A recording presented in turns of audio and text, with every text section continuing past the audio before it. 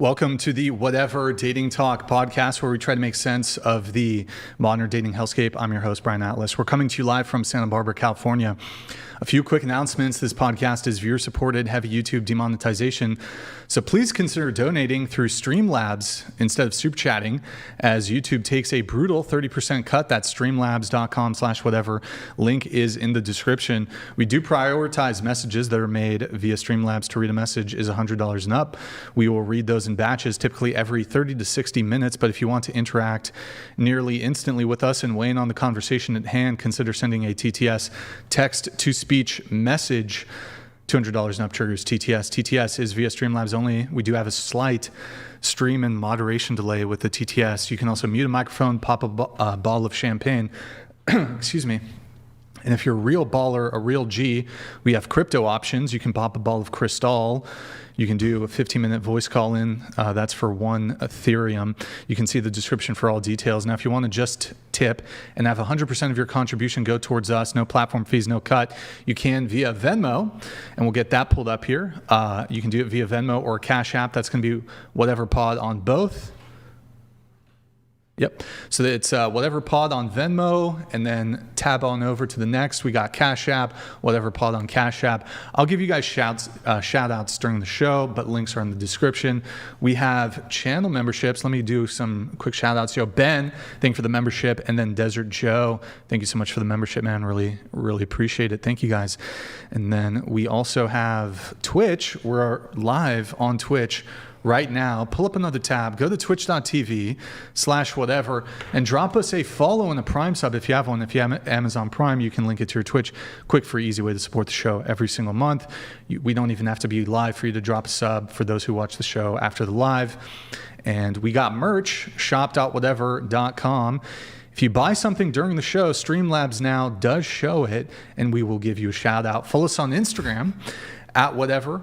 Any girls who want to be on the show, DM out whatever on Instagram. Follow me on Instagram, BD_Atlas. There it is. Check out my nonprofit movement, Big Labia Matter, BLM for short, because all labia can't matter until big labia matter. 10,000 labiaplasties a year in the United States. Absolute tragedy. I got into a beef with Kanye West on Twitter, which we'll pull up in a moment. And let's see, what else is there? Oh, yeah, if you can't catch the full shows, we've got Clips channel, link for that's in the description. We have a Discord, and I need an announcement about the Discord if you can pull the Discord up. So that's discord.gg/whatever. There it is. So can you scroll down a teeny bit? Yeah, perfect. So I'm going to, the reason we started a little late, guys, I apologize. We had a pre-show quit. I don't know if it was a rage quit. Maybe I shouldn't call it a rage quit. But that's like just nervous. It was like a coward quit. Maybe I don't know. Pre-show rage. It wasn't a rage quit.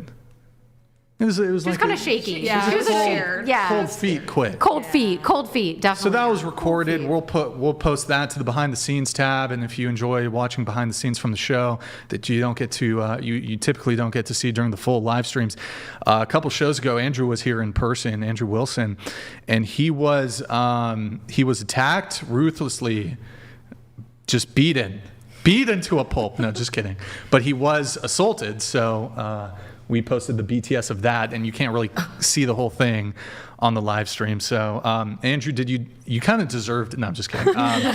Just kidding. No, it was undeserving, and an assault on Andrew's dignity and honor and body. So, luckily, I was there to protect him. If I wasn't there, who knows what could have happened. So, anyways, disclaimer: the views expressed by the guests do not necessarily reflect the views of the Whatever channel. I do apologize once again for the delayed start. With that said, without further ado, we're going to have the guests introduce themselves. So please tell us your name, age, occupation, where you're from, and your education. Go ahead. Okay, so number one, I lost my voice because I had a little too much fun at the bar yesterday. But lovely. Gotta love it. I know. Sorry. Very professional. Anyways, you were talking plenty before the show. I actually was on. Not too much. You were yapping. I was a little yapping. Come on, you were yappomatic. 5 seconds. Yeah. Usually I am yapping, and it sucks right now that my voice sucks. So because usually I love talking. But I'm a writer. I am originally from, I guess, like the IE, the... Inland Empire. Yes. Okay. Oh, okay. Age? Yeah, I feel you. Age? No, I'm just kidding. Anyways, I'm 25. I am a bartender. I kind of just picked up bartending as like a who cares kind of thing during COVID. And then it just worked out because money is great. So, yep. Okay. All right. And any college or anything like that? Yeah. I ended up doing criminology. I only have the bachelor's, never went back for master's. Kind of sucks. You can't do much in a criminology major with just the bachelor's. So you got your bachelor's? Yeah, that's it though. Okay. Is it a Bachelor of Art or Science? Bachelor of Science. Bachelor of Science in Criminology? Yes. Okay. All right, cool. What about you? Awesome. My name is Maddie. I am 22 and from Utah. And then I am a senior in college with a finance degree. All right. Just a student for now. Which college did you go to? U of U. UVU. Okay. And you said you have a finance degree or you're working on it? Hopefully in the next few weeks it'll be completed. Okay. And you're getting your bachelor's in finance. Yep. Okay. Do you work? Do you have a job or? I do real estate part of the time. Okay. And you're from Utah, Salt Lake City? Uh-huh. Okay. Are you Mormon or? No, not Mormon. Okay. But didn't they like rebrand? Let's get They're switches. called the Church Let's of get switches. Jesus. Okay, Mary? They're called the Church of Jesus Christ of Latter-day Saints. I am a member. Oh, you're Mormon. Okay. Well, not Mormon, Church of Jesus Christ of Latter-day Saints, but thank you. But it's a sect of Christianity. Yes. At least It's Mormonism. At least what the Mormons, that's the Mormon position. We officially changed the name because we want to include Jesus Christ in the title and make that clear that that's the center of our church. Well, they changed. Okay, you changed the name because there was a lot of really bad history associated with Mormonism, and they didn't want the reputational damage. That's why. No, because we chose to make sure it was clear that we made this Jesus Christ the center of our church. No, it's because they were diddling little kids in your temple. That's why. And because of that, they wanted to change the reputation of the Mormon church. That's why it happened. Because in Utah, there was sex, which were marrying underage children and everything else, and it was awful, god awful what was going on. And there was a bad reputation. Urge you to go to the church's official website and actually look into what they say about that, because they do look up official Mormon history and how god awful it is within their various sects. You know, every religion is pretty awful. Every religion. Not like that one. Actually pretty bad. Human sacrifices, that type of We're thing. talking about like the Mayans? Yeah, or what can you tell me in the 20th century where Christians were doing human sacrifice? Because I'm not saying Christians are doing that. Where it was completely appropriate to have, 6 underage wives, and that was in the sect of Mormonism, not inside mainstream Christianity. I am seriously urging you to look up exactly what it says on the church's official page. And they address all these issues. The propaganda of the Mormon church. I'm not here to debate my religion. I'm just telling you to look it up on the church's official page. If you really want to debate this, you can debate it with my father. He was a bishop. I'm happy to do so. Bring him on. I would be happy to debate the theology of Mormonism and the history of the Church of Mormonism. Andrew, we had a rage quit before the show. Let's maybe. All right, no problem. I'm not Hit the brakes. I'm not going to quit. I'm not. All right. Okay. What about you? Happens all the time. Oh, sorry. Okay. So, I'm Lydia. I'm the spokesperson for Students for Life of America. I am 22 years old, and I graduated from Campbell University in December. What did you major in, or what was your? Business administration. Business administration. Okay, got it. All right. And you live where again? Sorry? I live in North Carolina. North Carolina. Okay. You grew up there, or? I was actually born in San Jose, but grew up near Charlotte for most of my life, and am here in California for some speaking events. All right. Go ahead. What about you? My name's Natalie. I am from Seattle area. I'm a student. I'm 22, and I go to the U of U. Okay. And what did you get your degree in? Sorry. Or are you still working on it? Yes. Hopefully 3 more weeks, same as her. So what marketing do you study? with emphasis in sales. Sorry, marketing and... Marketing with an emphasis in sales. Marketing with an emphasis in sales. So marketing. Okay. All right. What about you? So my name is Lauren. I'm 32. I am a courtesan at the Moonlight Bunny Ranch. I'm a musician, and I'm a hobbyist student. I know that sounds really weird, but I don't plan on being a hypnotherapist, but I'm in hypnotherapy school to get my degree, and I'm using it for my life. So that's, I know it sounds weird. I'll pay the tuition, but it's helpful. And I don't know where I'm going to go other than the music, but that's what I'm doing right now. All right. Welcome back. Good to have you back. What about you? Hi, my name is Haley Smith. I am 21. I'm from Stockton. I currently milk cows at the Fresno State Dairy, and I am getting my bachelor's in animal science to be a large animal veterinarian. Okay. All right. Welcome back. Welcome. What about you? Hi, my name is Caitlin. I am 21. I do data entry online, and I'm opening my own pet store. Okay. Where are you from?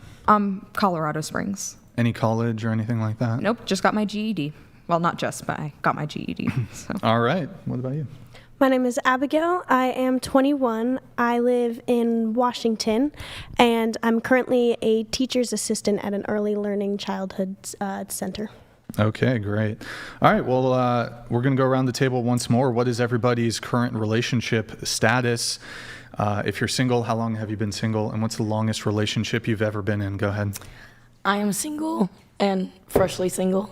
So, not too fresh, maybe like a month or so, but we'll see it. But I mean, that's it. Nothing too much to it. I mean, I have a favorite ex, I guess, but that's it.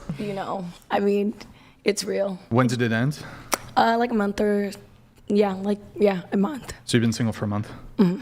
Longest relationship? Longest relationship. 7 years. 7 years. Is that the one that ended a month ago? No, that was like a high school, going to college. Yeah. Mm-hmm. So your favorite ex is not your most recent ex, right? Yeah. Oh, it is? We were just on and off all the time. Okay. And it was kind of like a thing that it was like, why are we arguing so much? Like, we should just kind of, if we're arguing more of the time than we're actually celebrating like our time together, like, might as well just go out. You still have your life. You're 27. I'm 25. Like, go experience whatever you want to experience, so we could just, maybe if it's meant to be, then that's it. But other than that, no. Like, I can't hold down, like, I don't own a person, so. Would you take him back now? At the moment, with like where he's at, probably not, just because he has things to work on and I have things to work on. And not to say like I'm too involved in a relationship when I start dating. So like until I feel like I have the time and everything, but until then, like honestly, I don't have the time. I just got another dog. So I'm just like, it's too much. It's too much. So wait, just to be clear, your 7-year relationship is the one that ended? No. Okay, that one was a high school from sophomore year all the way until I finished college. Okay, so the relationship that ended a month ago, how long was that relationship? On and off wise, we knew each other since 2022 because we would break up and then get back together and then break up and then get back together. So it's like 3 years. Yeah, so. Okay, so how many times was it on again, off again? I don't know. I didn't want to drop the bomb, but yeah, I don't know. It was just like we would fight, so we would be like, okay, I'm done. And it was like, okay, then you broke up, like we broke up. And then we would go to like no contact. And then it was like, we would talk again. And then it was like, oh, we should try this out. That sounds healthy. It was not healthy. And that's why you let it go. If it's not healthy, that's exactly why. For real, this time you're go. Actually letting him go this time. Yeah, that's why, Good. like, yeah. And especially just because, like, I was always, I guess I would say I was manipulated, but I was not. It's just the point of like, I start to have too much empathy and I put their feelings above mine. And then when I stop like concerning about myself, like I stop concerning about work, it's just like that point where I'm like, until I feel like you could like fully provide, we're gonna get married, we're gonna have kids, we're not gonna deal with lies, we're not gonna deal with issues, and we have a very healthy standpoint, maybe we'll get back together. But until then, no. Okay, so it's maybe been what, a dozen times that it's been? More than a dozen times 12. Here, so you've only been apart for a month. Yeah. Okay, so you guys are probably going to get back together then. Oh no, right now we're on no contact. Fully blocked. Have you been on no contacts before? Not like that. I guess this time we did it like amicably. Like we kind of just like looked at each other and we kind of were just crying, and I was like, I don't need this, like, and you don't need this either. Like we don't need this. And yeah, we said our goodbyes, and I haven't looked and he hasn't looked for me. So until then. Yeah, you guys will probably get back together. But have you had a rebound? No, not yet. Not yet? Okay. Have you before? Before, I mean, after my high school relationship, I mean, I did, but then again, I was also like freshly like 18, 19, so then I was like, ugh. But I mean, my frontal lobe was not developed, so I can't blame that. Okay, and your 7-year relationship, who ended that one? He did. He got somebody else pregnant. Oh, man. Nice. Congratulations. Yeah, so. That's great. Did you stay with him? No, I did not after that. After the pregnancy, okay. Yeah. But he cheated on you before then? I mean, obviously, it took 9 months, so. Yeah. Okay. All right. What about you? I am single for the last 6 months. So just came out of a 2-year relationship. That's been my longest, but I've had a couple others that are about that length. All right. You've had, okay. So you've had like maybe 2 or 3 relationships that were about 2 years. Yeah. Yeah, that's fair. Okay. Was it 2? Was it 3? No, the last one was 2. There's been 1.5. There's been some shorter ones, but has it been 3 relationships, 4 relationships of that length? How many? Oh, I would say 2. 2. Okay. Yeah. Who broke up with who in the most recent one? It was kind of mutual. There's just some life difference of opinion, and couldn't really be worked out. Okay. And what about the first one then? Who broke up with who? That was hard. That one was pretty mutual as well. It was just really failing and just had to go our separate ways. Okay. You've been single for 6 months. That was the 2-year relationship though, right? That was the one where there was a mismatch of values, or how did you frame it? Values, yeah, I would say so. Just timeline. People wanted to get married sooner than others, and I'm kind of really big on just finishing out school, getting into a career, and really getting settled down before making huge life decisions, and just not wanting to jump into that. So how old was he? 23. 23, and you were 22 or maybe 21. Yeah. So he wanted to get married. Yeah. He wanted to have kids. Mm-hmm. And you didn't. Is that correct? You wanted to finish college. Well, yeah. But I understand you want to have kids down the road, but at the specific time you didn't. It was all a little too fast for me for the time being. Too fast. Besides the lack of, or the misalignment when it came to timeline as to relationship milestones, getting married, having kids, was there anything else mismatched there in the relationship? Probably just religious differences. Okay. Was he like a Muslim, or what was he? No, he's just a different kind of Christian. And we didn't have the same walk with that. Sure. And we're both pretty strong in our beliefs, so. Sure. What denomination are you? I'm just Christian, or non-denominational. Okay, and what was he? He's LDS. Oh, Mormon. Okay. All right. There you go. Okay, there it is. It's going to be a Mormon conversation. We're going to be talking about Mormonism tonight, folks. All right. Mormonism, but okay. Okay.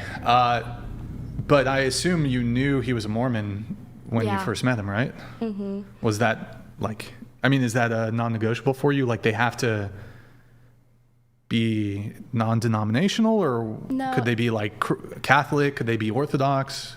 No, I think we both realize we just really want somebody that's going to walk the same walk with Christ, and we just view a lot of those things differently with the religious structures, and there's a lot of covenants and things you make in that religion that can be, I just didn't feel truthful. I didn't get my answer from God yet, so I don't really want to dive too much more into it, but yeah, it was mutual. Sure. Wish him the best.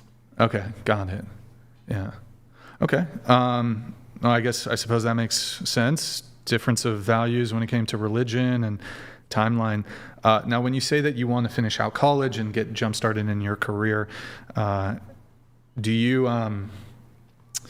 have a sense of when you would like to be married and start having kids? No, it's all up to God's timing. I don't really feel any pressure or rush. Well, sure. Let's say you met a guy today and you guys dated for 1 year, you got engaged, you got married a year later, you're 24. You finished college at this point, you've done some of your career.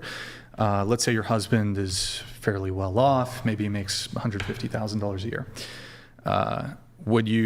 And he's like, but I want to start having kids now. Do you want to continue pursuing your career, or would you like to have kids at 24? I actually believe you could do both. So I definitely grew up with a mother working in the home, and that's something that I really admire. And so while I think that being a wife and mother is super important, I believe at the same time, if you want to do both, you can. I definitely see myself taking a few years off of work as a young mother, but I love my career. I like finance, and so I'm super interested in still pursuing that. And remind me, your career, you said real estate and with finance, I know that you can do a couple different things with that. But primarily real estate is your focus? Yeah. So selling houses. Let's say your husband made $500,000 a year, so you didn't need to work. And he told you, I don't want you to work. I want you to stay at home. I don't want to ship our kids off to daycare. I want you to stay home, take care of the kids, take care of me, take care of the household, stop working. Do you? I think it would less be of a necessity. I wouldn't need to work, but I think that I do enjoy working. I do enjoy my business relationship. So even if it was $500K, I would probably still do the amount of work that was meaningful for me without sacrificing my children. So what amount of work would that be? I mean, you'd work 20 hours a week, 30 hours a week? I mean, I work in sales, so I can delegate things as I need to. I can run a team remotely, and so it's not really like a huge hindrance to me, I guess, the thought of working. So would you have your kids in daycare? No, nannies. Nannies? Yeah. I had probably 10 or 12 nannies growing up, and it was a great experience. Yeah. Through the years. You think that's God's plan, that you have your kids get raised by nannies? No, I don't think it's the worst alternative. I think having a mother in the home at least 80% of the time is super important. But I also saw the value of like, hey, being an active parent is more important than being a present parent 100% of the time. So to me, a thoughtful relationship, thoughtful time with your kids, and like really being invested in their lives is more important than being there 105% of the time, just there. Well, you can't be invested if you're not there, right? Can I also add We something? can disagree on that. Go ahead, Abigail. To go off of your answer to his question, do you not believe in a wife submitting to her husband's leadership? Because if your husband is telling you, I don't want you to work, and you're going to work anyway, that goes against biblical teachings. Wouldn't you agree?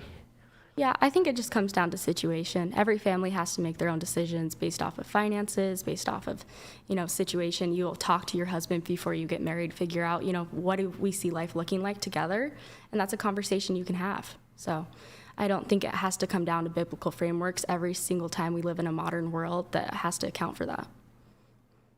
It's interesting. Do you have more on that, Abigail? Or? Yeah, I do disagree. I think it can be black and white because it's pretty specific in the Bible that you are to submit to a husband's leadership. You can have that conversation in the beginning and say your husband says, it's okay for you to work. And then, like you said, situations change. Thank you.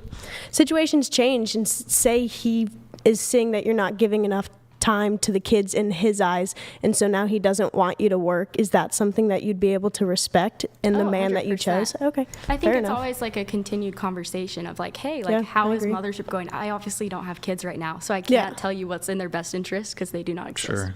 But down the road, I could totally see myself like, hey, my 2-year-old, like I need to spend more time. Like absolutely. Here's what we're gonna do. It's an interesting conversation. I want to get everybody introduced with their relationship, but we'll come back to this topic because we'll come right back to it after we get everybody's relationship status. So what about you?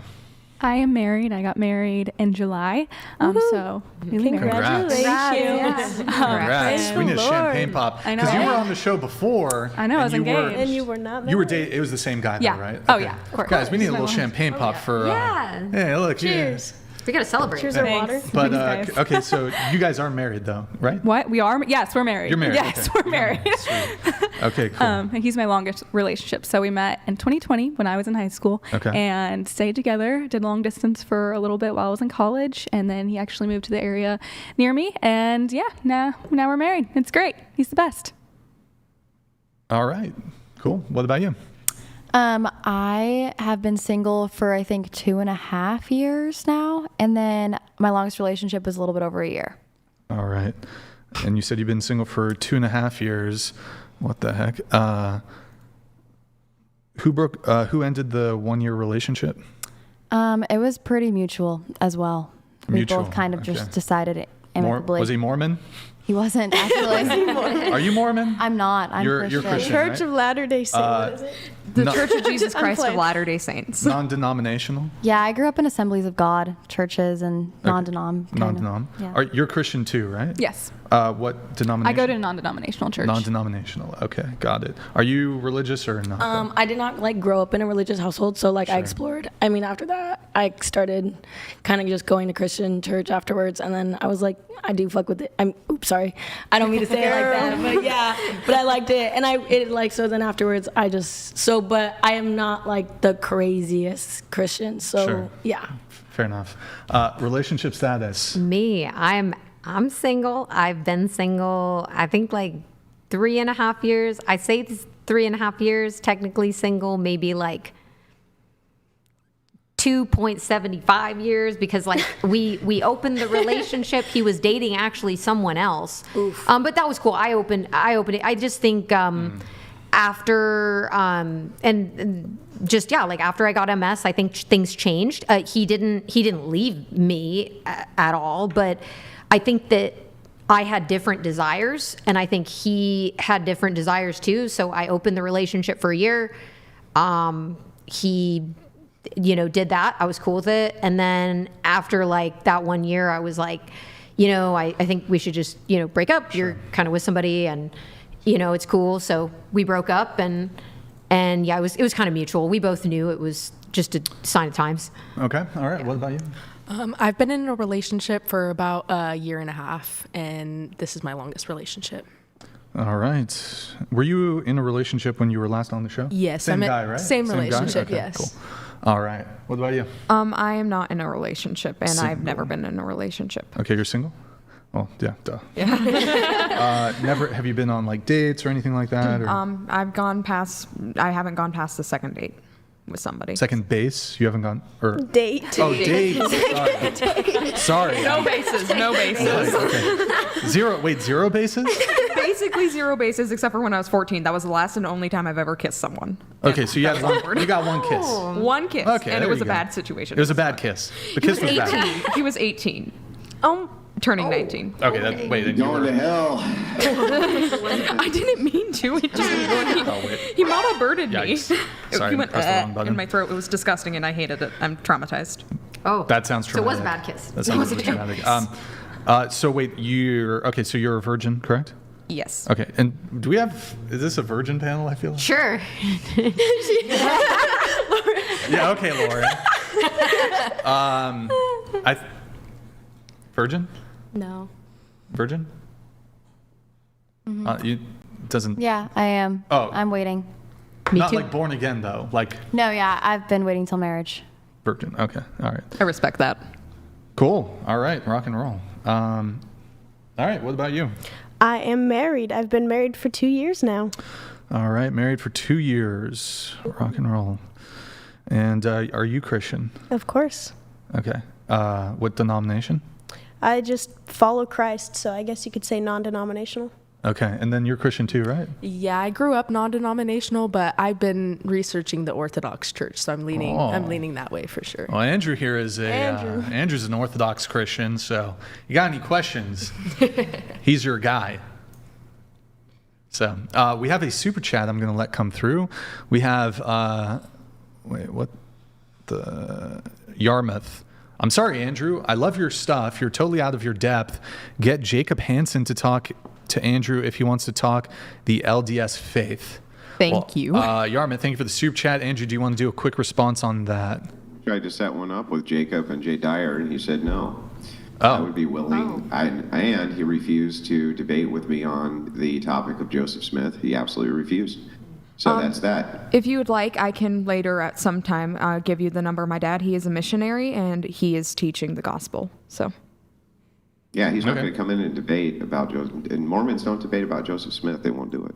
I They just don't do guarantee it. you, if you want to debate with somebody, there's plenty of missionaries that would be willing to. You can go to any I church. guarantee you there won't be a single missionary Have you I would tried? reach out to He who just would said he come in tried. and debate about Joseph They Smith. wouldn't come in on the show. They wouldn't come in on the show, but they would be willing to debate about Joseph Smith with you privately if you would like privately. Right, exactly. I'm just Because gonna make this- because publicly the position's untenable, so they just No, won't debate it. because this is a dating podcast. Not okay, exactly any debate platform on planet Earth, they won't do it. We host 1v1 debates. It doesn't matter where. It could be a theological channel. It could be anything. Mormons don't debate. If you would about Joseph like Smith to debate with someone, that's fine. You can film with the missionaries and meet with them privately, or out at church or whatever. You can do what you want. And also, I'm just going to make this clear, Brian. I'm not here to debate my religion. I'm very set on this, so I respect you, Andrew. I'm fine with that. I'm totally fine with that. Hang on. I wasn't even responding to you. I was responding to a super chat. Oh, no, I'm just... Hang on, and then you started to discuss this again with me. I didn't even direct it at you. So what I'm saying to you, though, is there is not a single Mormon who's in any leadership function for any Mormon church who will debate on the topic of Joseph Smith. I know. I've reached out to hundreds of different churches. They don't do it. And I can give you the number of one that would be willing to do it. All right. Well, we'll... I just don't want to talk about it. You guys connected, I guess, after the show. Sorry. And we do serious 1v1 debates on here, not on the dating talk panels, but we have a different format. So we have this one from Brian. What the? Oh my Brian loves roast beef punani donated $200. That's crazy. All right. Thank you for that one. Appreciate it. Do Mormons engage in? Oh my God, I can't wait. That's below. I think this happens more often than not. Brian loves roast beef punani. Thank you. That's that's a great name. Thank you. Appreciate it. Big labia matter. Okay, so that's everybody's relationship status. I wrote down the notes, so we're going to get back into some of the conversations about, mismatches in timelines when it comes to dating, wants, needs, that sort of stuff, career, like balancing career and family. I think that's a really interesting conversation. But first, we have to get through a few other topics really quick. Mary, let me have you pull up the first react that we're going to do, the first tweets. All right, so this is a really quick one. Kanye West, April 9th, labiaplasties should be government issued. I had to fucking start beefing with Kanye because, leave it there. As someone only dates women with large, I find this deeply offensive, # big labia matter. So I think we ratioed Kanye pretty hard on this. Probably not, but anyways, that was just a quick little thing I want to bring up really quick. Let's go to the next thing though, which is the big thing. So we have I meant to do this last week, but scroll up, no, other way, back up. So we have Ashley St. Clair here, who I don't know if some of you are aware. She's I was a supposed conservative political commentator, primarily on X. She gave birth to Elon Musk's almost a year ago at this point. I think it was back in May of 2024. So what? Almost a year ago, she gave birth to his, son? New baby into the world. And she posted this, and it went super viral. And there's an update, but I'm going to give you guys a bit of background for the panel and any viewers who are not privy to it. So she posted that. Everyone freaked out on social media. There's a whole bunch of discourse about it. Tab over to the next one. Here's the big thing, right? Okay, so she didn't get attention from Elon Musk on Valentine's Day. The man who has multiple baby mamas and 14 children. And so she went public on Twitter on Valentine's Day. Or was it the day before? I don't know. It was Valentine's Day, I think. And put him on blast. And let's pull up that thing, though, because she got a lot of criticism. Pull it back up. So she deleted this, but she wrote, now mind you, she's chasing this guy after for like millions of dollars of child support. She filed a lawsuit against him. Scroll down just a little more. So she wrote back in 2022, Kamala can't help herself from bending over for men to get ahead. Scroll back up.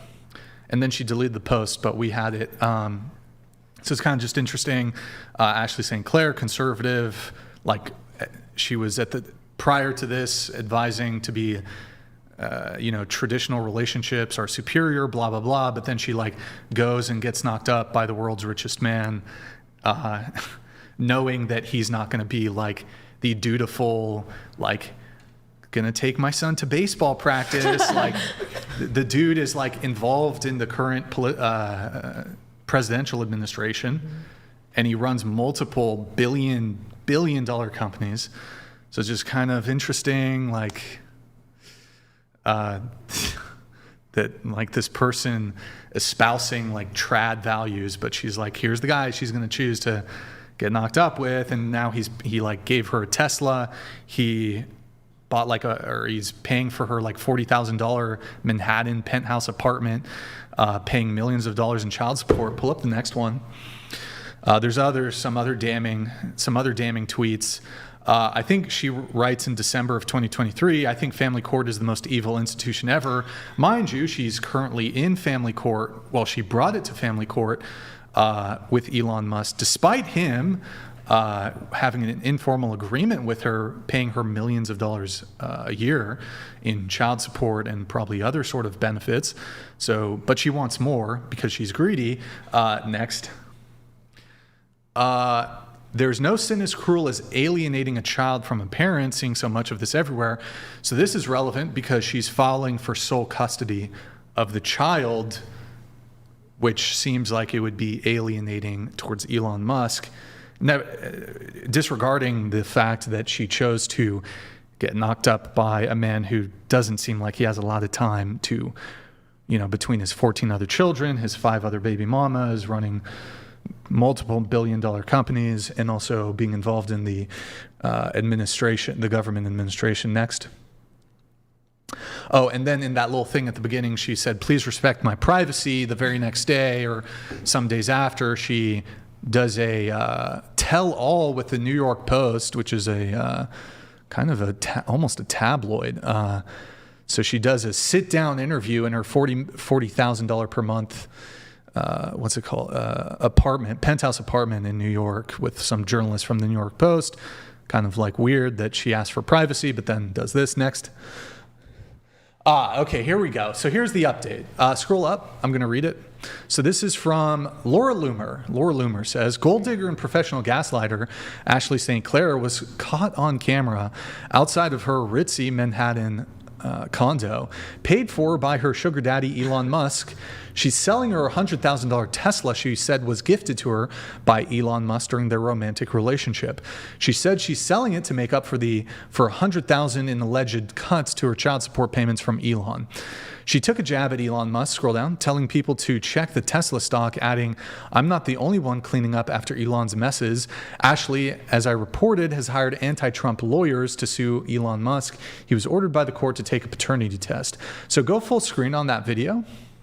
We're going to, okay. And then go to the video tab. That's just one up. That's not, it should be 9. Or wait, 1, 2, maybe 3 actually. Video tab. 3. No. It's just above the window tab. So the button for the window tab, it's just one above it. No. Now you're out of F11. Okay, here, just do this. Look at the scenes in OBS. There's a videos tab. No, it's scenes. Do you see where it says window? Yeah. It's videos tab. It's right above it. Just click it. No. Up. Just up. Yep. Okay, that's it. All right. Full screen the video, and then start it from the beginning. And then press play. I'm selling it because I need to make up for the 60% cut that Elon made to our son's child support. Why do you think that he did that? That's a great question for him. You feel like he was sort of like vindictive against you in some way? Yeah, that's his modus operandi when women speak out. When was the last time that you spoke to him or tried to speak to him? February 13th. But he's just not responding to you at all. How would you characterize the way that he's going about you can check the stocks. I'm not the only one who's cleaning up after his messes. We're not going to get you.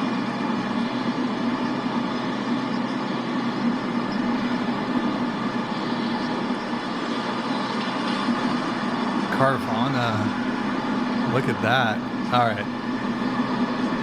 All right, pause that. Cool. So there's a few more things to go over, but I do want to get, I guess, the panel's opinion on this whole thing. Just one quick note, though. You'll note that Ashley St. Clair, she's not particularly famous. Like, aside from her having a child with Elon Musk, she's not famous. So she's asking for privacy in this whole matter. I don't know if you guys know like what the Kardashians did or like people in Hollywood did when it came to celebrities. They call the paparazzi on themselves. So this is like a really weird thing for her to do because like there's not paparazzi just like hanging outside her building hoping to get the shot of Ashley St. Clair out in the street. She calls the paparazzi on herself and is like, hey, come do it. But like trying to frame it like it's a paparazzi moment. That's kind of weird. But so what do you guys think of everything? And then just also she's getting millions of dollars a year in child support, but she has to sell her Tesla to because the child support payments aren't enough. It's at least the Tesla component selling it. It just seems like a kind of vindictive move to try to be like, well, fuck Elon, basically. But your thoughts? Actually, I totally agree with that. I think that honestly, okay, look at like for her to sell the Tesla and like calling the like paparazzis, obviously it was just so Elon could see it on TV and be like, she gave away the fucking car I gave her. Like, and that's really what I think about it because I've actually never heard of her. The only baby mama I know of Elon's is Grimes. Oh, so, yeah. Everything she's doing seems very intentional. It's 100% to get a for reaction. Money, for attention. Attention, for sure. And if 60% of her child support is $100,000, babies don't cost that much. She doesn't need all that. She wants more, not for the child, but for her. Sure. Any thoughts? Really, it's kind of just dumb situation. Dumb, like, yeah. How's it dumb? Kind of just the whole thing. Like, you got into that situation, you should handle it amicably. Like, maybe she has to involve the press to get some sort of reaction from him, which I could understand, but... You understand the press involvement? Well, maybe if he's really just not paying attention, I could see why she would go to that length. I'm not saying that I agree with it at all. I mean, prior to, well, there's a lot of like other components to it, but prior to her going public with this, it was handled totally privately. He's a busy guy. I'm assuming he was pretty upfront, like, and even if he wasn't upfront, which I assume he was, there's some pretty clear things. The fact that he's a billionaire, the fact that he's involved in multiple, like CEO of multiple companies. This is not going to be a guy who's like insanely involved. And he's got like 4 other baby mamas and 14 other kids. Like, I don't think going into that situation as a woman, you can reasonably expect that this guy's going to be there every single day. Like, she made her choice. Yeah, she made a choice to be involved with this guy. And then now that she's dissatisfied with the choice she made, it's like, oh, now I'm going to go public. It was being handled privately. I think it's terrible in any sort of relationship situation to like ever go to the press or go public with stuff, especially when the guy's paying like hundreds of thousands a month, millions a year in child support. But you think it's justified? No, I've never said I think it's justified. I'm just trying to rationalize why she would do it, why she would take that step. But frankly, I 100% agree with what you said. Okay. Any thoughts? My take is that this whole dumpster fire could be avoided if people would just stop sleeping with other people that they're not willing to parent a child with. True. Yeah. True. That's true. Period. So, basically, Elon, I love that you love babies, but you need to chill, dude. You need to stop. You need to be a dad if you're going to make more babies. You need to be a present father. Because that's what our society pushes, this idea of just sleeping around with people, and you forget that creates children. And if you're sleeping with someone, you have to take responsibility for the fact that you might be a parent to the child that you create. So, Elon, that's for you. What about anything for Ashley though?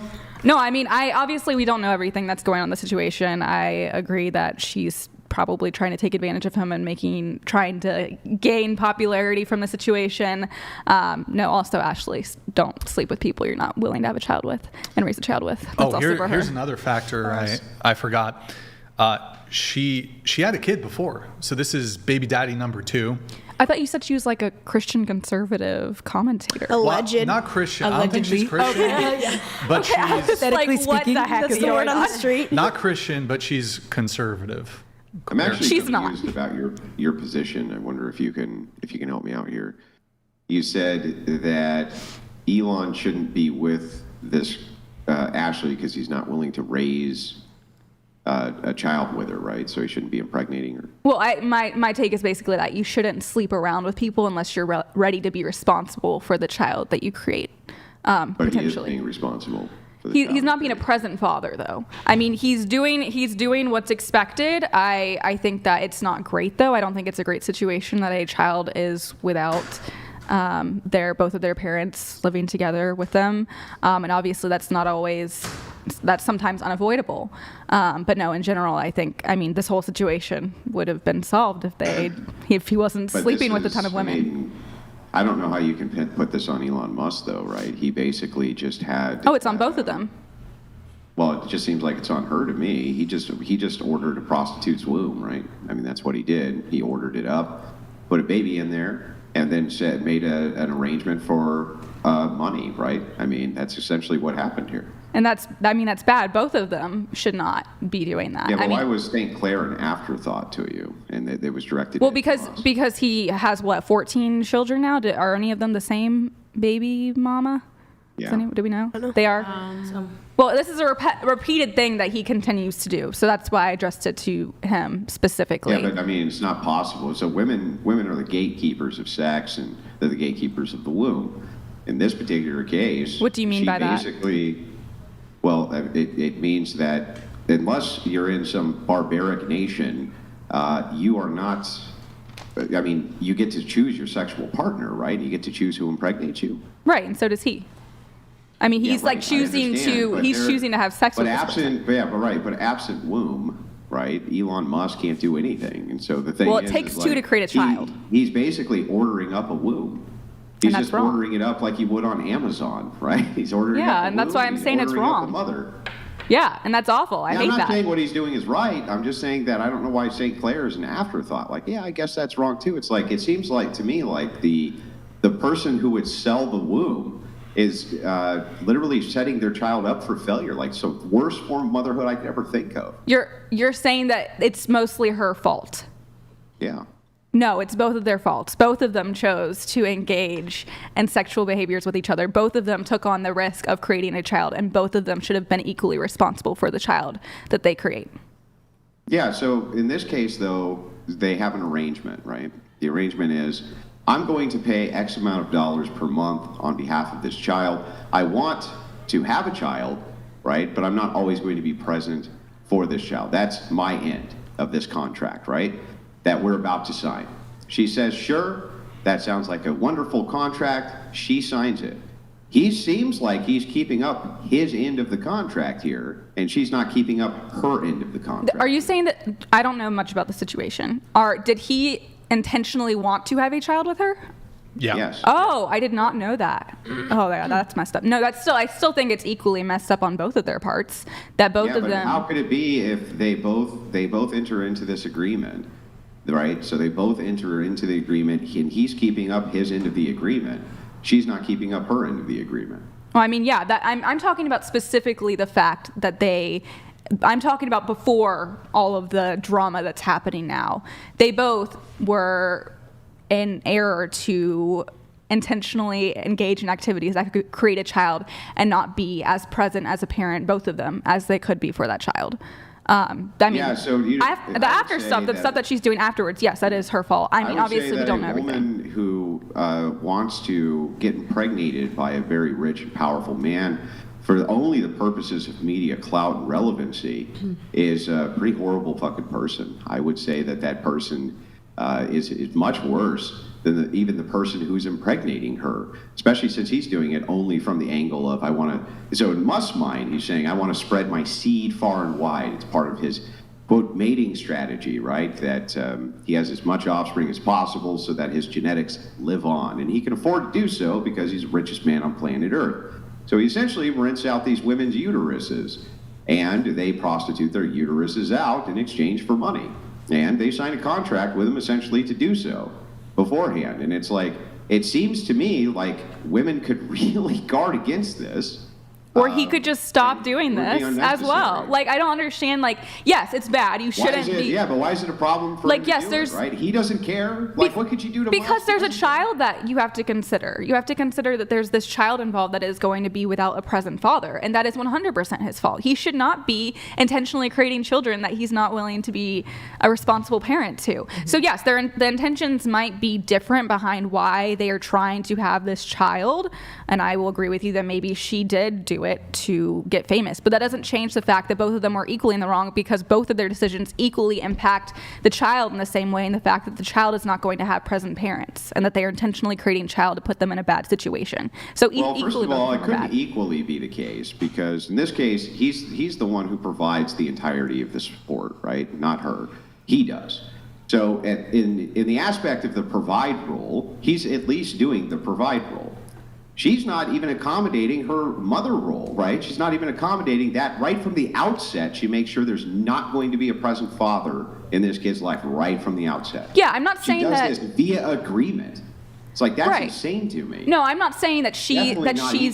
Yeah, I'm not saying that now they're equal. I'm not saying that, they're equally in the wrong now. Obviously, she's trying to take advantage of him based off of what we've seen. But before all this happened, that's my whole point, is that all of this could have been avoided if both of them had just not gotten into this terrible agreement to begin with, because no matter if she broke the agreement itself from the beginning was bad, and they were both equally wrong to agree on having a child in a situation where the child was not going to have present parents. Does that make sense? Yeah, I don't disagree with you that both are doing a functionally immoral thing. What I'm looking at is who has more legitimate irresponsibility or responsibility for the behavior thus far. That's what I'm looking at. Well, yeah, and now currently, yes. St. Clair is 100% in the wrong here, and has been from the outset. And that at least he's holding up to his contractual end, where she's not even doing that, right? Right. No, I agree with you now that she is definitely in the wrong. It's not doing the right thing. I'm talking about from the start. This whole thing would have been avoidable if they weren't both idiots with how they're engaging in activities that create children.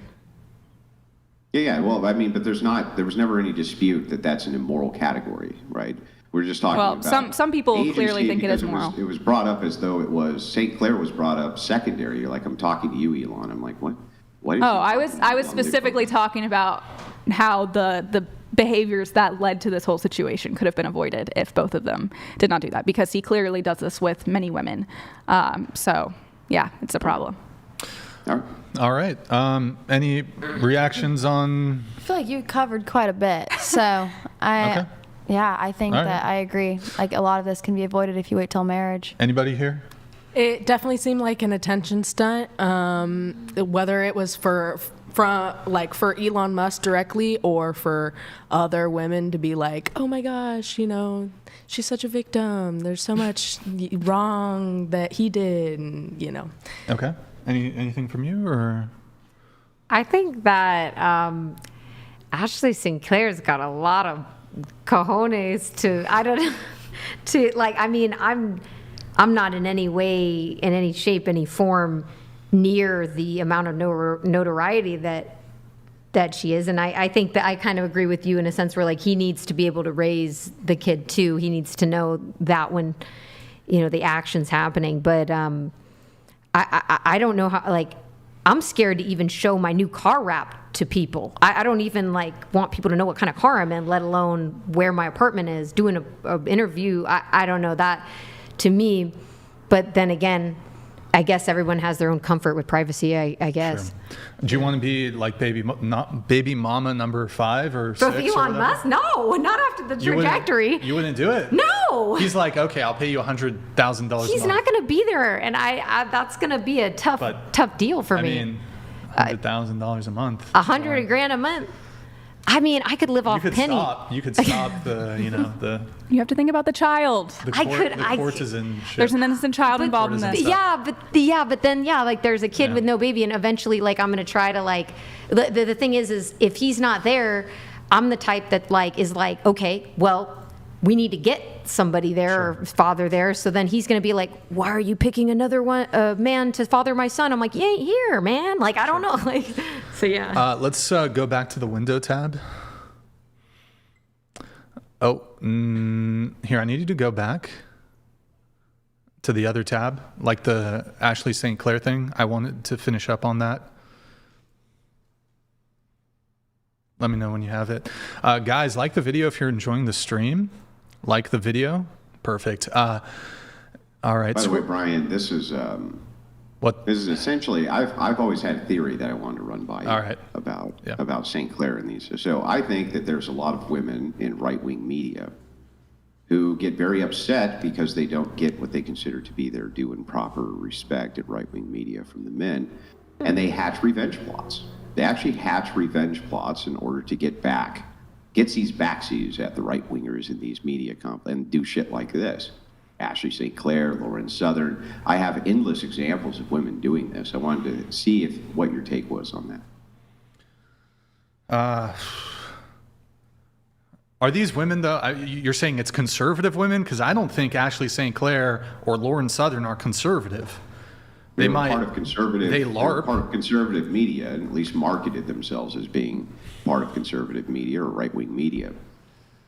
And it always seems like there's a revenge plot or revenge aspect to it of them doing shit like this. Sure. Yeah, I mean, I've definitely seen this before. You mentioned Lauren Southern. I don't know if you recognize this name, Sydney Watson. But these women are feminists. They're feminists. They're not particularly conservative. I mean, Lauren Southern slept with Destiny, right? Allegedly? Yeah. Allegedly. That's not alleged anymore. Oh, it's confirmed. Okay. Oh yeah, more than. I don't know. How are you going to be like a trad conservative Republican and fuck blue-haired leftist Destiny? That's kind of crazy. But I agree. And yeah, I mean, but she loved him for his brilliant mind, Ryan. Yeah, but no, I mean, I guess there's been a bunch of conservative women, fake conservative women, fake conservatives. Real. We don't claim that. Anyone can hatch revenge. They're falling into lust. Yeah. Let's finish up the. Actually, wait. But no, I mean, Andrew, it is a good point. Like the vindictiveness, yeah, that's crazy. I don't even really understand. And there's a whole bunch of like stuff we left out. Like, for example, I'll just add one other thing. Ashley St. Clair, her communications between herself and Elon Musk were done on this app called Signal. And on Signal, you can't screenshot it. Mm-mm. Or I guess maybe it sends like a notification if you. I haven't used it, but you can't screenshot on Signal. And the chats disappear after. I guess you can set it to 24 hours, 12 hours, whatever. So he was communicating with her on Signal, and she was using a secondary phone, taking photos of the conversations on Signal with Elon Musk, and where it's like there's an implied component of these are going to be private conversations. We're not going to be, and she leaked all of those in her lawsuit. She leaked it to the press, and that's super despicable. And mind you, she didn't release all the conversations. She only released the conversations which tended to, I don't even think they really made her look good or were exculpatory in any sort of way. Released some of them that kind of made her look a little better, made him look a bit more culpable. So it's all intentional. And I'm pretty sure she was in the hospital. One of these screenshots that she took, or photos that she took from a secondary phone of their intended to be private communications, she took it on the day she gave birth. That's crazy. Like she's in the hospital. She's at least that's what is indicated. She's in the hospital bed, and she's like plotting against Elon Musk, like. Even before there was, and this is even before there was any sort of conflict, she was taking screenshots going way back of their communications when things were good, and she was trying to get a second kid. She wanted another kid from him. It's wild. There's so much to it. We're not going to get into all of it. Let me just wrap up really quick on this. Scroll down. So Laura Loomer, I forgot. Scroll down. Elon Musk responds to Laura Loomer and he says, I don't know if the child is mine or not, but I'm not against finding out. No court order is needed. Scroll down a bit. Despite not knowing for sure, I've given Ashley $2.5 million so far, and that's the kid's been alive for less than a year, and he's sending her $500,000 a year. And then scroll down just a little bit. She responds, Elon, we asked you to confirm paternity through test before our child, who you named, was even born. You refused. Hit show more. He gave $2.5 million when the paternity was... No. Show more. Okay. Yeah. And you weren't sending me money. You were sending support for your child that you thought was necessary. Well, yeah, that's... Oh my God, bro, this girl. Oh, okay. Sending me money. Yeah, the mother gets the money. And then he was also paying for a $40,000 apartment. She got a Tesla. I think he was paying for her security detail. So she was getting the money. So I don't know what that's about. Until you withdrew most of it to maintain control and punish me for disobedience. I don't know what most of it means in this context, but you're really only punishing your son. He's claiming he's still paying her. He's already paid her $2.5 million, and he's agreed to pay her $500,000 a year. Okay. I'm sorry. She's set for she could stop working. She's set for life. Yeah, she is. Just off the child support, you don't need $500,000 a year to raise a kid. She continues though by saying it's ironic that your last effort in court. Scroll down. It's ironic that your last effort in court was to try to gag me while you use a social media channel you literally own to distribute derogatory messages about me and our child to the entire world. It's all about control with you, and everyone can see it. America needs you to grow up, you petulant man-child. And then I'll read this one from Laura Loomer. Ashley, you don't need $3 million to raise a baby. This is so outrageous that you had sex without birth control. You seem to have plotted for many years how to get Elon Musk to knock you up. There's just some context here. There's some screenshots of her old tweets saying, kind of pointing towards her, there's premeditation when it comes to her pursuing Elon Musk, and so there's some kind of damning tweets that she put out a while ago, and also messages. You're complaining because you want more money for a baby. In what world does it cost more than $500,000 a year to raise a baby? Yeah. Excuse me, guys. Not to mention, you were making over $25,000 a month on X payments. How does one person need that much money to survive? This is an insult to everyone. Scroll down. You're trying to cash out on a billionaire who you baby trapped. Okay, there it is. Laura Loomer doing some pretty good reporting on all that. Is anyone actually falling for her stuff? Is anyone on her side? I can't see how anyone could be. There's definitely some, but I think a lot of people are they see through. They're kind of calling her out a little bit. There's a lot we don't know too. That's true. Yeah, so. I think we know enough. He knows. I think that he knew from everything he's showed us so far. I can't imagine how anyone could be falling for what she's saying and doing. They must have done a paternity test or something to confirm the baby was his, because $2.5 million just immediately given. That's just a lot. I feel like he knows. It's solidified. It's his. But yeah, that's wow. Well, I don't know. I mean, they got to do paternity test. They got to do. It might not be his. That's a fucking Jerry Springer moment right there. All right, well, we're going to move on. If the baby isn't his, that poor child. I know. Wait, what's that? The poor kid. Obviously, it's getting monetary money, just money and stuff, and it's probably going to have some Ferrari when it turns 16 or whatever. But it needs a present father, as you stated before. I was raised in a very wealthy household, but I was very, very blessed that my father chose me over work every single day. But I mean... that's more so the fault of Ashley St. Clair, though? Yeah, no, I'm not saying it's not her fault. I actually think it's stupid of her to sue this dude when she's making money, and I also feel like it was stupid of them both to have sex. Okay, all right. We are going to move on to the next topic. It's going to be somewhat related to balancing career and family. So I'm going to have you pull up that video, make it full screen on YouTube. This is a clip of Andrew. You're going to put in the video tab 2 for this. Perfect. Go ahead and play.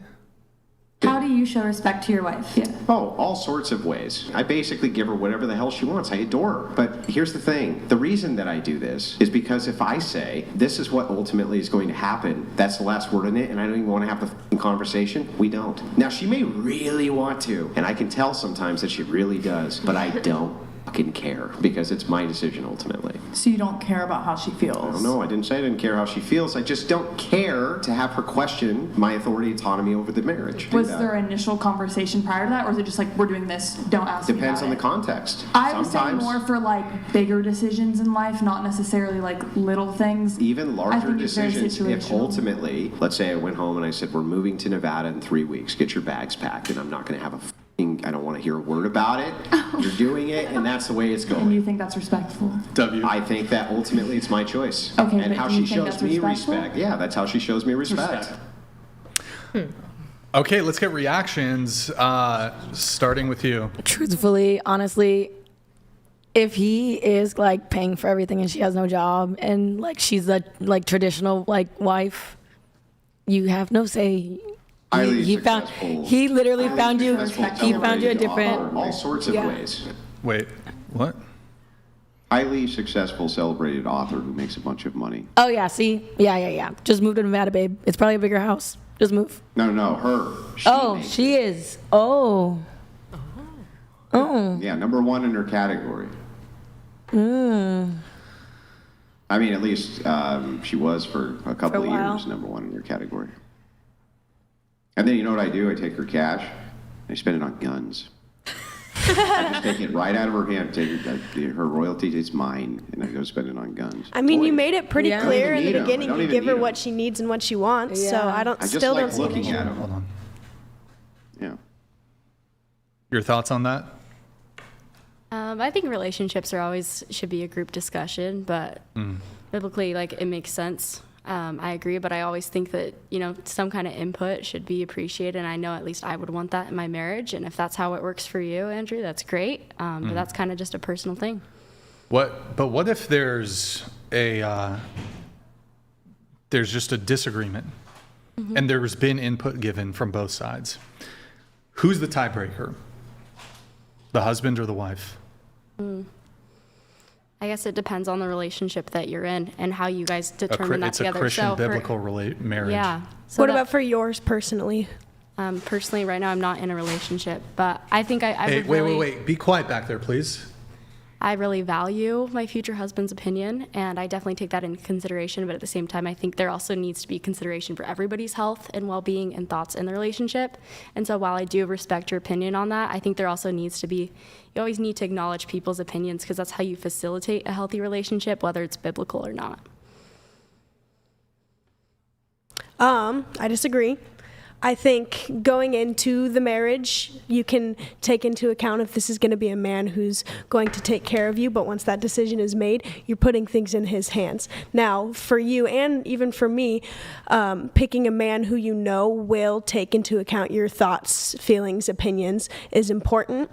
Like he said, if there's a disagreement and your input has been given, if the man has made a decision, you chose him as your husband, so I would say you have to submit. Cool. I love that's your opinion. That's great. Okay. Andrew, I actually, I have a question for you, Andrew, on this, but I want to get some more feedback from the rest of the guests on this. Your reaction to the video. You're married, you're Christian. Your thoughts. So, Andrew, I think you're hopefully exaggerating how you would tell your wife to get the bags and pack up and go move somewhere. No exaggeration. No exaggeration. Well, I think you're being a jerk about it then. But I do agree. To be a jerk too. You what? It's my prerogative to be a jerk too. Yeah, well, I don't think that's biblical. No, I do. I mean, you're non-denominational. Who cares what you think is biblical? No, I'm not a denominational because I follow the Bible. So I do agree with you though. Made it up 300 years ago version of the Bible. No. Took books out of the Bible, but no. Okay, go ahead. No. But no, I think that I do agree with you to an extent. I do think that the Bible does place the husband in a role where he is supposed to have the final authority. But I do think in a healthy biblical marriage, part of a husband loving his wife is having a discussion and taking her keep going. Sorry. And taking her input into consideration while still making that final decision. But no, I think just ignoring anything she has to say isn't loving. I think you should absolutely listen. That's not what the clip said. What did the clip say? Clip didn't say that you ignore everything they say. Well, the ultimate authority revolves around the man. So if it did come down to a situation where I said, listen, this is going to happen, and I'm not looking for objections, and I'm not looking for input because this is important. You just need to do what I'm telling you to do. That's exactly what she needs to do. Well, if there's obviously, like, if the house is burning down, yes, you should. Not if the house is burning down, even on a major life decision. Who is the head of the family biblically? Who's the head? Yeah, it's absolutely the husband. That doesn't mean that you shouldn't take input. I cannot think of a situation where you would not want, where you should not take input from your wife. Let's break this down and see if this is correct. In a marriage, right, the body of the church is represented by the woman, and the Christ head, is represented by the man. Jesus Christ told you to do something. Would you do it? Or would you go, you need to take my input first? If it was urgent, obviously I would do it right then and there. Like, again, if the house is burning down and my husband... So if Christ told you to do something... Can I finish? Can I finish?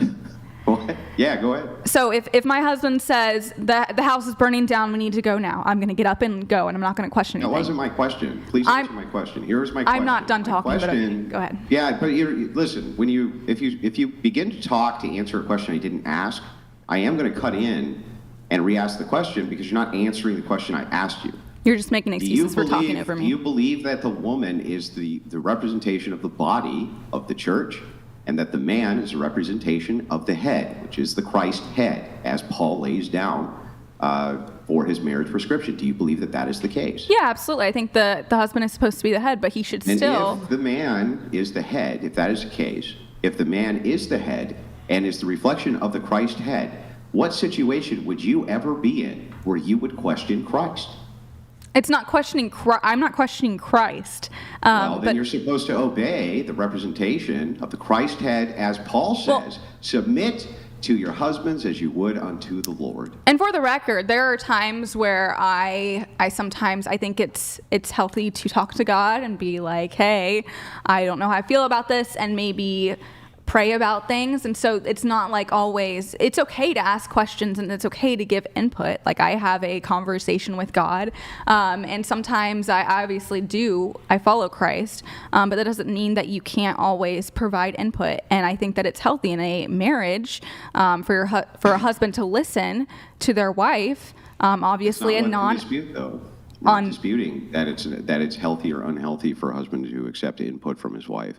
No, I'm not saying you have to accept. It's authority. Yes, exactly. We're disputing authority. So if it's a case, no, I'm not. The husband has authority and refuses input from his wife on certain situations, he's supposed to have the authority to do so, yes or no. Right, no. I absolutely agree. He does not have to accept input. He needs to listen. He should listen to what she has to say. He doesn't need to listen. You should absolutely have a conversation about big things. Obviously, if it's an urgent thing. It's up to the head. It's up. It is, and at the end of the day, yes. But I don't think it's truly loving your wife if you are making decisions because she might have valuable input to add to the conversation that might change his decision, his final decision. Perhaps she even does. But it's not up to her, is it? Right. No, I never said it was up to her. Yeah, all I'm saying is... So if it's up to the authority, if it's up to him and he doesn't want input, you would have to back that up by your own logic of saying that's rational, reasonable, and biblical. No, absolutely. I have continued to say he does not have to necessarily agree with her input, but you're saying, that's why I clarified at the beginning, are you exaggerating about going in and telling your wife, we're moving in 3 weeks now, let's go? Or are you actually going in and saying, hey, I think we should move in 3 weeks, what do you think about that? And you do not have to listen. You do not have to listen to her input, but you should be loving to your wife and care about what she thinks. That's not loving. Listen, first of all, it's not unloving for you in a position of authority in the head of your household to make unilateral decisions on behalf of the wealth of your family. or the health and wealth of your family. That is your decision ultimately as the head, the representation of the Christ head. What you're spouting is feminist nonsense. You're trying to dispute authority, male patriarchal authority within a Christian setting by saying this: the husband ought to still, even in a situation where he is unilaterally as the head of the household decided what the decision needs to be, should still take input from his wife, even if he said, in this particular case, whatever the context is, I don't want input. It's just necessary that we do this. Right? I have a question. If he is the authority, if he is truly the authority from your worldview, you need to respect and obey his authority and submit to it. Correct? I agree, but if you are just if you're making decisions and being a jerk about it and not listening in cases, obviously, again, I will reinstate. What makes it jerk behavior? What makes it? Because you're making a decision and not caring about what she has to say. I'm not saying you have to agree. That does. I don't know what marriage you're in that you do not have discussions about important life events with your wife. Why you don't care. But no, that was your whole argument, is that you were deciding. No, you're using an extremist argument. So what I'm saying is this: there can be situations in which you, as the authority, the ultimate authority, autonomy, the head of your household, the representation of the Christ head, as whom the wife is to obey and submit as she would unto the Lord, okay, can say, I do not want any questioning of any kind, nor to even have a conversation about this. I simply want my will in this for the family executed. But what if you're not doing the Lord's will? Hang on. Your job as a wife is to submit and obey that authority. Now, to say that, well, husbands, they should take input from their wives, nobody's disputing that. Husbands almost always take input from their wives. They almost always discuss decisions between themselves and their wives. But there could be instances where they choose not to and have valid reasons, and it's not for you to concern yourself with those reasons. It's for you as a woman representing the Christian aspect, the female aspect, the body, to submit to his authority. That was my whole point, that there might be valid reasons. Like if my husband said there's a fire, we need to get out. I'm not going to question him. I'm going to get up and get out, even if I don't see the fire. You literally cannot let anyone talk. Emergency, though. I'm talking about whatever it is that he is deciding unilaterally is that important that he wants to have zero discussion on. Your job is to obey. What are situations where he would not want input? Okay. It's up to him. Then let's talk. Leader, not Well, that's the issue. Is I'm talking about how, hey, that might be a sign that maybe you're a jerk husband if you're in because I can't think of any situation. I think maybe it's a sign that you're a controlling wife who wants equal authority with your husband. I never said equal authority. You are making stuff up. Decisions to unilaterally lead you when he thinks that he needs to control and have authority over whatever the situation is. Maybe you're just a controlling wife. Maybe you're a wife who just doesn't trust your husband's leadership. Maybe you're a bad Christian wife who doesn't trust your husband's leadership and won't submit to his authority because if he says unilaterally, I have the authority, we need to do this, and you need to obey, then your job is to submit. I want to you wanted to come in, so we'll have you come in. What if he's not following the Lord's will? What if he's going directly against what they believe, the wife believes is not the Lord's will, and she's meant to submit to Christ before you? So who's the representation inside of the church? I don't know about you, but inside of the church, we have things called bishops, priests, things like this. This has always been the case, that a wife could stray away from fulfilling wifely duties or husbandly duties based around various aspects of their Christian faith. When that happens, there's a redress of the ecclesiastical authority of the church, who often will step in and do things like counseling, assist with these problems, help them remove themselves from error. Now, secularists always laugh when you say this, but what's so hilarious is they demand the exact same thing. They demand a governmental seized authority which can step in to assist them with the same types of problems. Marriage counseling, psychology, divorce courts, child custody agreements. They're asking for the same thing. They're asking for an authority to step in and assist with the moderation of problems which may arise in that marriage dynamic. Christians have the exact same recourse. Is it possible that a husband could ask you to do something outside of the realm of reason, right? In some rare instances, sure, but you have redress there. There's higher authorities that you can move within the church to get redress, to know that you're doing the right thing or not. Now, most of the time, the likelihood is is that inside of the traditional churches, the priest is probably going to say you need to obey your husband. And a lot of women are resistant to that. That's why in Orthodoxy you see such a split between the sexes. In Catholicism and in Protestantism, not so much. Women are the majority, but women are the ones who are the most resistant to the idea of the submission to the husband. You had something, Abigail? Or? I mean, I think what he's been saying is pretty well said. When we go back to the original video that brought up this discussion, they asked him, like, do you consult your wife? And he said that, I mean, he even said just now that he doesn't dispute that a man should consult a wife and listen to her opinion, but he made it very clear that it's situational. And if he says that this is what's going to happen and I don't care to hear questioning, then ideally if you chose a good man and you chose to marry this man, then if he's not wanting to hear your questioning, he's probably got a good reason as to why. Well, what would be one of those reasons? What would be a reason why you wouldn't want to hear? It's not your place to question that, though. Right, it's not Right, but I'm talking about how that's an issue on the guy's part. Like, hey, why are you not willing to hear input from the person that you care about? I don't think that's in dispute, though. Yeah, he already said it. It's situational. But yes, what can we even think of a situation where there would be a reason to not? Well, this is the problem, right? So think of it like you would in the military. Think that you were in the military for a second. And there was a general. And the general, right, being a good leader is, sometimes that's going to require a discussion with the soldiers who are beneath your chain of command in order for you to make good decisions based around, the various executions of what you need to do in the battlefield, absent the battlefield, things like this. But if a general comes in and says, I don't really want to hear your opinions, execute your duties and shut your mouth, you really don't have any recourse against that, right? Because he's in authority. The question is not this. Hang on, before you rebut about whether or not a marriage is this or that. We're talking about this from the frame of a Christian purview. What is the frame in a Christian worldview, right? Not from a secularist worldview, in which your feelings get hurt and so you get mad and you don't like doing it, blah, blah, blah, blah, blah.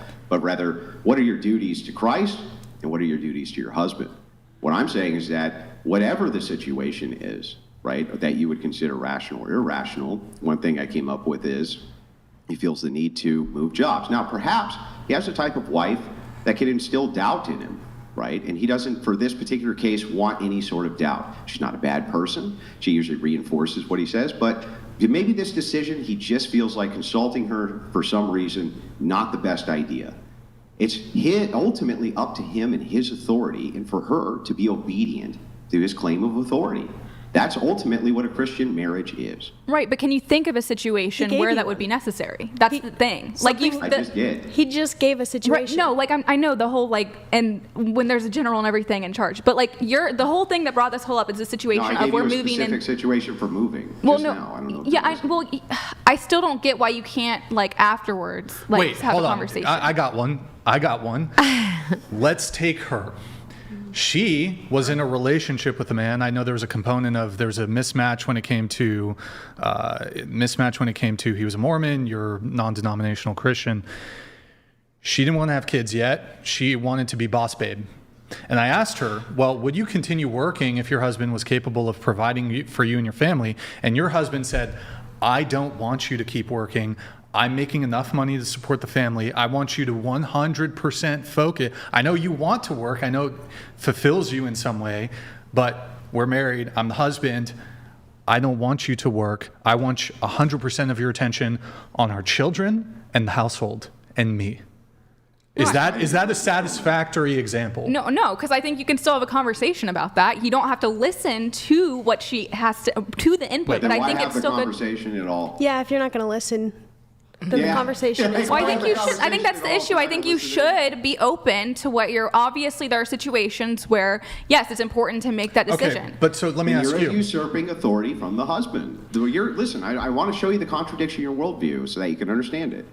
When you say, you, the husband who is the leader and the authority in my Christian marriage who I have submitted to, need to do X, you are usurping his very role as the leader you're demanding him to be. So when you say, you need to accept X input or X thing from me, when he says, no, I do not, and in this case, this is for the betterment of the household and family, it is not for you to question. If you usurp that, hang on, you are in what is called the role of Satan, right? You're usurping the authority from what you call the Christ head.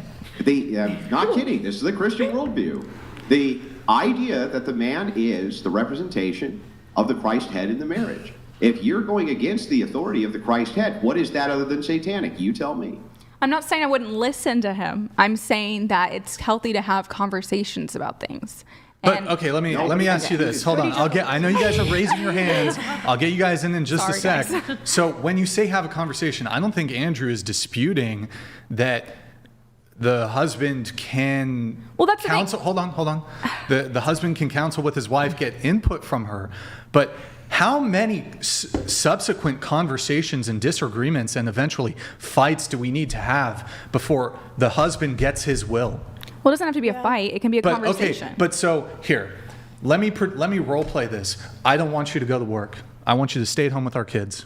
Okay, we can have a conversation about how. But how much do you need to? Are you going to just nag me until I bend to your will? No. Okay, but how many conversations need to take place? It depends on the. Can it be just one? Is just one conversation okay? Yeah, as long as there's no follow-up needed. Yeah. But so what? Hold on. So what if the determination on my part is okay, cool. I heard all your inputs. You made a PowerPoint presentation. Here's why I want to work.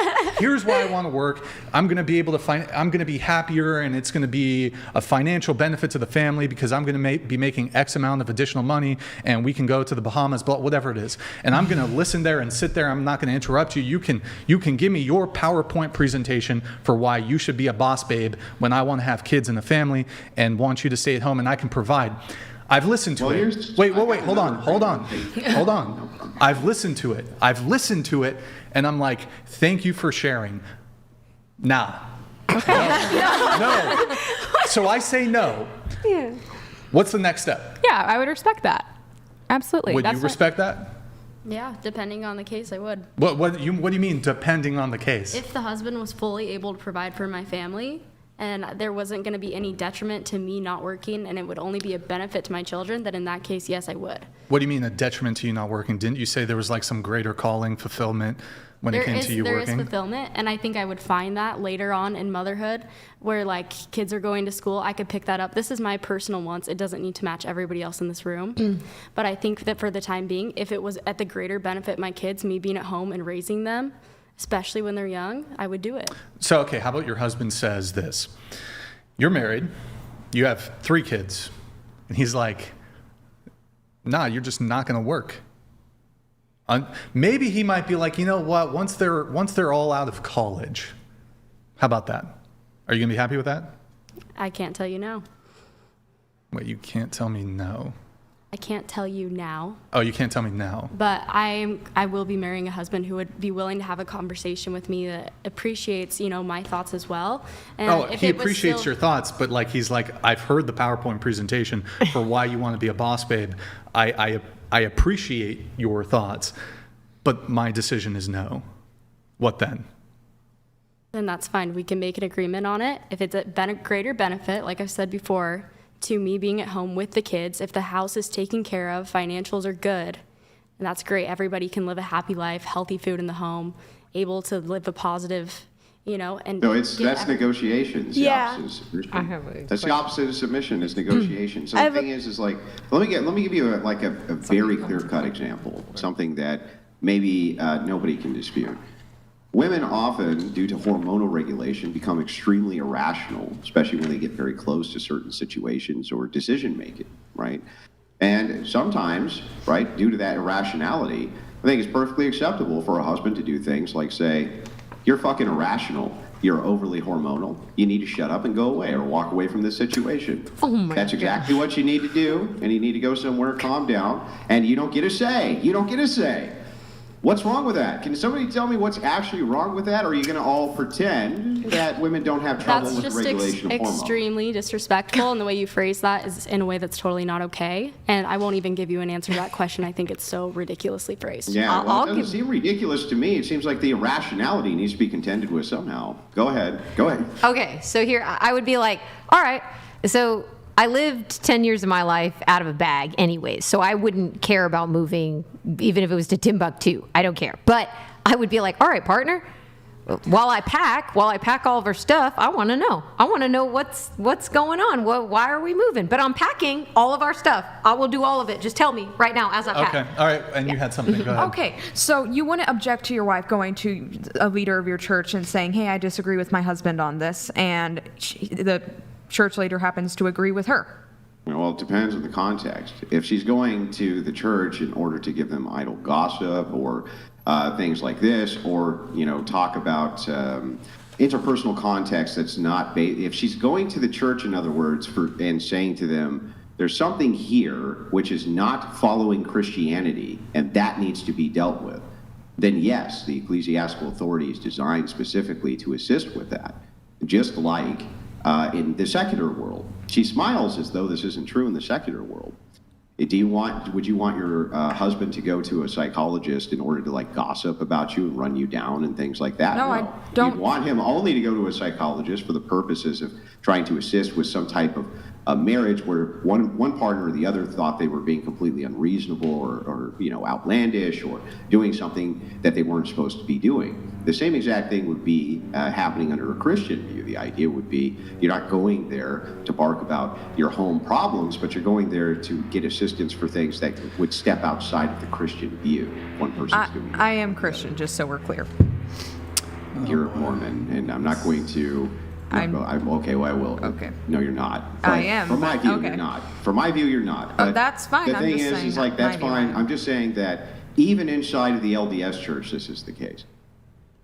Even inside of the Church of Latter-day Saints, that you have people that you can go to who assist in marriages, who assist even in arrangement of marriages, by the way. No, not anymore. You can go to people. Well, yeah, they do. They just don't do it like the church doesn't go, I'm picking you and picking you. But what happens is the women of the church do matchmaking, and they do all sorts of different things with their daughters and their friends and things like this. The same thing, by the way, that women do even outside of churches. They play matchmaker all the time.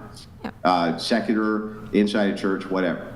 But the point here is that authority still even acts inside of your church for you to go for redress if a partner is doing something that you consider to be external to the Christian faith, doesn't it?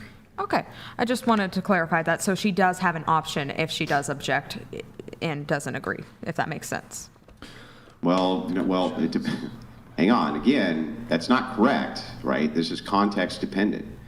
You're like, I don't agree that my husband says I have to do the dishes on Sunday. It's not what you're going to a priest for. No. You'd be going to the priest for something like, my husband's listening to satanic music in the garage and it's very concerning to me.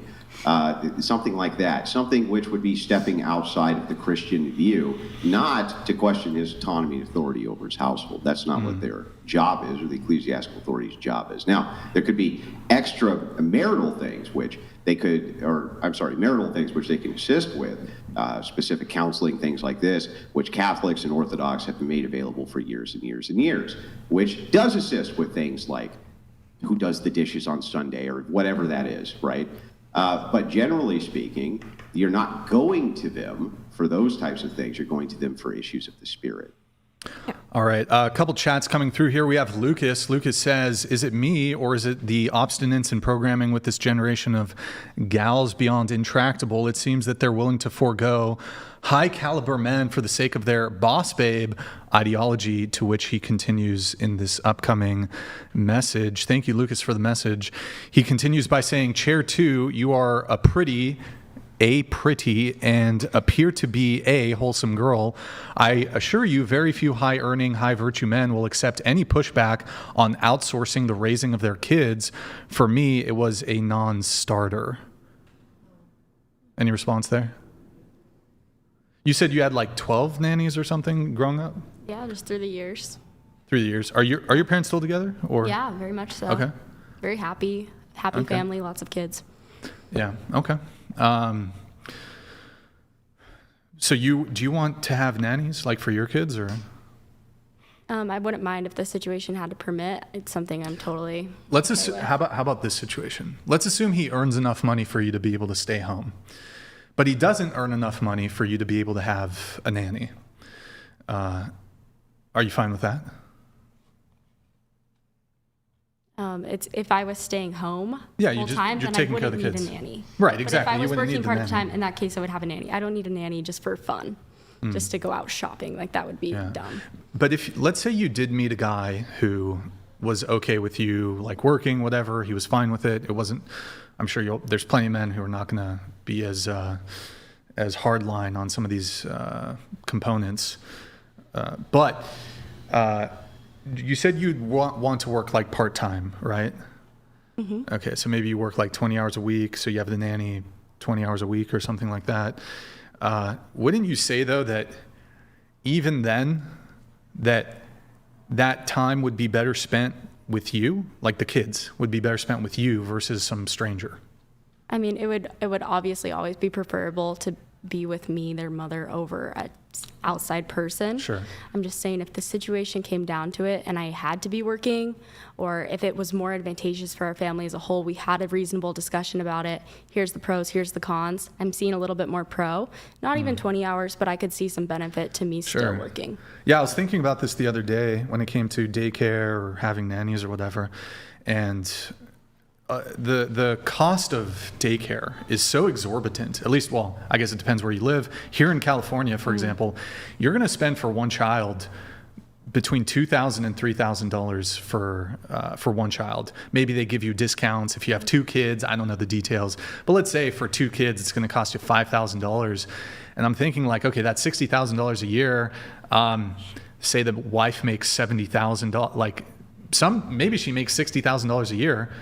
The math just doesn't make sense to me for a woman to make $60,000 a year and push all that money to a daycare when she could just stay at home. Now, I understand that women can obviously... Well, and these numbers are highly charitable. Sure. I think the average salary in the U.S. for a woman's $40,000 sure. a year. And if you look at the average daycare cost, the average is at least $10,000. The average is at least $10,000 yearly. Oh, right? Yearly. Okay. I was talking in California per month for daycare. It's $2,000 to $3,000 a month. So you're looking at the California average is 19, I think. Last 19. Okay. 19,000 a year on average. And yeah.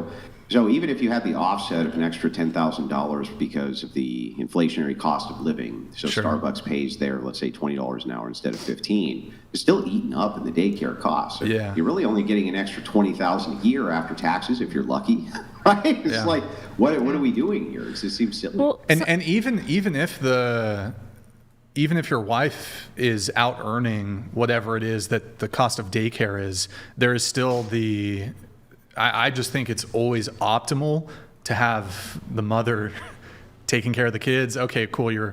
You make instead of outsourcing to Consuela. Not to mention the amount of abuse that we see inside of these various programs. Oh yeah, the mother's definitely the mother's definitely gonna take, because I've heard some horror stories from like some of these daycares. They don't change the diapers as often as they should. There's like a bunch of kids. The kids are constantly getting sick because they're all the germs and everything. And I think the kid is going to do the best when it's the mom solely, exclusively taking care of the kid, not daycare, not nannies. So I don't know. That's my thought. Even if she's making $100,000 a year, I still. Let's say the day you have two kids, she's making $100,000 a year. She's got to put the kids in daycare. That costs $50,000. She's left with $50,000. Also, I was thinking about this the other day. It's actually a big leap of faith when you think about it. You wouldn't just hand your kid to some stranger you just met and say, "Hey, watch my kid for 8 hours in a day." But you put a lot of stock in the fact that the state inspects these daycares, even though that's a joke. Right? It's like they can hide all sorts of things from the state and often do.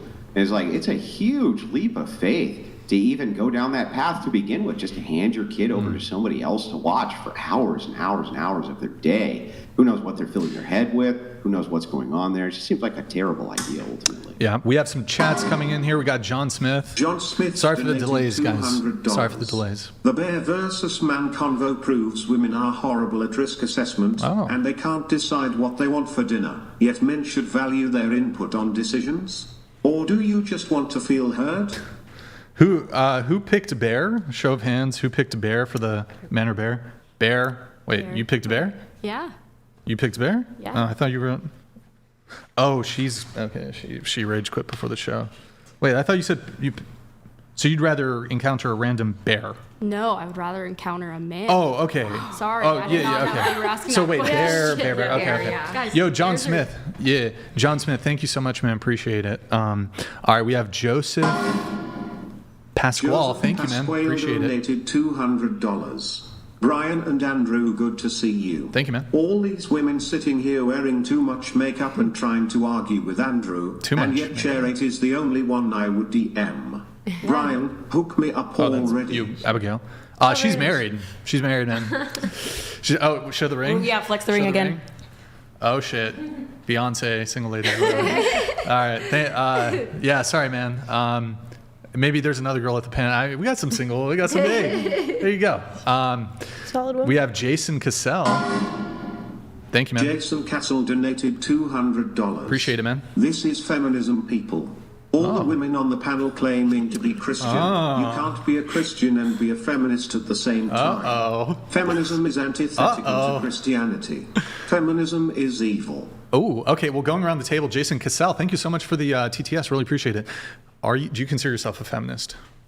No, not really. Yeah. No. No? Depends on how you define it, but no. Yeah. Okay. No. I would say yes, but then if I was asked by a feminist, sometimes they don't think sex workers can be feminists, so it depends. Yeah. Okay. What about you? I'm anti-feminism. Anti-feminist, okay. Same here, anti-feminist. Yeah, anti-feminism. Anti-feminist. All right, we'll come back to the feminist conversation. Can I ask a quick question? Sure. I was just for Chair 3. What do you think? I want to know this. What do you think submission means? What does that mean to you? Submission. Like Submission listening to your husband. Like, yeah, respecting your husband, respecting their final decision making. I mean, obviously it depends on the situation, but typically trusting their decision making. Then you're deciding when to be submissive, and ultimately you're not being submissive. What do you mean? Yeah. Well, hang on. Before you get into it, I just want to make sure that, because I think it's a fair criticism that if you're not defining terms, do you think that submission means obey? Yeah, I do. Yeah, obey. And obedience? Yeah. Part of submission? Yeah. Okay. So then, why would you, I guess following that line of reason, would it be submissive or non-submissive to question your husband's authority on a major decision? Well, it's not that I wouldn't listen. It's that I would want to have a conversation about it. And I think most decisions can, I don't think and obviously there's some situations that we addressed that there does need to be an urgent decision that should be made by the husband. I think most major life decisions can be talked about before they're decided on. I agree they can be. What I'm asking you to reconcile is your definition of submission being also obedience, obeying, trusting, doing, and reconciling that with the idea that there needs to be X to placate you if there's even a major decision which happens. Can you tell me how that fits your definition of submission? What do you mean by that? Like, you're asking what? If you question the authority of your husband by demanding a conversation with something he doesn't want to converse about, but rather wants you to be obedient in, how does that form to your version of submission? How's that you being submissive? I wouldn't necessarily question and demand a conversation. I think just in general, it could be problematic if a guy is not seeking discussions with his wife, though, because the initial example that was brought up at the very beginning in the clip was you're moving in 3 weeks and you come in and you say that. I don't know why you could not immediately after have a discussion. Hey, how are you feeling about this? Instead of coming in and just throwing it on her. Perhaps you can, But the idea here isn't what can or can't do. The idea here is what is submission, what is not. Yeah. Is it actually submission? If he says, listen, I know that you probably have all sorts of protests here, but I don't want to hear them. I want you to instead execute and obey what it is that I'm expressing to you that I want done, to obey my will. Are you then submitting or not submitting by saying, no, we need to stop right now and have a conversation about this? I'm not saying I would stop and say, hey, let's have a conversation. I might want to, and you can submit to your husband, and I can also still think that he should have a conversation with me about these things. Yeah, sure. You can say that you think that he should, but the idea there in the clip then, when you had a criticism, you just countered the criticism because you said, no, I'm not saying that I would actually question it. That is submission, and that is exactly what I expressed. Submission is obedience. Right, yeah, no, I'm saying I would absolutely submit to that. But no, my issue is this idea that guys should not be just making decisions. Sorry, I know you want to talk. Oh, no, as a person who doesn't care what they have to say all the time. I don't think that there's decisions where that's, obviously there are some, but in general that's not necessary. So I'm just pointing out that if a guy is doing this on things that can be talked about, that's an issue. Well, then that's countering the trust that women should have in faith in men. No, is that inside of a Christian marriage, you're supposed to have trust and faith that your husband's leading you correctly and trust and faith in his authority. When you say things like this, like, no, he needs to stop and have a conversation with you, he needs to justify it to you, he needs to make arguments to you for it, things like this, you're actually countering the view. It's actually, what it does is it inverts it. It inverts the view of what submission is actually supposed to be. It's obedience to your husband. It's really, inside the Christian view, at the purview of the man to make these decisions. And that, I think, women should be reinforcing, who are Christian women. They should be reinforcing that idea of trust in your husband. Mm-hmm. Trust in your husband. Trust in your husband. And they don't. Instead, they resist submission at every level because they think it's mean. They just quote mean, and it's like, that to me is absurd. I have a question for you, Andrew. So, question, is it submission if, like, let's say, you're like, oh, we're going to move, the husband goes, oh, we're going to move to Nevada in 3 months. And then the woman's like, okay, I'm going to pack both of our stuff now. I just need you to tell me, like, why as I'm packing. I don't need, like, I'm going to do it either way. I just need to know the reason. Is that cool? Yeah. Is that submission? Well, actually, this is a great question. I understand what you're asking. Yeah. Let me I'm doing it it back to make sure. Let me repeat it back to make sure. So he says, look, we're moving in just a couple of weeks, right? You need to pack everything up. I'm doing it. You go, okay, I'm packing it up, honey. Right? Now tell me why we're doing this again. Yeah. Right? Got it. So here's the thing. Let's say you do ask that question and he says, no. Why? Well, is it legal stuff? No. Don't say no. Just say, he says no. What is your role in the Christian view? He says, you say, can you tell me why? And he says, no. I would be scared if it was it legal? Like, if it's another woman, I don't care. We'll pack up and leave. I don't, whatever. Sure. Like, so he points out, he looks at you and he says, no, it's not legal. Oh, there you go. Then I'm like, okay, like, then whatever. Okay, if it's not legal, then cool. We're not like skipping town, Yeah, okay, so then you're going to assume. Okay, if it's not legal, then whatever. Like, I don't care. I've lived out of a bag for like 10 years anyways. Yeah, got it. But what I'm saying is that within the purview of submission, right? Is that the fact that you even had to ask him if it was legal is also moving against your idea of trust. Really? It's moving against no the idea way. of trust and the authority of your husband. Well, then wait. Question. I got a question for you. What if I like pre-planned, like, in advance, in a sense where I was like, hey, on a date with him, before we were even married, and I was like, hey, if you ever needed to skip town, can you just let me know? My rule is to let me know, is it legal involved? If it's legal involved, then So you mean you set down some boundaries that you had with before I even get married? Yeah, early on. Yes. Right? Do you expect him to adhere to the boundaries that you? I would hope so. Yeah, because I'm going to adhere to all mine. No. Oh. That's what? not submission. What? No way. That's right. Come on, it's earlier. Not submission in the But can he just tell me if it's legal or not? Submission is the obedience to your husband. I know, but what about the law? It's obedience to the husband. Listen, I'm gonna try to explain this the best way I can. Inside the Christian view, even if pre-marriage you had some discussion about whatever it was, right? But here's what is put on the man's shoulders in the Christian view.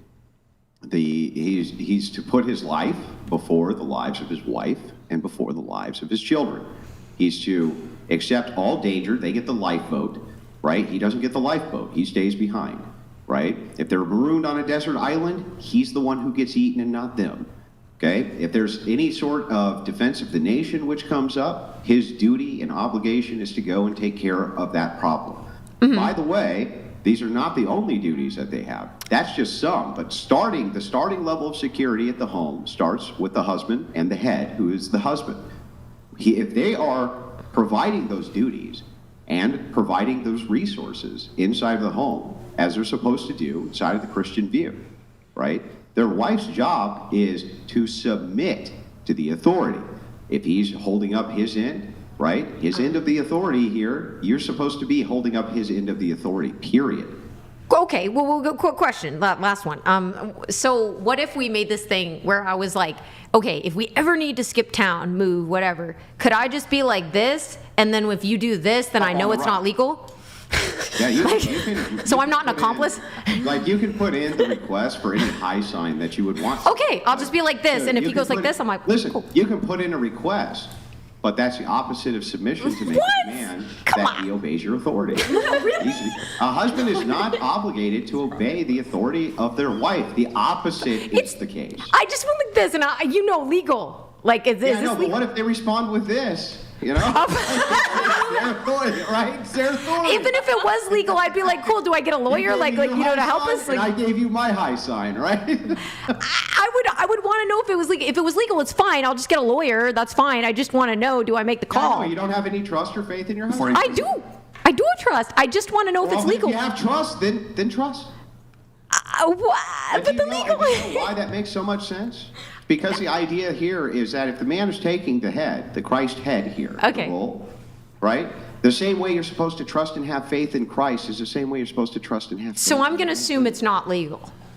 Yes. Okay. You're supposed to. Yes. Okay. I just thought immediate trust. Yeah. As long as it's not illegal, I'm cool. I don't care. I can live anywhere. Think about how easy it'd be too to trust in a man who's taking on the role of dying for you. Your husband is supposed to love you as Christ loved the church, and Christ has died for you. So I think it'd be really, really, really easy to take in that submission role and take on that submission role when you know that he loves you enough to die for you. Yeah, I'm cool, but he knows that I'm going to do this at one point. Wait, I do have, going around the table on that note, the man being willing to die, should your boyfriend, say you've been dating for a year, should your husband be willing to die, take the bullet for you? Yeah. Yeah. Yes? Yeah. Yes. Yes? Sure. Yeah. Yeah? Yes. Yeah? Only if he wants to. Because, yeah. Okay, quick answer. Willing to, yes. Willing to, yes. Yes. Yes. Yes. Okay. And then if a guy wasn't willing to, what's your response? If he's like, nah, I'm not doing it. Then why are we dating? Why are we dating? Okay, he's got to give his life. He's obviously not fulfilling that role. Not fulfilling that role. No, okay. I think as Christians we should be willing to take the bullet. I'm willing to take a bullet for most people. I think that it's pretty selfish. But in a situation, you said man. The man should take the bullet. Yeah, I think everyone should. I would take a bullet for my husband too. Yeah, me too. Yeah. I would. Yeah, I would too. Yeah, sure. but that's actually beating up your own biblical role again, right? So I wouldn't. I would take a bullet. The reason. Of course, Andrew's mad at me for wanting to die for my husband. Look, I'm not even trying to I'm beating up the ideology, not you personally. The things that you're saying here don't make any sense. Even from the Christian role, that would be incorrect. He should step in for all threats towards his family. That is his ultimate duty unto, not only fulfill to his family, but unto God. He's supposed to. You don't have to. Yeah, but I want to. And here's why you shouldn't. And I think we should. Hang on. Here's why you shouldn't even. Because the idea is you're a caretaker for the children, this kind of thing, right? These roles are set for a specific reason. Right? But all of this usually comes down to just a paltry excuse for egalitarianism and refusal to submit to your husband's authority.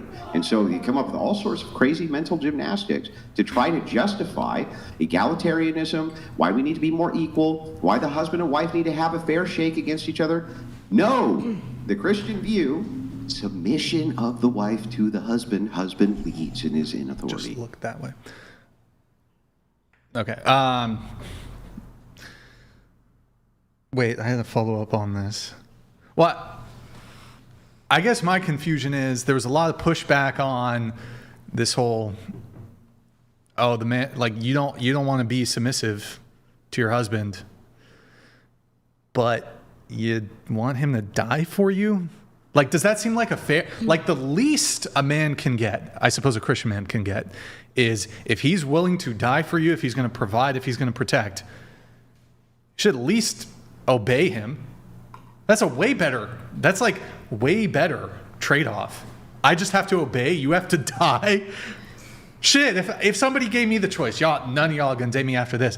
If I have to obey if the choice is, okay, Brian, you gotta obey somebody or you die, I think I'd rather obey somebody. Now I'm gonna get called a beta male, whatever, fine. I accept the beta male title. I will survive and whatever. I think the woman should take the bullet because I'm better suited to, after breastfeeding, I'm better capable.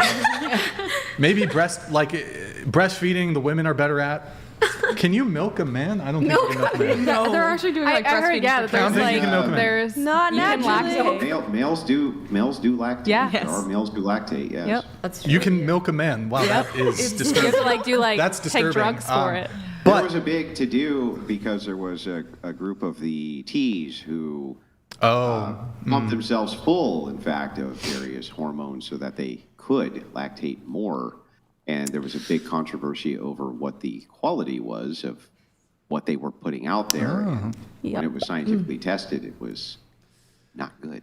Yeah. Interesting. Shocker. Wow. Yeah. I don't know, man. I just think, shit. Sorry, can't do it. If the it. guy's got to take a bullet for you, it's a fair trade-off. You gotta listen to what he says. You gotta listen to him. Somebody in your chat said man milk. That's so gross. Man milk. Oh my gosh, that sounds like an actual drink. We have some chats here on YouTube side we need to get through. Oh, Andrew, this is Rachel Wilson's wife. Maybe we need a little cameo if she's feeling up to it. Andrew listens to me often, but what's best for him is what's best for me. Therefore, in situations where he doesn't want my input, he isn't obligated. Obedience to your husband is obedience to God. Bars. Well put, Rachel. This is interesting because I never seen this type of dynamic. So to me, it's like I'm looking at it through a bush, like just kind of peeking around, like, whoa, this is cool. Like, I never heard of this stuff before. There you go. Yeah, that is Andrew's wife, Rachel. We have my slave. Andrew's slave, yes. Beat and Cheeks here. I keep her chained specifically to the stove.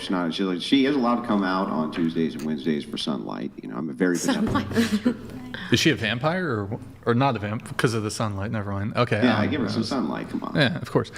Beat and Cheeks. I love how these boss babes, parentheses feminists, want a simp, not a man. Being a boss babe is not only unchristian-like, but against the Christian patriarchal view of maintaining a healthy family dynamic. Why would you feminists want another person to watch over your kids? Does anybody want to do a response to Beat and Cheeks? Morgan, do you want? Sorry, it's not Maddie. My bad. Right? Maddie's right. Sorry, the M's got me all fucked up. Maddie, my apologies. I feel like we've talked about this a lot of times. Doesn't need to be recapped again, but yeah. Okay. If it was, I think, the situation, it would benefit the kids to be at home. I didn't need to work in any sense of the word. I would stay at home and work. I've said that. Okay. People are going to have different opinions on that, and that is 100% okay with me. Boss babe, it is. Wait, sorry, boss babe it is? What do you mean? Yeah, they can call me that. It's great. Oh, okay. All right. He follows up by saying, I will ask the famous Andrew question. If men are supposed to be providers and protectors to not only their family, but to provide society something significant as their duty, what duties do women bring? What do you women bring to the table? Are you virgins? If not... Actually, this is a fantastic question brought up by Beat and Cheeks. So he's asking this, and maybe we can go around the panel on this. If it is the case that men's job in society is to procure resources, so think of it from a bird's eye view. The whole world's a bunch of warring tribes, which is exactly what it is, between different nations, countries, things like this. If it's the men's job to procure resources, refine resources, distribute resources, and it is their job to defend the nation and defend the social security inside of the nation, so the security of all people. What is the equal role that women have in society to that? That's his question. It's a good question for the panel. Yeah, why don't we start? We'll start on this side. What do you think? I don't know. To be honest, I believe like from the dawn of time, we're gatherers. They're hunters. We're supposed to just be at home. And I mean, I love traditional wives. Abigail, respect. I want your life. I want the life. Honestly, yeah, because once I get married and I have kids, I truly believe because I chose that man and I already know his mindset enough to like choose him. So I need to trust him because obviously that's why I chose him. I would not just get with the man that I did not trust. So I mean, yeah, blind's eye view. Like I would just kind of respect him all the way because I got to know him before we married. Hang on, Chair One. What about to the question, though? What is the equal responsibility to society that is equal to society set down for men? The equal responsibility that women have to that responsibility they laid out that men have. What is the equal one that women have? I guess just keeping the home, keeping the kids, keeping everything stable on that side. All right, let's get somebody else. Go ahead. What about you? I would say it's nurturing, raising a family, teaching kids good principles, good morals, teaching them about the Bible. I think that's really important, as well as not providing, sorry, people would blame me, like cooking, taking care of the home as well. But overall, just ensuring the well-being of husband, kids, and the home. But men have to match up to that life as well. And I feel like that's also something in modern day that we do not see a lot. And so. Okay. In a perfect world, it's easy to talk about, here's the line, let's divide it, but it's not always that way. True. No, I agree with you guys that motherhood is absolutely an amazing gift and something that is obviously essential to society. Obviously, not every woman, though, is called to be mother. Some women never get married, and that doesn't mean that they are less valuable to society. And so you can absolutely still provide amazing value to the world as not a mother, but I do agree that motherhood is a amazing thing, amazing gift. So motherhood would be what you would say would be the equal responsibility on women to the responsibility socially that men have. Well, I think that women who aren't married or just don't have kids yet, I still think that they have a responsibility to give value to the world in other ways. What are those ways? I'm curious. For instance, my job right now is working full-time in the pro-life movement. And I think that's something that I've been called into. So that's still based around motherhood, though. Wait, I have a quick question on that. If your husband said, hey, this advocacy that you're doing is fantastic, but you want to have kids, right? Yeah.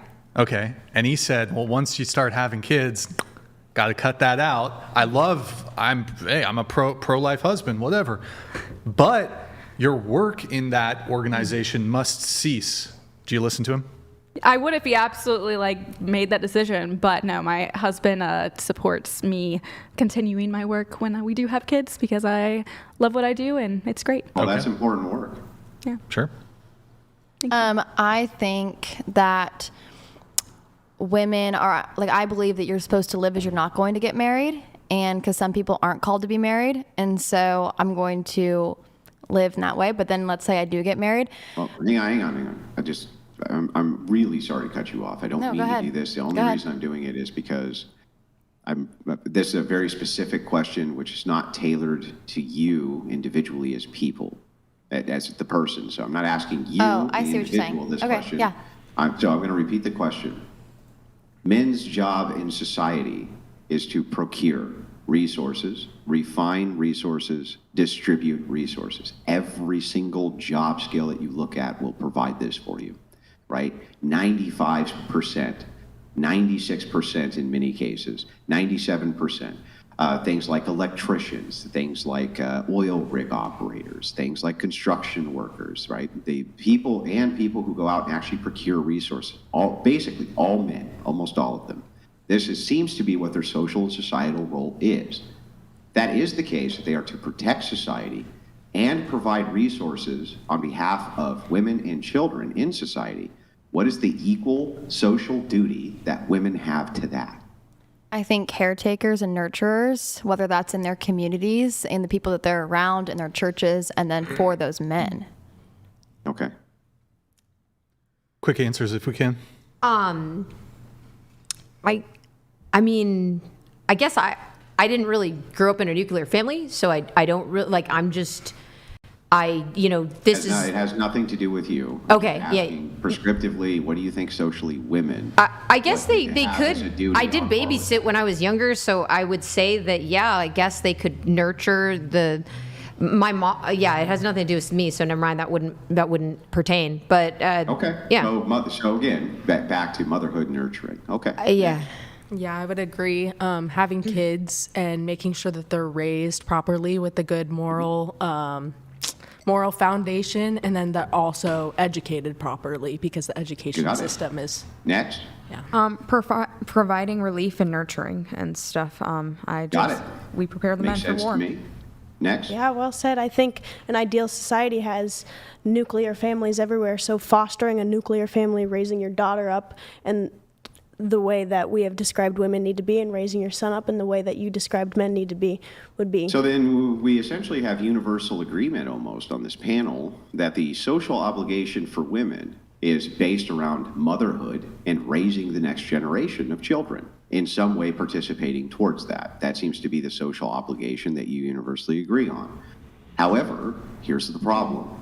In all Western nations, and almost all nations in fact, but the West particularly, we are not at reproductive rates to replace our society at all. We are under replacement across the board, which means that women are failing in this social duty of both reproduction and the assistance towards the ends of reproduction, which, by the way, all of you on this panel agreed is the social equal of what men are providing for you. However, men are upholding their end, which is the procurement, refinement, distribution of resources, and protection of society. So the question boils down to this. Since this is the case, what do you think should be done that's not based around, well, actually, we'll just make it easy. What do you think should be done so that women go back to this idea of role of reproduction in society, and this social role of being matrons and raising the next generation, since you think that's the social duty? Go ahead. So I actually had a video. I don't know if you've seen this interview ever, but U2, Bono is very political, and he did an interview, I think a couple years ago, and it said, America is a very young country, and it hasn't developed its structure quite yet. And I don't know if I'm saying that correctly, but this interview is online, and he talks about how America is so young that it's going to eventually, within the next 100 years, develop its that type of a structure, like its family structure, its political, each country is, every country. But this issue, the reproduction issue, is in the entirety of all Western nations, regardless of age. Of the United States, though, right? United States?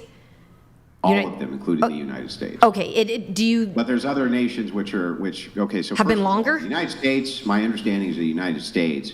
It's young. Is actually the oldest current established nation, with its original established foundational constitution. It's the oldest one that exists currently. I see the Pilgrim vibes kind of coming back. Now, other nations, which you could argue are China. much older, like England or the UK, things like this, sure, but they suffer from the same reproduction crisis. Really, I know Japan, and all of them. I think there's just.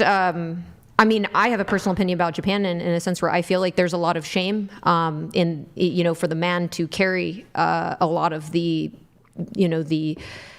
how do I say it, financial and responsibilities, and if anything happens, then it's dishonor to him. And how do you assist? So why won't women fulfill their social roles? Why won't women fulfill their social roles?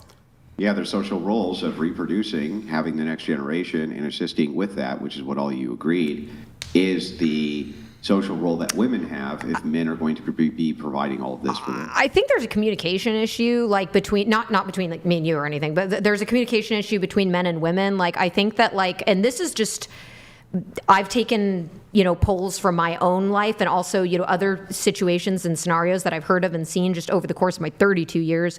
I think that like the problem is like the whole ghosting thing, that shouldn't even happen. That's going to kill a culture. Same thing with cancel culture. That's going to kill a culture. You know, you got to, if you don't want to talk to somebody no more, you need to tell them why. Unless it was a super violent reason, you can bail, sure, but you got to tell them why so then they can at least utilize that reason for the next person. Like, you know, why are you going to like hoard that information from them? So it's men's fault? Or? No, it's both faults. Oh, it's both. They both, the cancel culture needs to stop, and so does ghosting. Both of them. That's going to kill killing culture. How is that going to assist with the reproduction? Because then people will be more honest. Like, hey, I didn't really like you because, you know, you're kind of hairy, or you're kind of like you're kind of masculine or something. Can you know? And then I would remember that stuff, because mostly dudes would just ghost me and then never tell me what was wrong. And all of a sudden, 10 years later, when I change, they hit me up and then they want to be with me, and I'm like, what? Okay, so what was wrong with me? Oh, it was just I don't know. And I'm like, no, you tell me what was wrong with me. And you should have told me then, so I could have utilized that information and used it in my next relationship. It's men's fault. No. It's men's fault in my scenario, but I'm sure. I mean, for me, as of in the recent, like at least, because I had a problem with ghosting for a very long time, so I always told people this was just something in my mechanisms that I used myself. In the past 7 years, I always told people why I stopped talking to them. Absolutely, 100%. So you think that the reproduction crisis will be solved if people stop ghosting? It would be helped. It wouldn't be solved, but it would be helped. Because then people could figure out what was actually wrong with them according to other people, as opposed to people just being like, oh, I'm going to bail out, whatever. Like, you know, I'll just find a new one. And it's like, no, like, tell somebody what's wrong so they can fix the problem. And if they ain't going to do it with you, they're going to do it with the next person. Okay, fair enough. Yeah. Chair one, what do you think? We'll go around real quick.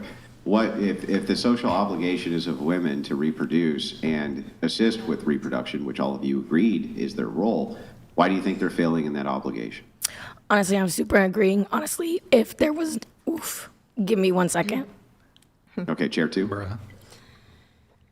I wouldn't say this is something that like specifically comes down to like traditional women aren't doing their jobs. I feel like it's a problem all over the world, in some countries a lot worse than the US. I think a lot of it comes down to economic stability. A lot of families don't feel comfortable with being able to provide for a large amount of kids. College tuition is expensive. While I do believe, I mean, people want that. Yeah, I think everybody wants that. They just want to have a sense of security. Can you explain why it is the poor have more kids than the rich and the middle class, then, if it's about money? I think that's a question for perhaps you. Sure. No, I actually agree that it's not a failure of women necessarily, because it takes two to create a child. Mm-hmm. Women themselves cannot go and create a child on their own. And like, obviously, as someone who works in pro-life activism, financial instability is a primary reason why people are getting abortions. Another reason is oftentimes the baby's father doesn't want a child. A lot of the women I've worked with seeking abortions are there because the baby's father is dragging them there, because men aren't willing to be responsible fathers either. So it's both. It's men and women. I think that definitely our culture. Well, even if you compensated for abortions yearly, it wouldn't solve the reproduction crisis. Not even close. Sorry, what'd you say? Even if you were to compensate for the abortions yearly, it still would not solve the reproduction crisis. Right. I mean, it would help, but no, I think the reasons people are getting abortions is the same. Yeah, it's the same reasons though, is financial instability and I also do think there's a problem with people don't value motherhood and feminism, or what people consider feminism now. I guess what modern day feminism has become is telling women that motherhood is less of an important role than being a CEO or whatever, and that's not true. Motherhood is one of the most crucial things. What incentive do men have to marry women who won't submit, though?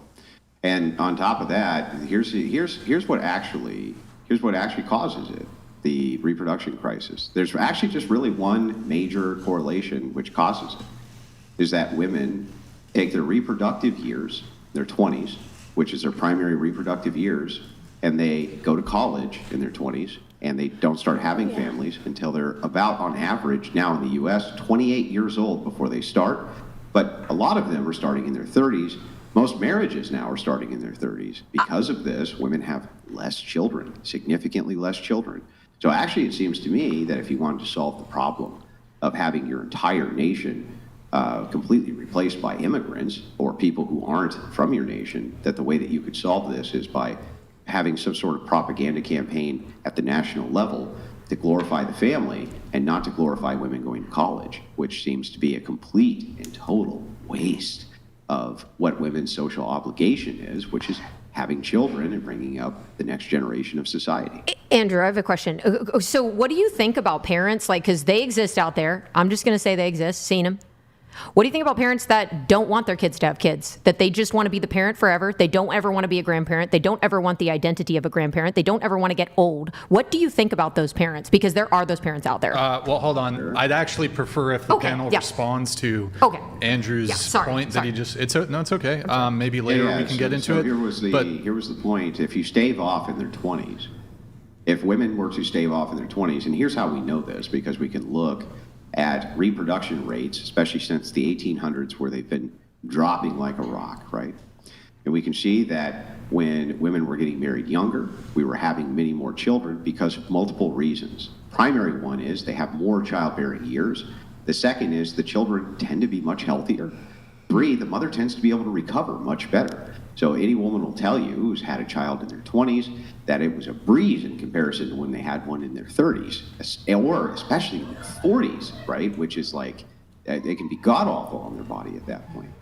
So it seems that what we're doing is we're taking the smartest women who should be at home raising the next generation and telling them instead that they should be going to college and sacrificing their childbearing years in order to get a job, which, by the way, the types of jobs that they're getting, there's basically only 3 categories. None of them are getting jobs in STEM. So to delay motherhood. In psychology, and they're getting degrees in nursing, and they're getting degrees in sociology. That's mainly what they're getting degrees in. They're basically not doing anything STEM-wise, and half of them or more don't even work in the very fields they got a degree in. So this seems backwards to me, right? Doesn't that seem backwards to everybody? Would you just see that it's just they're afraid of the older generations are afraid of aging? What do you mean? Like they're afraid of aging. They don't ever want to be a grandparent, so they don't tell their kids to have kids. You mean in these isolated? I'm not familiar with this phenomenon. Wait, what? I think it's very common. Wait, you never heard? It's a very common phenomenon that older parents are telling their children not to have children. Oh. I mean, I'm sure there's some antinatalists out there who do that. But wait, they're called antinatalists? Wait. Yeah. Oh. Antinatalists are people who don't want other people to have children. Really? Oh, okay. Thank you. I didn't know. So anyway, back to the point though. That's what it seems like. So shouldn't we do that? Shouldn't we try to defer women from going to college and instead to move younger towards marriage if you wanted to actually solve this issue? Not necessarily. I think that you can still go to college and be a mom at the same time. I think that's important. That's a common thing that I will agree with you. Society pushes on women that you can't be a mother and you can't have a career and be a mother. You can't be a mother and be successful. Being a mother is success in itself, but you can still do both. I do think in general, though, there's a push for people to go to college, and my generation definitely is going to college just because they're expected to. And I don't think that's just a women thing. I think that's in general. Like, people just go to college when they don't know what to do with their life. I think that's my idea here in society is that if the social push for women, right, for them to actually do the same, what their duty is to society, which you agree is reproduction, the assistance towards reproduction, right? That's what you guys universally agreed is the social duty of women. Well, not always. If that's the case. Typically. Yeah, but even the cases where where women can't have children, just like in the cases where men can't defend the nation or are unable to defend their families due to physical ailments, we still would be pushing society towards the role that men and women did do this. So we don't take the outliers and then make policy based on the outliers. That's what makes them outliers. Yep. So the thing is like, if that is the case, wouldn't you want the kind of top-down rhetoric from your leadership, like even TPUSA or even the President of the United States on down, to be to women not to waste their childbearing years in school, but instead take their childbearing years and move into the idea of husband and family? That would actually solve the reproduction crisis. That would solve it. Done. Yeah. That solves the immigration issue of having to pump in millions of immigrants. That solves the issue. It just solves it outright. Doesn't that seem like a good idea? Yes. right? Yeah, I and I agree. mean, people can go to college and work and have children, but they don't, obviously, because we have an issue with and why? I mean, but think about it. It makes sense why they do. You're going to go to class for 8 hours a day. You're doing homework. You're studying. You're focusing on career. You're doing all of these different things. Of course, having a child when you're a sophomore in college is going to put a significant demand on your time and stop your whole college career outright, right? So I actually have some anecdotal, and maybe the viewers in the chat can weigh in on this, Andrew. When I was myself in college trying to date and stuff, the amount of times I would get, and hey, look, maybe they just weren't feeling it. But the amount of times I would get like, oh, hey, you want to grab dinner? Oh, I got a test. I got to study. I'm busy. I got a midterm. Got a final. That came up all the time when I was dating, when I was like more college age, and a lot of those fizzled out. And maybe they just weren't feeling it, whatever. But there's a lot of women who are like in some pretty intensive programs, especially if it's in certain STEM fields, like fucking biochem. That's you got to study. That's not a sociology class. Yeah. Biochem, like those are difficult classes. And so there is like maybe that component. Maybe men have encountered this with dating. It's like, and then you get a job, then you're working 9 to 5, you're tired, all this sort of stuff. And so, yeah, I don't know. I have a question. Sure. Andrew, what would your advice be to an 18-year-old girl who wants to do that? She wants to be a mother at the age of 20, 21, but she has to provide for herself. Like her parents are like, I'm kicking you out of the house at 18 and you can either go to college or you can get a job and move out and like get your own apartment. And there's some women too, like the Bible doesn't say that every single person is going to find somebody to marry and have children. And so we are put in a position where, okay, I'm going to have to live, like I'm not going to get married. And if God happens to put that person in my life and I do get married, I'm happy to hop into that role of submission and be the wife and the nurturing mother that God's called me to be. But what do you say to the 18-year-old who's like, what do I do? Like, you remember the parable of the talents? What? Help me recall. Yeah, the parable of the talents is it's a parable laid down, which essentially is expressing that you should use your talents on behalf of God, Jesus Christ, right? That is essentially what it boils down to. There's more to it, but for the sake of time, we'll just say that essentially is what it boils down to. Okay. What I have noticed and noted is that women seem to have absolutely no problem toggling working and then going to college part-time so that they can get a degree. They can seem to be laser focused on career if necessary. But when it comes to being laser focused on marriage, they seem to kind of let that go by the wayside. And I hear a lot of the God cope, which says, hey, right, I'm just waiting for God to put the right man in front of me. Well, how about you use your God-given talents and find the right damn man? There's tons of them out there. And focus like a laser like you would on school and college and this type of thing. Instead of utilizing the cope of like, one day, I hope that God will magic down the correct man for me. It's like, look, you have talents, and as Christ expressed, these talents are supposed to be utilized on behalf of God. One of the talents that women seem to really have and universally have is being able to find a man who can provide for them. They, even in modernity, seem to still have that talent. So, well, what would you say to the verse, he who finds a wife finds a good thing, not she who finds a husband finds a good thing? Like, I think the man takes on that role of pursuit over the woman, and I believe. You know what I've noticed? I agree with you that men take on the pursuit role. But I have noticed that when women want to be pursued by certain men, they let it be known.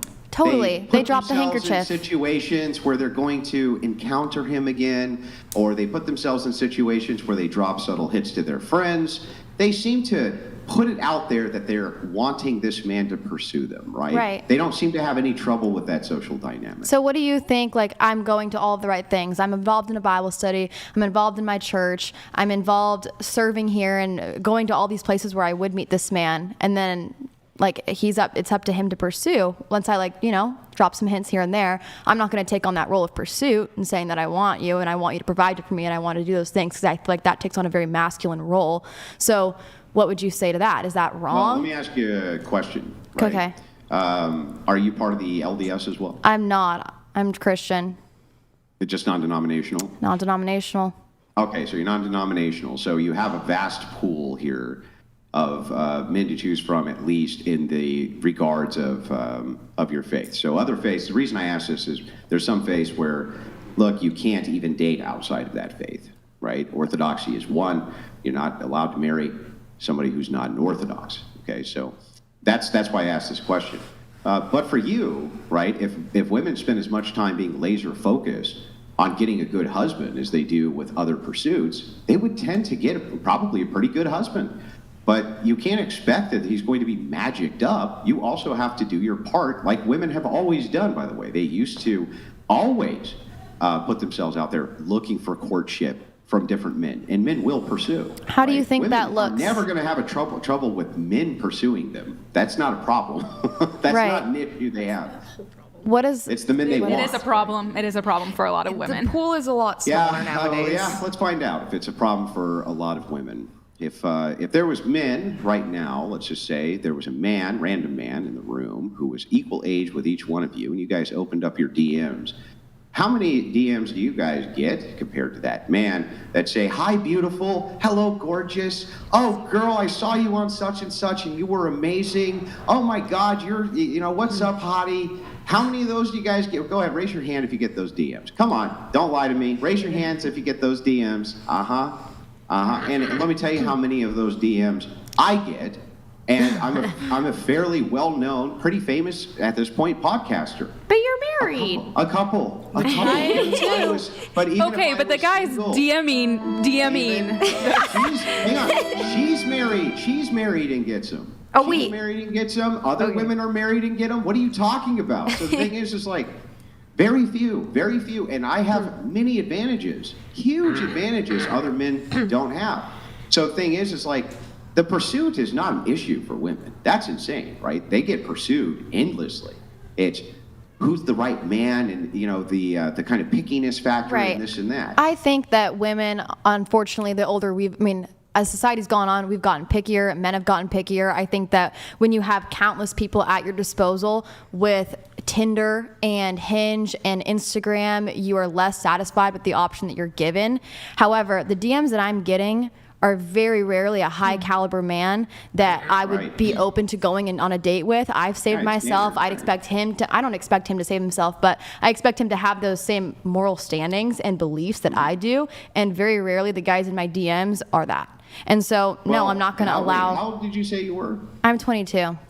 Yeah, you're 22, right? So, yeah, if you rigorously pursue finding a man who has the caliber of qualities that you're after, in this case, good foundational Christian ethics, and you have reasonable standards when it comes to things like income, height, and look, nobody's asking you to date somebody you're not attracted to. That's basically an impossibility for most people. Nobody's saying that you should do that, though I do think attraction can grow over time between two people.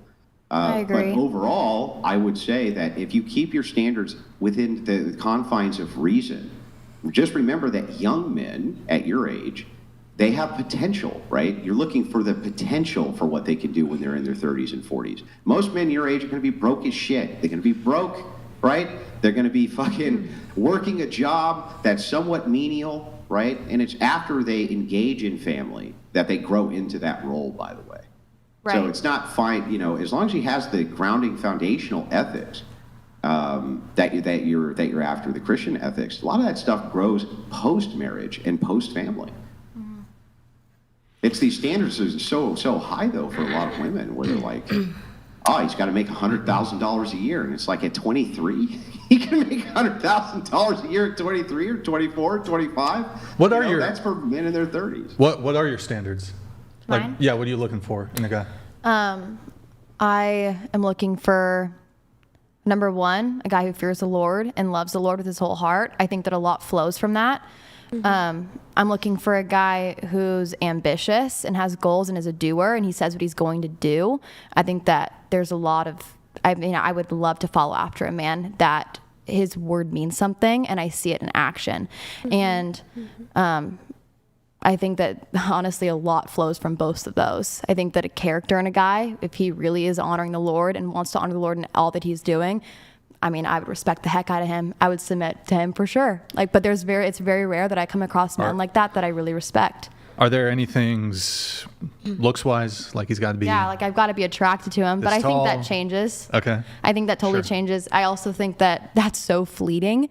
Oh my gosh. Like, I mean, if I'm going to choose dating a guy who's 6 foot over maybe his character, I think that that's incredibly stupid, and I'm probably not ready for marriage. So, I mean, it's like, I think that I'd much rather choose man's character over the way he looks when I'm approaching trouble with our kids, when I'm approaching trouble in our finances and the things that we're going to experience on this earth. And his 6 foot, brown hair, blue-eyed look is really not going to hold up when we're under the weight of the world. And so I'm going to marry character over that any day of the week. But I also think it's tough because you do need to be attracted. God wants us to be attracted to our partners. Sure. Like, it's going to be hard to have a nice sex life when you're, like, oof, I don't know if I, look it's like hard to you. reproduce with people who don't have sex. Totally. I get it. They can feel it too. That makes sense, right? It makes sense. It's hard to reproduce with people you don't want to have sex with. Attraction is a fundamental part of relationship dynamics. I'm not disputing that that's the case. But here's the thing, right? If it is the case that a lot of women, if they want to have those resources for families when they're younger, it used to be very commonplace for women who are in their 20s, early 20s, to marry men who are in their 30s. Men in their 30s, still very attractive, and end up having a lot more resources, things like this. But what's happened as a modern phenomenon is women get really upset about the idea of age gaps. They get super pissed about it. It's because they I'm not scared. Yeah, but it's because they don't want the competition. I was always chasing the age gap when I was younger, so I understand. They get upset about it because it's competition for them within their age tier, right? There's always a younger, more beautiful woman, so they get mad about that shit, right? But one thing you could do inside of the tier, if you're looking for that now and you think that men in their 20s are just playboys, look for men in their 30s who are more grounded and established. Those guys probably will do a lot more taking care of you, much more ready to settle down. And, here's the thing. This may be shocking, but as it turns out, men in their 30s really, really like to have sex with young, hot women. Isn't that crazy, right? And they also enjoy marrying them. So it's like it's not crazy for women to be seeking outside of that age bracket. Okay. We have a couple chats we need to get to. We have... If you missed her, she was asking a question. Oh, sorry. My one concern with the age gap, and I know this is weird, but simply put, I don't want a man who's been promiscuous in the past, and I feel like that happens a lot with the age gap. And I also don't want a man that's going to die a lot sooner than me, because when I'm 80, I need someone to still protect me. Yeah, but the age gap argument, nobody is saying That's need what your to... sons are for. That's what you have sons for. So the thing is like, and by the way, again, the church has looked at this problem every which way. When I say the church, I mean the Orthodox Church. Here's the truth. The truth is that you're making what's called deferment. It is true that those men may die before you die, right? Perhaps even 20 years before. But you have sons. Your sons are going to protect you. By the way, the old saying goes, even bad men love their mamas. That means that even if it is the case that you raise hooligan sons, even they, you know what I mean, ain't gonna let nothing happen to mama. That's the way that works. You can't count on having sons, though. What's that? You can't count on having sons, though. Like, that's not that's not a guarantee. If you're a person who plans on having 5, 6 children, right? You get started young. I think that you being able to count on having a son or two is pretty high. It's significantly high. But let's just say that you don't. You still have brothers. You still have cousins. You still have other members of family. Those people will also step in for that protectorate role if your husband dies early. Also, matrons in society have less to fear in that regard. If your daughters, for instance, they're married, now you have sons-in-law, they're also going to help out mother-in-law, right? The idea here is that you're creating a grounded foundation for family. That's the whole point. And so it's like, it seems absurd to me, because the other thing is you can defer resources. So you can make the argument he'll be a father for less time. But by the time kids are 18, you've spent 90% of all the time you're ever going to spend with them. 90% of the time. So if that's the case, then that means you're just deferring resources and saying, well, they could also give them a way better life within the confines of those 18 years. Can you address the promiscuity thing I said, though? Because I do not want a man who is promiscuous. Yeah, men shouldn't be promiscuous. Yeah, that's true. But here's the thing. I'm just going to be blunt with you. Most women care far less about former male promiscuity than men care about women's. No, I agree with that. I agree with that. There's and here's the reason for that. The reason for that is based around knowing who your offspring is. So for women, the virtue of chastity, and the reason it's so ingrained in men, is because before there was paternity tests, which are a recent advent, we needed to know who was having our children, right? If they were sleeping with multiple men, you didn't know if it was your child or not. And so that's why we're hardwired against it. We loathe it. We think it's gross. The whole 9 yards.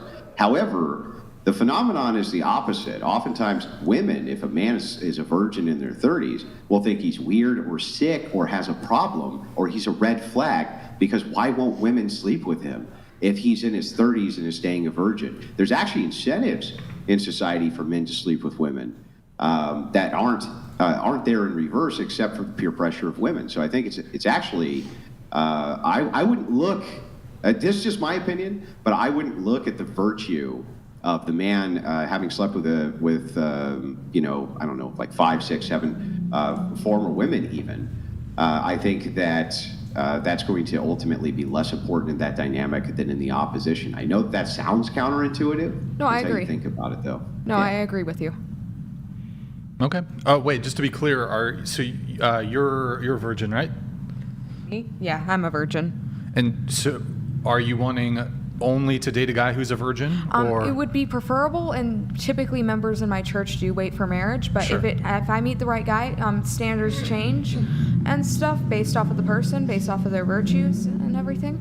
Just Got it. Yeah, I mean, I think with the age gap thing, it's not, I don't think when it comes to age gaps, the argument there isn't if you're a young woman, you should or have to date older men. It's just more so countering like, oh, this is predatory on the man's part to want to date a younger adult woman. Okay. Or explaining reasons for it. But did you think it was weird? I had a 62-year-old swipe up on me on a dating app. Would you think that's weird? Just wondering. 62. Swiping on you on a dating app? Like, I mean, no, likes I don't. you? Yeah, he And likes me. how old are you? You're 21? I'm 21. That's normal. I mean, it's a big age gap. I don't think that's. I don't think it's weird that he's attracted. Attracted to you. You're pretty. I don't think it's weird that he's attracted to you, but like the likelihood that you're going to be attracted to him, or that's like, if you want to date him, I don't have a problem with it. But Probably trying to give it a shot. Is it He weird? probably tried. It's a big age gap. It's a big age gap. I mean, I was just wondering where the line is for you. To chair 4, there was something else that came to mind as I was kind of replaying our conversation in my head here when you said that you're a member of a non-denominational church. So I went and pulled up some stats. I have the advantage of doing that. Try not to when we're discussing, because you guys don't have that same advantage. But I did want to pull this up. It does turn out that it looks like non-denominational churches are about 70% female. 70%. Oh, really? So here's a suggestion. Take it under advisement or not. Find yourself an Orthodox church, an Orthodox Christian church, because those actually are lopsided the other way, 55% men. 55% men, and join one of those. And then you can convert to true Christianity and probably find a super-based husband. Just a suggestion. You can also look at my church if you want. Oh, boy. Or just make non-denominational churches less feminine and ugh. Oh, there you go. But you really can't, because the idea, and this would get into a whole thing, so I'll just make it very quick. But the entire idea of Christianity and modernity in the Western nations folds in, unfortunately, with egalitarianism, and women try to mold the idea of equality and egalitarianism into the patriarchal religion of Christianity. It is a patriarchal religion. It's always been a patriarchal religion. We worship a man, right? God incarnated as a man. So we don't worship a man. That was a bad tone of words, but you understand what I mean, right? From the top down, Christ is the head of the patriarchy. And your priest always going to be male. Non-denominational churches even allow women to be priests or preachers or whatever it is that they're called within those confines. It's an assault not legit on the patriarchal nation. Yeah, right, but it's an assault on the patriarchal nature of Christianity itself. It's a patriarchal religion. Oh, yeah, no, that's why I agree that there are issues with certain churches that identify as non-denominational but are very unbiblical and just catering to what makes people feel good, which is everything the Bible says not to do. So, no, I agree on that. All right. We've got a couple chats here. We have Fan I Am. Abigail, can you read these? Are you able to see it or no? Let me see. Yeah. All right. I'll just do it. Obedience, obeying when you want to or like what's asked of you. Submission, obeying when you don't want to or don't like what's asked of you. Obedience, obeying when you want to or like what's asked of you. Submission, obeying when you don't want to or don't like what's asked of you. Oh, okay. That's an interesting distinction. Thank you, Fan I Am, for that message. Really appreciate it, man. If you guys want to get your own message in, it is read is 100, TTS is 200. And then let me actually do some Venmo. We just have Thomas. Thank you for the 10 on Cash App, Thomas. Really appreciate it. Thank you so much, man. So the read is that. And then we have, one sec, guys, TTS 200.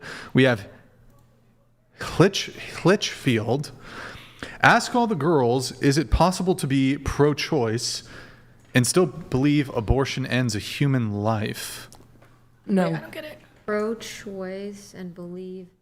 Is it possible to be? Like essentially, there are pro-choicers that will acknowledge that it's biologically a human life, but they'll think because it's not a certain stage of development or it's not born yet that you can still kill them. So I actually looked this up because I'm pretty spiritual. I'm into spirituality, and I looked this up, and I was like, I'm about the mother's choice. I'm about the mother's life. And, I don't want her to have like a coat hanger abortion, like for sure. Like that's not okay. If she really needs one, okay, get one. But I'm going to sit here and say, I don't know the repercussions of that. Repercussions of what? I don't know the repercussions spiritually of a woman getting an abortion, but I would say, like, if she wants to, if she needs to, if it's in her cards to do. Yeah. I'm sorry to interrupt. I'm sorry. Yeah. We have to be fair to the super chat. Oh, I'm sorry. I don't think you're directly answering it. Okay. Is it possible to be pro-choice and still believe abortion ends a human life? Well, I think this is a more conservative-leaning panel. I think most of the panel here is probably pro-life, perhaps with the exception of you. And are you pro-choice? I am pro-choice. Yeah. Okay. So is it possible to be pro-choice and still believe abortion ends a human life? It's possible. I think it's possible. It's possible, but it's very... Yeah. I mean, there's like pro-choicers who are like, yeah, I know they're like stoked on it. Yeah, and they think It's They're like, I know it's killing a baby. I'm cool.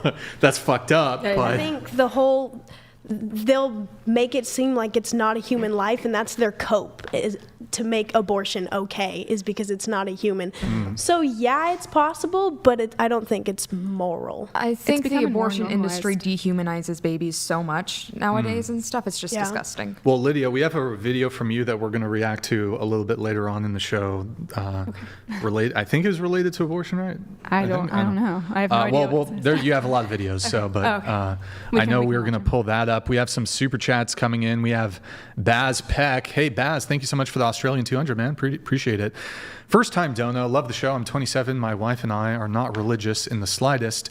And if I got home from work and told my wife we're moving, she wouldn't even think to question why. Seems my wife has a better understanding of submission and trust than these so-called Christians. Okay, that's from Baz. Does anybody, I don't know who that's for. Anybody want to respond? Well, I mean, you should trust your husband, number one. So, I mean, if you're questioning anything that your husband is deciding for both of you, then there's probably an issue within. Okay. All right. Let's see here. We have Rachel Wilson. Rachel gets super chat privileges, but just for anybody else, the threshold's 100, but Rachel gets special privileges. We have multiple large-scale studies and lots of data from all around the world showing that the number one correlate to declining birth rates in every culture is women's access to higher education. Sorry, but it's true. That makes sense. I see Andrew shaking his head there, agrees with his wife. Thank you, Rachel, for the super chat. Really appreciate it. We have Steve. See, I told her to pull those stats up, and she obeyed and submitted like a good wife. It's great. Obeyed and submitted. Based. All right, we have Long Live Liberty. Thank you for the membership. I missed the other one who came up, but thank you. We have Steve Charles. In war, men protect what women replenish their civilization. Neglect either duty and civilization declines. If women don't keep up replacement rates, why should men fight and die for a declining civilization? That's from our Australian friend, Steve Charles. Thank you so much for the soup chat, man. Appreciate it.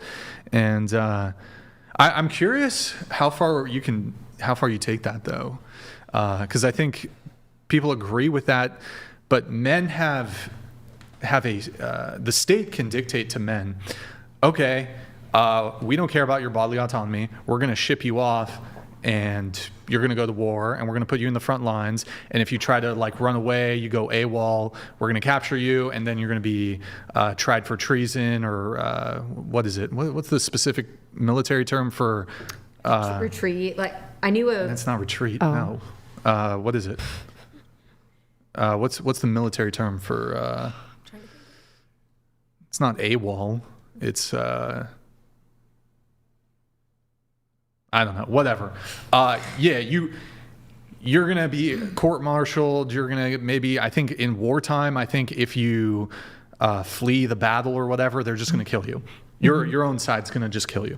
Discharge? Discharge. It's not discharge. My neighbor did that when I was young. He ran from his platoon, and I don't know, he got dishonorably discharged, and then he went to prison. Yeah. But so the government can draft men to war. Mm-hmm. What do you guys think about drafting women to have children? What do you think about that? Is that fair proposition? No, because we want children to be born into families that are healthy, willing to be responsible for a child, that are willing to be good parents. Yeah, but men don't want to go and die in some trench in the French cow country. Okay, but there's also a child you have to consider in this situation. It's not just about what people want. There's a child. There's a child involved, and we want the well-being of that child to be taken into consideration. I also don't recall God ever comparing childbearing to war, men being enlisted in war in the Bible. Sorry, what? Like, I don't recall women bearing a child compared to men enlisting in the war in the Bible.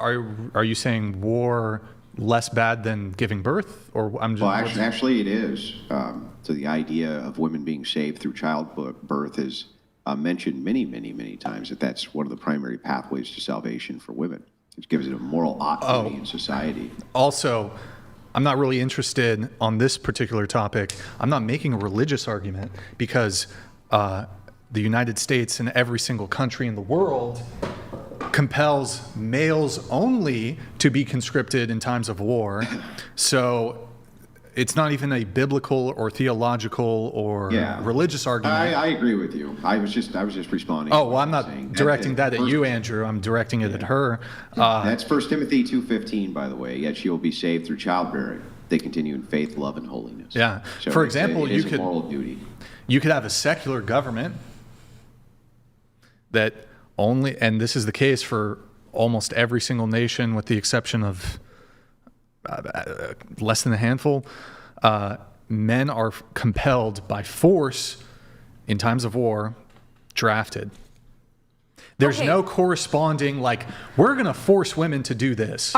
Okay, sure. Low-key, this sounds like The Handmaid's Tale. Are you saying we're forcefully impregnating women? Is that like, how else are we? No, I'm not doing a prescriptive claim. I'm speaking descriptively. I'm talking about what is, not what should be. I don't think women should be forced to, but it is an interesting thought experiment to be like, okay, well, if the government can force men to, go somewhere, European theater during World War II, European theater during World War I, and die in some trench and be bombarded with shells and for months on end and suffer extreme PTSD. This kind of ties into our previous conversation with duties. So men have duties to the point where they can be forced to go to war for their country. And we can talk about, well, women's duties are this, but it's not state compelled, whereas men's duties are state compelled through force. Nobody points a gun in a woman's head and says, in a time of war where here, I can frame it this way. Well, to finish my sentence, women, there's nothing that compels women from the state down that says, okay, you need to go have kids, you need to produce kids. Nothing like that. Let's say, for example, not even that it would be a good idea. Think about it from even the military side. Like, you guys remember growing up with the Army commercials? Like, they would even put the Army commercials in kids' shows, right? Thinking that this would assist with the psychological indoctrination for later, you know what I mean? And they had the cool music. And, you know, they would have these cool slogans like Army of One, you know what I mean? You know, things like that. All of that was indoctrination from the top down in order to get men to fulfill a social duty for the protection of the nation. Same thing, you know, but there's no equivalent of that, even through propaganda for women. And that's kind of Brian's main point here. So then are you both saying that men should not be legally obligated to fight in wars? Well, I think that the draft is necessary. And I think that there's all sorts of compelling reasons I can give. Now, this is one of my most unpopular positions, that I think that the draft is necessary, and that there can be great times where you need huge amounts of conscripts to defend the nation, and that there is a social obligation for men to do that. The reason men resist that now is because they don't feel like women are living up to the same obligations that they are compelled to have to move towards, and so they don't want the draft anymore. Women can't be drafted. Right? There's all sorts of double standards for women. Women, for instance, sports reporters, I was talking about this earlier today, they can go into men's locker rooms. And they fought for the right to go into men's locker rooms to interview them. Men can't go into women's locker rooms and do interviews. Like, there's all kinds of crazy double standards which are set between the sexes. In an egalitarian society, you can't really have that. So it's like, if it is the case that you think that women deserve an honored place in society as matrons, then they have to fulfill their social obligations like they expect men to do. Or why is it that you would have any expectations of men? Why wouldn't men just resist it at every level? That's Brian's point here, right? I actually agree with you a lot on the draft is necessary and stuff. What I think, this is just a thought I've randomly had, is that women shouldn't be allowed to go to college until they're like 28. If men are being drafted, women shouldn't be allowed to go to college until they're 28 unless they have kids. It's just a thought I had. Because if they don't have a career to seek after, then they have husbands. It's a thought. It's a thought. It's a thought. Interesting thought. It's a thought. That's a crazy thought. Hey, it's a crazy thought. I speak what I say. I speak what I say. Yeah, that's okay. I think one way that you can take care of this is you take the right to vote and you give it to married households instead, one household voting. Ooh, that's nice. I think that's a really good idea. I like that idea. One of the reasons that's a good idea is right now in the current state of voting, the anti-suffragettes, the ones who were against feminism initially, and it was first wave feminism that brought in the suffrage movement to say that women should be able to vote, they made it one of the most compelling arguments, which is this will divide household against household. It'll divide husbands against wives. The second women become political pawns of the machine, they will be divided from their husbands. That's exactly what's happened. The anti-suffragette arguments read like prophecies now. If you read them now, they read like prophecies. Like, it's amazing how accurate each one of those arguments is. Oh, one question, Households Andrew. are indeed divided. And the anti-suffragettes, wasn't it predominantly women, correct? That's correct. Well, not only that, but what's really interesting is that they had to fight so that women couldn't vote on voting, because when women voted on their right to vote, they voted against it. And initially, feminists made the bold claim that the reason is because women were too comfortable and their status in society was too good. And it was. They couldn't incur any debt. No debt. They weren't allowed to incur any debt whatsoever. The husband had to incur the debt. Wow. They weren't, all of these things, that women were so comfortable in society, they didn't want to be considered political cogs. To give you an idea of how powerful women were in their moral stances before they became cogs of the voting machine, they passed the 18th Amendment, which passed before the 19th Amendment, which is their right to vote, right? They got the 18th Amendment passed on just moral grounds because they were considered moral arbiters in society. They were considered the more moral sex, because they were not political cogs to be used. And it's like, and they gave up all that high ground. It's just crazy to me. It's like backwards, you know what I mean? It's backwards. We should not be dividing husbands against wives. We don't need to do that. It's not necessary. I would say in Hang on, chair three was giving me the look though. She was giving me the like. Sorry, I have RBF. This crazy fucking guy, this crazy fucker's ideas over here. Do you actually think that women should not have the right to vote? Well, actually, I think most people shouldn't have the right to vote, not just women specifically. And here, well, let me make a case. And let's see, maybe I can make a compelling enough argument that I can change your mind. Does that sound fair? You can try. So, do you think that you're pretty informed on the issue of abortion? Yes. Do you think that most women at 18 years old are? No, but I don't think most men are either. Why do you think it's a good idea? Yeah, men either. Exactly. Agreed. Do you think it's a good idea that they can nullify your well-informed vote? That they can what? Nullify your well-informed vote on that issue. I think that everyone should still have the right to use their vote when they are impacted by the government. Why do you hate the founders so much? The founders didn't believe that. Our founding fathers not only didn't believe that, but set it up so that that system was not in place. They believed that stakeholders in society themselves should have the right to vote because they were informed on these political issues and had stake in society. And that the youth especially, like our founding fathers, would roll over in their graves if they knew that 18-year-olds could vote inside of political elections. They would lose their fucking minds. They'd be like, what are you people doing? Are you insane? Why do you disagree with them? Why do you think it's a good idea? Well, because they're still impacted by the government. That creates the ability for the government to oppress 18-year-olds. I mean, 10-year-olds. 16-year-olds are. 10-year-olds are. Yeah, 16-year-olds are impacted by the government. Should valid. they be able to vote? Well, first of all, 10-year-olds can't also don't go and 16. fight wars.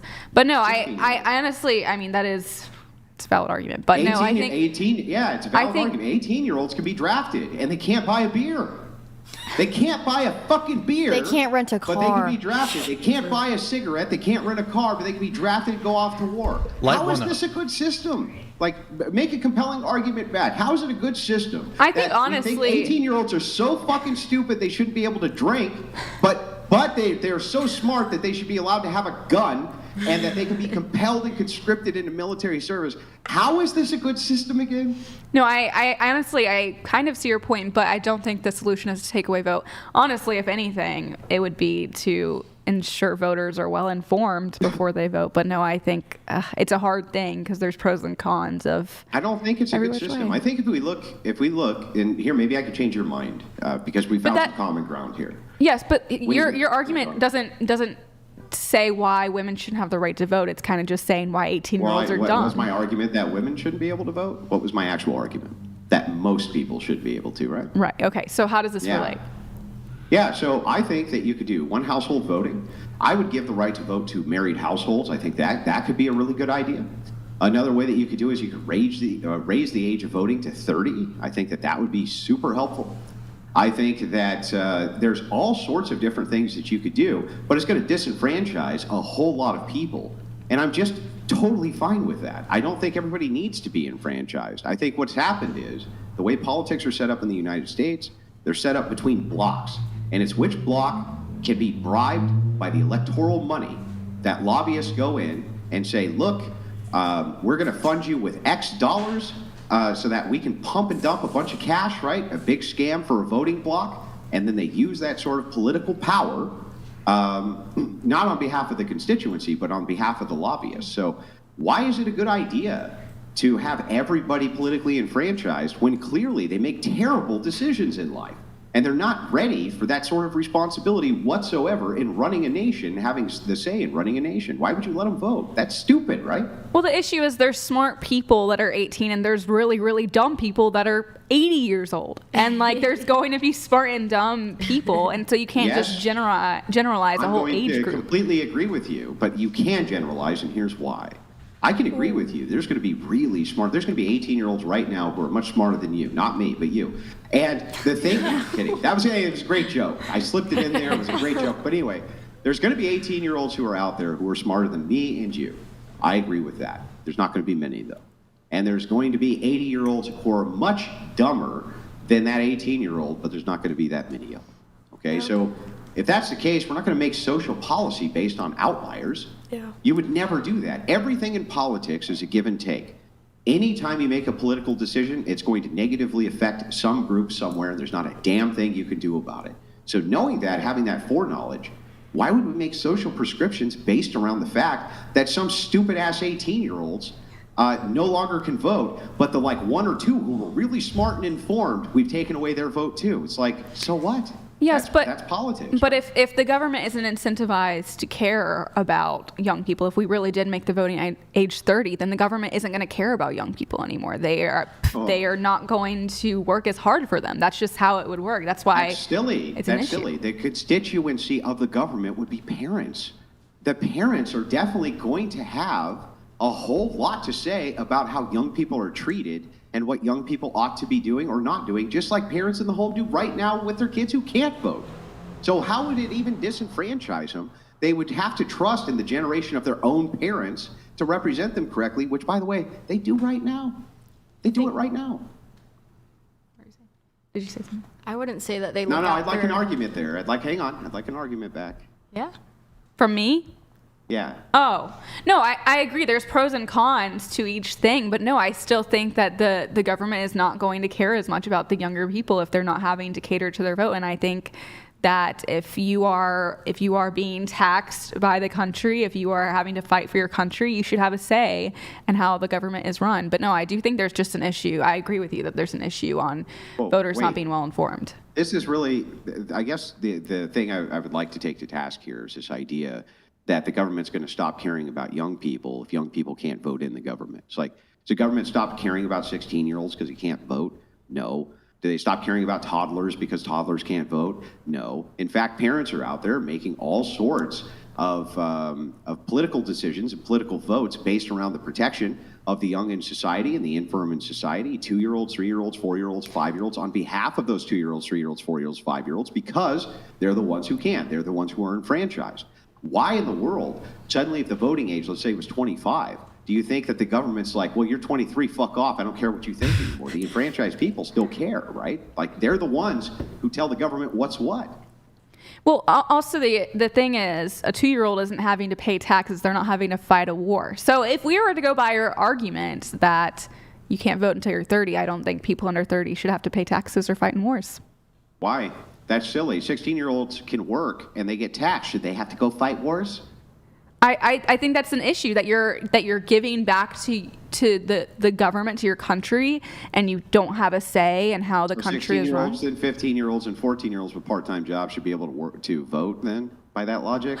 I think there's pros and cons to everything. But that doesn't make any sense, because your logic is if you're paying into a system, you should have a right to be enfranchised in the system. My counter argument to you is really simple.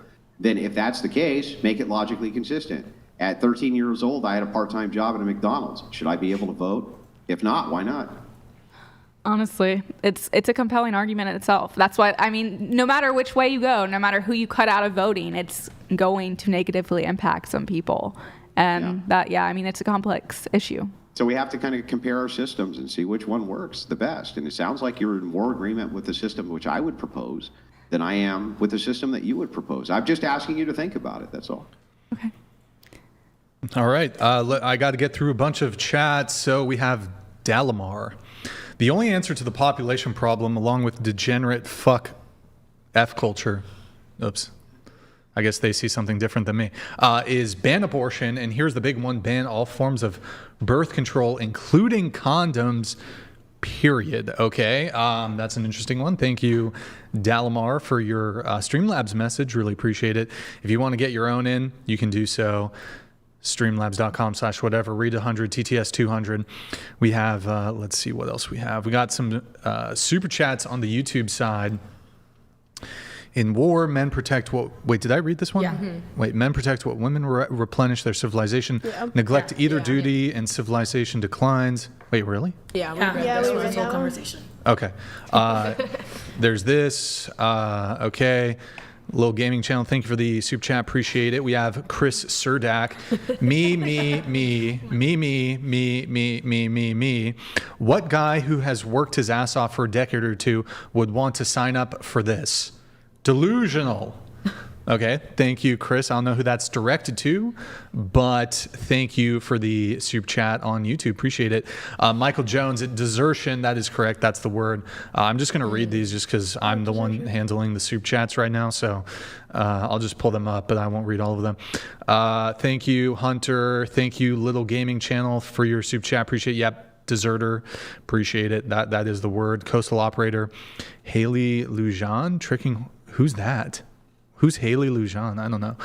Coastal Operator, appreciate it. Influencer that's like military and like. She does like military content. Propaganda, okay. Mm-hmm. Kat, thank you for the gifted 50 memberships. Kat, you're a legend. Guys, W's in the chat for gifting 50 memberships to the whatever chat community. Thank you, Kat, so much. Okay, Casual, thank you for the super chat. Appreciate it. Hunter Krylone, thank you for Hunter. Oh, is that Avalon? Okay. It's like a meme on. Thank you for the super chat. I do appreciate it. Natalia gifted 50 whatever memberships. Thank you so much. Appreciate it. Guys, let's get some W's in the chat for our good friend Natalia. Thank you so much for the gifted 50 whatever memberships. Got Ogle, member for 5 months with the eyeballs. Thank you so much, man. Ogle's an OG. He's one of our... He's a top G in the Discord. Thank you, Ogle. Appreciate it, man. Good to see you in the chat. We have Matt here, Chair 3, 100% feminist. Thank you for that super chat. You want to contest the feminist accusation? I mean, it depends on how you're defining feminist. If you just means equal rights, then sure. But no, I think modern feminism is... I would define it, I think, the same way he would. It would be the movement towards egalitarianism with the deconstruction of patriarchy. Mm-hmm. The reason deconstruction of patriarchy is necessary for egalitarianism, you can't have equality if you say that men and women cannot be equally franchised in various things. So you're going to have to deconstruct patriarchal systems. Feminism's anti-patriarchal, that's why it's anti-Christian. Yeah. Okay. Are you a feminist? What? No, I'm not a feminist. Are you a feminist by that standard? No. So then why do you want egalitarianism? I think that I think that women deserve rights. But no, I do agree that like men are... Equal right? Do they deserve equal rights? What rights are you talking about specifically? Any Yeah, rights. yeah. Yeah, so if they deserve any rights, you're going to necessarily be deconstructing patriarchal systems for that to happen. There's no way around that. Women and men aren't equal. No, so I'm just saying, like, women and men aren't equal. So in order to reach equality, we have to elevate women in one way or another to reach equality. Like for example, I do think in general that it is good for women to be mothers. Now, I think it should I think women should have the right to go and work, to go and have a job if they want as well, even though I might think that in general it is better for women to be mothers. So, if that makes sense. I think they should have the legal right. But nobody's disputing that. What I'm asking is this. It is the case that you're an egalitarian, and it is the case that the only way to have egalitarianism is to dismantle patriarchal systems, because otherwise what are you equalizing? What are you equalizing if it's not equalizing women to men? If that's the case, necessarily you're going to be dismantling patriarchal system. Definitionally then, if you believe in that, you would be a feminist, yeah? I suppose no. I think there are certain things, like for instance, I don't think women should be drafted. That is one thing. So I don't necessarily. That's not very equal. I know. That's I'll take that back. Maybe not exactly. But so equal. Why is it the case though? Why shouldn't women be drafted? Because I honestly have issues with men in general being drafted. Like What do you mean? I do think that there's an argument that it's taking away like their bodily autonomy. Well, yeah, but the thing is governments and nations are not going to relinquish their right to force its citizenry into a military conflict if needed.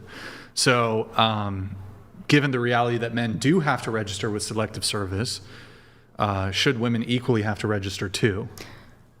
No, I don't think so at the end of the day. And I mean, I guess that's an example of something that I do think is different. I think when I'm talking about equal rights, I'm talking about just generalized. I mean, we can talk about... And that creates privilege in society now. Now you're creating privilege for women. So no, I think men and women are different. I think men and women... I agree. Men and women are different. You're getting a privileged role. You don't have to go fight in no wars and get drafted. What do men get? What do we get in exchange for that? Well, women are considered the crown. Let her answer. Well, I think honor, first of all. I think that's a huge thing, that men are honored for fighting the war. By who? Other men or women? Because in this case, you get an elevated position. Men get to be honored for the position of dying on your behalf. Well, that's fantastic. What a great deal for us. No, I think that it's different in that aspect. So again, maybe not. Sorry, I said equal. I'm talking equal as in our basic constitutional rights. But no, I do think men and women are different, so I'm not a feminist in that. So then wouldn't it be a violation of our basic constitutional rights to have a draft? It can't be, right? Because Congress can definitely call up the militia when they need to. Right. They do. Yeah, that's true. I go back and forth on that. I don't necessarily oppose the draft. I do have concerns about it. I do. You had something, Abigail? Go ahead. Yeah, I'm curious if you're against the patriarchal system or if you're for it. And what aspects? Like what specifics? I mean, all aspects. Yeah, all aspects. Just are you against the patriarchy, government, men leading the society? No. Okay. No, definitely not. No, I think men are made by God typically to be leaders. Absolutely. Okay. Not that women can't be leaders in some aspects, but typically not the same way. Yeah. I'm just curious. I guess something Unless they're in a wait. relationship Hold you on. can justify Hold on. why you're moving, right? Then they can't be leaders. then it's like their leadership's a little too much. No, you're good, Lauren. They don't You're want to good. justify. Go ahead, Brian. So it's interesting, though. I think most women don't have any qualms with the current status quo of, okay, men, they're the only ones that get drafted. They're the ones that fight the wars. They're the ones that overwhelmingly die. And there's really doesn't seem to be much of a social movement against forced military conscription of men by women. Most women are just like, yeah, I don't want to go to war. Men should be like, yeah, in some sort of... Here, let me ask you a question. You said that men should not be drafted. Well, I'm not necessarily... I have concerns about it. What are your... I think it is, forcing people to fight for a country can be a little bit against their bodily autonomy, but no, I do think it is sometimes necessary. It's not great. I don't like that we're dragging people that don't want to be there. Yes, I agree with you. It's bad. Yeah, it's sometimes necessary. War bad. Though. Well, yeah. Here's the scenario. War bad. Yeah, war bad. Here's the scenario I would present to you is, so let's say there's an invading country. Let's say, it doesn't even need to be a specific one. It's just a hypothetical. I don't know, Kazakhstan. They're become a military superpower or some shit. And they're going to invade the country, and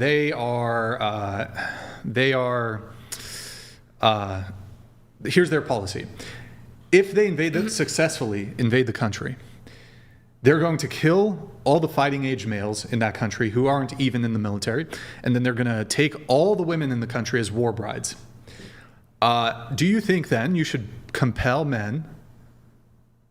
And here's the scenario. If you don't compel men you force them to join the military, to be part of the military, then you know definitively that you will lose this war against Kazakhstan. And they're going to grape all the women and kill all the men. Do you think then that it would then warrant forcing men so that the women don't get raped and all the men don't die anyways, to then fight? And if you do fight, then you have a 50% chance of winning versus just you will lose if you don't do this. Absolutely. That's why I'm saying Okay. I have concerns about it, but I do think it's sometimes something that's necessary. Right. So that's the whole idea of, okay, well, there are some circumstances in which, and look, there's been drafts where, like Vietnam War, shouldn't have been in that conflict to begin with. That's a whole nother conversation. Some drafts are not for like the lifeblood protection of the nation. But there are some that are. And so in this instance, it's like, okay, well, you would do that, right? So I don't know, it seems, but why not then compel women? I think men have a biological advantage, and that's why we do draft men, because they have, they're typically physically stronger. But no, I think that's why, but no, I think in general, I'm not necessarily opposed to draft. I just do have concerns. Yeah, I don't think anyone here thinks, oh, it's great, it's fantastic that we're forcing people to fight. No, it's a necessary thing that isn't great. But what do men get for that sole burden and duty being placed on them? Well, it's not like women are just sitting back at home, or they shouldn't be. What do you mean? Like they're still doing things to support men. They should be. Yeah, but from the government down, what is the government compelling by force women to do in wartime? Nothing. Yeah, and I honestly, I think that it's because men have a physical advantage. But no, I agree. It's different in that way. Do you think that women that volunteer, I volunteer as tribute, that instead of a man that has a family, a woman that volunteers and is like, well, I have nothing going on for me, so I'll just join the military, do you think that she could just get like an honorable, like, like status or something, once the war's over, once she completes her mission? Would that be something, I guess, applicable for that? I'm sorry, what? Oh, like, so like pretty much. It's a total non sequitur, but okay, what's your question? Oh, well, pretty much, if let's say there's a man with a family and he gets drafted, and this woman's like, hey, this guy's got a whole family going on. I have nothing to do. I'm a single woman. I might as well just go anyways, and I'm an able-bodied woman. If she took his place, would she get an honorable, or could she like get an honorable, something? The Medal of Honor? I don't know, something. Yeah. I guess if she... Would that give an incentive for more women to do it? But then again, why wouldn't the guy? Women can volunteer for the military. But it's just, I don't... One of the problems with egalitarianism, which is that you end up taking patriarchal systems and then lowering the standards so that women can participate. Oh, and that's exactly what happened in the military. It's exactly what happened in the police force. It's exactly what's happened across the board when it comes to any of the protectorate roles in society. Mm-hmm. Guess how many Navy SEALs are women? I don't know how many. 0. Oh, well, 0. okay, really? And it's not because they can't be. In fact, they've been trying to get one to be for years and years and years. And they can't pass the training. They can't do it. They can't pass basic underwater demolition training. They're physically unable to accomplish this. The ones who are, I did some research on the ones who were Green Berets. I didn't think there was any Green Berets. There is actually a few who are, but it turns out those were just political appointments ultimately. And they lowered the standards so that those women could pass as well. In fact, the very first female Green Beret, 2 months after she completed her training, ended up getting arrested and going to jail because she discharged her own firearm negligently in her own house, right? Oh, that's how, these are special forces, right? This is the lowering of standards and the deconstruction of patriarchal systems. And the military has to necessarily be a patriarchal system. There's no choice. You rely 100% on men for defense. Here, let me give a counter question. I'll start with the gal in red. She has a lot of political knowledge. I'm not trying to pick on her. She just happens to be able to debate a bit because she has some political knowledge. So what happens? What do you think happens if men stop their role of defending women in the country? What happens? What happens to the country? It would probably... That'd be you, chair 3. Oh, sorry. Ask your question again. I thought you were asking. Yeah. What do you think happens to women and children in the nation if men stop defending the country? What happens? Yeah, I mean, they would be negatively impacted. Well, they would be destroyed, right? Yeah. They would be carried off as war brides. Yeah, right? no, that's why I think it's necessary. Unfortunately, it's just unfortunate. I agree. It's necessary. So then Brian's question, which has gone unanswered time and time and time again, what the fuck do men get out of that? What are we getting out of this? And that's what Brian wants to know ultimately, right? He's like, what do I get for the fact that right this second, and this is the truth, this is the God's honest truth, right this second, if war breaks out with China tomorrow, we do not have a large enough amassed armed forces to deal with it for a prolonged period of time. The government can easily turn to conscription. Not saying they would, but they easily could. Brian, right, if you need men, especially, it doesn't even matter if they have physical ailments, they're going to draft your ass, and that's going to be that. He's eligible for the draft. They don't give a shit about his studio. They don't care about what he's got going on in life. They don't care if he's got millions of dollars in the bank or not. They don't give a shit about any of that. They're going to drag his ass up and hand him a rifle, and off to war he goes. So because that can happen to him, it can't happen to any of you. It cannot happen. What does he get? Well, what does he get? He gets his own personal freedom, for one, and secondly, women are viewed... He gets his own personal freedom taken. Erroneous! No. Wait, what?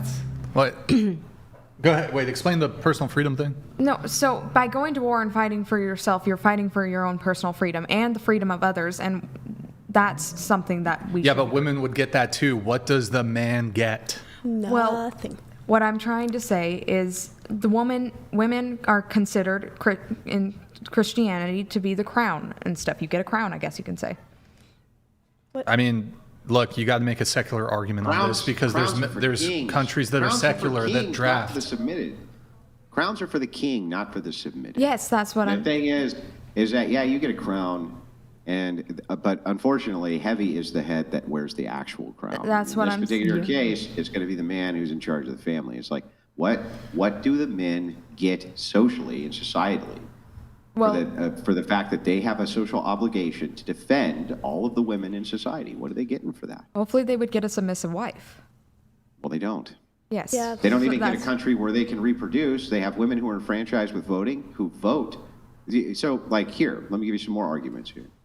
Women are the deciding vote on almost all degeneracy in society. Anything that you would consider, from a Christian perspective, to be a degenerate action, be it LGBTQ, gay marriage, all of this, women are always the deciding vote, which are the positive for those effects, every single time. Yes. The trans phenomenon right now wouldn't even exist inside the United States, absent women enfranchised voting, period.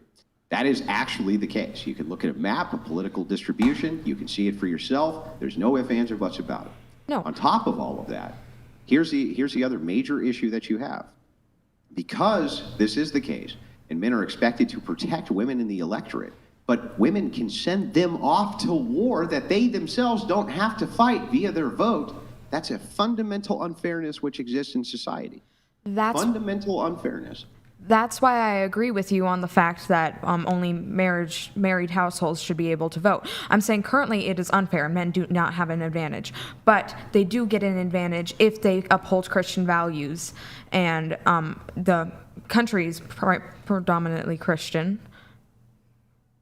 No, It's I would not? say the Oh, it country used to be. is no It longer used to be. predominantly Christian. It used to be. I would say that the majority of people do identify that way, but just self-identification, as we now know, doesn't mean shit. There's lots of people who self-identify as being the opposite sex, for instance, right? That kind of thing. That doesn't mean that they are. And just a simple self-ID of I Christian doesn't have anything to do with your actual status as one. Yes. So the question just becomes this. If this fundamental inequality actually does exist, and it does, that women can vote in politicians that then send men off to war against men's will, right? Why is it that men should put up with enfranchisement from women to begin with? I don't think Why they should they even put up with it? They shouldn't. They shouldn't. Yeah, they should not. They shouldn't. Yeah, I think women need to seek marriage just as much as men need to seek marriage and stuff. And then if you have a Christian household, the man will fight for the woman, and the woman will nurture the man and provide relief for him. Wait, so Andrew, is the for the question that you pose, what do men get? Is it the vote? Is that the answer? They get that's nothing. that's not the okay. No. Men are supposed to get social duties and virtue from the opposite sex. That is I see. Okay. And they should get that. They get an equivalent social duty. And I they agree, don't. for instance, with Chair 3. There are ontological differences. The state of being between what men and women are itself are different. We're bigger, we're stronger, right? We don't have the same influx of hormones when it comes to rationality, so we tend to make more pragmatic decisions overall. Now, this is not to say women are not logical. They are. Not to say women are not rational. They are.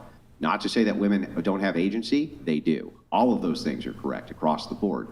But it is still the case. They have influxes of hormones that men don't have to deal with. And one of the biggest stabilizers in a man's brain is testosterone, helps with rational decision making and the skills of rationality itself. Men are uniquely equipped to deal with the political experience, whereas women are not uniquely equipped to deal with it. Does that mean that women are always going to make bad choices politically? No. But the pattern seems to be that they have so far. I'm not even saying you have to disenfranchise women, though I would limit the voting pool significantly for men and women.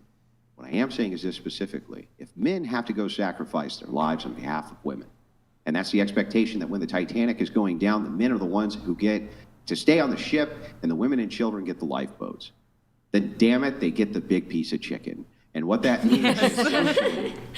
means is socially, if they get the big piece of chicken, that they get virtuous women.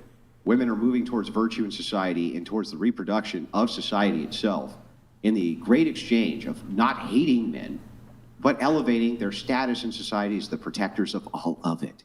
And I think that that's a completely reasonable exchange that from the top down, we could start promoting, and it would make a huge difference in society for both of us. Absolutely agree. Yeah. Well said. Well put. Well put, Andrew. Well put. All right, I have one question. Andrew, what do you think are the... We deserve a champagne pop for that rant. I agree. Yeah. I agree. Champagne Vogel. chicken Wait, speaking of... For coming into whatever studio, we deserve one. Go ahead. I'll get you in just a sec. Ogle, thank you for the gifted 100 memberships, actually. You sent it in twice. Let me do the Streamlabs ding hasn't been working. I don't know why. Let me get that through. Thank you so much. And I'm also going to do it for Natalia and Kat. I don't know why Streamlabs hasn't been working for the ding, but appreciate it. There's a couple chats that we'll get to. Ogle, Andrew did call for the, you don't have to do it, but if anybody in the chat wants to send in a champagne pop, gladly do it. We'll also probably get maybe some pizza going too. So yeah, thank you so much, Ogle, for the 100 gifted memberships. You're a fucking legend, man. Ryan, you're if top you G. order pepperoni pizza and not every woman on that panel has to eat pineapple, I'm never coming back to the whatever studio again. Wait, I like pineapple. If they eat, it better only be pineapple that you order for people from now on, since I had to eat that nasty piece of pineapple pizza. I like I am holding I'm not a whatever pineapple. hostage on this one. I'm down for some I'll pick the pepperoni off. I don't know, Andrew. That's But I'll eat because it. then then I gotta eat the pineapple too. I could pick it off like how you did and just pick it off. But you know what, Andrew? Even if you pick the pineapple off, I'm sure you'll agree with me on this. It's tainted. It's tainted pizza. It's just not. It's like, I mean, would you eat a piece of pizza somebody dragged their balls on? Depends on who. No, Of course you wouldn't do that. It's like, what? Just kidding. Damn. Yeah, definitely not. I definitely wouldn't do that. But okay, we have. Let's see here. Oh, sorry, you had a question. Go ahead. Oh, you're good. My question is obviously men would be drafted if something were to come up, but also our most likely chances of war, nuclear.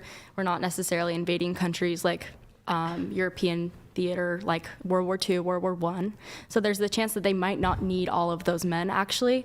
And it's been decades since men were actually at risk or actually sent out and conscripted. Well, widespread. American men, but if you look at Ukraine, you look at Russia, you look at Israel, yeah, they're definitely conscripting in Ukraine. Yeah. Actually, really quick on Ukraine It's a compelling argument, actually. With Ukraine. There, you can actually, and I encourage Ogle. I'll get in just a sec, Ogle. You're a legend. You can look up. There's hundreds of these videos coming out of Ukraine of men. It's not just well, I'm drafted now, and they send you a letter. They abduct you in the street. They beat you up. The military police beat you up, and they abduct you if you resist them. And most men are like, I don't want to go to the front in winter against Russia. No.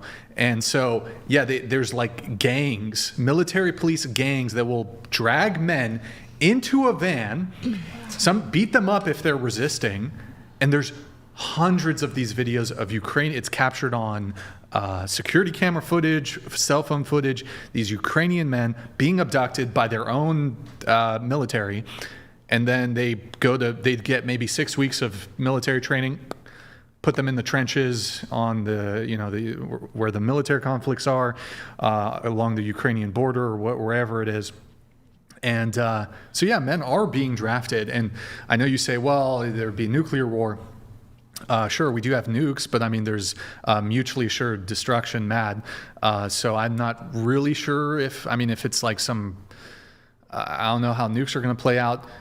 Conceivable, and I do think we are closer to a global conflict, global war, World War III, than at any time in the past few. At least since the Cold War ended.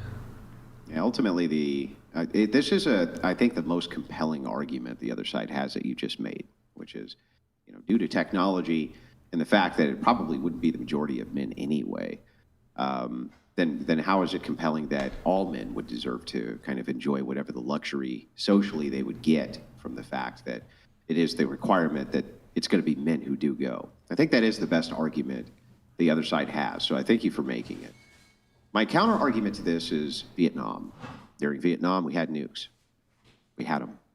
And so did the whole world, right? Well, not the whole world, but the nuclear armed world like Russia, they had them. There was still a draft, and tens and hundreds of thousands of people went in the draft, and many of them got shot to death by Vietnamese and this type of thing. And in Vietnam, there was a draft as well.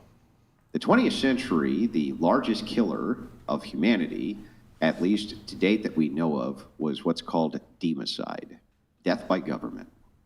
It's the largest killer of humanity throughout the 20th, including right here, other than medical malpractice, even right here in the United States.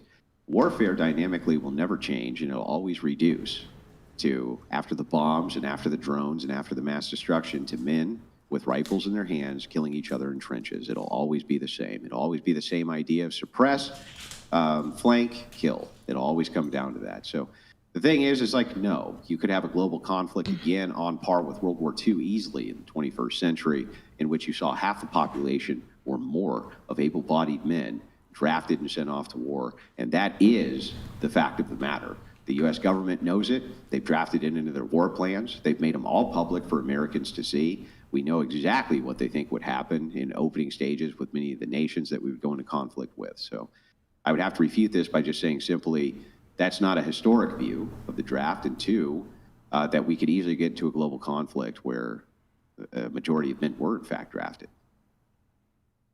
I agree that we could too. Sorry, had to do it. Bars. Opal_glue.net donated $999. Pop champagne bottle emoji, drinking glasses emoji. Oh, okay. That was a little impotent, but Ogle, you're a fucking legend. Giga Chad, who wants champagne? I'm okay. Yes. Hey, question. Since you're part of the LDS, you don't drink like at all? I don't drink any alcohol. Stop. Sorry, so that. I'll have your glass. I was just thinking about it right now. Wait, my wife's bringing me down a shot. You got to wait for me too before you go. We'll get it. Yo, Ogle. Guys, W's in the chat for Ogle. This guy's a fucking legend. W's in the chat. He's a, hold on, let me. He's a brave and a decent man. He's a pioneer. That's true. He's a pioneer. Wait, what the heck? Thank you, Ogle. Wait, so you, Lauren? Okay, so, all right. That's a lot of, all right. Lauren's going to have to drink most of it, though. That's okay. Just hand her the bottle. Hand that to Lauren. While we're doing that, here, let me actually let this message come through. Oh, damn. Has this been waiting for a while? Chris, I'm sorry. We just got caught up in the $200. Sorry, man. Schrodinger's feminism. A woman is simultaneously a victim and empowered until something happens. Then she can choose which state benefits her the most. That's why she doesn't want women to be drafted.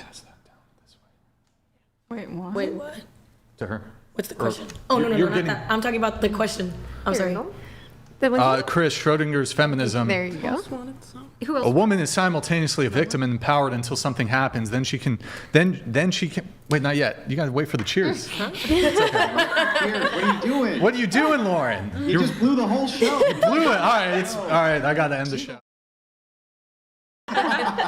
Show's over. All right. No, it's all good. Cheers to nuclear proliferation. Wait, he doesn't have a shot.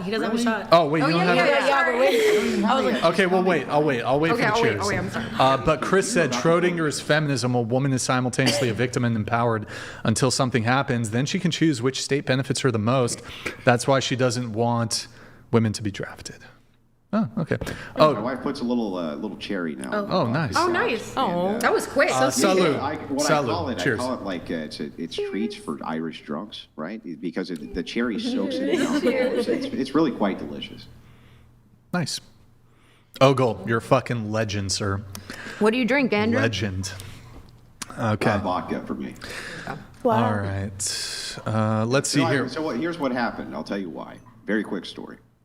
The reason I drank vodka instead of the traditional Irishman's drink, which is whiskey, because I'm half English. The official headwear of the Irish is the English boot, or at least so I'm told, right? So what happens is if you mix the English tenacity for oppression with the Irish tenacity of just wanting to fight for no particular reason, you end up with one confused motherfucker, and that's what I am, and that's why I end up with vodka instead of whiskey. Do you drink Irish car bombs? All the time. In fact, I went in one time to an Irish bar and asked for an Irish car bomb, and the chick told me that I was being racist. She said, How would you feel? How would you feel if I went to your country and asked you for a 9/11? And I said, sounds delicious. What's in it? And then they threw me out. Oh, I've heard about that. Some people get kicked out for certain drinks. There's other drinks too. Yeah. Christ is Lord. Andrew, what sect of Christianity was the thief on the cross? The thief came to salvation simply by repentant heart through his faith. Christ alone saves, not sects of Christianity. Do you quick response to this? Yeah, I wouldn't make a salvific claim. However, the reason the thief on the cross was saved through the faith in Jesus Christ, he also accepted all doctrines of Christ right then and there. All of them. That's what salvation meant and means today. The idea that you can have these heretics running around giving off false doctrine all the time for the purpose of everything from self-glorification to their machinations in society is the opposite of what the thief on the cross was, which was humble submission to Jesus Christ and the acceptance of all doctrines of him. All right. Thank you for that message there. Christ is Lord. That was his username. Thank you, man. Appreciate it. All right. Also, that's not good enough, right? Christ is God, right? Christ is God. And let's see, we have, you know what we need to do? Stifler, ask everyone to rate their own. Actually, wait, before we do that, hold on. I wanted to kind of wrap up on, we spend a lot of time on this. I just had a couple things here, Andrew. And I wanted to get your thoughts on this. So, Andrew, the wife needs to be submissive, obey, right? But are there, and look, I know, for example, like this would be the extreme argument. If the husband says, well, I want you to jump off a bridge, of course you would agree that that would not be a situation in which a woman should be submissive or obey. Of course not, right? But that would be irrational, yeah. Yeah. But how far, like that's an extreme example, but along those lines of, like, what would be the strongest argument in that example? For example, let me ask you this. And if it contradicted your own worldview, so let's say I'm trying to think of the best example. So you are analyzing a Orthodox man, Orthodox woman, Christian, and the wife wants to homeschool. And Andrew, my understanding, you're in favor of homeschooling. You think it's superior, right? So the wife wants, sure.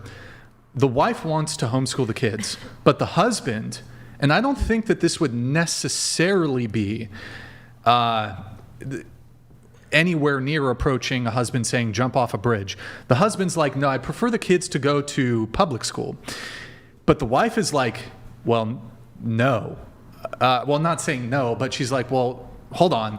I want to homeschool the kids as the wife, but the husband's saying, no, we're going to send them to public school. In that situation, while women ought to be submissive and obey their husbands, but you would agree that the wife is right, I assume. Yeah. What would you say in that situation? I would agree that she's factually correct and he would be factually incorrect. But what would you say in that situation? What should wife? So I'll answer both of these questions because they're an answer to each other. God's nature is non-contradictory and unchanging. For God is the logos. Logic is also part of God's nature. Reason must comport to logic. So if somebody asks you to jump off a bridge, it does not comport to reason.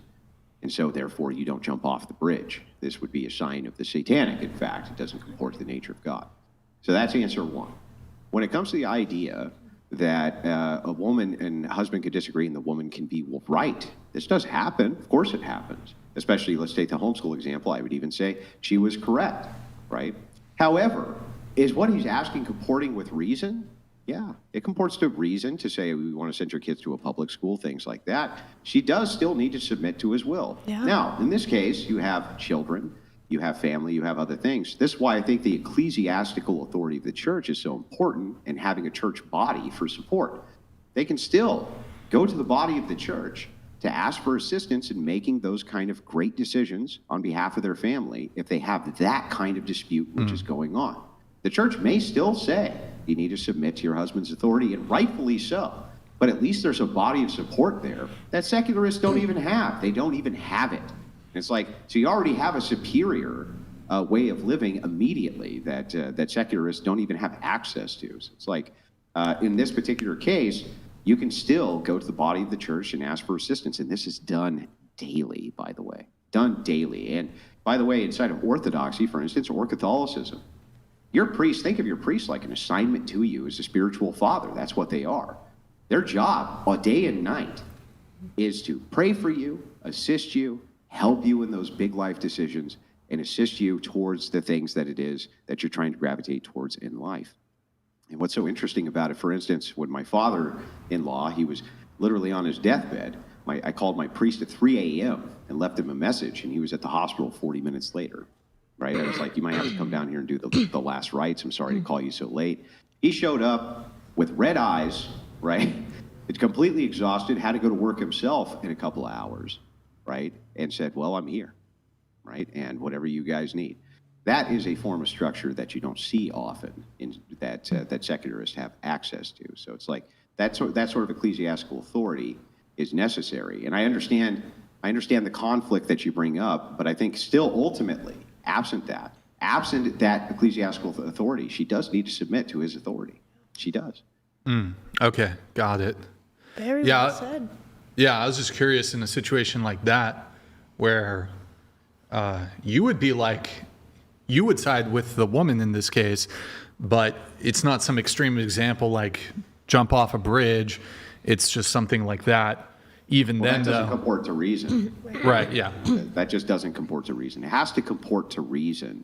Otherwise, you're violating the very nature of Christian ethics immediately. Got it. So that's just asking, like, if any time somebody would ask you to violate Christian ethics themselves, your obligation then is actually to resist. Got it. It's to immediately resist. Okay. All right. We're going to get to Stifler. Ask everyone to rate their own looks on a scale of 1 to 10. You can't pick 7, starting with you. Go ahead. Damn, that kind of sucks. I was going to say a 7. I would say in my own head, I believe I'm a 10. I feel like every woman should believe they're a 10. But I honestly, I would say I'm a 10. But okay. That's it. And you said all women should believe they're 10s? Yeah, just in their own thought. Yeah. But to society, what about men? Should all men believe they're 10s? Yeah, if they think so. They think that they have like a good leadership, they have a good moral. So there's no room for self-improvement and you think that's good? Yeah, no, you're always good for self-improvement. But 10 means there's no room for improvement. looks. Yeah, even looks, still, there's always room for improvement. Yeah, but that's up to you. What are we improving? Like, what are you talking about, like makeup or what? No, you could improve your health. That improves your appearance. Men can improve their physique. That improves their appearance. Like gym. Yeah, so. Okay. Yeah. But I'm a 10 now and I'm a 10 later when I have abs. Both men and women should view themselves as 10s as well. Okay, what about you? Rate your looks on a scale of 1 to 10. I just don't believe worth is defined in numbers, so it's not something I do or believe in myself. Okay, well, let's test this. Would you date a dwarf? If I was attracted to him and he met my standards. Are you typically attracted to dwarves? I haven't met that many. So would it be your preference to date a guy who's physically fit and 6'1", or a guy who's 4'9"? My preference would be the first.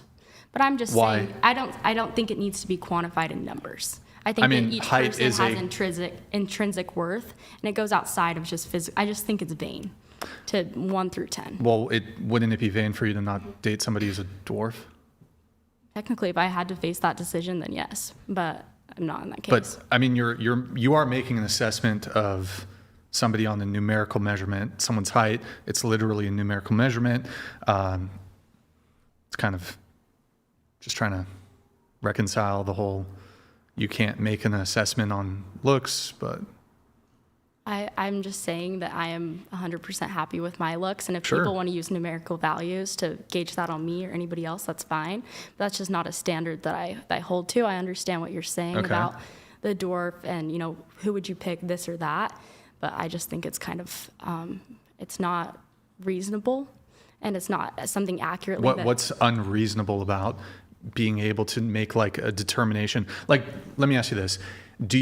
Can you look at 2 people, and it could be 2 women, it can be 2 men, whatever it is, and can you make a determination as to if one is more attractive than the other? Yes, that's just personal preference. But that would be, so okay, but we can start rank ordering. So if I give you 10 people, you could start maybe ranking them in terms of, okay, he's most attractive, next. But that's just not like a belief system that I choose to like apply to. So technically, yeah, I could sort them all, but I just don't do that. Well, I mean, it's not even something that is proactively done. It's just automatically happening. That is the nature of physical attraction. Mm-hmm. Maybe, I mean, are you not physically gross? Are you not physically attracted, or do you not find men physically attractive? Like no, I do. You don't, because some women are like, I'm what's sapiosexual, and I only care. It's bullshit, but I only care about their brain and stuff and their values or whatever. It's like, okay, everybody. It's very hard for me to believe that someone's can't make determinations on looks. I could make a determination, but the overall factor and consideration of choosing one person over another is just such a bigger consideration, because not only is it into visual physical preference, it goes so far beyond that, moral, character. I think if we were just going off that all the time. I agree that there's things that are more important, and there's other factors to how what we care about when it comes to who we want to partner with. But I think downplaying the fact that physical appearance and attraction are fairly important here. I mean, it's unreasonable. Okay. So, but just to be clear, you don't care about physical you don't care about looks in a man. I don't care about quantifying it in numbers and sorting people into boxes. I just don't think it's okay. Why would it not be okay? Because every person has innate value, and I'm not disputing that whatsoever. Mm-hmm. But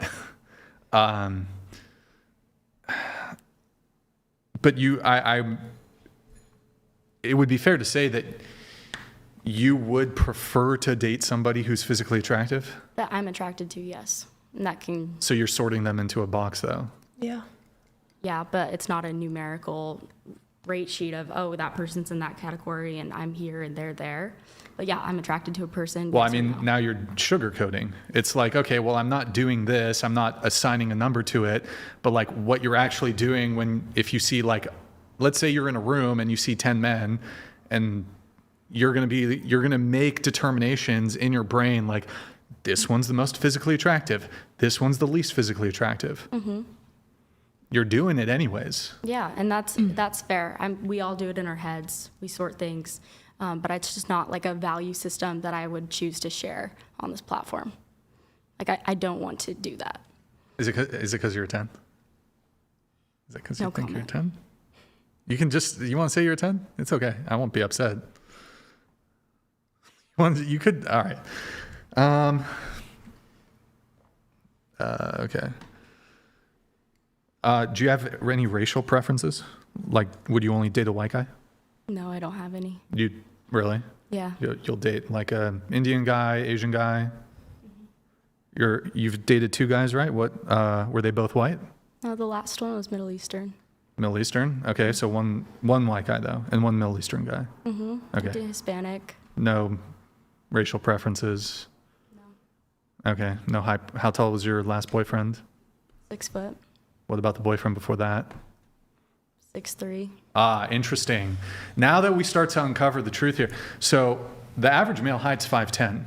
Of the 2 boyfriends you've had, one of them is in the 1 percentile of men, 6'3". The other is like, I think the top 10, top 15% of men. How tall are you? 5'6". 5'6", right. So it's interesting to me that you say you would date a short guy. I've dated a but guy you've that's dated like 5'9", of the 2 men 5'10". but of the 2 men you had long-term relationships with, both of them are above average height. That's kind of interesting. It's just not but a you don't really factor care. I don't care about it. Women say this. I'm not really interested in what women say. I look at what they do. In your case, you dated 2 men that are, one of which is well above the average male height, and 6 foot is. There's a higher proportion of men that fall under 6 feet. But there's 2 men that pursued me, and they happen to be over 6 feet. What? Okay. Wait. So just to be clear, they happen to be under 6 feet? They happen to be 6 foot. Wait. But are those the only 2 men who have ever pursued you in your entire life? No. Okay, yeah, okay, cool. You're just saying I'm pursued you. looking at what a woman does. But the men that you ended up in relationships with happen to be 6 feet and 6'3". Yeah. Okay. So you don't care about height, but look, I mean, it doesn't necessarily disprove it, but it's convenient that you say you don't care about height, you don't care about looks, but these are like I 99. don't care about quantifying One of the that guys is or like 99 assigning percentile a scale of height. 1 to 10 to that. I'm not saying I disagree with the notion entirely. That would be absurd. But rating it on a scale of 1 to 10, or I only date guys that are over 6'1", would Okay. just be dumb. How about this? Who do you think is the most beautiful woman in the world? And you can be like, it doesn't have to be like right now. It could be Megan Fox when she was 20 or something. I don't know. How about There's a this? lot of Who's beautiful like women. a very beautiful woman who you think is like top tier? Lily James. Lily. Who the I fuck don't know is who that that is. Do you think you're as attractive as her? No. Physically attractive? Okay. All right. Well, don't think you're going to give an answer. So what about you? I think that, I mean, first of all, I think that in the eyes of the world, it's subjective. In the eyes of God, we're all 10s. But I think from a worldly standard, I'm like an average person probably say I'm a 6. I don't know. Okay. But that's what I was trying to say earlier. Wait, hold on. True. True, that's what I'm. No, not that You're you're saying- 6. Not that you're 6. No. Yo, she's that's not calling what you I'm- a 6. No. But like, yeah, in the eyes of everybody else, yeah, you should think you're a 10. But what society norms is, they're gonna be like, but it is like how she said, personal preference. Because I could be like, subjective. well, I like them, I like these, and there's those shallow people that are like, oh, I will only date these type of people or these type of categories. So it's just like doesn't matter. At the end of the day, you should just care what you think you are.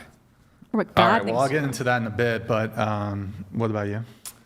I agree with her in a lot of ways. Like, I think quantifying it just, I mean, it's kind of, but again, everybody does have the,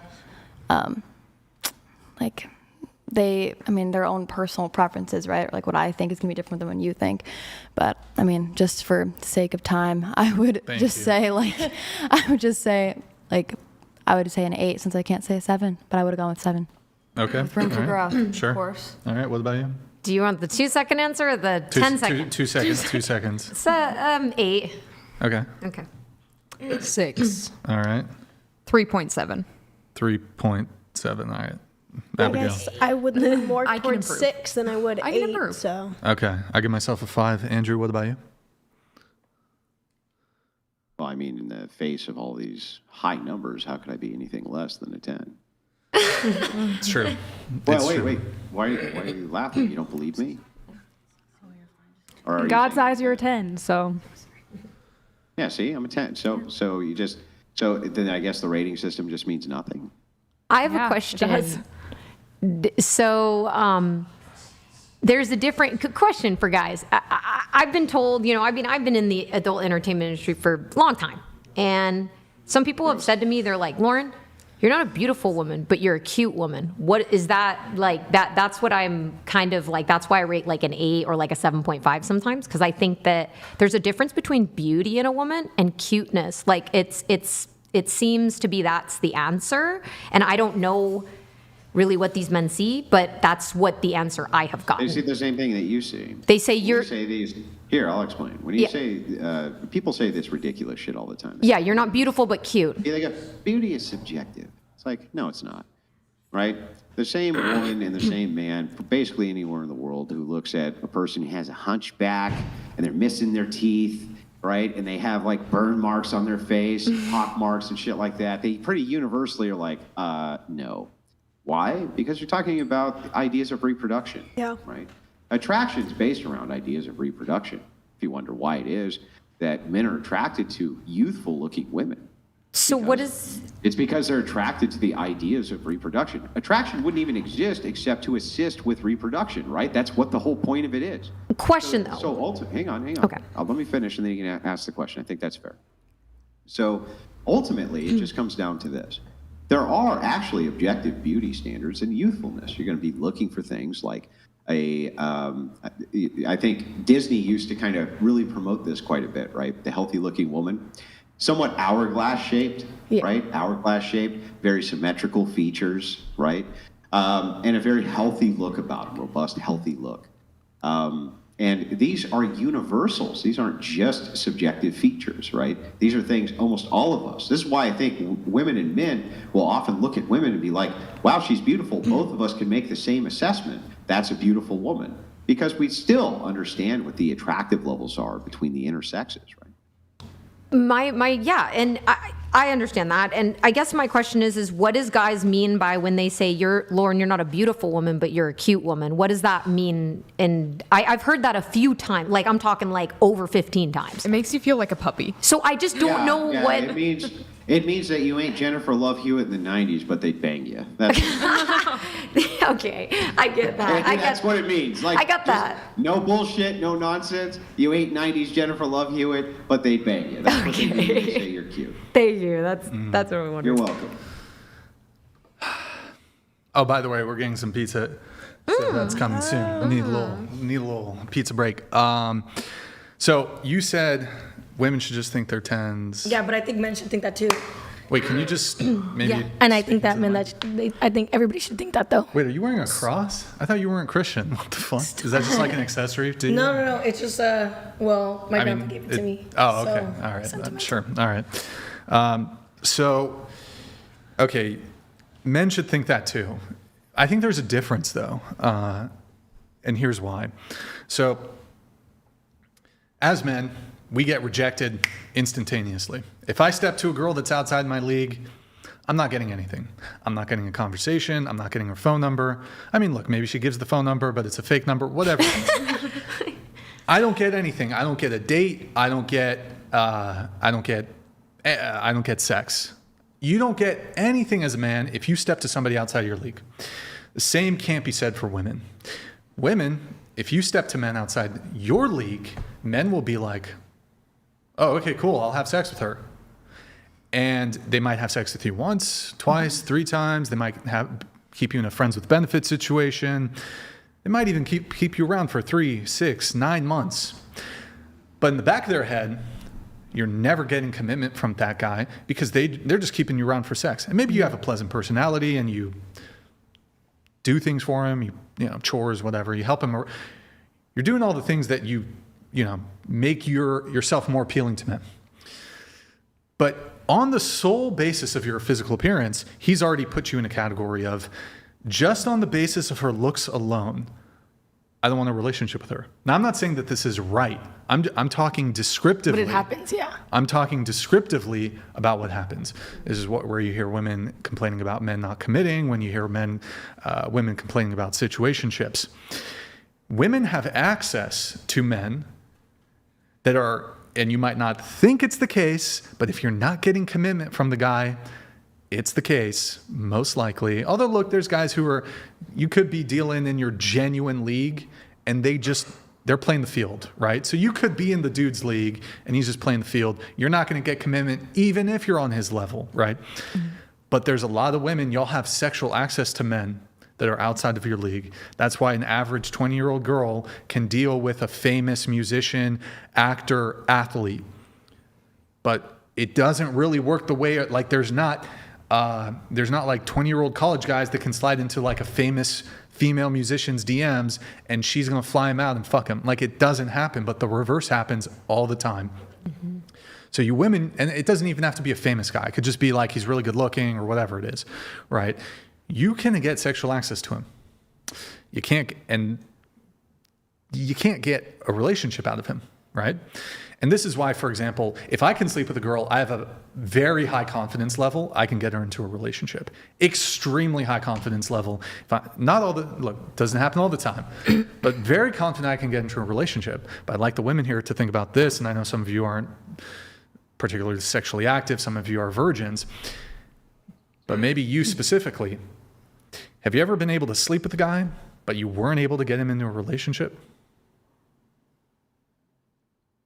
I don't sleep with just, I guess, anybody. Look, I'm not saying you're but fucking yeah, I have hundreds of I mean, men. not me myself, but I have heard about those situations like through friends and everything.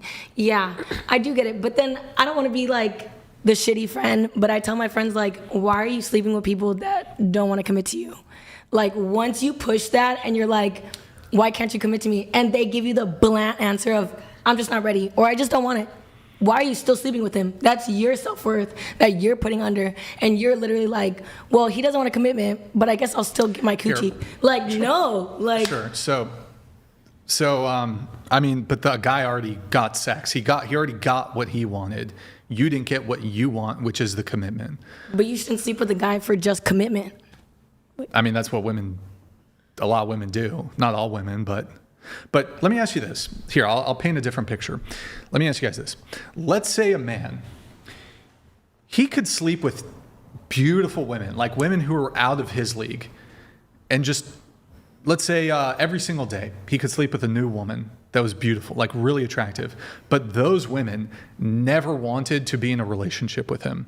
They just kind of, maybe they kept him around, this average guy, or maybe slightly above average. They just kept him around for, occasional sex. Are you giving me like a good luck Chuck type of situation? What the? I said, are you giving me like a good luck Chuck type of situation? Good luck? Have you seen the movie Good Luck Chuck? Yeah. Yeah. I haven't seen Okay, Good Luck Chuck. I don't know what actor it is, but Chuck is the guy, and someone put like a curse on him a long time ago, and basically was like, you're never gonna find commitment, but women are always gonna use you to sleep with you, and once they sleep with you, they're gonna get married right after.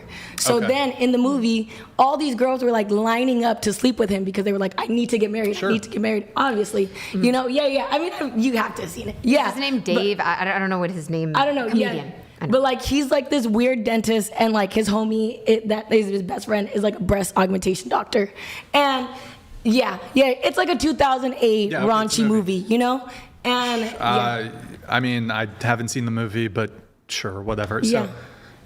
So you have this guy who, all these women who are more attractive than him want to sleep with him, or are down to sleep with him, and he does sleep with them, but he never gets commitment from them. Meanwhile, you got a girl on his level, and she wants to be in a relationship with him, but he's like, wait, and he'll sleep with them once, twice, 3 times. Maybe some of these girls will do situationship with him. Maybe some of these girls will, friends with benefits, couple weeks, couple months, whatever.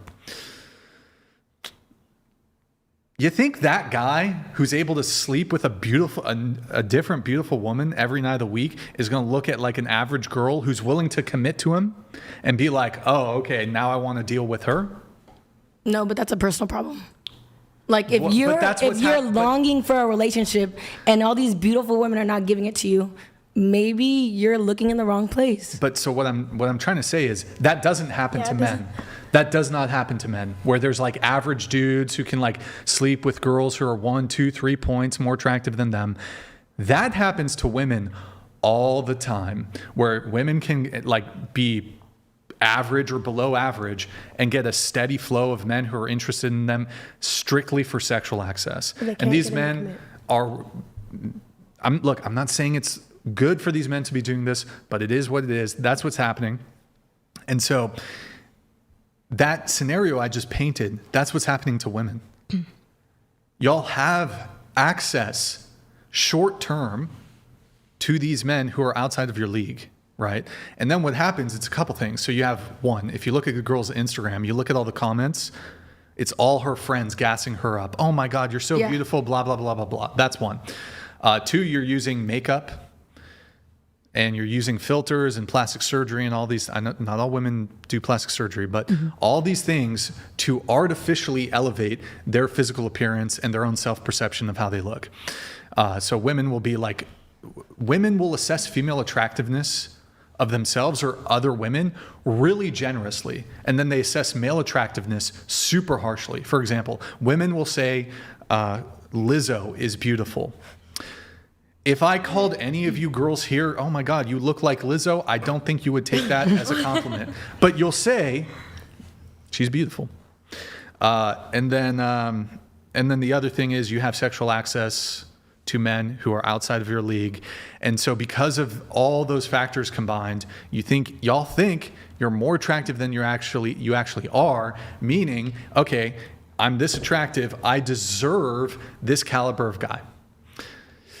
Then you're going to continuously chase these men who they're like, I don't think this is a match, but I'll have sex with her. She wants to have sex with me. And then you look at the guys who are actually on your level and you're like, nope, not attracted to him, even though he's on your level, not attracted to him. And then some women do this throughout their whole 20s, bouncing from dude to dude to dude to dude. And then maybe they settle finally in their late 20s, 30s. And then she resents the dude because he's not as attractive as like the 10, 20, 30 other guys she's been with. But then, like, why'd she settle?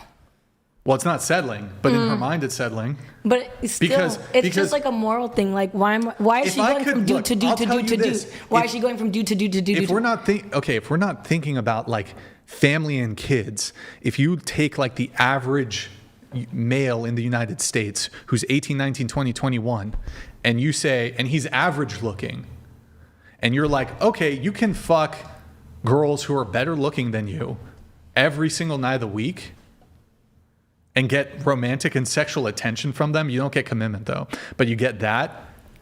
They're gonna be like, and then they have that experience, and then they finally, okay, in their late 20s and 30s, they're like, you know what? I want to have kids and settle down.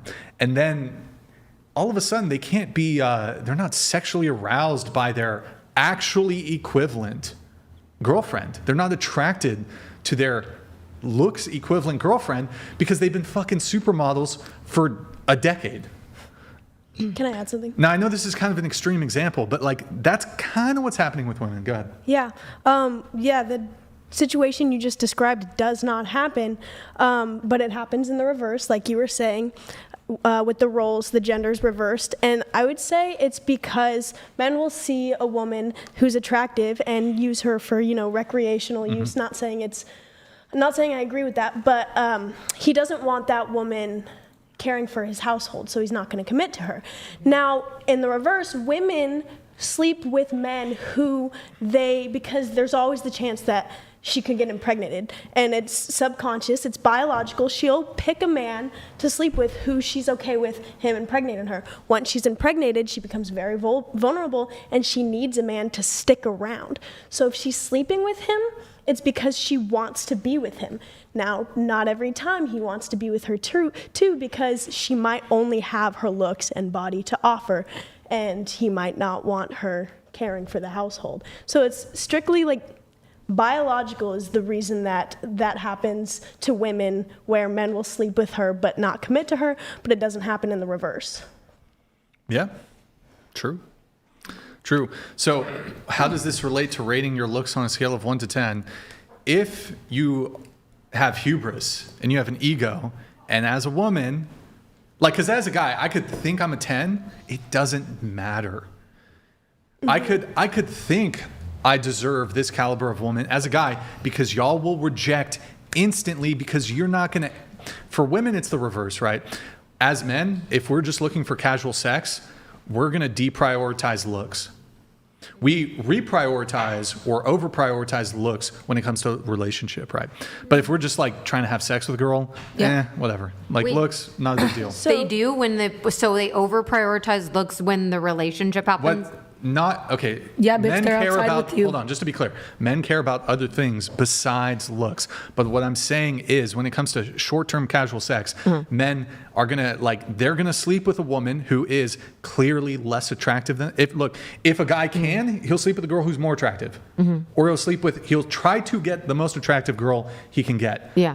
But men are willing for short-term sex. They will have short-term sex with a girl who's less attractive. Whereas for women, it's the complete reverse. If a woman is, and not all women are interested in like this, but if a woman is inclined towards a casual hookup, friends with benefits, she goes the reverse way. So she's not gonna I'm just gonna have casual sex. I'm gonna lower my look standards. It actually has to be the guy has to be really attractive for her to want to have a casual sexual encounter. Like if he's really attractive, women start breaking their rules when it comes to, I want to wait 3 months. I want commitment. Oh, okay. I'm not saying all women do this, but the more he has to be, for a woman to be more willing to a casual sexual encounter, the guy has to be more, he has to be like really attractive. Like a girl's like, well, if I'm going to have casual sex, he better be damn good looking. But if a guy's like, I want to have... But that's also because of like society norms and everything. Like men could sleep with anything, like obviously. And like when a woman does it, it's like, so I feel like just because also like women aren't supposed to be having casual sex. Yeah. So I feel like that's when like the woman tries to do that to make themselves better. Well, I mean, so not my opinion. Is the point but it's like for the short term to be like, yeah, I know I had casual sex, but you know, he was a 10 out of 10 and blah, blah, blah. Just because it would not make you feel bad about having casual sex. Because I hate to say it, but like men will always be like, you know, PSP, like, and they do it. They'll do it with anybody. Yeah. So that's the point. But like with a woman and you have casual sex, it's the point of being like, oh man, I'm kind of embarrassed. But the fact that now I'm having casual sex, it's the fact that he's a fucking supermodel for whatever the fuck, you know? I agree. I think it's like an energy thing. Yeah. Like I think, correct me if I'm wrong, the point you're trying to make is that if all women are deluding themselves into thinking that they're 10s, they're less likely to actually find a man who's willing to commit to them? Mm-hmm. Yes, so that's kind of, I know it takes me forever to land the plane here, but is that what you're saying? Essentially what I'm saying is if women aren't realistic about, like if you're delusional about it. Oh, if you're, and you're not going to like that, but if as a woman you're like, I'm this good looking, I'm a 10, I deserve this caliber of man because I'm a 10 and I'm a, you know. Yeah. You're not going to find a man to settle down with. And but then you're like, okay, well, if it's leagues, right? If you think you're outside of but you're not going to be everybody's cup of tea, just like how she was saying. Sure. It's perfect. Even people in your own league. But the thing is that y'all, and here's where it gets dangerous, is you will chase men outside of your league and you won't get commitment. And then, but if you're dealing with these men romantically or sexually for a short-term period of time, a phenomenon starts to happen. So what's going to happen is, and I kind of explained it, but it's like, man, okay. Have you ever I'm trying to think. Okay, imagine you lived in like a luxurious mansion. Mm-hmm. You live there. It's going to hurt. It's going to sting a bit if you start living in a dorm room with 3 roommates again, right? Like that's going to suck, and you're sharing a bathroom. Have you ever shared a bathroom? Yeah. I got my own bathroom. Yeah. Have you shared a bathroom? No, yeah. That in college, shit sucks. I had girls. Yeah. So it's like, okay, as a woman, once you've dealt with a certain caliber of dude, because you have access to it, and the same doesn't apply to men. Once you've had access to a certain caliber of guy of attractiveness, they'll fuck you. And then you're going to be like looking at these other guys and you're going to be like not attracted because you think, oh man, I'm settling, but you're not. Yeah. Yeah. So that's the danger. You first. Go. Who wants pizza? Yeah. Everybody, you want pizza? Pizza? Yeah, Pizza? Is it pineapple? No, it's pepperoni. Okay, thank God. Sorry, Andrew. Okay, so no pizza. Good. I said pizza, yes. 3, pizza. It's a 4, 5. I'm pizza. okay. Wait, 1. You can do it. 2, 3, 4. Okay, there we go. Okay, I would like to offer this perspective for you. Instead of encouraging people to delude themselves into thinking that they're 10s and there's no room for growth, I would say my personal mindset is, even though I can be objective about the way that I look, it's not everything to me. You can be happy with or indifferent to your appearance, even though you're objectively not a 10. You can also recognize that there are more important things than appearance. For example, I do want to be attractive to my husband, so I go to the gym, I eat healthy so that I am, but there's more than just my attraction that I have to offer to my husband. Yeah, no, definitely. Yeah. And then there's also more important things. For example, doing things for the Lord is much more important than the way you look. So instead of deluding yourself into thinking you're a 10, you can recognize that your looks aren't that everything. Important. Yeah.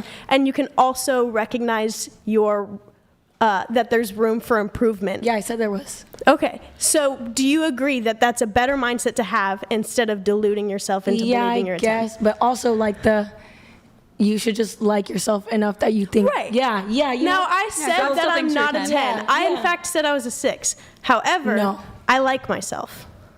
Yeah. So you believe you are beautiful, right? Not the my most husband likes beautifulest me. in the world, I guess, but you believe you are beautiful. In the eyes of God, Yeah. you are a 10. Right? Yeah. Everybody Yeah, thinks I can value say and that. looks are the same thing. No, definitely not. No, but Looks objectively, can I'm change not a 10. all the time. Objectively, I'm Yeah. not a 10. And that is okay with me. Yeah. There's room for growth, and I will do things to grow, even with my appearance. And my appearance is not the most important thing. I would argue that that is a much better, much healthier mindset than just deluding yourself into believing you're a 10.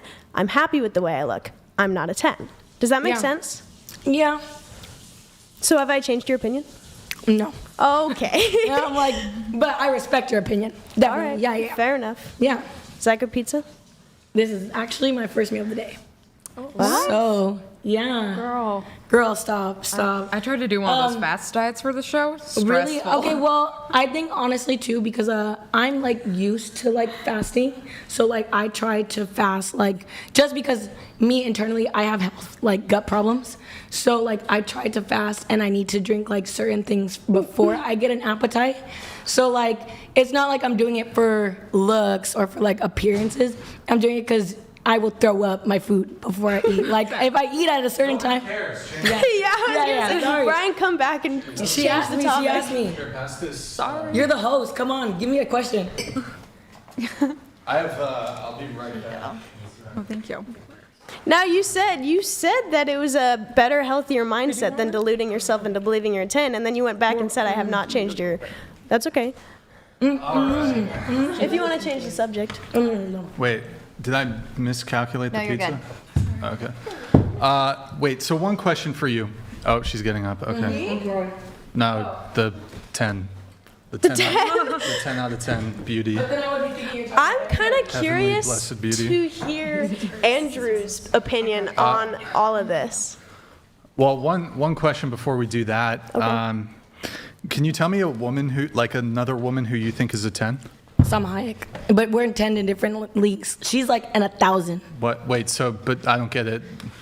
The math isn't math, and so. Yeah, But it's personal preference. So Salma Hayek. Yeah, but I'm not You. her 10. Huh? I'm not her 10. What does that I'm a 10 mean? in my own head. Because to my beauty standard, I'm like, okay, I am beautiful. What? So that's what I'm saying. I agree with her, but at the end of Salma the day, Hayek. yeah, Salma Hayek's bad. Wait, Mary, can you open up another tab? Google Images search Salma Hayek. And she never wears makeup. Yeah. Goals. All right. Does That's not work interesting. done. I'm also, Control mouse wheel up. So make it bigger. Yeah. All right. This is she's in her 50s, right? Yeah. She looks good. Yeah, For but 50? but are you saying young Salma Hayek? No, I'm saying in general, any era. Okay, She do looks young. Type in young Salma Hayek.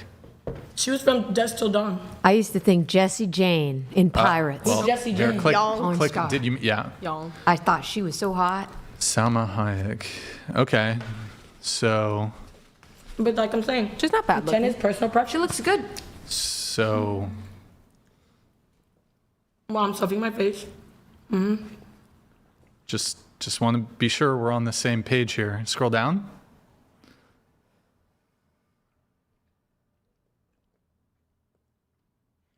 Keep going. Keep going. Actually, show 1997 Salma Hayek. 19. Scroll. Nah, you don't have to look it up. Okay. That's, all right. Here. Really. Okay, everybody knows the only time that Salma Hayek was at her most attractive was in From Dusk Till Dawn. That was it. What about Jessie Other than Jane? that, Who they is pull Jessie her up Jane? in From Dusk Can Till we- Dawn. I have no idea who Right, that that will Yeah, be who's the Jessie most Jane? attractive she's ever been. Porn star. No. Wait, but you seem to object. I know you're looking at your friend over there. No, I know you girls think that that's some secret shit that guys don't No, know when I girls was make saying- eye contact. When girls do the like, yeah, we know when you're doing that I was shit. saying grown-ups. Oh. She looks pretty good in I don't know. grown-ups Y'all too. been looking at each other all night, like, oh my Oh, god. that was like 2010. I can't believe we asked to come Okay, on this podcast. I also have and another we question didn't for do you. this shit. If you're a 10, 10 meaning no room for improvement, and makeup is meant to enhance and But- improve your looks. If you're 10, why are you wearing makeup? Because I feel like it. Because I feel like if you want to wear makeup, then you can. I mean, I'm also not wearing foundation. Because your skin's going to break out regardlessly. It's part of life. Like, I'm not going to be like, oh my God, I need 1,000. I mean, even if I wanted to wear 1,000 layers, I would still think I'm a 10 then. I'm not objecting to your wearing makeup. But if you are a 10, 10 means no room for improvement, then you would have no need for makeup. Would it make you feel better if I said I'm a 9? So then I could because I never said there was no room for improvement. Nope. 10, you said you were a 10. Yeah. 10 means you're at the top. Still don't feel good There about is that. no room for improvement. You are at the top of the list, 1 out of 10. There's no going above 10, so you're at the peak. Rate me. I would give you a good 7 points. But he should think he's a 10. But in your head, she's if you, settling. but in your head, if you think you're a 10, I'd be like, power to you. Good job. Thank you. But But also, that's what I'm saying. It doesn't bother me what other people think they are. Like how you said Lizzo. If Lizzo thinks that she's a 10, I'm not gonna go up to her and be like, oh my God, you're not thinking about this. I won't care. I'm not a 7. I wouldn't care. Like I would be I like, mean, you're it's not still my settling business. for me, but like, you're still settling for me, but. Can I ask something? Yeah. So, just random question. So you wear what you want to wear because you want to wear it, right? Yeah. And stuff. So would you wear that outfit at home instead of just wearing this? Girl, you should see what I go to the grocery store. Okay. Yeah. Just curious. I personally believe you should wear whatever you want and you should feel comfortable in whatever you want. And I could have came in like sweats, but it's the fact that they were like, hey, wear no, in the message it was like, you wear this if you would wear it on your, and this is a going out outfit. Wear something you'd wear to first There's a date. difference between a going out outfit and a staying in outfit, is what you're saying? Well, I mean, not really, because I would go out in sweats too. Andrew, what's your question? Yeah, help me out here. I'm just really curious. So, if you're not a 10, you're a 9. Got it, right? So, are most of the guys that you're going out with then you're dating down? No, I think that they think that they're 10s too. So then. Okay, so it's just based on them thinking it. Yeah, but that's what I'm saying. I would assume that they would think that they're 10s. Let me ask you a different question. Let us pretend, hypothetically, that you were at a rating seminar where there was going to be 100 men. But I wouldn't be. All 100 men, hang on, all 100 men were going to rate you from their own subjective experience, okay? And then we were just going to average what all of them said to come up with an average. What do you think the average for you would be based on how all 100 men voted? Oh, okay, so that could have been the question that Stifler asked. Well, that was the question. He just... No, he said ask what you think you are, Hang on, not what other people would think you are. Hang on. Without commentary, can you answer that question, please? No, I can't, honestly. You can't answer it? Because I wouldn't know that their personal preference. If I went into that subjectively, it could be people that like Asian women. It could be people that like white women. It could be people that like women that are 6 feet. Okay. It could be, so that's what I'm saying. It's a personal preference. Okay, we'll make it easy. It's 100 white mechanics between the ages of 20 and 40. Well, I don't know their preference. That's what I'm saying. Let me ask you this. If you had to put money on the fact that they would either rate you a 10 or they wouldn't? Hang on. I wasn't done. Hang on. Let us finish the exchange. She's actually right, though. I was actually going to bring this up. Let's say that you had to put $1 million on. You would win $1 million if you guessed right. You would win $1 million if you guessed right. Right? It's like a game show. What would you guess? So I would say like a 7, but I couldn't say 7 because Stifler didn't say 7. He said I couldn't say 7. So if they can't say 7. Hang on. So that's part of the game show. Then I put myself at an 8. 7. None of the men can say 7. You think? Okay, but do all 100 men have the same preference? They have roughly the same preferences. Yeah. Doesn't matter about roughly, because at the end of the day, same preferences. No. Like we'll quibble over which woman is more beautiful than another woman, but we don't usually quibble over which women are fucking ugly. Yeah, because that's rude. But it's true. We just but it's rude. But it's still your own personal thought that you should not share. You and your friends also may quibble about which women are more pretty than other women, but I doubt you and your friends quibble very much about which women are fucking ugly. I doubt you quibble very much about it. Isn't that the truth? Yeah, Isn't it true that you don't really quibble about which ones are ugly, only which ones are more beautiful than other beautiful women? Isn't that the case? You'd be surprised. Yeah, there's some. Let her tell the truth. Yeah, no, because there's some. I'm not even gonna lie. My friend is kind of mean. Is sisterhood always has to? No. My friend's kind of mean because like we'll go out of the bar and something, and she'll be like, "Oh, that bitch is so fucking ugly," and I'll be like, "Damn, you shouldn't have said that." Like, but that's what I'm saying. I don't have the same mindset that she has.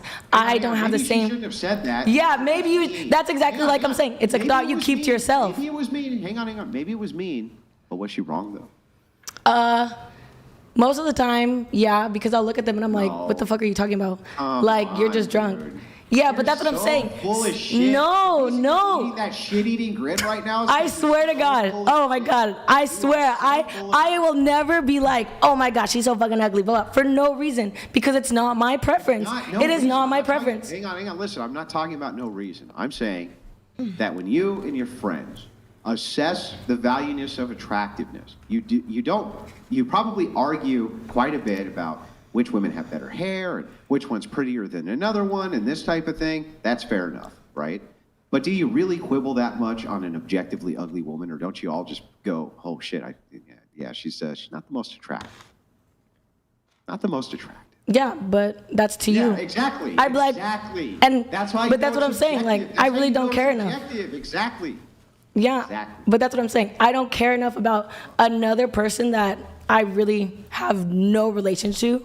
Like, never met them. Do you think I'm gonna care? Like that girl that my friend called ugly, I would literally tell her, don't give a fuck about what she says because you don't know her. Like, I'm not gonna, right? Like, I'm not gonna be like, oh my God, like, because at the end of the day, I don't care about the people that are not close to me. I don't care about the people's opinions that aren't my parents, that aren't my. So bullying wouldn't affect you? It wouldn't have affect you? No. Okay. I just want to point this out, that you don't care about your own contradiction. Here's your contradiction, right? If you're 10, you're 10 because you feel like a 10. Do you and your friends even quibble about who's ugly? No. It's like.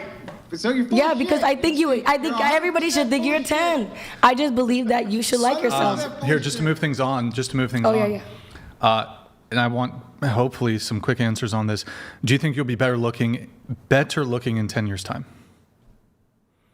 Depends what I do. Depends if I take care of my health. So you're 25. Yeah, depends if I take care of my health, because I mean, health is a big thing. Like how she was saying, health is a big thing. Like if I just all things being equal. Yeah. Let's just do. I've stopped doing the standard, all things being equal. Do you think you'll be better looking in 10 years' time? If I take the time and effort to do so, then yeah. Yeah. Okay, 20 years' time, 45? Yeah, same thing. 30 years' time, 55? 55, obviously I'll start showing age, but that's normal. Like, and I believe that just because you're older, you shouldn't think you're ugly. Yeah, and that's the problem with society. You can't be mad. Not even making that argument. I think people can be attractive at... Like, there was a whole movie, The Substance, about that. You can be attractive at 30, 40, 50, 60, whatever. The question is, though, compared to 25, will you be more attractive at 55? I guess to myself, I have to love myself, but it's nobody's personal preference is, damn, that 55-year-old cougar. To young men that love cougars, I guess. But okay, how about this? I'll make it super simple. You're in a club, and the average age of the men in the club is 35, right? So 10 years older than you. You're in the club at 25. Your 55-year-old version is also in the club. There's 100 men in there. Do they prefer the 25-year-old you or the 55-year-old you? They're going to prefer the 25-year-old me because men like women that are younger. Cool. Most of the time. But to you, though, I'm just going to move it on. You're 22, better looking in 10 years' time at 32. Right now. Okay. You're 22, better looking in 10 years' time at 32? Into the mic if you can. Sorry. 20 years' time at 42? No. Okay. You're 22, better looking in 10 years' time at 32? No. Okay. You're 32, better looking in 10 years' time at 42? I don't think so, but I'm going to gun for it. I'm going to chop my hair off really short and have it black, and then I already have a look planned for 10 to 20 years out from now, and I want short hair with black, and I just... All right. And then going back 10, it's fine. Going back 10 years, were you better looking at 22 or now at 32? I'm now better looking now. Than you were at 22. Okay. Yeah. You're 21, better looking in 10 years' time at 31? No, I think these next 5 years are going to be my peak. Okay. You're 21, better looking in 10 years' time at 31? I don't think I'll look better in 10 years, but I think I'll hopefully look better in 5. Okay. You're 21, better looking in 10 years' time at 31? No, of course not. Okay. All right. I mean, pretty reasonable there. You know what? Here's what we're going to do. We're going to do we have the AI age advancement. So we're going to go through that. Lord. We have put all of you through AI. We're going to see how you guys look older because reasons. So let's go ahead and pull the first one up.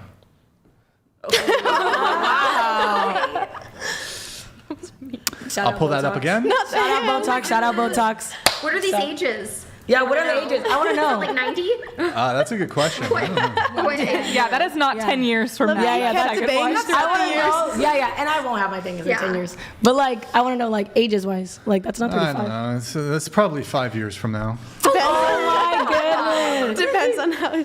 But that's like if I keep smoking and I decide to do drugs and I do this. Exactly. Yeah. Okay. Next. Wait. Okay. The middle one's not bad. What the? Okay. She's a MILF. All right. I like the gray. Okay. Next. Oh, no. Oh my gosh, I'm scared for my guys. I'm scared. Oh, that's terrible. Oh, wait. Is that me? Yeah, it's Oh, wait, okay. no. That's also cute. The middle one's not bad. I don't think it's... This is what your future holds. Really? But is she 90 in Everybody. the last one? Wait, why are your eyes all fucked up in the last one? What happened to the eyebrow? Going two different directions there. Shit. That's funny. Okay. Oh my god, I'm scared. Okay, wait, hold on. Next. Oh my god! That's not bad. No, that's not bad. Shit. Oh shit! I've seen worse. I've seen oh my worse god, for sure. you picked... Okay, wait, I wouldn't wear that dark makeup at that age. No. I would have long gray hair and be a hippie chick. All right. I'd be a hippie chick with Lululemon. Okay. All right. Long gray hair to my butt. Oh no. Next. Okay. Oh, I kind of look like my grandma. Oh. Okay, let's All right. see how bad this is. Next. Oh gosh. Oh, it's kind of cute. I'm apparently transitioning soon, guys. I don't know. It's cute. I feel like You look so sweet. You literally look You're so gonna be sweet. the sweetest grandma. I look like a witch. Yours look good. I'm gonna be giving. No, literally, you're gonna never look be like the you. best I would grandma. help you across the road. I would help you. Yeah. I would help you across the road. I'd help you. Thank you. I need help across the road already. I've totaled 2 cars. Oh my goodness. I feel like Two? I would get at least a Fig Newton out of the deal if I. One of those caramel candies. Fig Newton in Like- the purse, you know. Yeah, I should have brought Like, that here's for a- everyone too. I should. You know what else too? You look like one of those grannies who would have the permanent horror look on their face. You know, where they're just always. I'm gonna be such a fun They have the grandma. walker and whatnot. You know what I mean? Those are the ones you know are gonna give you the. I'm gonna have the little chihuahuas too. You know, one of those grannies. You look Native American all of a sudden. I do, a little bit. Like in an Navajo Is chair. that because her hand is up like that, Brian? I didn't get No, gray just hair. the I got blonde. facial. I wouldn't even The be facial structure is, As a native, I agree. It is, yeah. Right? Yeah, she is. Yeah, as a native. Yeah. Native, I agree. High completely. cheekbones. Native American. I Yeah. mean, Look shit. like a man, but it's okay. Also, the bone structure. Are you're Native American? I am Native American. What tribe? The Wyandotte tribe of Oh, Oklahoma. for that one? Yeah, Wyandotte. I don't know about that one. That's cool though. It's in Oklahoma. Yeah. Oh, dope. Yeah. Hell yeah. Do they have casinos out there? Or? Yes, they do. Nice. They do. Nice. The Chumash here. Brian, what killing happened it. with this chick earlier? Anyway. Oh, This has been a great panel. Why did she not want to stay on the panel? She was nervous. Yeah, I think. She got. I think cold Her feet. hands were kind of shaking a little bit. I saw She it got over cold there. feet. I think it was just the setup, and I think she wasn't really Maybe the cameras too. prepared for the questions that were going to be asked. Just a lot of. But I mean, you high-tech guys camera. all seem to be having a good time. It doesn't seem I don't know about particularly that. hostile in here. This girl's. She's. She not was like also the that. youngest one She's that's not like here. that. Was she? Oh yeah, she was like what 18? Oh She was yeah, like- she was the youngest. Yeah. She was scared. Yeah, Her she was hands really. were shaking. Yeah. I Yeah, saw. she heard us all say our ages, and I think she was like, oh, okay. I'm Yeah, she was looking at the camera. Because she dead I ass just was don't like, think she I was don't want to be here prepared. anymore. And you want her to vote. And you want her to like, I do. I do. But just Oh Okay, next. no. I hope it you look good. You look good. Yours is good. That's sweet. That's not bad. Look cute. Guys, we're gonna be cute little grandmas. Hey, leave me alone. I'm not getting a cat. I'm just saying. All right. Next, this is the girl who rage quit. Oh. Hey, there you go, chat. She doesn't look bad. Wow. That's me. What do you mean she doesn't look bad? Go back. Silver fox. See that one. She's gonna eat your kids. Like, wait, go back to the other one. Go back to the girl. It's probably good that she left, because if she saw this, she would have. this would have just destroyed her. You think she would have rage quit after that? Yeah. Oh yeah, but she would have been. She was She bound would to have gone rage after quit this at some one. point. I don't think it was Or just shyly walk out. Yeah. Or not rage. I don't know. Cancel and revel. just like, That's how that's working for sure. It wasn't a rage quit. That's just like my default terminology. terminology. Have you had people that go to the bathroom, like, I'm going to go to the bathroom, and then they just don't come back? Like, they didn't want to rage quit. They just say, I'm going to go to the bathroom. Yeah, we've had people who like excuse themselves, don't say anything, and then just leave. They just leave. It's not a rage quit, but it's like, how else am I? It's a weird quit. A walk off, I guess. I don't know. Or they go in the bathroom and do drugs. Gotta love that. Yeah. That has happened. Literally just go back. You know what, Andrew? I need to have what's that? Narcan. I need to have Narcan in the studio in case there's like residue. That's smart. They sell it That's on Amazon Go now. through your studio with any sort of like blue light or any sort of anything. It's got like. I think it's safe. I think it's a safe idea. In that studio of shit. You know what, Andrew? Here's some whatever lore that I've never shared. So if I collected these items, the amount of like fake nails that have popped off, like under the table. Some girls were like peel that shit under the table. Oh, for sure. Andrew, Make a wall out of it. there's hair. The amount of fucking hair left in the studio. Oh my God. Ridiculous. I'm sorry, I shed a lot. Hairballs. There's hairballs in the studio from women. And then there's fake nails and fake lashes. These are the trophies that the women leave me. Trophies? They're trophies, yeah. You should make a wall of it. I actually Does collect anybody, them. well, And this then makes sense. Make a shadow Because the box. greatest challenge of the bearded husband is how they can keep their wife's hair out of their beard. That's the greatest challenge. Period. I haven't heard of that How one. in the world can I ever have a meal again where there's not like blonde strands which come out of my beard? A beard comb. Yeah, it's true. It's true. My dad lives states away and he finds here's clumps why of my that hair. is. It's because women are they're short, right? And like my wife's much shorter than me. So always, like when I see her in the kitchen, stuff like that, I'll usually, I'll give her a kiss on the neck or a kiss on the back of the head or a kiss on the forehead or something like that, just even in passing, right? I just like to do that kind of shit. So cute. And it's just impossible. It's like Velcro, right? Just grabs it, just pull it. And you don't even know it. I'll be sitting there, I'll be like playing a video game with my kids. Dad, you got a strand of blonde hair just like hanging off. And I'm like, well, leave it, So after every kiss, do you have to go to the bathroom and like check the mirror and be like, I have to make sure I don't. No, I don't give a shit. I just think it's, Okay, but imagine how hard it is for the women because, like, I can't wear black anymore.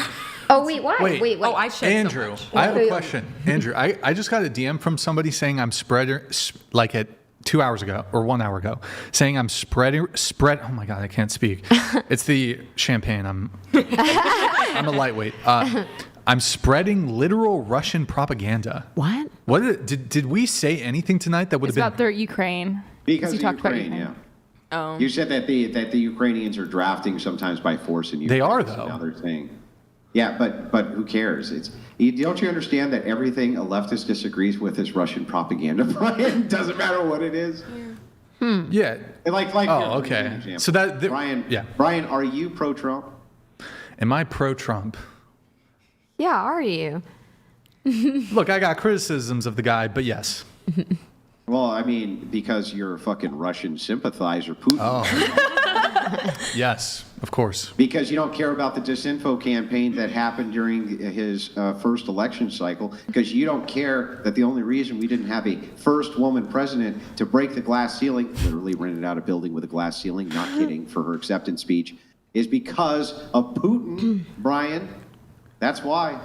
It's true. Russian disinformation campaign is ridiculous. It's true. But what's weird is, there are videos capturing this that are disseminated by Ukrainian citizens. A girlfriend will be walking with her boyfriend. He gets abducted by the military police. There's hundreds of these videos of these Ukrainian men being taken by the military police or whoever it is. So I mean, that's just factually true. I don't think that would. Whatever you say, comrade. Okay. I need like that Russian national anthem music playing right now. So wait, where were we? Oh, we were doing okay. Next. Okay. I mean, you took an old photo of me. No beard. No beard. But okay, I'll take it. Fox. I'll take it. Next. Oh, look at that, Andrew. Okay. All right, Andrew. Looking good. You look like Philosopher. Oh, yeah. For sure. Popular I'm going to be in the nursing home one day. Oh, yeah.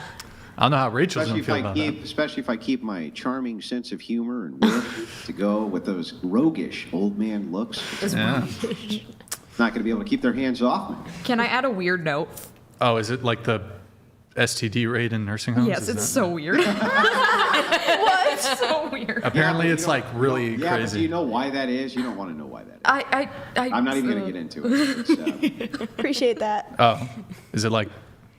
Okay. well, a lot of it has to do with like elder abuse. Let's put it that way. Oh, wait, really? That's unfortunate. I thought they were just fucking. Yes. I thought people were just coming in and That would make a doing lot of it. sense. Just doing A lot of it has to do with elder abuse. That's really unfortunate. From especially a ethnic population. I'm not even going to get Right, into yeah, it. yeah. because- Yeah. Wow. Getting wild in there, I guess. Unfortunate. Okay. Here, let's do the. I guess the. Wait, hold on. We have gender swaps. Let's do gender swaps. Oh, yeah. Would you date yourself? Wait, go back. Yeah, up the back. Would you date yourself as a man? Yeah, low key. First Low picture or key? second picture? You prefer? Well, the first picture is me, but well, that's I'm sorry, the second picture or third. I'm gonna be so honest. But that's a personal preference. I love facial hair, so the second picture. I love facial hair. Yeah. Sexy. Yeah. All right, she dated herself. All right, Yeah. that's good. All right. If you gave me a goatee solo, then maybe I would for sure 10 out of Okay. 10. Next. Wow. Dang. Would you? That's an attractive man. Wow. Would you date yourself? No, I meant to be a woman. Oh, but you look good. You No, look but like like not yourself, but like would you date that guy? And there's no birth defects. you look good as both. He's a man of God. Possibly the third, but no. Wait, I thought looks. Hold on, I thought looks didn't really matter. All right. Next. Ooh. Oh. No. If you were single, I think you look good. if you were single and not married, I think you look would you date this person? Probably not. I don't know. It depends on their personality. Oh, yeah, no. Not All right. Next. Okay. You look like a DJ, like in Ibiza. Yeah.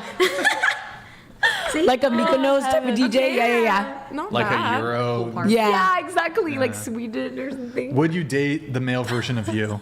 I don't think so. Yes. Yes, I would.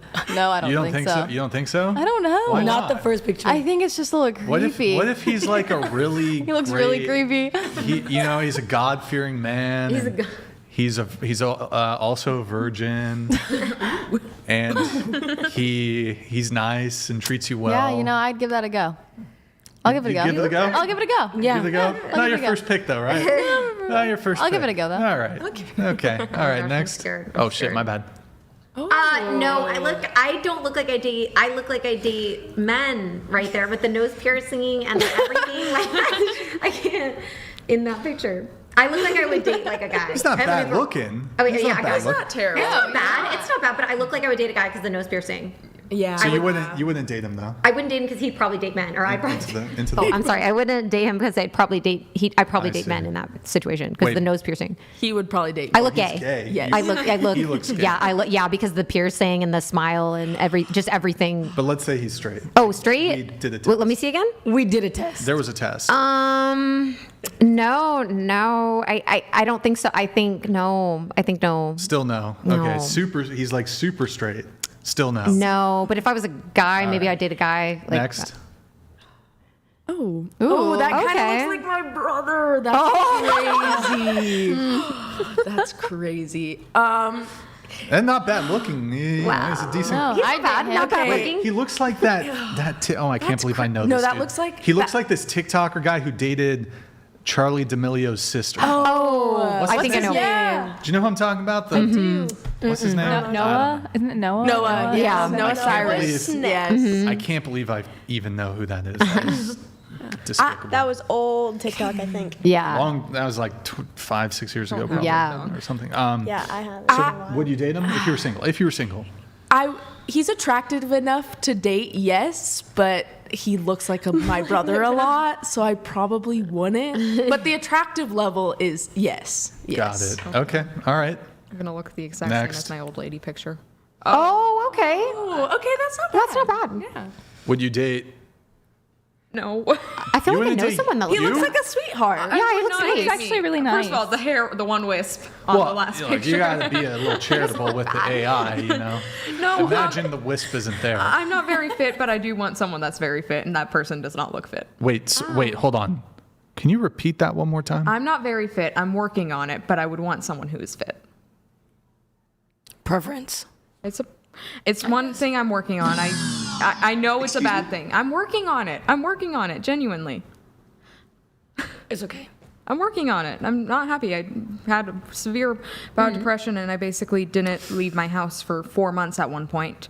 And I got fat and lazy. And I'm like, oh, screw it. I'm getting back to working with horses and animals and going to start working out So more. you want an active lifestyle, so you want someone else with an active lifestyle. like my personal trainer. Okay. Like, get up, you loser. Aw, probably not that, but yeah, probably to both go to the gym together or I something. understand it's unrealistic. Just like the bear question, it's unrealistic, my answer, but I choose When you say fit, are you talking like Chris Bumstead? Or what's his name? I don't know. I don't know who that is. C-Bum. He's like bodybuilder, super ripped. Oh, no, I'm just wanting someone that can pick me up. Okay. Once I lose Before 10 or pounds. after the weight loss? I'm working on the weight loss. But beforehand. I would prefer he be able to pick me up before so he can actually pick me up when I'm pregnant. So you know, okay. Ryan, Fair enough. could you do it with your bad back? I do have bad. I'd probably, if she asked me to. She passed out right now. You need to carry her. I would probably need to ice my back if I did that. So mean, Ryan. So mean. But I get the pregnant thing. I get wanting to be picked up when you're pregnant. I get that idea. Bales of hay. Or even like sexing against the wall. You can toss bales of hay? I'm living on a farm. I'm going to live on 1,000 acres. Okay. I live on 400 acres right now, and I want horses, okay? Oh, so he's going to have to lead the horses too, because it'd be strong. And, you know, the horses, they get. Yeah. He has to handle a 1,000-pound animal. I could handle a 1,000-pound animal, so he needs to. Aw. He needs to handle a what? 1,000-pound animal. Oh, you're talking about Yes, like the horse. The horses. Oh. He's not. Oh. Oh, I was on this great show. The horses, Brian. You should have more self-esteem. Just Well, I'm working on it. I know I can improve. because. What if he just thinks like, you know, most normal people that horses are assholes? And he just Oh, doesn't wanna do it? they are the worst jerks, and I have a massive scar on my arm, hence the long sleeves, from when a horse Because bit you got part of kicked? me. Wait, it bit you? Oh, it rips chunks of muscle out. I couldn't even get stitches because it was so big. Yeah. What? Yeah. Yeah, they're bastards, and you can I love be them. dealing with one who's been docile for years and get kicked. Oh no, 1,000%. Like, Oh, they're absolutely. they're total dicks. You have to treat them like a loaded gun, basically. Oh no, they are awesome though. But you have to treat dogs the same way, somewhat. No. I got bucked off a horse, and it got chased by bees. Well, you pit don't. bulls, you for do. instance, I'll give you an I don't wanna get example. into the pit bull Beagles are used in medical experimentation because you can do horrible things to them, and then they'll come over and lick your hand after. Oh no, I Because agree. It's just the nature of the dog. No, I agree. I was Horses, speaking assholes. specifically about pit bulls, where you have to be wary about certain things. And I don't want to get in the pit bull thing. I'm probably going to ruin my pet store. Oh, I'm with you. I don't like pit bulls. Oh no, the numbers just speak and stuff, and it was just stupid to continue breeding them and stuff. It's I don't think they're terrible dogs. Before No, they're the not terrible dogs, whole so you can just have pandemic to- thing, I used to say that pit bull apologists were the anti-vaxxers of the dog community. But now that being anti-vax is kind of all the rage. I can't really make that analogy anymore. But Wait, Brian. I never asked you this. Did you take the jabby stabby, bro? No, you didn't do it. No. Okay. Yeah. Smart. Face Brian. Yep. So who on the panel took the jabby stabby? Show of hands. Oh, am I the only one? Oh, shit. I'm allergic. Unfortunately. I was I did have Very allergic reaction to it, and they had to record it at the CVS, and then they had to get the EpiPen and put it in my leg. Yeah. Whoa. I remember You that. shouldn't have taken it then, huh? Which one? trust the science. I guess not. Sometimes I wonder. Trust the science. Okay. So we were talking about horses or animals. Horses, or yes. Horses, pit Wait, really quick. I just want to explore this. So you want a fit guy. I'm working on being fit myself. I actually got a lot of gym equipment. I've lost about 10 pounds in the past year, which I know isn't a lot. I am on medications that make me overweight. So I am working on it. I'm bipolar, so I need these medications. Oh, Lord. Then it doesn't matter how fit you are, right? Like the bipolar thing is the, the worst red flag ever. I'm sorry. For any guy I get you. It's like the one thing I would recommend, let's say that this chick, if you had to take a choice, if it was like Andrew, gun to the head, right? Two beautiful women. One who has literally had sex with 500 men, or one that has only had sex with 20 men, but is bipolar. I would still take the one at 500. Bipolar okay, it's not bad. Wait, what about Andrew? Worst on earth. Andrew. It's not bad. Virgin but bipolar. That's scary. Nope. And she'll be loyal to you, but she's fucking bipolar. No. She'll cling. She'll cling. I'm also autistic, Or so that's fun. 100 body count, no bipolar. Just anything that's not bipolar women, like the stories, most of the stories that I've heard from men, right? Talked to thousands of men all over the world, just like I do women, right? And listen to their various kind of horror stories about the opposite sex and this type of thing. Almost every single time a woman has gone like fucking ape shit to try to annihilate a guy's entire life, she has been diagnosed with BPD. Okay, I wasn't diagnosed until I was 18. Borderline personality, or what is it? It's not borderline personality, or is it? It is, yeah. Bipolar, BPD different Manic than depression. bipolar, but both bad. So I have a question. Well, they can be misdiagnosed, even though they're pointing to the same type of phenomenon. You know what I mean? They're pointing to the same type of thing. Yeah, well, I was autistic and they just put me on bipolar meds and they worked. Autism. Well, I feel you, Andrew, because right now what's really interesting is, so when I was younger, like about 21, I think like I was just going through a really weird time. People were really mean to me. I didn't look like I did now. I was going through like a lot of health issues. I had acne all over my body, all over my face. I know you're not a natural beauty. I'm not. If you have the right clothes, the right look, you could be very striking. Well, so, okay, I had acne so bad when I talked to people, it would break open as I talked to them. It was that bad. People would insult me from across the street. I think that I was just put in a weird situation. So I was diagnosed with bipolar and BPD, but I'm not kidding. I know, but hey, hold on. I left where I was and those people, my life got better. Now I left the medical place that invalidated me for my MS because I was diagnosed at another hospital with MS, and then this other one refused to, and they said, you need to have another attack at our hospital. So I said, you know what? I'm just going to get a full mental health re-evaluation, because honestly, I think it was the people I was surrounded with. I think it was the looking at myself with acne everywhere, looking at myself not feeling great. I think that had something to do with it. So I have not had any episodes or nothing at all. Yes. So I genuinely think it was just my life sucked at that point, and now it's better. So I think reevaluations after so long, I mean. Well, look, I'm not going I absolutely agree. Argue the point. I think they misdiagnosed me. I think that 90% of psychology is fucking bullshit. I agree. And the thing is, hang on. The thing is, like, the misdiagnosis of these types of things is over the top, right? Well, yeah, they kept giving me pills, and I didn't need them. What I'm saying is that we're pointing to behavioral phenomenon, right? And then trying to give descriptors to it, BPD, bipolar, this and that. Yeah. What I'm pointing to is the behavioral phenomenon of women who are like on a dime can just they just switch. Yeah. The mode of them just switches, and it's like those women are the fucking worst ever. Okay, that doesn't happen because they don't act with any empathy in those. What they'll do, this is the craziest part.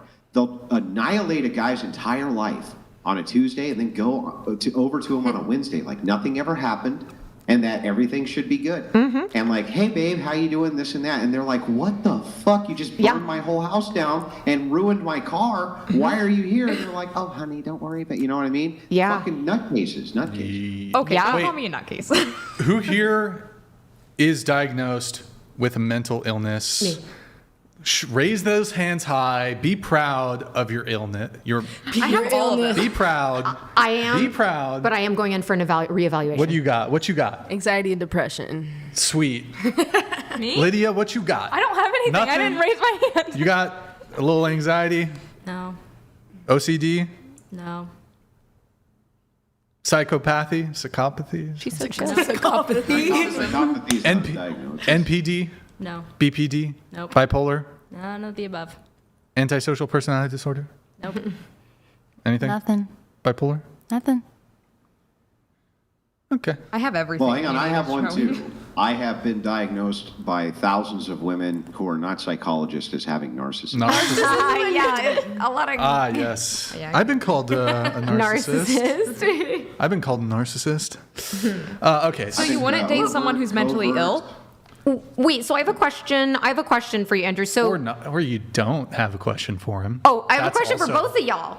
I want to hear a question. Both of y'all. Okay, all right, Here's my question. All right. My question is this. Do you believe that like someone's life could just be like just tumultuous at some point and they are misdiagnosed by doctors and then all of a sudden there's actually a famous I can't think of his name off the top of my head. I'm sure Chad will correct me and give me a massive L for this. I can't think of his name, but he calls it problems in living. Yeah. Problems in living.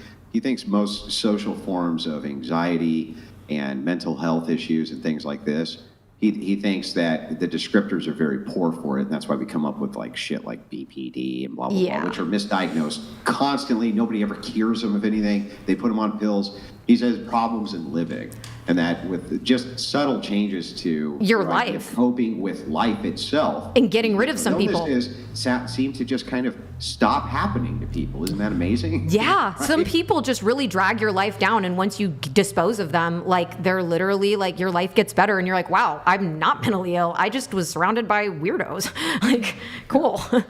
Yes. Yeah. Yes. I genuinely feel like that though. Which I feel like if I was surrounded by a bunch of women who acted like you did, I would probably develop a mental illness. That seems fair. Here, do we have any more for the gender swap? Do we have anything else for the gender swap next? Oh, okay. Abigail? Oh, I didn't see. Oh man, my husband has raised the bar for my standards because he's so attractive. So I don't think so. I don't look like him. Next. Oh, it's her. He looks like, wait, that looks like a singer. Down? Oh, I thought you were about to say Down syndrome. Oh, no. But like One Direction or something. Zayn Malik. Thomas Saz is his name. Okay. You would probably like his literature. All right, next.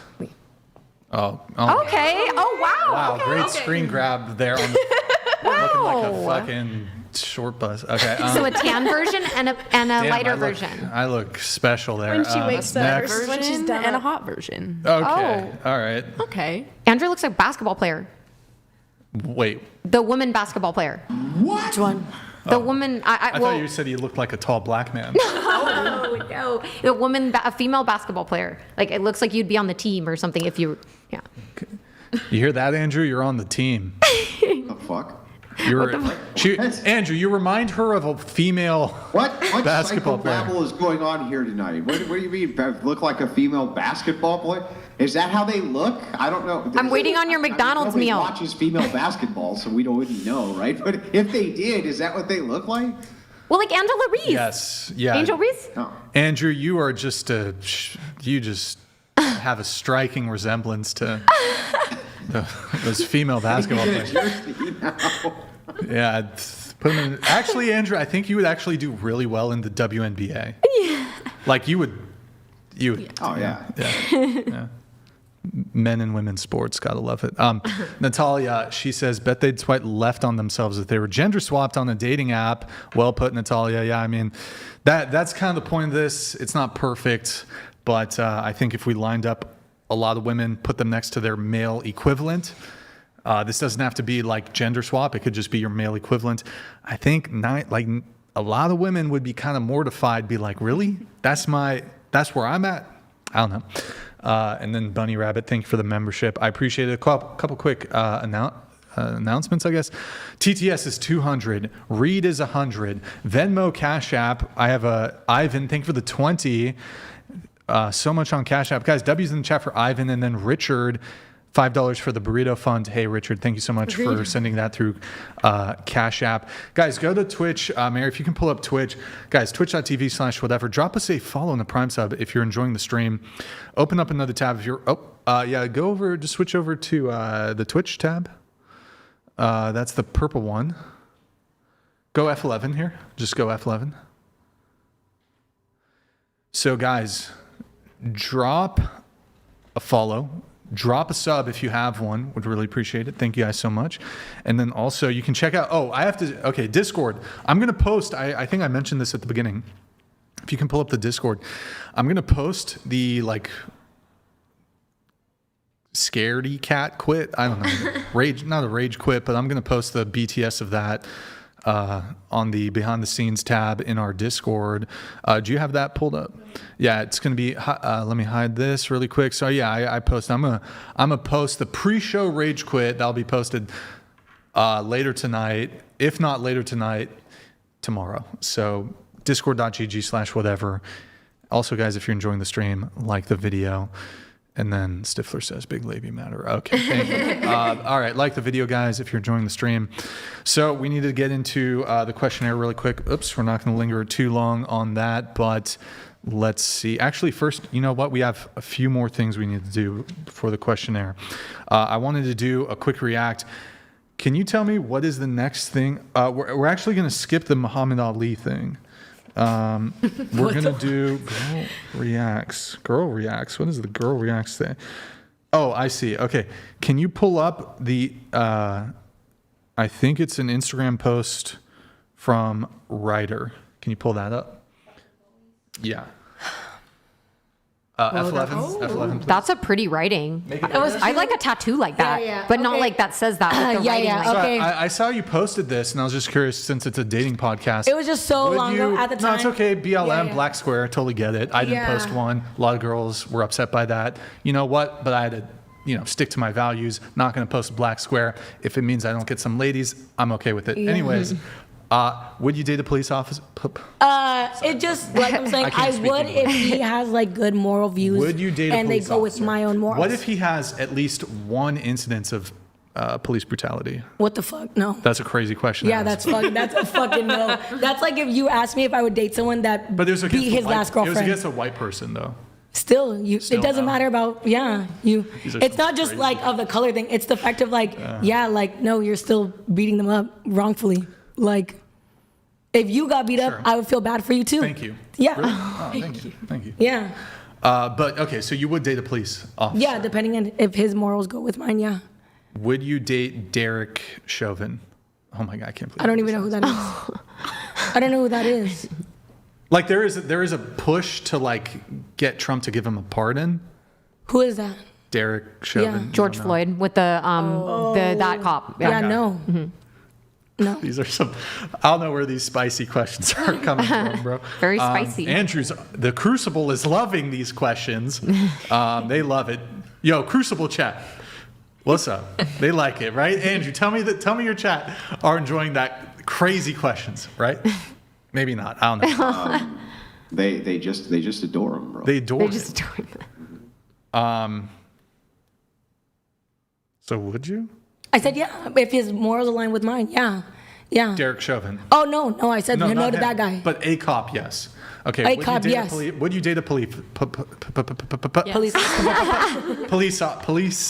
officer? Hello? Sorry, I can't speak English tonight. Yes. Yes, okay. Heck yeah. Yep. My mom was a police officer, so probably not. No, I would not. It's just a really dangerous field. Okay. absolutely, those uniforms are nice. All right, if there's any police officers watching who can deal with the bipolar, I love autism stuff, just message me. I love police officers. I just, I've seen firsthand, and I've had experience. So, all right, okay, yeah, all right. I feel like a lot of police officers out there have dodged a lot of bullets this evening. Literally or hypothetically? I'm not a bullet. Both. I'm a bazooka. I'm a What cannonball. the fuck? Bazooka. Cannonball. Okay. All right. The next react. Oh, you got some TikToks. We got to react to her TikToks. All right, guys. We got some TikToks from Ryder here. Let's go, Ryder. All right. She posts some dating-related TikToks. What did you do? I do this. Okay. Number one, the internet is just the internet. Like right. I don't. It's not like it's like them my. full screen. I don't put my personal views all the time on the internet. It's all. It's like rare. It's for shits and giggles. Hee hee ha ha. That's it. But go ahead, run them back, and I can actually show you some pretty good ones. So. Okay. Pull it up. All right. Play. Oh my God! I'm never leaving. Wait. Just pause it. I am never.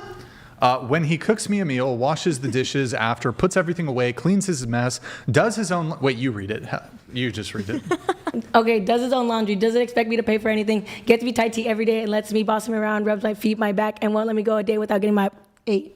What are you there for? What? What? Pull it up one more time. Okay, what...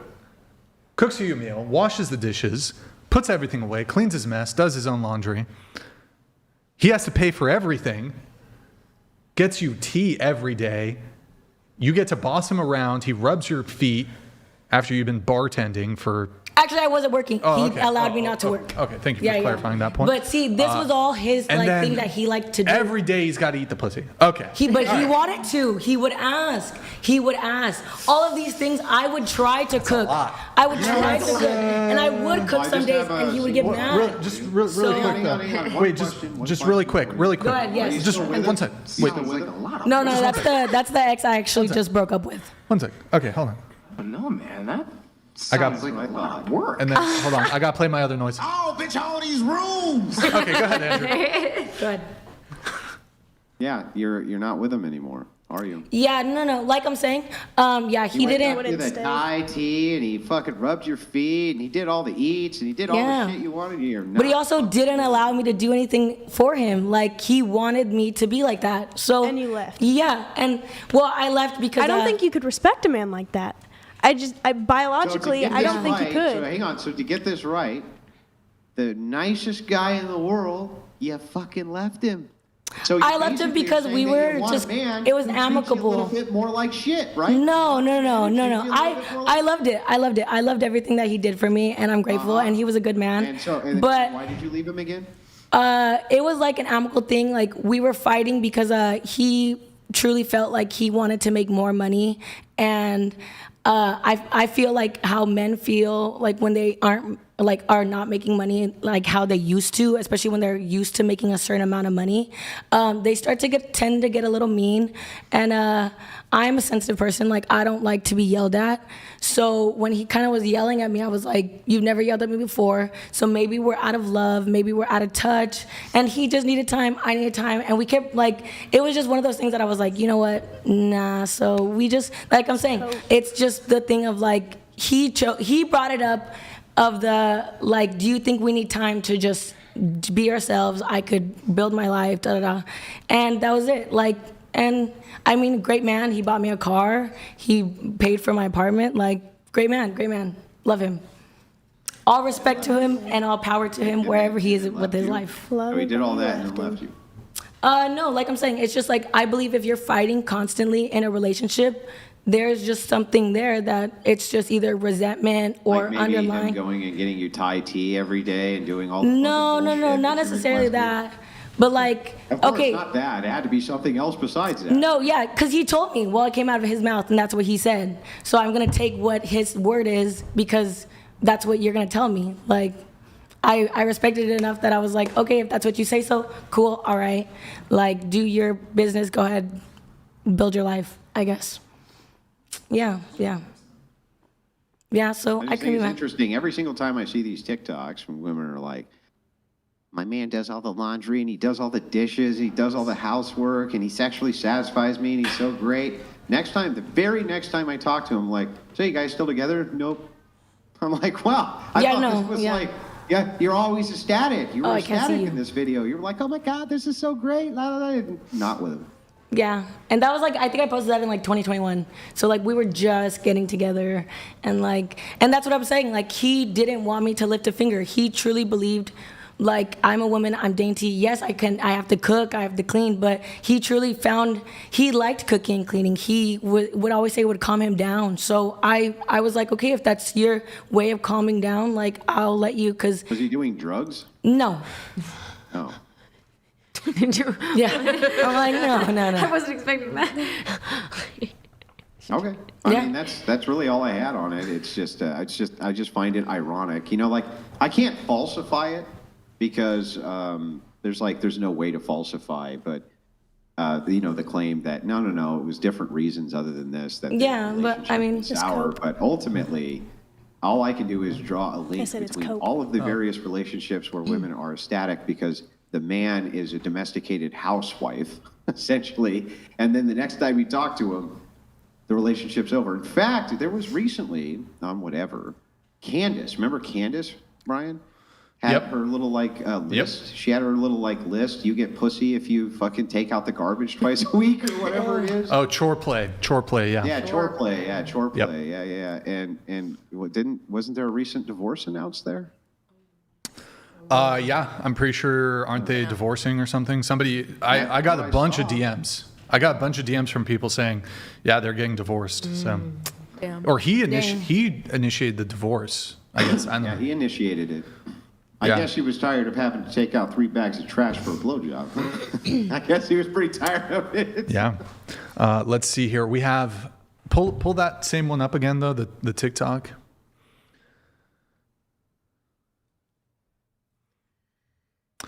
Guys, like the video if you're enjoying the stream. Like the video. Pull it up. Well, I had purple hair. Damn, you should have had purple hair tonight. No, my hair doesn't grow no more, so I can't bleach it if I do that, Rip. Damn, this is a lot, though. Like, I got to play I'm just going to play it again. Hold on. Go ahead. Oh, no, man, that sounds like a lot of work. Oh, bitch, all these rooms. Would you, what if a guy didn't even do that ever, though? The last part. Mean? The last part, he just didn't. Just never. But would he expect me to give him a blowjob? Sure, why not? Then no, I wouldn't. I'd be like, what if he didn't though? What if he was like, fine, whatever. You don't have to do it, but I'm not doing it. I'd be like, I guess. It's not like a deal breaker. Okay. If the motion in the ocean is great, then I guess. All right, that's fine. Next, let's do the next TikTok. We got two more from her. Oh boy, this one's a good one. I think, maybe. Which one? Go to the videos tab for this one. What is this? Cute angle. Play. Hit play. Oh my God, I thought you were married. What happened? Would cheat on me. Would spend $300 on porn every month. Would steal from me. Would use the money that he stole from me to go to Mexico and go buy Zans. When he was in Mexico, he slept with his best friend, which was a man. Oh my God! Beat the shit out of me. Crashed 2 of my cars. Would try to invite girls over to my house. Would steal my underwear that was used and sell it online. Avoided signing divorce papers. Avoided signing divorce papers so much that he himself. Yikes. Oh my God! Left me a note at the end of it saying that it was my fault because I got into a new relationship. Wow. Besides just like the daggers in my ears from all the sound effects. Do you like that? It was like yours. It was good. It was good. You know, it was a little much, but yeah. Wow, you've had a lot of interesting. And I was only 18 at the time. Whoa. Wait. Yeah. Huh? I was only 18 at the time. And you had all that. Yeah. Wait, is that one dude? Or that's different dudes? That's no. This was Wait, that was all those things you listed. That was one guy. That was one guy. That was the one you were in like the 7-year relationship with? Yeah. You stuck around that long. Was he like your first? I never found out. It was so manipulative because number one, like my parents were very like, you can't have social media, blah blah blah. So I never really got social media, and I never thought really to the thought of like, oh, I need to go through my, because like I'm saying, if I'm getting with someone, I'm gonna trust them to the all ends and all deaths, you know. So I'm gonna trust him. So the day I finally went through the phone, after years, I was like, because I believe I'm not a phone going through her, like, I guess, because I just, it's not my business. Like, whatever's in your phone is in your phone. Yeah, I wish I didn't, you know. No, hang on. How long were you with that guy? 7 years. Damn. Okay, and then the guy who did all the Thai tea and shit. I met him right after. Actually, when I was with him, my ex-husband decided to himself. Yeah. Wait, ex-husband? Yeah, we were married. Oh, okay. Yeah, no, I get it. But the guy who did all the like fetching your tea and whatever the fuck you wanted and ate the pee and everything. Yeah, how long were you with that guy? Yeah. What about How him? long were you with that guy? Since 2021. So we just broke things off because we've been on and off for so long that we just broke things off, and I was like, dude, live your life. So like 4.5 years roughly? Yeah, roughly. 4 years? Yeah. So you were with the guy who treated you like absolute shit for way longer than the guy who did everything you wanted? Yeah, but it was also like, okay, I started dating him in high school, and like high school, and he was also 2 years older than me. And yeah, so then like I'm saying, if I date someone, I'm assuming they're a good person, and I don't need to go through their phone because, and this was what was crazy, and that's where I kind of want to say like he kind of gave Christians like a bad name, because he would always be like, the Lord made me cheat, like, and I'd be like, no, you went out there and you did it. Like, you chose to do that. There's no one in your ear telling you you need to be lustful towards a bunch of to a bunch of women, let alone to something that isn't even like. So I just was like, you know what? So then I tried leaving him, obviously, and then I met the dude, the nice dude, you know, shout out to real ex. I met the nice dude, and then he didn't want to divorce me, and I kept giving him papers. Like, I would, you know, you have to pay someone to give your divorce papers because you can't serve them yourself. And I swear to God, I want to say I spent like $800 in people just going to serve him papers, and he would never do it. And it was just like, if you treated me like this for so long, and it sucked too, because I was finally like making a name for myself, and I kind of had like my own money, you know, like I just finished school. So it was like, if something happens, like he could take me for 50% of whatever the hell I have, because I'm working so hard now. And he became a bum, not to say he did become a bum like afterwards, but he did. Like, so it's like, I truly believe like you shouldn't do that. Like, and whether you're a man or a female and you decide to do that, like, and you try to just take the easy way out and be like, well, I'm gonna take 50%. Like, I worked for that. Like, I made sure I had that. And you made sure you had that. And when we split up, it's not like I was like, oh yeah, I want the car, I want this, I want that. No, I literally was like, I just want you to leave me alone. Like, that was all like you didn't have shit to split up anyway. Yeah, exactly. Yeah. So, that was it. Mm-hmm. All right, let's see the last TikTok. Thank you for sharing that. Oh yeah, I'm an overshare. Open book. Let's do the next one. And then video tab for this one. I think maybe mute the audio on this one. Yeah. Because it's just music, right? Yeah. All right, go ahead, play. What the fuck? All right. Me trying to figure out why I'm single even though I'm pretty. This was the girl. This was my ex. This is the one that never wanted to leave me alone. Here, go back. Here, we're just going to have, pause right here. Read it. I'm going to have you read the tweets. It's text, but. Or text, whatever. Yeah. Okay. Remember. You wrote this, right? The blue is you. Yeah, the blue is me. Yeah. I was also 19 when I was sending these. Here, switch to window tab. This is mean, and I shouldn't be doing this, but yeah, after. Now, just read it. I hope when she slurps you, she tastes me. What the? Go ahead, play it. Fucking gross, dude. Next. Hit play, then be prepared to pause. Okay, read this. I told you to calm down and let your fucking anger go, because it's the fact that you fuck someone's whole couple months up with your bad mouth and you want them to be there for you. You must be fucking crazy. He went to my job, backstory on that. He went to my job and he tried saying that I was on drugs and everything. And I was just like, were you on drugs? No, I was not. I ended up having, but I was going into criminology. So it was like, that's a bad rep. Yeah. You can't you were do going, that. You were going to criminology. Like, you definitely weren't doing drugs. Yeah, like, come on. Next. Yeah. Go ahead. Okay. Pause it again. You knew the agreement. Don't play me. Talk to me when you're ready to stop wasting my time. I'm done with your victim shit. He was trying to say that. Faux show. You know, exactly. Next. Remember, you'll search for me in any girl you meet. He would say that though, because every time he would cheat, he'd be like, "You're better," but I wasn't. Read this. I personally feel like nothing's ever going to work out, and we're not good for each other, and I just don't ever want to be with you. Why did you post this? Like, what was the benefit? Would you Just for shits and ever giggles. be with a man who spoke to you the way you were speaking to him?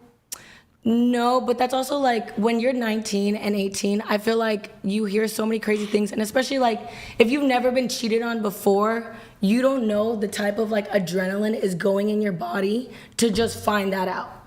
Like, so I feel like, and especially if you've never been cheated on, you really can't speak on it because my body was trembling. Like I couldn't think about it. And then like I said. Was it literally shaking? Yeah. Okay, how they were saying the girl was. I was probably 10 times more than that. And then there wasn't even like you could lie and be like, I didn't cheat. She's pregnant. Why are you abusing my table? Sorry. But she was pregnant, so you couldn't even say. Okay, follow-up question. Yeah. Would you ever speak maybe to somebody? Not follow. Okay, all right. Follow-up question. Would I ever speak to somebody like that now? No, never. Okay. Yeah. Growth. Okay. Do you want to ask it though? Because that was that was it. I knew what she was Okay, going okay. to Yeah. Here, we're gonna move to Lydia. Pull up Lydia's That shit was ratchet. Instagram post. God, it's so gross. Sorry. I was only 19. All right. Let's go to video tab for one. I was never thinking. Let's go ahead and play it. And I was not. Let me tell you that year. I'm looking to have an abortion. I'm 34 right now. My boyfriend is kind of out of the picture now, so I don't really have any support. It's a 4 to 5 day procedure. A needle is inserted through the abdomen and into the fetal heart. Lidocaine is injected, and that will completely numb the fetus. After that, we inject a medication called digoxin and another medication called KCL, which will slow and then stop the fetal heartbeat. And then we'll give you a medication called misoprostol. Misoprostol will sort of induce contraction, will assist you in sort of pushing in the induction, and then remove all of the products of conception. You're definitely going to feel discomfort and cramping. That's crazy. I've never heard it step by step. That's crazy. We specialize in later trimester care. Our doctor is very well versed in what he's doing, and he's very good. So I'm not like a rare situation. Y'all help women this late in pregnancy all the time? All the time. Can I help you? I'm looking to have... You can pause it. Product Damn, is that's crazy. They called the baby the product. For the pro-choicers here, do you conception. guys support late-term abortion? Late term, no. Unless like it's something crazy, like the mom is gonna die. But in reality, I truly feel like you That should doesn't just get a happen, though. C-check. Wait, can you just scoot to the table? Sorry. The procedure to save a woman's life in that latent pregnancy is a preterm delivery, so they don't have to directly but kill the see, baby. then that's it. Yeah, but I don't support late term. Late term, no. Late term, no. That's crazy. When do you think it should be legal? I feel like as soon as you find out, and right away. What if you don't find out though? Because there's cryptic pregnancies. What I've if you don't seen find out until birth? Like, right, you're giving birth. Yeah. Can you kill the baby as it? Oh no, I don't think you should. Yeah, it's too late. Too late. Like, After a certain amount of weeks. What's the actual thingy? I'm Like, not too the versed actual on it, thingy? but I know Actual that there's time like that they say you shouldn't do it. I know that Well, it there's depends on the state. a development state, and it's like a couple, maybe like a couple months. I'm not quite sure, but I just know that there was a certain 25 weeks, I believe it is. Yeah. For Yeah. what? That the fetus can live outside. Oh, 21 weeks is when they can live outside the womb. So Yeah. would you say that that's when you think? Probably before that, before it could. God, if it can live outside, then just have it, and then give Right. it, to adoption. But it's if it can live outside, just give it a life and then do that. But if it can't, then it's early enough. Wait, I have a question, Lydia. Okay, so since you're like pro like life and everything, do you like go to the foster homes and like help out, or like do you go to like the kids that have been like born with like drugs, like drug abuse parents, and like Do you like at least do that type of charity work too? So I actually was pro-choice and became pro-life because of my foster sister, because pro-choicers would tell me that she's better off aborted. And so I became pro-life. In high school, realized that abortion is eliminating foster children instead of helping them. And yeah, a lot of our pro-life laws actually work to fund and fix the foster care system, help pregnancy centers. My pro-life law in North Carolina gave millions of dollars towards those things. So we do care. But for the record, abortion is the leading cause of death in the history of the world, so it's my greatest focus in my work. By the way, that's good work. Thank you. Good work that you're doing. I wish you Godspeed in continuing it because it's fucking monstrous. Did they say 34 weeks? 34 weeks. Yep. That is just fucking evil. So to Chair One though.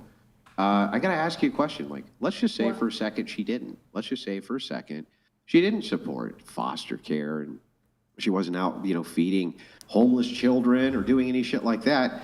Why in the world would that matter? The idea of not being able to kill a 34-week-old. No. Obviously, the 34. I did say 34 is crazy. 34 was crazy. Just not be evil and not also support foster children because she doesn't have time. Why would that even be a problem or a contradiction? Because I think a lot of people, when they don't support abortion, when they support abortion or when they don't support abortion, they're just kind of like, okay, well, that's still an unwanted child. So the child's going to feel unwanted wherever it's at. And the foster home is the first place that they go if they don't go to adoption. And so that's why I think they should at least worry about that. I just want to let you know that 100% of the babies in the United States put up for adoption are adopted. There's 30 couples waiting to adopt for every newborn put up for adoption. You just have to get approved. I know that's that's one. And the second is it still wouldn't be a contradiction in her worldview, even if she didn't. Now she said she did, and I'll take her at her word. But even if she didn't, there's nothing contradictory about saying, "Hey, you're not allowed to murder 34 obviously babies because I don't want to go support foster kids." There's still no contradiction there. I just want to point that out to you. Absolutely. Would you ask someone who's working to cure cancer why they haven't helped with diabetes yet? It's just something that I focus on. Yeah, but that's stem cells and everything, so you can't. Well, that's the whole thing, is that I'm focused on one thing and I absolutely do care about other things, but I don't have to solve every world problem in order to know that killing babies is wrong. When do you think... Really focus on the problems you can solve. Right. When do you think that it should be legal to have an abortion? At what stage? What do you mean stage? What stage of pregnancy? Ages? Well, I think just barely before the first 7 weeks, 10 weeks. Okay, so you're basically pro-life. Earliest. Yeah. So you're That's what I'm saying. I'm not a hater. No, definitely, yeah. You said you're pro-choice. No, girl, I'm super open. But that's what I'm saying. 34. That's why I was 34 weeks is crazy. That's pretty much you're about to deliver. That's insane. Well do it. Yeah, might as well just go through with it. You already did all the stretching. So it's 30 weeks. Yeah, so it's 30. So it's 28 weeks. Yeah, and from the very moment of conception. 95% of biologists agree that it's a human life. It meets all 7 characteristics of life. You do not have to be a Christian to know that killing babies is wrong. It's a biological fact as well. And so it doesn't matter what stage of development you are in. It does not determine your value. And no matter when an abortion is performed, that is still killing an innocent human being.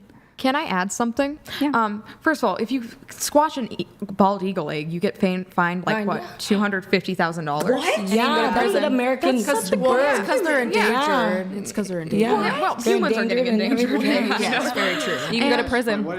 So hang on, but what they're doing though, she makes a valid point, right? Because what they're doing is they're saying, well, wait, this isn't a bald eagle life yet, just the potential to be bald eagle life. Yes. And since bald eagles are endangered, just the potential they will become bald eagles is enough for you to fit the crime of essentially murdering a bald eagle, right? Yeah, I've actually that's the whole point. It's a good point. I've never actually heard that argument. That's pretty compelling. I've never heard of it.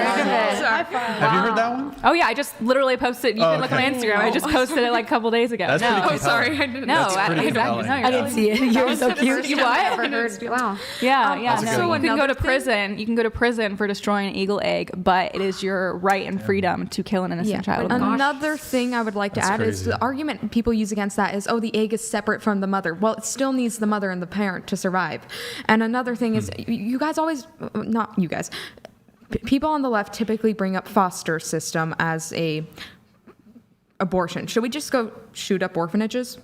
I don't think that's right. What the fuck? But honestly, like with the shooting, I don't think you should talk about shootings with everything because I mean because of the TOS. Yeah. Oh, sorry. The loaded language. I'm sorry.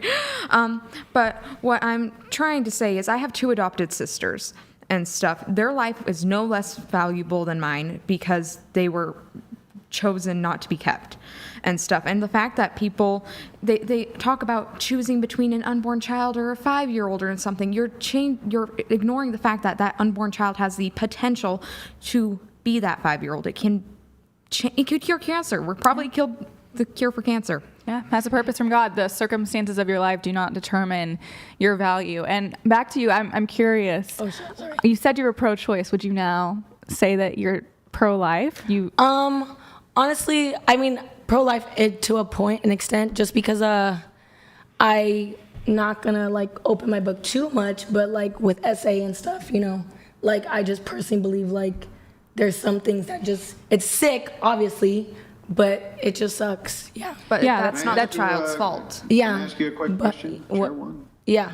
Would the world be a better or worse place if you had been aborted? I don't think the world cares enough about me to Can really you answer care. my question? Yeah. Would it be a better or a worse place if Neutral. you were aborted, do you think?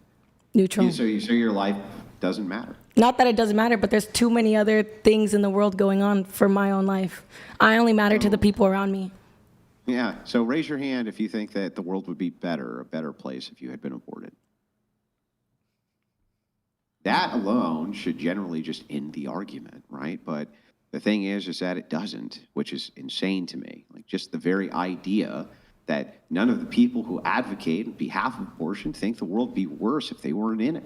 I think that that's insanity, right? So you're eliminating the same potentiality that other people can make impacts in the world on par with yours, which are good. I want to address the argument you just brought up in the case of SA. It's a terrible thing. No pro-lifer ever wants a woman to get pregnant in this situation. But abortion does not undo that trauma. It may add more trauma because abortion itself is traumatic. Yeah. And if we're not even going to give the death penalty to the horrific person that committed this crime against her, why would we give the death penalty to an innocent child for the crimes of their father? But then that goes back to, I believe the death penalty for anybody that does SA. But do you think that death penalty should be given to an innocent child for the crimes of their father? No, but I believe it's the woman's choice, regardlessly. A choice to do what, though? If she wants to keep the baby or not. Not just abort it. That's what I'm saying. Keep the baby or not. 44% of women regret their abortions. I wish they would have thought it a little bit more through. She's got the stats. Yeah, I got the stats. But that's what I'm saying. I wish women would truly think about it, because I think Abigail said it or someone said it, but there is some women that like try to joke about it and like try to be like hee. What? Have you had an abortion? No, I've actually never been pregnant either. So. Yeah, so you never had an abortion. Well. Yeah, so but I know people that have. Yeah, no, I get it. I understand that, right? But don't you think that a lot of times women have abortions and then feel like there's no going back because they have to endlessly justify it for the rest of their lives? Yeah, but see, that's exactly why. Endlessly justify it. If you are truly you should literally stick it in your brain and be like, I have a baby inside me. I have a baby inside me. This is going to be a baby. Will I do this to myself? And if they are willing to sit there with themselves and be like, okay, I will do it, I will take this, then I guess whatever empathy or whatever type of mood and whatever type of emotions they're feeling, okay, I'm not here to confuse someone else's emotions. Hang on. Last question I have for you. Okay. What would change your mind on this issue? What thing could be said as an argument that if you heard it, right, would reconcile this in your brain so that it would settle the issue for you? What would that be? I think the biggest thing, and this is also something I do say too, women that have abortions usually cannot conceive a child the same way they did with the first one. They usually tend to have problems like complications. Once you have an abortion, there is more risk to your next pregnancy. That does not answer my question. What thing could I do? This is the final question on this, and then I have to move holds it the on. belief that this is okay. What is that thing? And then if I refute that thing, will you change your mind on this issue? Yeah, but I just can't think of a thing like that right now. You can't think of a thing. So you're holding on passionately to an issue. No. You don't even fucking know why. You don't even know why. No, I just know enough, like, to the point where, I mean, like I'm saying, I'm not here to tell you, though, how you feel. You hold the stance. You have no idea. I know, but exactly. But like I'm saying, I'm not a therapist. I'm not someone to be like, oh my God, let me here to convince you. Because it's just somebody else's views. I'm not going to press. If I could prove that it was a human being to you, would you become pro-life from the moment of conception? Yeah, if my brain could register it, yeah, but... Okay, every biology textbook says a human life begins at fertilization. At fertilization, they meet all 7 characteristics of life. You have your own separate DNA. Everything about you, your sex, hair color, eye color, was determined at the moment of conception. You are you, and you are valuable, and you are a human life that deserves equal human rights. Okay. Bars. It's true. Do you agree it's the with same that? thing with animals. Oh, yeah, same thing with animals. Yeah. Absolutely. Wait, do you agree with her? I said, okay, yeah. Yeah, so are you pro-life now? But so... If it you makes said you feel better, you yeah. said if there but was I still have different views. I still have different views on different situations. But do you so you disagree with science then? That it's not a human life? There's a lot of science. I guess I wouldn't say I disagree on it, but wait, hold on. Biology is not a soft science. Biology is a hard science. I have the studies right now if you would Yeah. like to look at them. But you guys are going to waste more time trying to convince me than me trying to learn it on myself, on my own. But you did just say if this was the standard, then it would change your mind on abortion. And then she just established that it was. Yeah, and I said, but what I said if you could, and run the clip back, I said, if you could actually, if my brain could process it right now, then yeah, I will change my mind in 2.3 seconds once you tell me. But I'm not. If you want to know the anti-women voting argument, the main one of rationality is that women will often hold to stances which are illogical based on emotion. And this, pure emotion, pure fucking emotion, no stance based in logic, reason, you can't refute a stance based in non-rational emotional thinking, right? And this is why all those repeal the 19th, which, by the way, again, I'm saying I want to limit suffrage for everybody because I just think it's a bad idea that everybody votes in this society. I think that's stupid. But when it comes to this, with Chair 1, look at the rationality. No rationality whatsoever. Holding to a stance at a pure... Yeah, but I hold it to the stance just because of the certain types of topics. Like I told her, it's not like I'm over here like, oh my God, you should do it at any age, at any given weeks, but that's rational. it. You don't have a rational reason why you hold this stance. Tell me the rational reason you hold this stance. What is it? Because I believe it's my own body and I should have my own cheese. It's not your body. It's a baby's body that's being hurt and killed by but an it's abortion. inside of my body and it will not be it will not be creating without me. So a child's dependency on their mother's body to survive is a death sentence. No, it's not a death sentence. Because a newborn baby also relies but then again, on their mother's body for breast milk. There's those women that have children and then they're mean as fuck and abusive to their children because they never want them. So they're better off dead? To be mothers. We're not forcing anyone to be mothers. We just want to hold them accountable for their decision pro-choice. to get pregnant. Pro-choice means you could give your baby up for adoption, you could get an abortion, or you could keep it. That's a choice. Killing shouldn't be a choice, though. There's 3 choices. Yeah, it shouldn't be an option. Just because the baby's inconvenient to you. But it's the fact that it is. And the only person that could really tell me something is Lydia because she's the only one out there in the government area being like, yeah, this is what I'm going to do. So until you actually Put that on your resume, Lydia. Yeah. I have a in the government area. Yeah, in the government specifics. In the government area. I understand that you're a very staunch anti-abortion advocate. I have a hypothetical for you. For me? For you. Okay. Which has been bothersome to me. Okay. Right? I had to think about it for a long time because it was actually difficult for me to reconcile. You believe life begins at conception, yeah? Yeah. Okay, so then in vitro fertilization clinic, all of those eggs have been fertilized, right? Yep, absolutely. So an in vitro fertilization clinic is on fire. There's a 2-year-old who's in there and he's crying, and there's thousands of eggs next to him. Would you save the thousands of eggs, or would you grab the 2-year-old if you could only choose one? I don't think it changes the argument, and here's why. In the Titanic, when it was sinking, they chose to save the women and children first, like we talked about earlier. Does that mean that the men are worth less? No, absolutely not. But wait, there's a rationale behind that, which is based around social duty. The valuation that you're talking about is equality in life after and before the effect of birth. This is the argument for being pro-life from your stance. So these fertilized eggs have as much ontological value as that 2-year-old. So justify how it would be that you would grab the 2-year-old. I don't know what I'd do in that situation, but I think if you had to. I don't think at the end of the day, first of all, we have an emotional response to gravitate towards a screaming 2-year-old who can feel pain, has conscious ability to experience what's happening, whereas okay, what if the 2-year-old can't feel pain and he's not crying?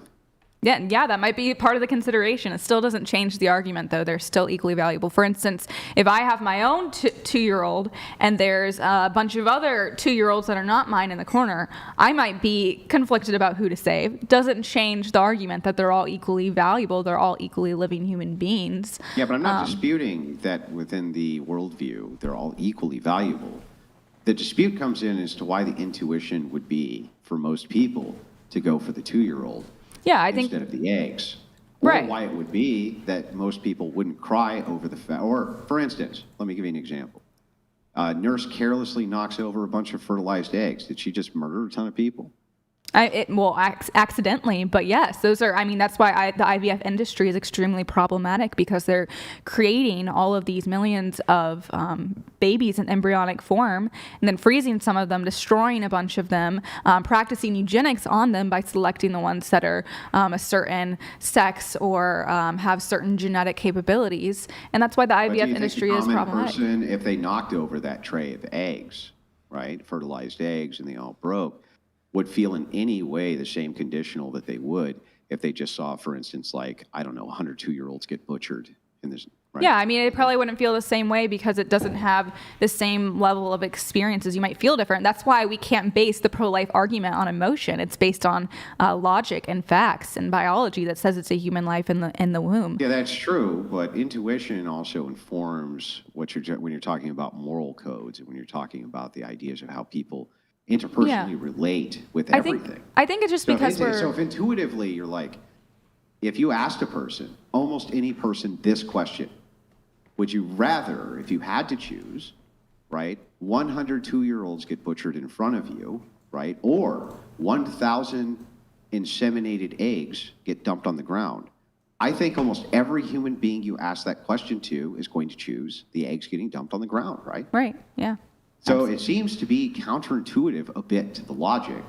Now, I agree with you, by the way, 100% agree with you, that you are logically consistent. I'm just saying that in this, the intuition side is very difficult to logically reconcile.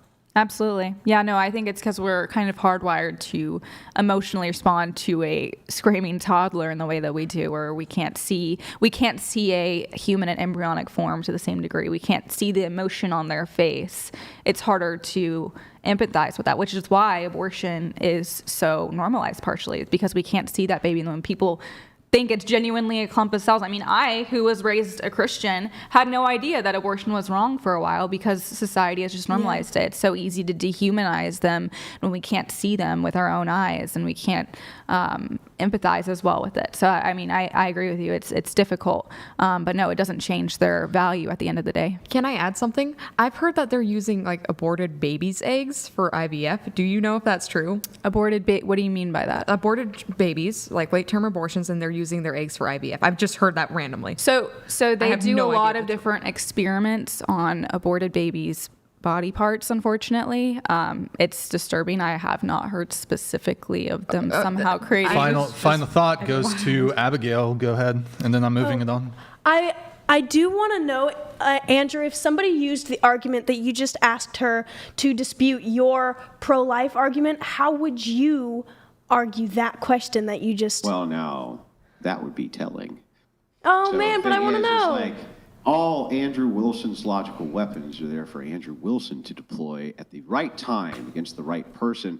But I did feel that Chair 3, I felt like giving a little bit of, because there's nobody else to give any pushback, I think it's fair to push people even that you agree with on their logical consistency and why they think the things that they think. There was nobody else here to do it, so unfortunately it falls to me to do, right? Even if I completely agree with the stance, right? But I've heard tons of compelling pro-choice arguments that can be difficult to reconcile. You know what I mean? There's a bunch I could get into, but definitely not going to give away the Andrew Wilson logical weapons of mass destruction today. So Don't you think you should be helping educate people on how to debunk the pro-life or pro-choice argument? Of course. So it's good to share your knowledge then, right? I'm curious. I want to hear how you would respond. Doesn't mean I'm going to share it with you. Right? So the thing is like, I'm going to look it up. I think. Yeah, you can ask. I think you're doing a fantastic job, right? In what you're doing, and I mean, Godspeed to you. 100% support from us here at the Crucible to you, especially calling those people, exposing that so that people can see. I've heard leftists say this isn't even a thing that happens. There is no such thing as late-term abortion. You're making it up. Like, I've heard all of that shit. So I think what you're doing, the Lord's work here in this capacity, right?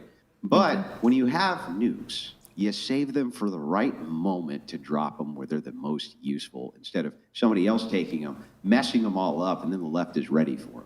I just don't. What was it? 1,000 embryo, or what was it? 1,000. You're talking about the burning IVF clinic analogy? Yeah, it was 1,000. Yeah, it's like 1,000 embryos. Fertilized embryos. Versus screaming 2-year-olds. Burning building. All right, let's see what AI says to this, Andrew. Uh-oh. AI is usually pro-choice. You got to look into this because somebody's going to hit you with that question. Hit me with what? The question that he the burning IVF? No, I always just say that it doesn't matter who you choose to save. They're still equally valuable, just because you saved the women and children first on the Titanic. He came back with the intuition. Your intuition, which is everyone. logically consistent, but it's unintuitive to convince. But that still doesn't defeat the abortion, the pro-life stance. No, right? I agree. But somebody's going to ask you. Defeater. Listen, it's not a defeater. But you have to understand when you're convinced, well, and you probably do know this, when you're convincing people, that, right, like, for instance, you were trying to have a logical, deductive argument based on induction and deductive reasoning, which are one, somebody who is passionately, emotionally attached to a position. They respond to rhetoric, often over even logical consistency. Nobody's refuting that you have a logically consistent stance. You most certainly do, right? But it's, are you convincing people through rhetoric who cannot be convinced through logic? And this is a weapon deployed by the left often, rhetorically, which stays in the convincing category of people who don't either have the capacity for logically inductive argumentation or deductive, or they're just passionate about it from an emotional stance. It's like, that's the point of rhetoric. So as Socrates pointed out rightfully, rhetoric is anything which convinces a person, whatever that is. That's rhetoric. And so I think it is a powerful rhetorical tool on their side, not a powerful logical one, and I don't think it debunks you at all. Yeah, absolutely. All right. We have some chats that I need to get to, but you know what? We're going to do the roast session in a bit, guys, so we're going to bump the TTS down to 30. So let's see here. Yeah, we'll do the roast session, TTS down to 30. What we do for the roast session, and then also just what after a little heavier conversation about abortion. Anybody want a popsicle?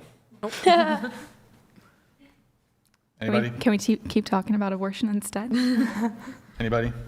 Okay. All right. I'm going to let this chat come through. We got Glocktavius. Glocktavius donated $200. Thank you. Perfect is the man audio for life for perfect career. Can you check the audio on the keyboard? Perfect man for life. Is it full? Perfect man. Huh? No, on the keyboard at the very top, there's like, never mind. Don't. Yeah, it is. Okay, that's weird. So going around the table, perfect man for life or perfect career for life? Perfect man. Perfect man? Man. Okay. All right. Thank you, Glocktavius, for that. Appreciate it. We have Dalamar, ban abortions, ban birth control, 65 million dead Americans. In the 40 years of Roe v. Wade, 98.7% were for convenience of having sex for fun. 2 generations were gutted on the altar of female choice. All right, Dalamar, thank you for the message. Really appreciate it. And then I'll let our first roast come through, which is, oh, shit, I forgot to change the TTS. Hold on one sec. I'll just read. Brian, have you lost weight? Oh, shit. Here, I'm going to fix it. So, guys, TTS is being lowered to $30, $29.99. If you want to get a roast in, get it in. We're going to be doing that. We have a couple more things to get through, a couple reacts and whatnot. There was something from Megyn Kelly, which I thought was interesting. Matt Walsh responded. Andrew, I'm pretty sure you weighed in on this a little bit in your Piers Morgan appearance. I know you usually have an out around this time, Andrew, but you have a few more minutes, or do you have to, you got some more time? Yeah, we're good, bro. Oh, awesome. Okay, perfect. So here, let me let that one come through. So guys, just a reminder here, we're getting towards the tail end of our stream. So if you want, send in a roast, $30 TTS. You can roast me, you can roast Andrew, you can roast Abigail, you can roast anybody here that you want to roast, you can do it. $30 TTS. Oh, I feel like it's been a pretty good panel. Like it's really, I mean, you should mostly just roast Brian, right? That's probably true. It's actually been a pretty good, engaging panel, I must say. Yeah, and it's been a while since I've been burrito bombarded, as I like to call it. It's been like half a year, 6 months since the last time they just leaned into me with some burrito memeing. So, but yeah, feel free to roast me. Let me let this one come through. Okay. Wait, is it not? Oh my goodness. I guess I don't know how to operate my... Oh, here's what happened. I know why. Okay, sorry. Scuffed. All right, it should go through this time. Let's see here. The Pseudo Master Chief Chef, excuse me, thank you. Pseudo Master Chef donated $29.99. Brian, have you lost weight? Any strange feelings? I need to, though. I snuck in the studio and put Ozempic in all the food, that's a doubling crime. the burrito. That's a crime. To help you, but all right. If they send in the I'm not a champagne pop, I scumbag. will give you. Sorry. Go ahead. The champagne pop. If they send in the champagne pop, I will give the answer to the hypothetical. I like it. I like it. All right, beautiful. Okay, so a few more notes here. Let's see. We did. You know what? Yeah, let's just go to the Megyn Kelly thing. I think that's interesting, and it's kind of related to the career versus family conversation we were having earlier. Go ahead, pull that up. Yes, please. We'll go video tab on it. Guys, like the video, enjoying the stream. Oh, wait, is this it? Yeah, just let's go ahead and play it. Here's what's happening on the right. Pause it. Go full screen. It's that the far, yep. All right, go ahead. Young women, I talk to young conservative women all the time about their lives and their goals and, the things that they want.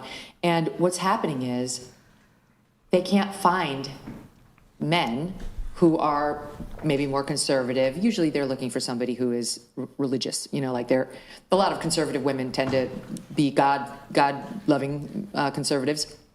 And they can't find a lot of young men who want to marry a working woman now. This is an actual problem that's coming up on the right. And to me, it's so sad because it's like, how did we get to the point where we're now telling young, conservative, amazing women that they're not attractive if they also work, if they choose to, let's say, do what I'm doing and what you're doing and get their voice out there. But I'll stick with me just because I think conservatives listening to this will like the thought of another Megyn Kelly voice up and coming. Well, why wouldn't we want that? Why would we take somebody who's talented in this field and really wants to make a difference and have the messaging to her be, you're really not that valuable unless you give it up and go into the home and only have a family and only raise a family. And not only are we sending her that message, but young men are actually believing that. They're actually believing it, especially on the right, because the trad mom has gotten so popular. And it's like, no, if we do that, we're not going to have any strong conservative or right-leaning women to provide a role model for younger conservative women who, and there's nothing to apologize for here, don't necessarily want to spend all their 20s and their 30s getting married and having kids, or can't. They just weren't able to meet somebody and definitely don't need to be shamed over it. Another... I think that was it, right? Yeah. Mm-hmm. Okay. Reactions from the panel. Agree, disagree? Ooh, 50-50. I agree to an extent. I think you could, but I think you can still work and be a voice and still be a mom, a present mom, for instance, at my organization. We're full of women who are pro-life activists. And many of our staffers who are moms bring their babies to go and table on college campuses to educate people. And I mean, my staff likes to joke about how one day when I do have kids, I can bring my real life baby model instead of my fetal models around and talk about babies with my actual baby when I'm on college campuses. So you can absolutely do both. You can be a voice, a conservative voice, because I do think that's important, and I do think we need, especially conservative, pro-life Christian women, to be voices out there. It's very important. But no, I think you can still do both. You can still be a mother and do that at the same time. Pull that back up. Go back to the other one though. Go F11. My bad. So we're gonna read. Scroll up. I don't get this trad wife trend. Why do men want to revert to the 1950s when women? Oh, okay. Tab over to the next one. Men aren't. Matt Walsh responded to this. What? Tab over to the next one. This is okay. I'm going to read this from Matt Walsh, then we'll maybe do the video. He says the difference between the romantic interests of men and women could perhaps best be summarized this way. If you give a man a choice between an attractive, sweet, kind, feminine grocery store cashier who makes $13 an hour and wants nothing more than to become a mother one day, or a high-powered, ambitious, loud, rich corporate girl boss whose greatest dream is to be a CEO one day, most men will choose the former without hesitation. If you give women the same choice, the mild-mannered scroll down, unambitious guy working a cash register, the highly paid corporate go-getter, you're going to have a lot more takers for the latter option. Am I saying that most women are greedy gold diggers looking... Wait, this is just from his video, isn't it? Maybe we should just play his video. Scroll down a little bit. Scroll to the very bottom.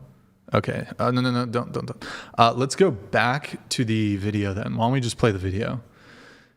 Yeah, and then F11 By here. the way, Rachel ratioed both of those women on those posts. Oh, nice. Then go to video tab and then hit play.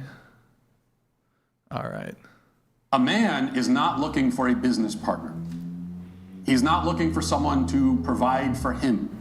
He wants a wife. He wants a mother for his future children. He wants a helpmate. He wants a woman, not a man. This is not a new phenomenon. Megan calls this desire of young men a problem that is coming up on the right. But it's not a problem, and it's not coming up. Kim Iverson responded in agreement with Megan and said that she, quote, doesn't get this trad wife trend. But what she's calling a trend, or what Megan says is just coming up, is in fact the norm.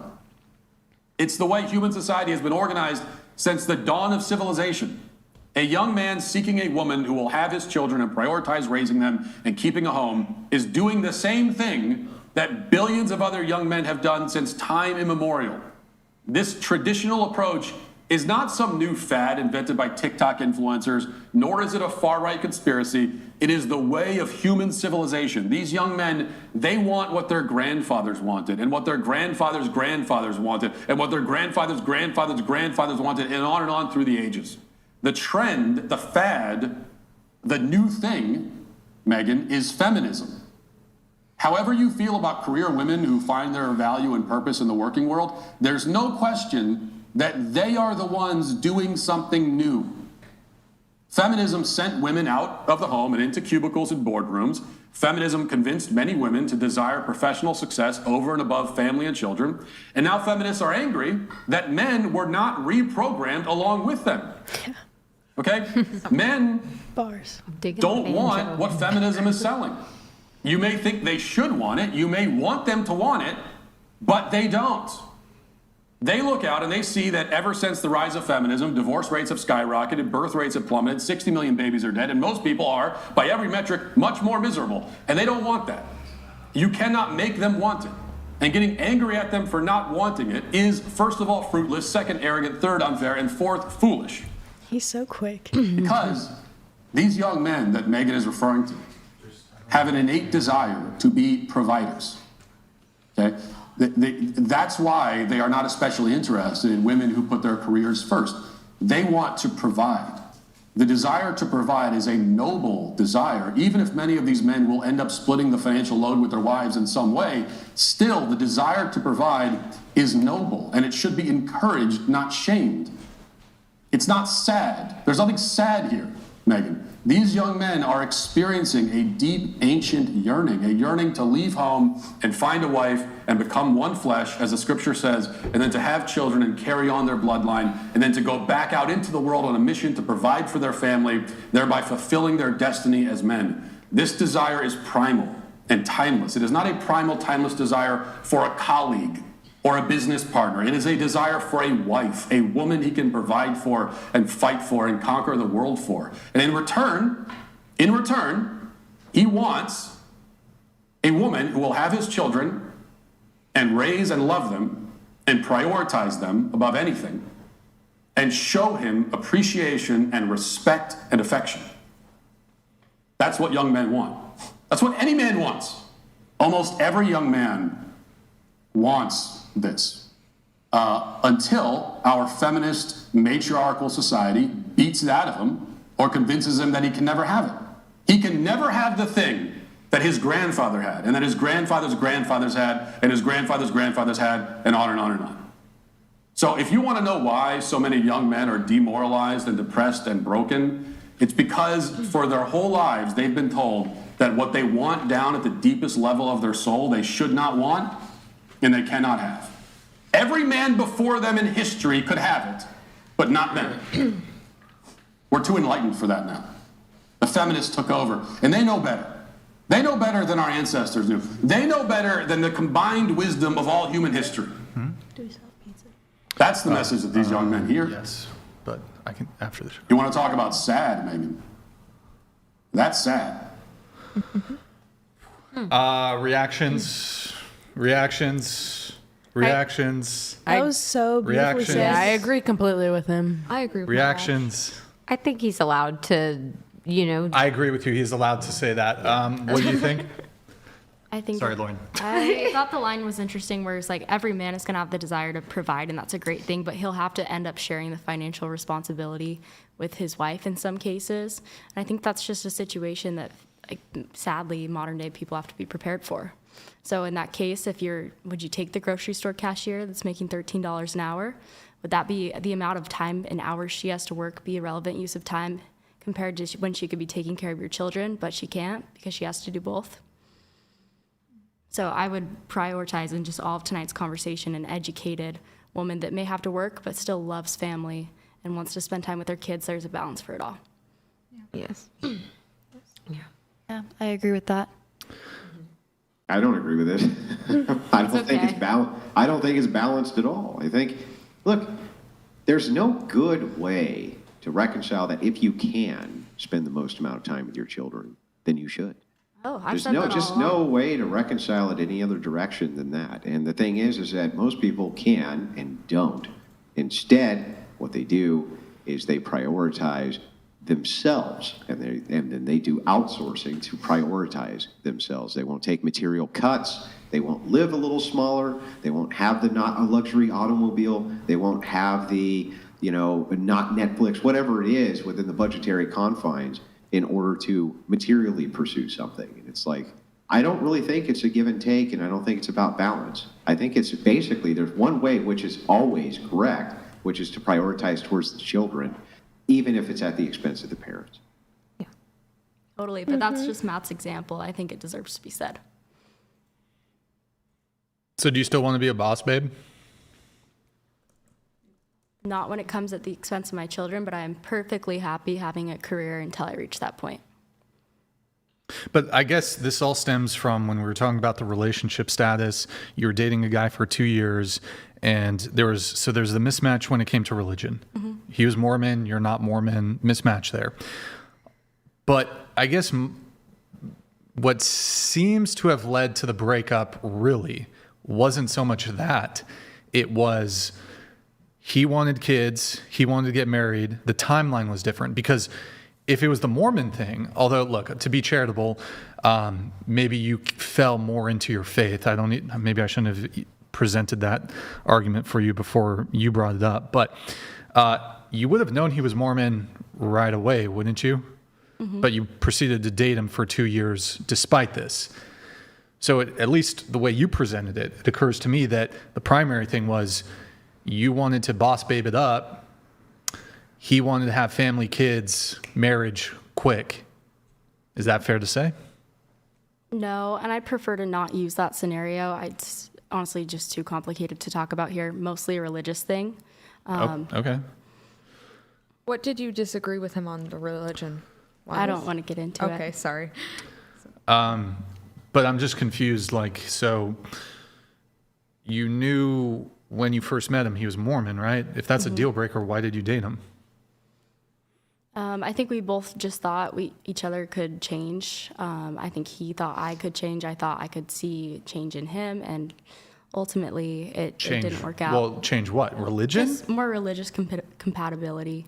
I mean, I feel like maybe you could get somebody to like pick up after themselves, but to change their religion.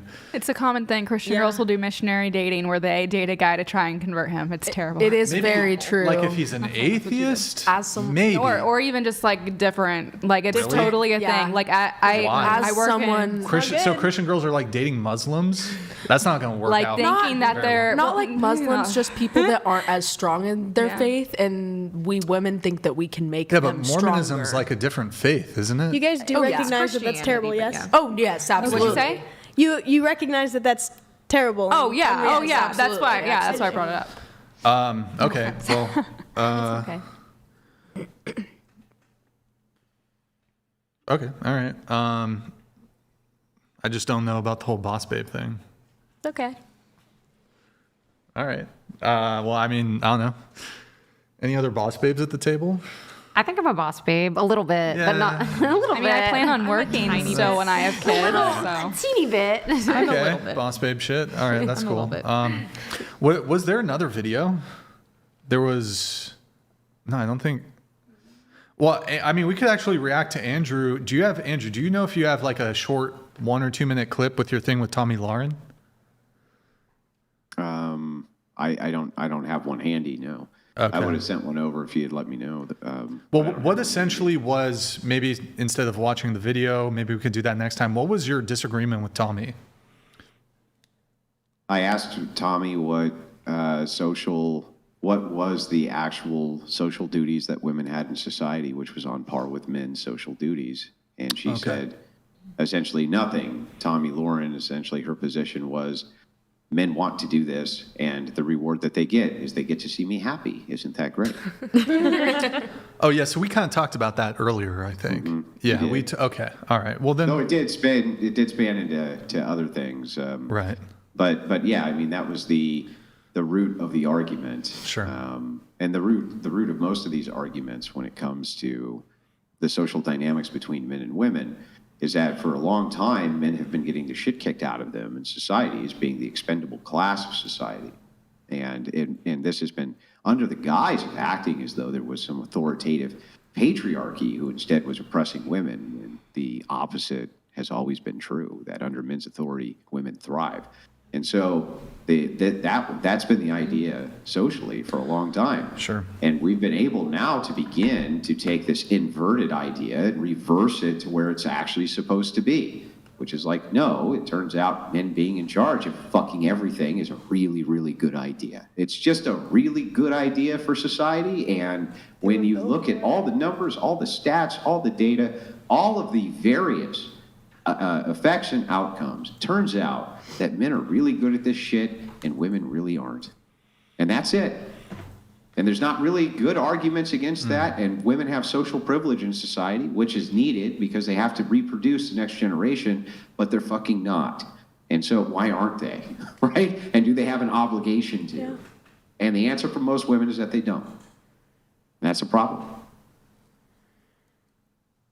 It's a problem. It's a problem. Do you guys think that women are obligated to reproduce? Sorry.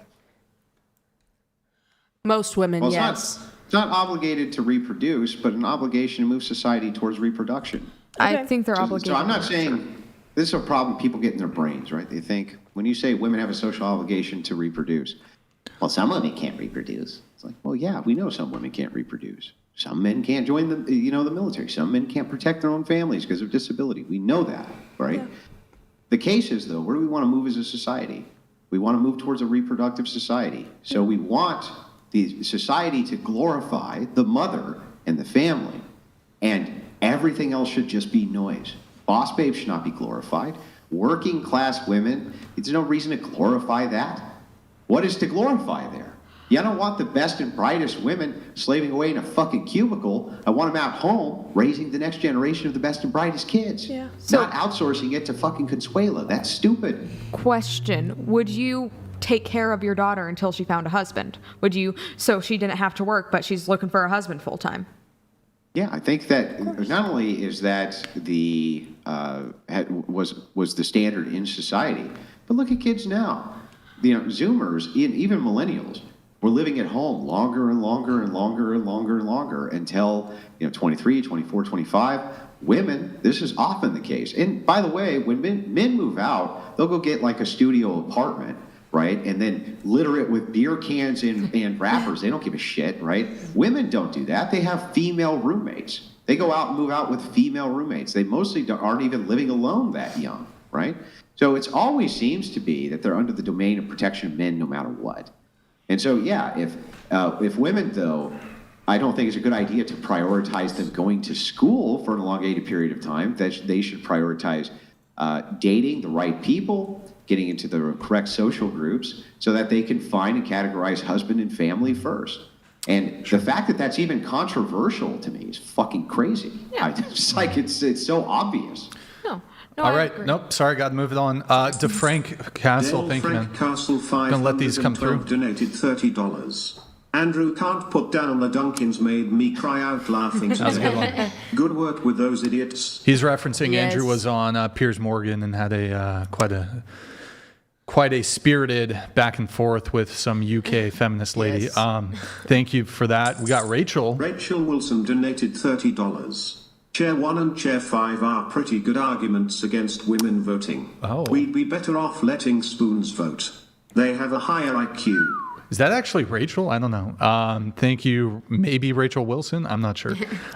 We got Randy here. It sounds like donated $30. Could be. Modern psychology is fake and another method to brainwash, grab money through bills and useless degrees, and reduce reproduction. Less common folk is good for elites, especially with more automation. All right. Thank you, Randy. Appreciate the message. We have Sons of Liberty here. Sons of Liberty donated $29.99. These podcasts teach me women are inherently non-virtuous. Women's natural instincts are to be non-monogamous, desire casual sex and toxic behaviors in partners, and relish deleting their offspring.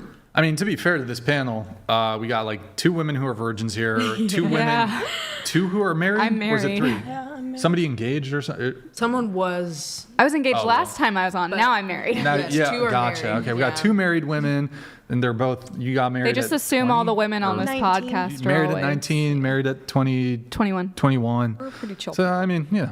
Well, congratulations to you all. May you have many, many children to assist with the reproduction crisis, and may they be. Is anybody pregnant here? Do we need to do a pregnancy test? Oh, that'd be scary. Stay a little bit extra, but sweet. I do have to get. It was very nice to meet all of you. Thank good you, luck Andrew. to you all. I enjoyed the spirited back and forth with all of you. Have a great night. Thank you for tuning in, Andrew. Appreciate it. Hope you have a good night. Have a good night, Andrew. So, Mary, you can hit in the sources, hit Discord here. Oh, that looks cool. Yeah, we're getting.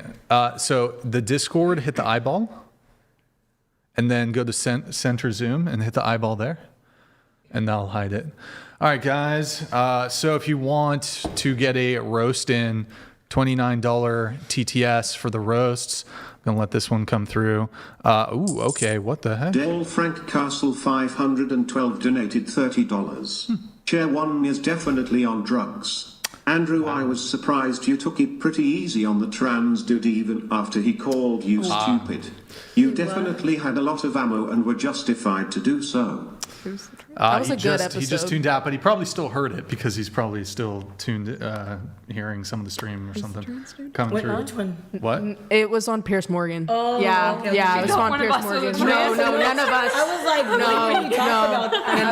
no. Yeah. He was arguing with someone that was trans. Yeah. And there were some comments. Guys, that were made. if you want $30 TTS, if you want to get a roast in, we have some notes we need to get through and a couple things. Luckily, there's not too much here from the questionnaire, but I do do, let's see, why don't we just do a bit of notes before we do the questionnaire?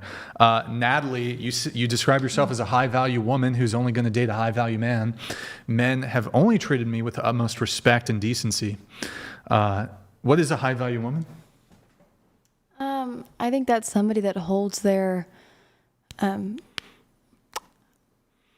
I mean, I don't know. That's a good question. I think it's somebody that holds their beliefs and upholds them. So what they believe in, for me, that's my faith.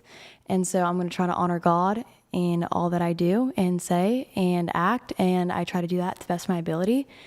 And so I hope to find that in a guy. And I would say that that's the same for a high-value man. I would want him to honor God and all that he says and all that he does as well.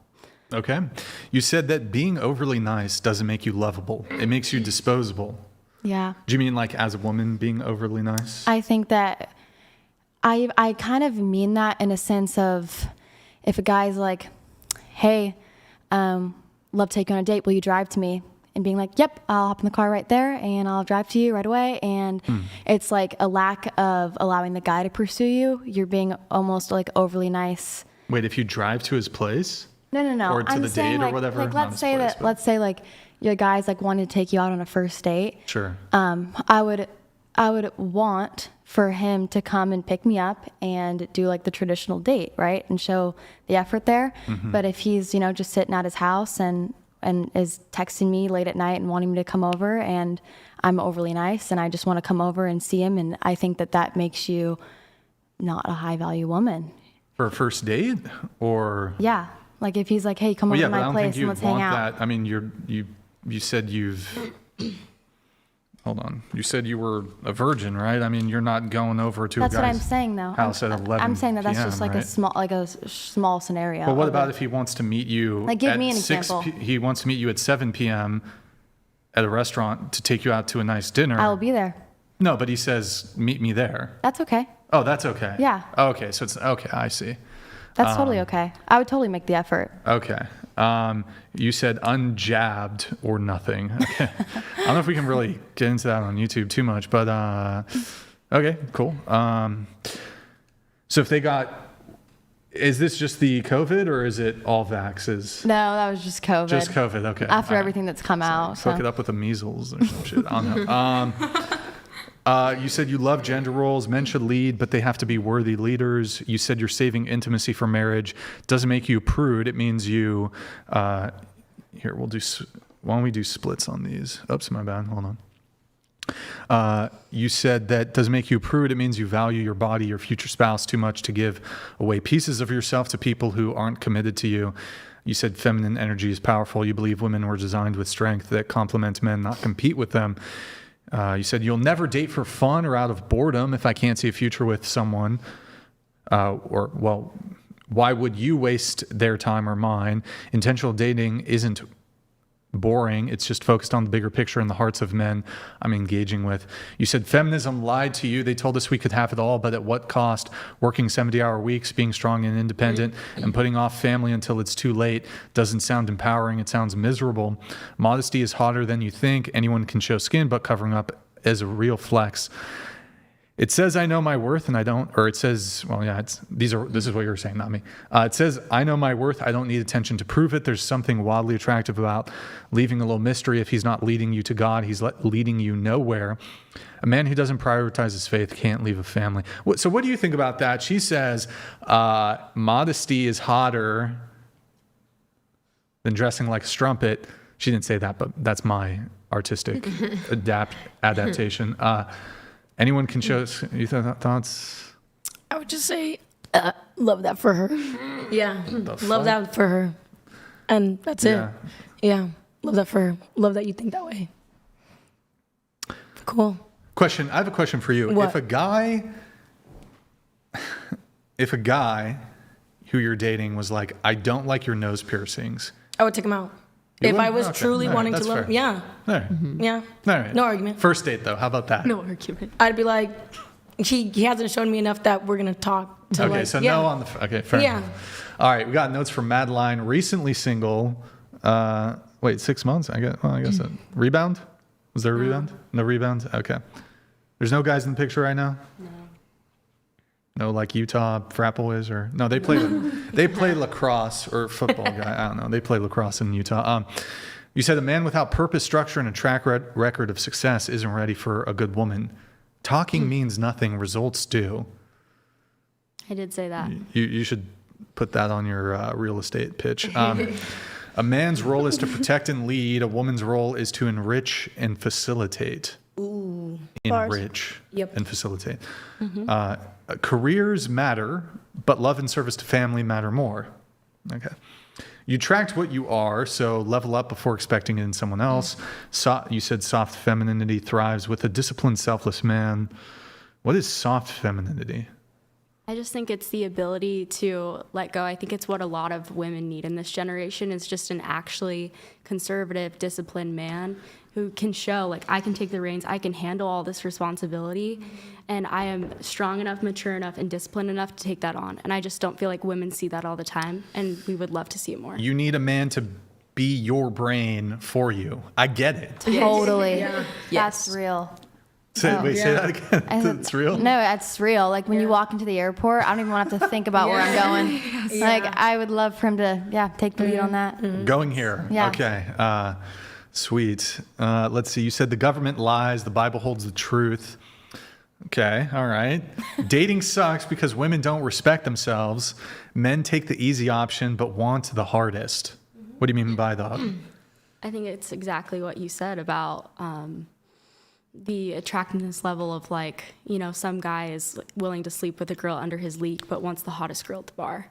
It's like men will always take the easy option. And so the way to fix dating culture as a whole is for just women to uphold higher standards and just be a little bit harder. I see. I think if you just up even a few variables, it increases the average by a lot. And so it's like, even if some of the general population is, the reason why dating is as bad as it is because of modern culture and how people act now. If everything Andrew talked about wanted to happen, that's what would need to happen first. You said fixing this generation starts with women having standards. Men will rise to meet them. Yep. Women having standards. I feel like, I don't know, the standards are kind of pretty high from women. They're pretty up there. If you want a traditional woman, that woman needs to uphold traditional standards. You can't just want that. Yeah, sure. But I think that should are be they? across the board. Are women trad? No. Oh, okay. I mean, even you seem to have a bit of pushback on this career thing. Yeah, I do. Is that trad? No, but I'm not fully trad. Oh, okay. I wouldn't say that. Yeah, I mean, I think that's fair. I think people aren't, it's not like black or white, on or off. If a guy knew he could text a girl on Snapchat at 10 p.m. and say, "What are you doing?" and she didn't respond or give that the time of day ever, people wouldn't do it. But because it happens and because girls are down for that, then that brings the casuality into these relationships that ultimately makes dating suck. It's a true. It's true. I agree. I agree 100%. I mean, I think probably maybe the ultimate standard that some or most of the women here would maybe want to see is that if all women's, I don't know if it's would be a boundary or whatever, but if all women's position was no sex till marriage, probably like increase the marriage rate a little bit. Mm-hmm. Men would be dating more intense. Oh, look at this. It's the three-way. Good job. Is this the first time? The 3-cam. Hey guys, we got a new camera. Or not a new camera, a new scene. Kind of cool. Can you guys hear us okay? Did anything in the audio change when we did? Guys, it's every angle. It's beautiful. Good job, Mary. You're a legend. Yeah, I think, I don't know. If it was just, okay, if men want sex, they have to get married, that would change a lot. You don't think the divorce rate would be high, though, too? Women that save themselves for marriage, actually, their divorce rates are much lower, and I can show you the statistics if you'd like. It is true. Dang, do you have statistics for like literally everything? I just had the question, so she's got a binder. That's what I do. Autism, what can I say? Nice. Okay, nice guys. You said nice guys don't finish last, weak men do. No girl actually doesn't want a nice guy. Every girl on this table, I can guarantee, wants a nice guy. do they? Yes. We want a man that's powerful but nice. We want a man that could be kind. Dangerous. I wouldn't say nice. Yeah, kind. Not nice. Kind. Fair. There's but a at the end of difference. the day, it all means the same thing. I don't want some random guy that's going to pull over and let a bunch of homeless people into my car because he's so nice. You don't want a weak man. Yeah. But that's different than just being kind or nice. And I should have used a different word, but the meaning is still there. Yeah. I think a lot of women, though, like if you get a girl flowers on the first date, I'm not saying all women are going to be give them the ick, but there's definitely women out there who are like, he's doing too much. No, I would go dumpster diving. Is so I've seen that selfish. before where some girls are like, and I'm like, why are you making fun of a man for trying? Yeah. Like, why are you making fun of a man for trying? Yeah, that's like a positive. I think it's like that's so sweet. Like you had intention, you went, you bought them out before you seen me. I think it's because dating has become like this casual thing with like no purpose or intention behind it. People are just like, oh, go on a chill date. Like, oh my gosh, you got me flowers. It's not that serious. Free dates are the best for the top 3 dates. Like, just do free dates or under $10 for like ice cream or something. No, but I think getting flowers is like a great thing. And I think it all stems from the fact that dating is done without a purpose now. And if you're not if you're not dating for marriage, you're dating for heartbreak. And that's the problem, is people are just casually dating just for funsies, and then they get shocked when someone actually cares about them and brings flowers to the first date. Like, oh my gosh, a guy that actually cares about me and is serious about being with me. It's a thoughtful It's terrible. Yeah, it's amazing. I would go It's dumpster great. diving on a first date, and that would stoke me. Honestly, I'm so easy to please. Nice. Okay, we have, let's see here. Okay, if you feel lost, you're distracted and lack purpose from God for your life. That's what you said. Mm-hmm. Feminism is lying to you about what will actually bring joy. You're a boss, babe. I know that my Boss family babe. is going to bring me more contentment than all of that will. Okay, It doesn't mean fair nothing enough. else can. Fair enough. Please. You said you won't date someone with serious mental health issues. If I work for a strong mind, I deserve the same. I agree with you fully on this. I've actually caught flack because I think I said I've caught flack for 2 things. I caught flack for I said I wouldn't date somebody who's bipolar. This was a long time ago. Got a bunch of flack for it. And then I also wouldn't date an ex drug addict. Mm-hmm. Like somebody who used to be. There's too many highs and lows. Well, they could be clean for a couple years, but it would be a preference, a very strong preference. Not saying it's like, I wouldn't say if the person's fantastic, right? It's not 100% a deal breaker, but like I'm leaning very strongly, like this is a suboptimal situation to be dating somebody who used to be addicted to heroin. Oh yeah. I think people can be redeemed and they can stay clean and sober for their entire lives, but like if it's a choice between somebody who used to be addicted to heroin and somebody who never did heroin, I think like all things being equal, I'm picking the soberest. The soberest. Why not the bipolar? That doesn't do it. Why not bipolar? Yeah. It's a lot to keep up with. I'm just very minimally bipolar and stuff, and I feel like like I'm pretty chill. And so. I mean, look, I think you have to look at the entire package. You have to look at the totality of who somebody is. But generally speaking, I think both men and women, we're trying to get the best that we can get. We're trying to get the most optimum partner we can get. And if we're just being realistic, there are certain things that tend to, like, person could be great and attractive and all these things, but then there could be like XYZ bullet points where it's like, ooh, okay, not ideal, not ideal, not ideal. I think mental illness and specific mental illnesses tend to be like, not ideal. Would you not date someone with schizophrenia? Probably not. I mean, I know there's different severities to it, but that's a pretty severe. Yeah, that's intense. Oh no, I was just wondering because of family, whatever. I want to You be clear trying to though. hook me up with a schizophrenic or something? No. No, I'm not. No, I don't think I would just have date. a lot of beliefs on schizophrenia. Like if we treated it the same as transgenderism, then the world would be a terrible place because we would affirm their beliefs. Like, Oh, there is sure. a person That is following you. yeah. There is a person following you. You're right, babe. That's a good point. That's a good point. Yeah. No, that is true.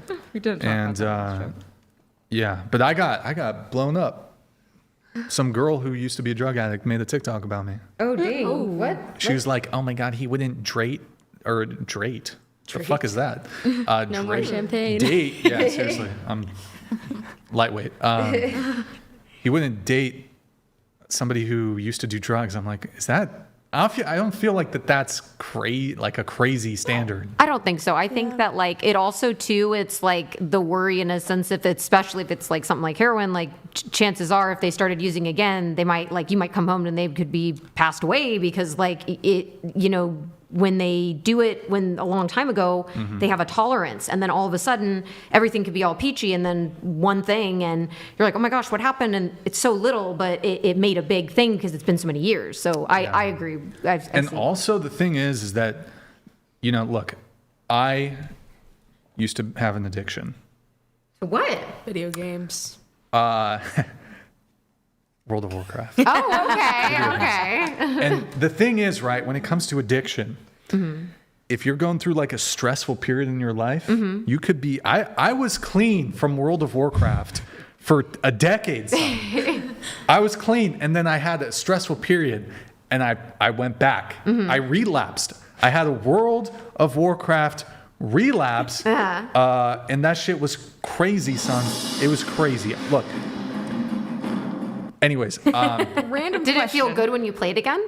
Oh my God, it felt so good. See? And it was an escape. It was an escape from my problems. So it was like I was shooting up the World of Warcraft. It was so good. Random question. You think men should avoid pornography? World of Warcraft. Yeah, but so just because somebody's been clean doesn't mean they're going to stay clean. True. Yeah. What was your thing? So you think men should stay away from corn and stuff because it's addictive? Sure. Okay. I saw some study that that's kind of bogus, but regardless of whether it's addictive or not, I don't think men watching porn is good. No, I think there's like consumption where it's like, okay, he watches it like once a month. Yeah. I think that's less worrying than a guy who's like a coomer who's watching it like every single day for hours. Yeah. But ultimately, I think no porn or as minimal as possible is probably ideal. I have that same And like standard. in a relationship, That's awful. definitely, not watching porn. You should save that for your girlfriend or wife or whatever. So, was there a follow up on that? No, I was just wondering because you were talking about addiction and stuff, and I know that's a big one men this day and age tend to have. Okay. Yeah. I mean, I would dispute that it's an actual addiction, but I think let me ask the women here: would you guys do the following trade? So I know a lot of women have an issue with men who watch adult content. Would you guys give up social media and Instagram if men gave up porn? Yes. Yes. Yes. For like in a relationship, or just if you're not in a relationship, you just give it away? Let's just say in a relationship. In a relationship, I would say yes. However, they need to get out these certain philosophies that I have that I'm like scheduled to get out. And as long as they can get them out, then cool. But I just can't have these philosophies buried. What the fuck? There's just certain things that I need to say, and I need someone either to say it for me or I need to say it. I love that for you. Go off. Yeah. Yeah, no, I mean, I think the impact of social media on women is commensurate to the impact of porn on men. In fact, I think it's worse. I think social media for women is worse. Absolutely. Yeah. It can be. I do social media for a job, and I still agree with you. Well, I think social media has been bad for everybody. Yeah. But I think there's a differential impact on women. Females compare, I think, to like a lot. I'm actually reading a book. I recommend everyone should read it, The Anxious Generation, and it talked about how social media is far more detrimental to women's mental health than it is to men's for many reasons. Yeah, get off social media if you're a woman. I did it like a year ago and so much happier. Yeah, and I think there's differences, but the impact on a relationship is definitely different just because I think some women get male validation through the social media, which isn't really so much a factor for most men. Most men aren't going to social media to get validation from women, and most men can't get it. But let's see here. I'm trying to see if there's anything else. You said, but wait, hold on. You said a bunch of dope, legendary-based shit, Madeline. Is it you prefer Maddie or Madeline? What about M-Dog? Can I call you M-Dog? M-Dog. All right, M-Dog. You said a trad wife isn't the only path to fulfilling family-focused life. So when you say trad wife, are you saying career boss babe? Or what do you mean? When I'm saying like being a trad wife is the only way. You're saying a trad wife isn't the only path to a fulfilling family-focused life. So you're saying like balance between career and family. Yes, it's possible, for sure.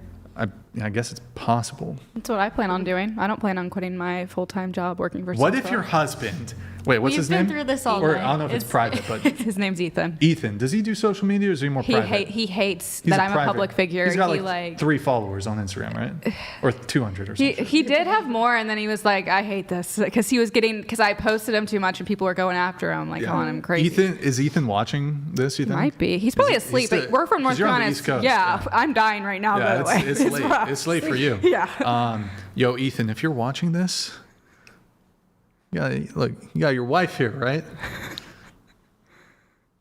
Oh, no. What's he do for work? He's a behavior technician, so he works with disabled children. Are you the breadwinner? No, we make actually about the same. About the same? Mm-hmm. Okay. Yeah, but I mean, once your social media career blows up, I mean, you're going to be making No, I definitely, that's not why I'm doing this though. No, I plan on having, he would have kids, like he wants to have kids. He would have kids today if we wanted to, but no, he's like, no, I understand. Cause I travel so much and I have to have security with me because it's dangerous what I'm doing. It is dangerous, yeah. Tomorrow I'm going to University of Southern California, and they are planning on protesting me. So no, it's hard. So it's difficult. Are you doing the speech, or is it somebody else in here? It's me. I do a speaking tour, so I'm speaking at Sacramento State on Wednesday too. Seems like anything political. All right, guys, wait, hold on. We got to help her out. If there's any USC, you said? Yeah. All right, guys. So there's going to be protesters. We need counter protesters. And you can just come debate me. Like, I mean, we're going to be catching some... Actually, I'm not going to tell them that, but... Anyways, whatever. Moving to Abigail here. Abby G. Married at 19. You said, to answer the last question, you have experience with 2 long-term relationships. One where you were masculine and egotistical, and your boyfriend was emotional. And I think these are your old notes, right? Yeah, they are. We already covered it in your previous show then. Okay. You said... I don't know if you provided anything new. Well, I don't even have Instagram, I'm going to be honest with you, Brian. So if anyone's ever talked to me on Instagram or anything else, you're actually talking to my husband, just so you know. Because he manages it. He has actually? Yeah, I don't have my Instagram, but he does. Wait. That's kind of based. So he'll send me screenshots and be like, what should I say to this? Or he'll just respond. But I don't have it. Wait, does he post stuff on behalf of you? His posts on my story, and that's it. Wait, what? So your husband's like your social media manager. Yeah. So funny. And he even does, like, when she does a post, he'll put the like the nail, the sparkling nail emoji or whatever. Right? What? I don't know. What's that emoji? The nail polish emoji. Yeah, he does that too. It's so funny. It's funny. Okay, Ryder, you said in your Instagram it says you're divinely protected. What does that mean? It's just meaning like I'm protected, like that's it. By the divine? No, just divinely, like protected. Nice, yeah. Like through God, through Christ, whatever you want to believe in. TikTok we watch. But with anything. You weren't really divinely protected though. On which TikTok? That TikTok with the like. Which one? What's 3? And then he like hooked up with a dude. Oh yeah. Like. Oh yeah. Definitely. Where was the divine protection? I mean, obviously there was none right there, but that was also me just being the divine protection was. What is that word? I was just being oblivious, and like I just should have known. Yeah, because then I definitely would not have spent that much time. I love it. Okay, you said you got married at 19 for FAFSA. Yeah. Is that student loans? Whoa. Yeah. Wait. That's why that makes sense because I remember when I got married, I was like, oh yes. Yeah. Because the biggest reason, because I mean, number one, we were together for a while, anyways. But he was the one that was kind of like, we should get married, especially because he didn't have parents. Like they both died when he was a young age. So he was like, basically, kind of like, I want to do this for you because this is the only way I know you could definitely go through school with me. And I was like, okay. I was like, I love you so much. We're gonna get married anyway. Might as well do it now. And Yeah. Did he have like some sort of father figure growing up? Oh no. His mom died from like this crazy cancer when he was like 6, and then his dad died right after from like alcoholism and stuff. Oh wow. So yeah, he was a foster kid. So when we met in high school and everything, I was already in the trenches with him, you know. I got the mayor. So put it back. Okay, you said marriage isn't the main end goal. You said women are more sexually advanced and addicted? What do you mean by this? okay, wait, I didn't think I said marriage really isn't quick, the end while goal. we still have Mary I said, here. Mary, can you pull up the meme, the men's romance versus women's romance? Is this what you're talking about? I'm going to pull this up. Let's see. Women's romance. I'm going to kill you. Yeah. Harder daddy. Yeah, Men's yeah, like the romance, kink ways. I'm going to love and take care of you all. Is that... Yeah, so like, actually in college, like when I took a seminar and everything for it, it was just like basically talking about like how, like when you go through trauma, some people express it sexually, and obviously women go through a little bit different trauma. Yeah, but like they go through more trauma, you know, like obviously with like being sexualized and stuff like that. Some is historical too. And, yeah, like especially natives like and the Mexican whole thing about the statues with the women, and that one of their boobs are always like a different color because it's just those weird men that want to take a picture and think it's funny. But it's like it's a statue. Yeah, but yeah. But that's what I meant by that. But going back onto like how Lydia said earlier, yeah, a lot of people are not dating. There's different colored boobs? Okay, I know what she's talking about. I know what she's talking about. So like, there's different sizes. I've seen different sizes. Because like they're touching them, and it's like rubbing off the color. On statues? Of women, yeah. Wait, how are we talking about statues? Wait, what? I don't know why she brought it up. Well, because you said about women being like, because we were talking about being sexualized for so long. Even like any type of women is going to be sexualized. But what about, explain the statue thing? Because it's not even a real man. It's not even a real woman and a man. But there's literally, I know exactly what you're talking about, where the statue's like worn down or whatever, and the color's different. Yeah. It's the same thing with a bulge on statues. Women do that. It's literally the same. Yeah. I could find. Yeah, I've seen photos. I mean, but let's be like, I would touch the boob. You would on grab statue. some boobs too. She grabbed. I would. Yeah, like a statue. I feel like that's kind of like. I feel like you just also, go by and you're like. I don't know. I'm like I'm an honest confession. Yeah. No. I think it's because like I like art, so like okay, like I wouldn't go and touch all of his stuff right now because I don't know what he paid for that. I don't know how much he enjoys those. It's very expensive. Yeah, so I just feel like every statue you should respect, just in general. It's a landmark. I get that. I think my point of view is just like it's just in public. I don't know. Just Anyways, okay. but statues. I love statues. They're great. Favorite thing to see in public, statues. Anyways, I had Lydia's notes here, but we'll come to those when she's back from the bathroom. Oh, she's scampering. She's scampering back to the table here. Oh, all good. All good. We do. Oh, if you need, we have. Next time you get up, we have some eye drops. I think. Okay. You said you met your fiance on Instagram in high school. You had no idea you guys live. Who slid into whose DMs? Oh, we actually met in a group chat. So this is going to be like a nerdy pro-life group chat. So don't judge me, guys. I was a nerd in high school. And you know the TV show Survivor? Mm-hmm. Yes. We weren't on it. But we would play the online version in high school. And I met him because he was the only other Christian conservative type guy, because it was a bunch of and so we found out that we only lived like an hour apart near Charlotte, and I was in high school at the time, so my parents were like, this dude's definitely a kidnapper. His parents also like kidnapper. Nice. And so we wanted to meet up, and so we decided to meet up at a mall, and my parents made me go with this other guy to like defend me from him, and his parents were like waiting in the parking lot. And thankfully we weren't kidnappers, and we ended up going to high school prom together, and we've been together ever since. Yeah. Okay. Nice. Yeah. Good times. Good times. Mary, I think last thing here, can you do bring it to Twitch? Pull up the Twitch, and then we'll go to window, and then just leave it there in F11. Guys, go to twitch.tv/whatever. Drop us a follow in the Prime sub if you have one. Twitch.tv/whatever. Drop us a follow in the Prime sub. We have, let's see here. It's been, guys, I think it's bugged. It's been like 2 hours since, I think it's bugged, boys. 2 hours since we had a Prime. Can you guys just check and see if you have a Prime sub available? Do a little test. Drop a little Prime sub in the chat. Thank you guys. Twitch.tv/whatever. Really appreciate your support over there. Also drop us a follow. Okay. Let's see here. I'm going to let some roast come through. I'm going to finish up with the notes. Then we're going to hopefully get this wrapped here pretty soon. So I have Lulu. Oh, wait. Lulu.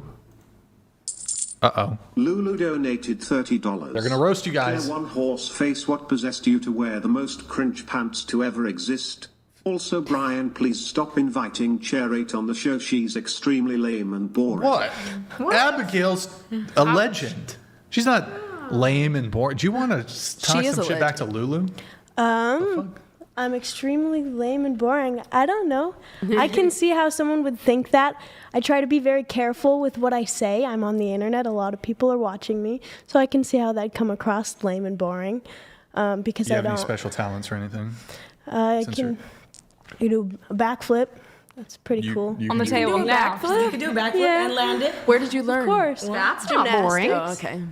Wow. Yeah. Okay. I also can do a She's not so backflip. lame and boring now, is she? Okay. Do you want to respond about the pants? Do you want to show Man, us? that's fucked up. Like, dude, it's a zebra. Zebras are being endangered now. Where too. did you buy those? Because I kind of. I actually, Where to can be I honest- get? Where Did you can I know get? What? Zebras are actually bipolar. Wait, What? Yes. What? Yeah, zebras are bipolar. Wait, what? Yeah. I didn't know that. Zebras are bipolar. Yeah. I like how That's why people don't really work with as much as they do with horses. Yeah. That's crazy. I would have never Yeah. known. Well, zebras are just. Well, And They they're are insane. black and Wait, what's white. funny? I actually don't get it. What did she say? The zebras are bipolar.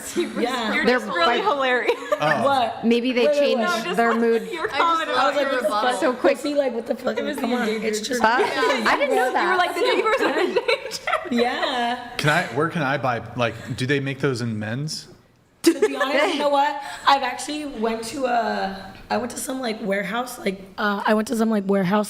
sample sale, Yeah. and they had a lot of like boot cut, like men's like cheetah pants and everything. Oh, okay. I was like, you know what? Like, if a man is gonna rock it, go ahead. I'm not here to tell you, You know what you can wear. If somebody sends in I don't know if it's worth a champagne pop. I will wear some zebra sweatpants for a whole stream if somebody does. Fuck it, a You champagne won't even pop. be able Why to see not? them. Yeah. I mean, Wow. I don't know. He gets up pretty often. I You'd get be up. able to see him. You'll be able to see him. I'm wearing camouflage pants right now, so it's okay, we have some more chats coming through. We have Randy. Randy donated $30. Thank you, man. Referencing the man milk segment earlier, I had no idea you could milk a cat. Oh yeah, you can milk anything with nipples. I have nipples. Oh my Great. gosh. Could you milk me? Meet the Parents, great movie. It's a Meet the Parents reference. Thank you, Randy. Appreciate it. Let's see here. Daniel McCoy donated AB. $30. Question for the app supporters. yeah. Are you vegan? If so, is it okay to terminate a cow's pregnancy so I can eat the bovine fetus? If no, why? The meat or the death of an animal? Quick answer Just on this. a clump of cells? I'm actually in a vegan phase right now, but they only last like for so long, and then they last for like 2-3 weeks, and then I go back to eating meat, and then I cut out meat again, and then I go back and forth. Why? I don't know. My body, I just do what it wants to do, like its desires, and I just, right now I'm not craving meat, but I probably will in like 3 weeks. So it doesn't have to do with saving the animals. No, it just my body. If it wants it, I'll go for it, and if it doesn't, then I won't. Okay, Well, all right. the animals aren't equivalent to people. And R8 Panda donated $30. Chair 8 not sure what you are looking at to your lower right, but chill. Difference between cute and pretty is Chair 8 and 2. I challenge Chair 7 to find some to debate Andrew or Joseph Smith. Wait. Difference between cute and pretty is chair when 8. she was talking about what's the difference chair between cute 2. and Yeah, because I was you were saying here for earlier that men say that they say, Lauren, you're not a beautiful woman, but you're a cute woman. And I didn't know what that meant. But and now, here's the pickle.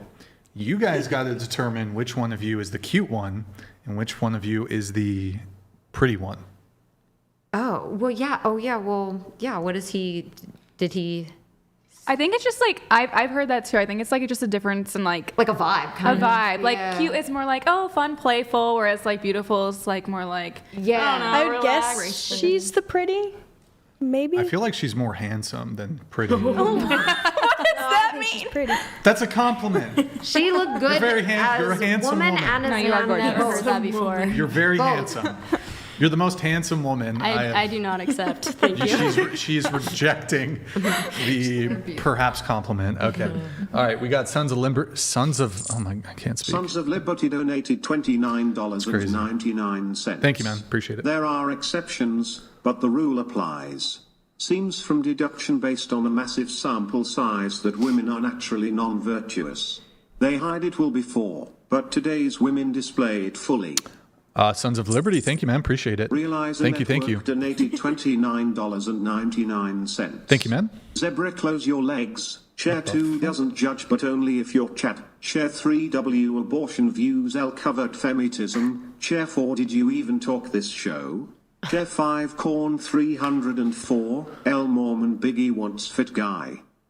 It's funny that with the 304, because I actually checked the time before I came here, and I was like, I was doing my makeup, and then I looked at it, and it was 304.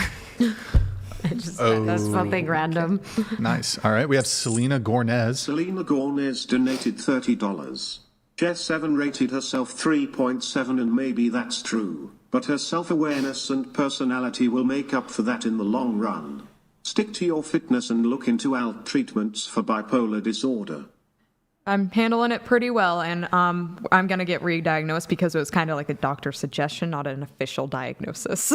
I think that re-diagnoses should happen every 5 years too, because I don't know who's right and who's wrong. I mentioned I'm mentally ill, but people don't understand. I wasn't diagnosed with autism until I was 18 and bipolar until I was 21. So I've been hiding it pretty well. And it also depends on who was in your life at that point. If someone was bleeding you dry and they were there was not, that one guy. Yeah, and then there was maybe a lot of people It also depends on who's diagnosing you. Yeah, of course. Daniel McCoy donated $30.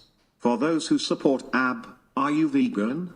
If so, is it okay to terminate a cow's pregnancy so I can eat the bovine fetus? It's just a clump of cells, right? Abby, stay based. Abby, yeah. Anybody? Can I add something? Sure. First of all, I'm completely against factory farming. I think it's completely cruel, and I think killing an animal and the fetus just to eat it is wrong and stuff. But I do understand that there is a difference between humans and animals and stuff. I am an animal activist, even though I don't like pit bulls, so I'm going to get crashed for that. But I think they deserve the best life possible. What do you think about free monkeys? Range. What do I think about what? Monkeys. Or primates. I think animals should not be tested on for any treatments other than medical. No, but what do you think about them as people? Or not as they don't animals? have the reason why humans are more valuable, obviously from a religious perspective, is because we were made in the image of God, but also we have agency. They have instincts. Right. Animals only act on instinct, whereas we have the ability to act based on morality and act above our instinct and make complex decisions and have a sense of creativity that animals don't have. For real though, I don't know, What chat. is it with monkeys? There's something about monkeys that bother me. Really? What kind of monkeys? Kind of like us. All monkeys bother me for some reason. Really? Well, because have you ever seen these? They're kind of bullies. Macaques? Have you ever seen these videos where they're dangerous, a lot of them, but they'll these tourist areas, they'll steal your shit. Yeah. They're brown. My little They'll sister. steal your shit. And They're really aggressive. The chimps will kill you. Really aggressive. They'll play with you too. Some of these monkeys are. Well, tigers. And even some of the small ones, their teeth, they'll rip you up. Wait, the baby monkeys have really sharp teeth? No, like Mona monkeys. There's certain monkeys that they're still small, but their teeth are they'll rip your flesh. Monkeys have I like the little orange ones, the baby orange ones, because there's this thing called Feast of the Monkeys in Thailand, and that's on my bucket list. And it's every year, and all these monkeys eat all this food that's just put out by the townspeople, and they're just raiding it, and it's just they're everywhere, and there's babies and. Do it. Yep. Thailand's the best. I went there on my honeymoon. But they do steal stuff though. The thievery is from the monkeys. Yeah, they're just so smart. It's almost intimidating, and they do people steal. Keep them as pets, and I think that's stupid. Oh yeah, no, there's warning signs whenever I go to like Thailand or China. There's like warning signs inside of the buildings, like keep the windows closed because they're gonna come in and steal your stuff. And the big ones will attack people. We got a message here, Selena. Thank you, Selena. Appreciate it. Chair 8 might be boring, but she's the type of girl that most men want. Great attitude and soft, feminine demeanor. Not a roast, but I guess good panels are hard to roast. Keep it up, Brixan. I appreciate that. Thank you. I try to be. Thank you. Thank you, Selena Gornez. Are we the best panel? Is this the best It's a good panel? panel. I thought. I mean, it was. It definitely leaned a bit more conservative, which is. How do I explain it? Like usually it's a bit more split. Right. There'll be like split conservatives. Oh, So I thought you intentionally set it up like this. What's that? Was it? I thought you set it up like this on purpose. No, not really. It was just kind of happenstance that That's happened to be. But it's good to have like this is a little different than our normal show, just because it leans more conservative. We had some other people that are.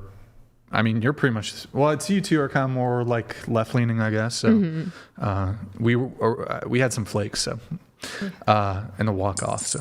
Oh, boy. Large underscore labia donated $30. All right. Yeah. Chair 8 years. Do you eye bang Brian? When he's talking, you stare at his lips and eyes. It's weird. She's looking at the Aren't you beard. married? She's admiring Seven as a the man beard. looks like Brian. I Shout out think Charlotte, you're North Carolina. Wish you getting weren't a it femoito. wrong. She's What did they say actually at the there end? right next to me. What? Right next to me. There's There's like computers and. Yeah. Also, I've been looking at your notes. Sorry. She's been looking at this Dr. Seuss book. This is what she's been eyeballing. The Butter Battle book. In fact, here, can you read the first like 3 pages? I Dr. appreciate you defending me. Oh, I've got you. Okay, here, go ahead, read. Okay. Hold it up to the camera like as if you're reading to children. Do you want me to like read the? My grandfather took me out to the wall. Sorry. Wall. For a while, he stood silent. Then finally he said, with a very sad shake of his very old head, "As you know, on this side of the wall, we are yooks." Is that what that says? Yeah. On the far other side of this wall lives the zooks. Okay, I think that was sufficient. Thank you. That's what she's been really wanting. I also have a Harry Potter book if you want to read something. The Chamber of Secrets. Yeah, that makes me so uncomfortable. No, I am married and obsessed with my husband, and you're getting the wrong idea. She has a good-looking husband. Oh, yeah, you saw my home screen. You were like, yeah, he's also a model. He's beautiful. There you have it, folks. The Straight Panda, Chair 8, not sure what you keep staring at. What the fuck? But this has been up the whole time. It's definitely sus. Chill, Chair 7. I challenge you to find someone to debate Andrew and Joseph Smith. I will do Difference that. between cute. We read this one. Okay, I'm going to address this now. I probably shouldn't, but I've been reading your notes because they're right here so that I can get a head start. Sorry, but they are right there. So Unfair advantage. Please leave me alone. I'm obsessed with my husband. It's weird. All right, guys. We have just a few more things to read, then we're going to get this wrapped up. So, oops, sorry, guys. Guys, $30 TTS if you want to get a roast in here, $30 TTS. And also, guys, follow us on YouTube. Sorry, not YouTube, Twitch, twitch.tv/whatever. Drop us a follow and a Prime sub if you have one, twitch.tv/whatever. And like the video, guys, if you've enjoyed the stream. It was a good panel. We have a message here from Selena. Selena Gornez donated $30. No, not the best, but very good panel. Don't look a gift horse in the mouth. It's a gift horse, not a burrito. This panel is diverse in thoughts and opinions, but not extreme in either direction. Yeah, it was a good panel. It was a good panel. Okay, let's finish up these notes here.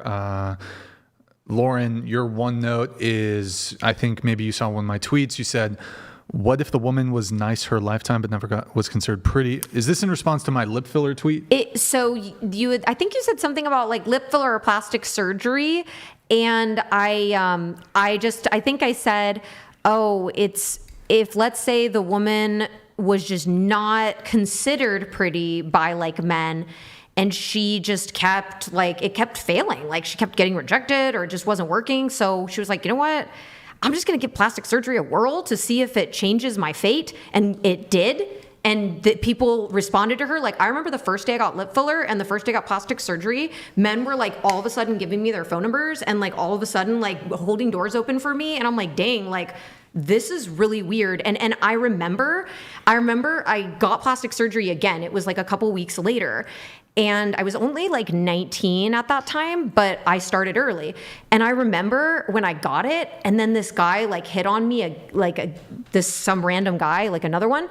I was like, damn. And I said to myself in the car when I got back in, I had like my Starbucks or whatever. I was like, damn, that's cold. I was like, it's cold because if I went in there like 3 weeks ago, he wouldn't even notice me. But because I did this, I was like, dang, like, that's hard, like, you know, and so, you know, I did it for several years and I tried to make everything look pretty natural. There was a time I did go overboard though, and I looked like an entirely different like nationality. So I had to actually get some stuff removed. Do you feel like you're doing women who try to be natural a disservice by giving like an unrealistic standard? So I just feel like I refuse to suffer. Like I'm over that period of my life, and I hope that, you know, those women could be like, oh, like I understand, like why does she keep having to struggle? Like if she's just trying to look like just fit in, like, you know, I don't see anything wrong with it. But I think that plastic surgery, if somebody wants to get it, it's cool. But obviously we've all seen like, you know, they have like X boobs and, you know, and you wonder like, oh, can they travel on an airplane? Is that safe? Yeah. Well, yeah, you know, they can explode if, you know, it's too big. But yeah, I mean, that's real. I just always wondered that. Like, I was like, dang, like what if the girl just wasn't considered attractive? Like, is she supposed to just die? I was like, supposed to die out? Yes. No, but look, I mean, but for what other reason would women get plastic surgery but not to improve their physical appearance? So that's, I mean, you don't get plastic surgery to look worse. So well, there are some plastic surgeries that are kind of done for health benefits. I haven't had a plastic surgery, but there is one I am considering. Yeah, but we're talking about cosmetic. Like, I think the context of the conversation would indicate like I'm not talking about like, you know, you've got some war injury and you need your face reconstructed or plastic surgery. I'm talking about like, you know, lip fillers, boob implants, BBL. For me, it was, so what happened is I think that I like overworked when I was young, and like I've totally, like, this will be like in my little novel I'm writing, whatever, but I think I overworked. And what happens is you start to lose like the collagen in your face. And I literally, I worked at AIG for 5 years, but before I worked at McDonald's for 5 years. And I remember my customers would really like me, and they knew me since high school. And I remember one who was a manager at AIG came through the drive-thru, and she was the one that discovered me and gave me my job there. She came through and she's like, oh my gosh. She was like, what's wrong? And I said, I'm working 3 jobs and I'm tired. And she said, honestly, I thought you were an old woman. And she said, I'm not being mean. She says, you need to get out of here. You need to get out of 3 jobs. I'm going to get you like one solid job and you're going to be okay. Sure enough, I got out of there. She got me a job, and I took off after that. And then I got my plastic surgery, and then my life changed. Okay, so plastic surgery, you got more attention from the men. I'm not going to actually even dispute that. I'm sure that women, me personally, I mean, aesthetically, I don't find plastic surgery attractive in women. If she has a small upper lip, prefer that over the lip filler, like the lip filler it just looks weird. She could have small boobs. I'd prefer that over like perfect fake titties. She could have no butt or a small butt. I'd prefer that over a perfect BBL. She could have like a little belly fat. I'd prefer that over the lipo belly. I think there's some uncanny valley when it comes to the plastic surgery. It doesn't quite look right. I also think I would hope that we were pushing, instead of going through these expensive and often dangerous surgical procedures, we pushed women more towards accepting themselves as they are. Yeah. I think that could be. I think that'd be healthier. Both men and women do, but I personally, just my own aesthetic taste. Yeah. I don't think it looks good. And then I also think, on top of that, just aesthetically speaking, I think it can also tends to be proxy for some sort of mental illness. So there's like some body dysmorphia. Like, okay, if you're so dissatisfied, like let's say you have an A cup or a B cup, you're so dissatisfied with that, and I understand it can be a point of insecurity for some women. and they feel like they might be more attractive to men if they had larger breasts. But if it's like, okay, I'm going to spend thousands of dollars and then go under anesthesia, which carries a risk of death with it, so I can put plastic into my chest. I think that that's like an indicator towards body dysmorphia and vanity. And like me personally, I think most men, a lot of this stuff, I feel like women do some of that stuff. Yes, for men, but I almost think it's more so, especially the lip filler. I think it's more so for women, because I've spoken to a lot of men. Most men, and this was the tweet I wrote, I don't think lip filler looks good. Like, I genuinely, like, big lips are nice and attractive, but not the lip filler lips. I think it was my teeth were so big. I actually had braces twice, and I had braces for 11 years. And I also had to get once they came off, everybody hated my smile, and they're like, better not smile. Like, I don't like it. It looks creepy. And so I ended up I took from my retirement and I replaced the entire top row of my teeth instead of getting a boob job. And then everyone's like, wow, you have such a beautiful smile. And I was like, wow, I'm finally complimented. Jesus, like, took forever. Look, yeah, sure. I'm sure. I don't dispute the fact that women who maybe got minimal or no attention from men, they get fake tits, they get their face done, they get the lip filler, maybe they change other things about them, and then they start getting some more attention. I'm sure that this happens. I'm absolutely sure that this happens. There's probably some cohort of men who do like the fake breasts. I'm not disputing this.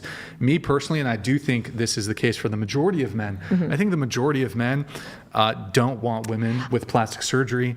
And in addition to the aesthetic components, I just don't think that it tends to be an indicator. Perhaps it's doing us a favor in some ways. If I see a girl with like crazy lip filler and she's got Botox and she's got fake boobs, that's a red flag. I'm like, there's going to be a mismatch here in terms of values. And there's going to be something maybe materialistic about her. There's going to be a degree of vanity that I don't find attractive. And so to me, I don't like it. I've asked a bunch of men if they like the lip fillers.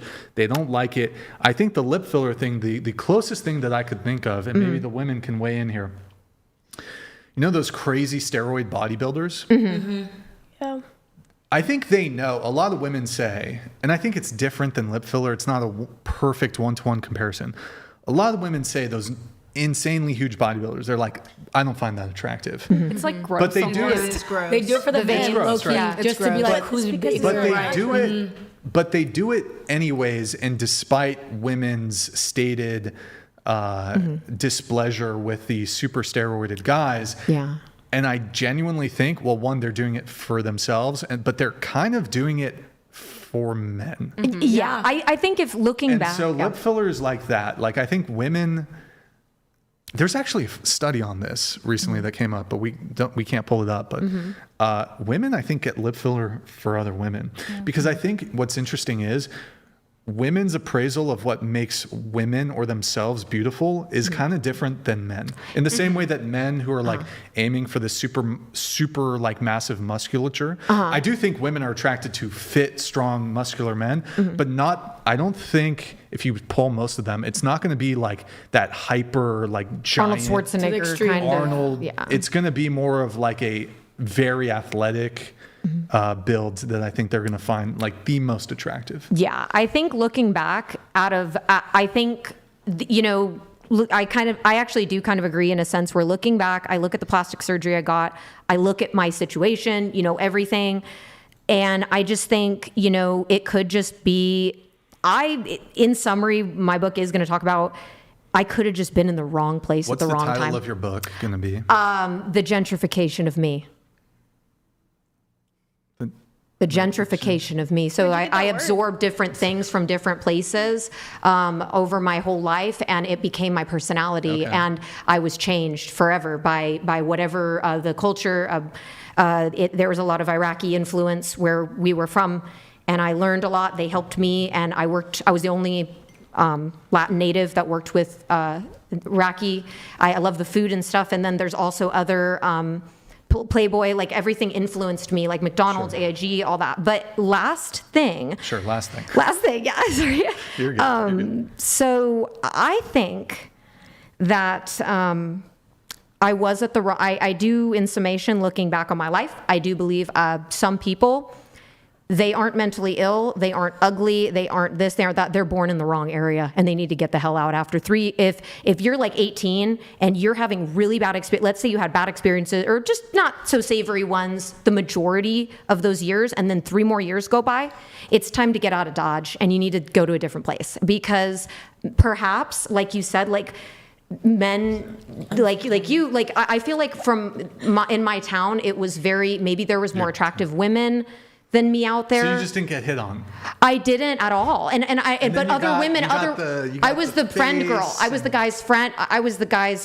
But then they would always tell me, "Oh, your friend is so beautiful. I was the ugly friend," like to them. And so I literally was just like, I had, up. Yeah, I know. Can't believe it. I had little things here and there, but then once like 18 hit, or I would say 19 to 21, that wasn't good years at all. And so, or I would say even 18, but yeah, it was just, those were the toughest ones. But once I got into Playboy and everything changed, cool. But yeah, I think I was in the wrong place. I should have been somewhere else, and maybe people would have found me attractive somewhere else. And I think you should have gone to anywhere else. You should have gone to Kenya. Yeah, I mean, I could have, and then maybe men would have found me attractive. Loved you in Kenya, but you had to be born in Oklahoma. Oh my God! Of course it didn't. Of course, you know what? We should have packed your bags, sent you to Nigeria, maybe. Maybe I would have felt like Ethiopia. Maybe Ghana is somewhere. They would have loved you in Somalia. Yeah, but then like these fucking American men, the fuck.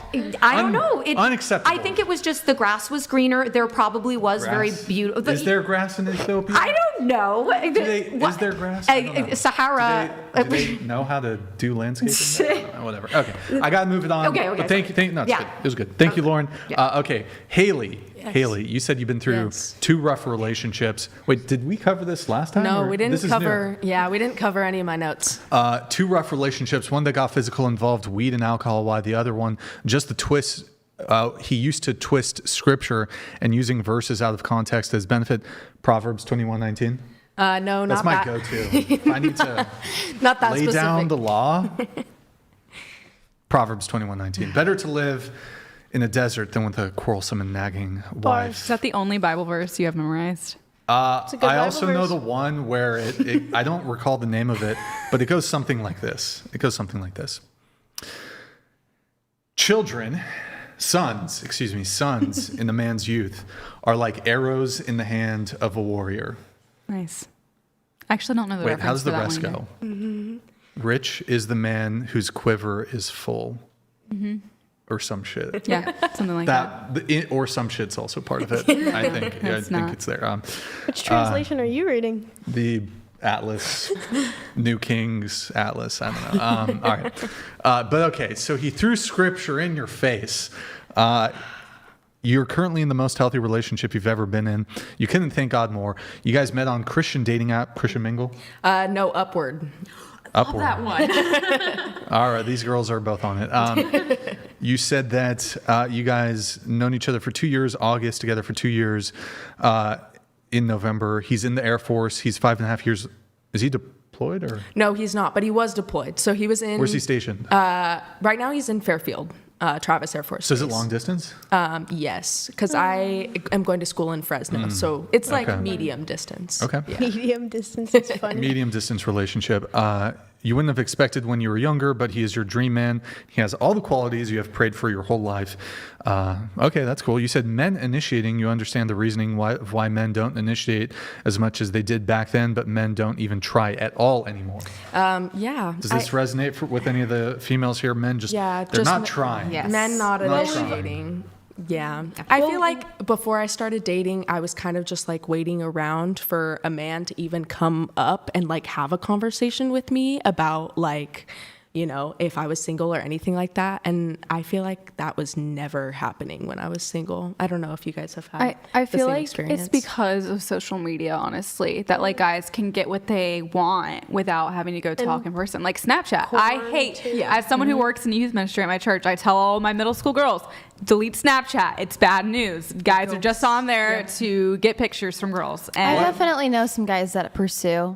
Like even my brother, for example, he goes and asks girls out, and for sure. So I wouldn't say that. And I also think that girls too, unfortunately, deny a lot of guys also because of social media. Yeah, so I think it kind of goes both ways, unfortunately. Like Abby said. You said majority of women are very hypocritical, but put themselves on a pedestal and think the world basically revolves around them. Modern dating is horrible. Women wanting all the things from men without even knowing what he would want in a perfect woman.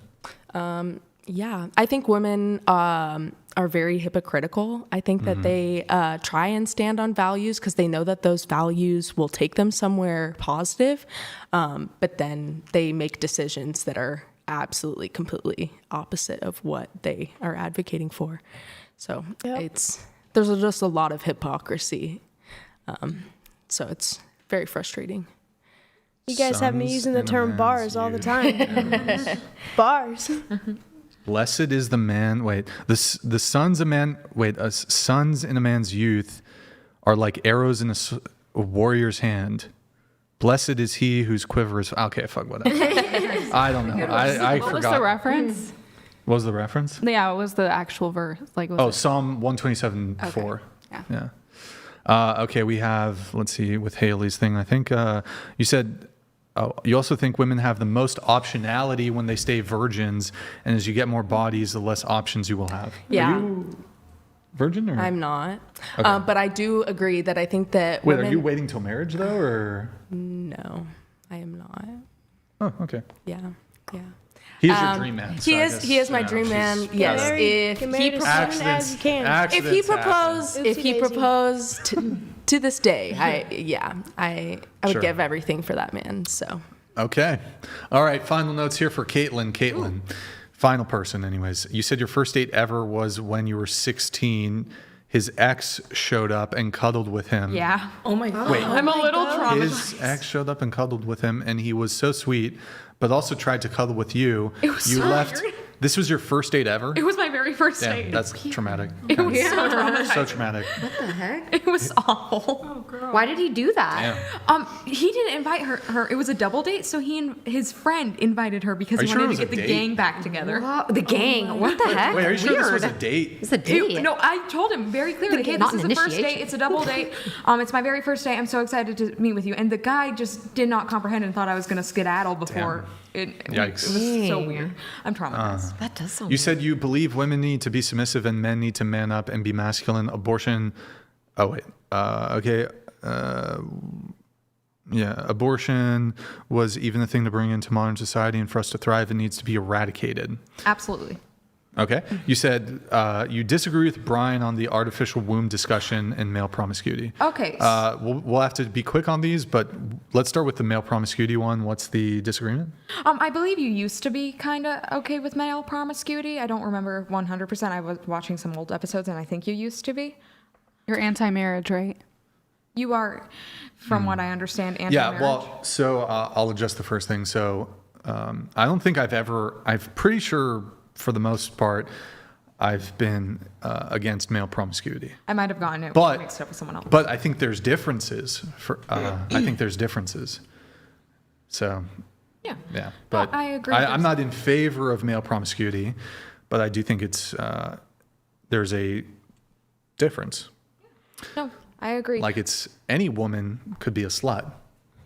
Mm-hmm. Not every man can be a slut. Yeah. So it's kind of like if the man is a slut, takes a bit of skill.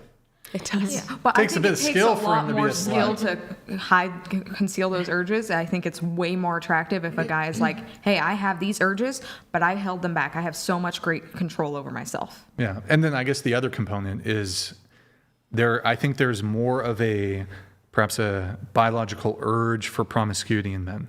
Mm-hmm. Yeah. I think society functions better monogamously. Definitely. But I think from like a biological level, just due to reproduction, like y'all can only get pregnant. Like a man can sleep with 10 different women, get them all pregnant per day. Maybe not 10. I mean, especially if he's in his 30s. But a woman, you got 9 months. That's it. Yeah. So there's like an evolutionary thing. Yeah. Or biological. Definitely. But I don't think it's good for society. And but let's switch to anti-marriage. Yes. Not in favor of marriage. You don't think I should be married? No, so I think for religious reasons, it's actually a great that's the only reason I can think of to get married. Yeah. But I can't actually think if I'm open to hearing a compelling secular argument for why, a benefit in totality for why men should get married. Okay, so in my church, you get sealed in the temple, and not only do you Did you miss the part about secular? But go ahead. Okay, sorry. No, go ahead. In my what church, about your church? You get to be sealed in the temple and be with them for eternity. So the benefit of doing the marriage past the law and doing a temple marriage is you get to be with this person in heaven forever. Wait, what happened to death do us part? Yeah. I'll give you earthly, I'll be with you. I can stand you for my earth life, but once it's heaven, I'm good. Once we get to heaven, you're gonna try. It was nice knowing you, right? Because it was death till death do us apart. Yeah, in heaven we're not going to. I start playing? In heaven we're not going to recognize our husbands, Madeline. Sorry, Madeline. Madeline? Is that French? That's a French name. You French? Madeline, you French? Tu parles français?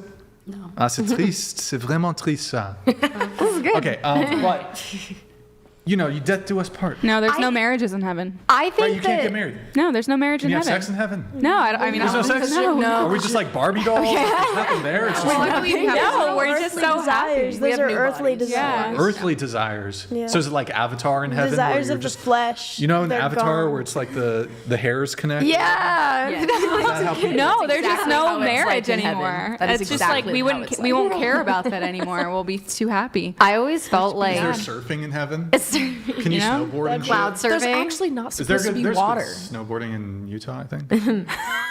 You're more of a skier, though. I feel like you're a skier. Yeah, it's kind of an L, but I felt like snowboarding is just better. Sorry. If let's say nobody found their soulmate, I always had this weird Twilight Zone theory that here we go, Lauren. Tell us the story. So I always had this weird Twilight Zone theory. If you can't find your soulmate in your life, whoever the hell you're buried next to, I'm not saying let's say you're buried alone, the closest person to you, that's gonna be your soulmate. I had this weird idea, but that was just an idea. I believe God has everyone for someone and stuff, but it doesn't have to happen in this life.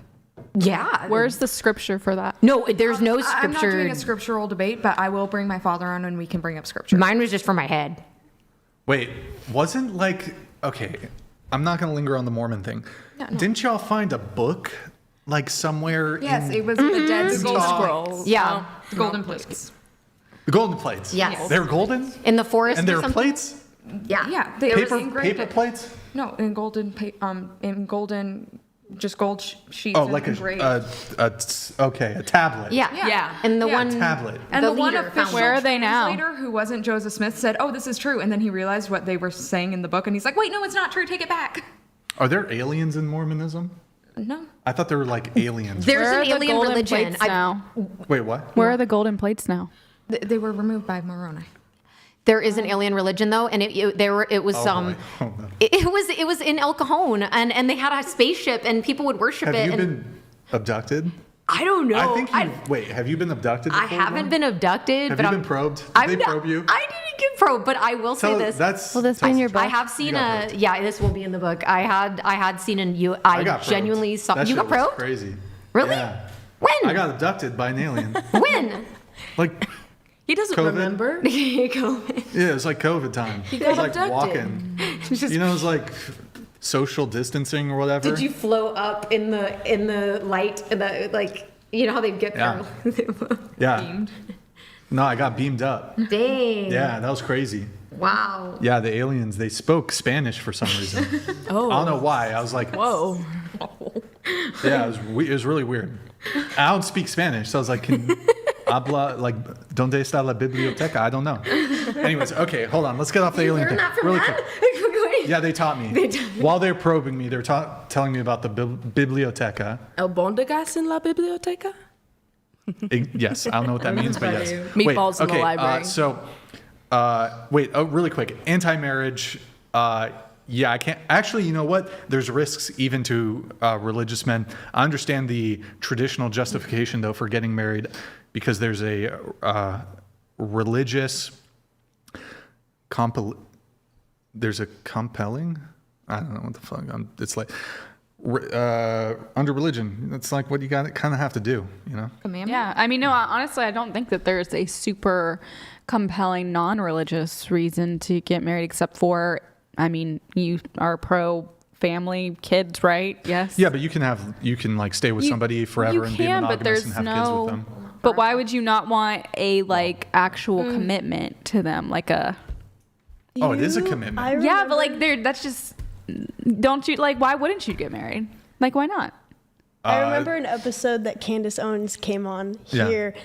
Oh, and she was speaking facts about how it just doesn't make sense outside of the religious. It really doesn't. At all. Yeah. Like the only thing that makes sense is like when you get hurt and they're like, oh, the only person that's like gonna take care of you is your husband, because like they won't call your mom and dad. Yeah. They call your husband. Yeah. Like that's. Well, I mean, your next of kin, which would be your parents, would have a medical authority in the case of. But what if you don't have parents anymore? God forbid, whatever age. Well, whoever your next of kin would be would then have.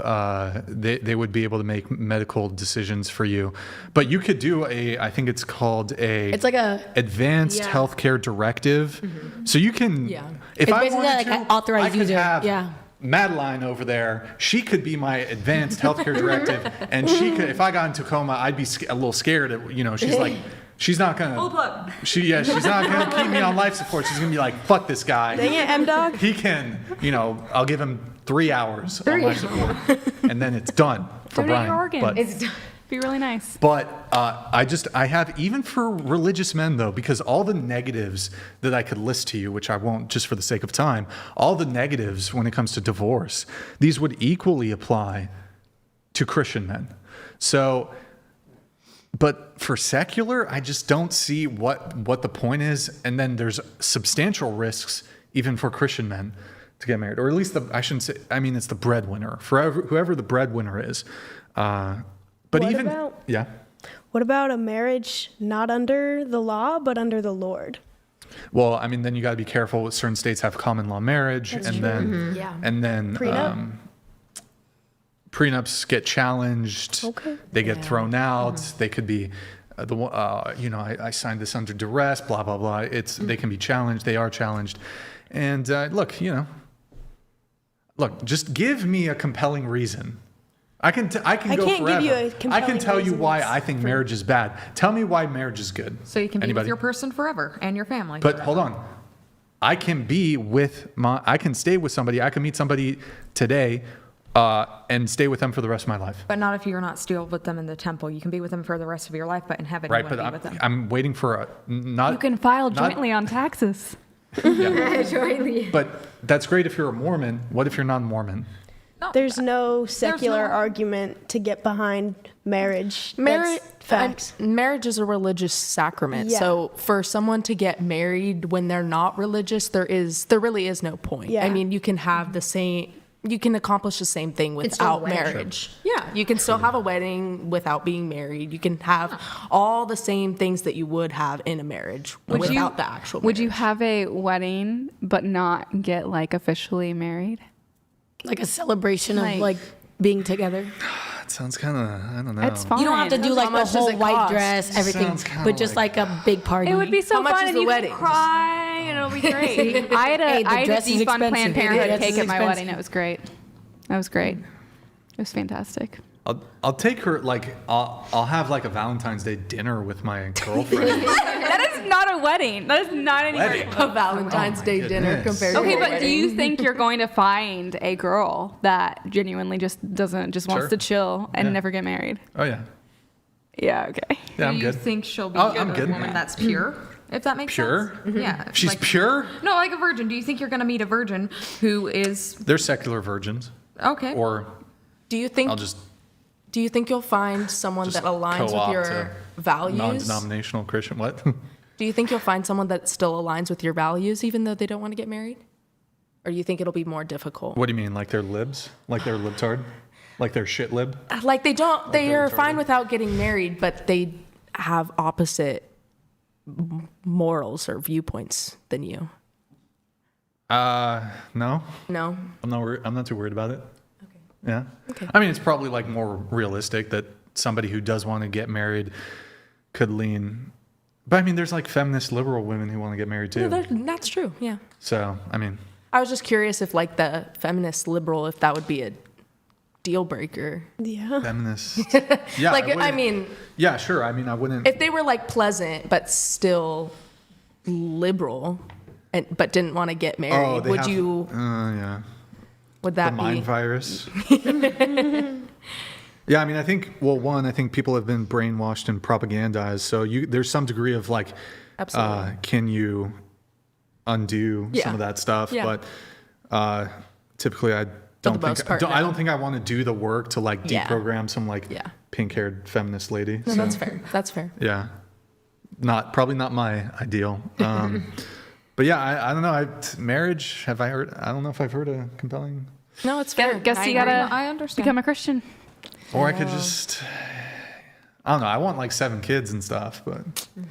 Do you actually? That might have to come. Yeah. Really? But I gave you, look, I gave you the Bible verse, right?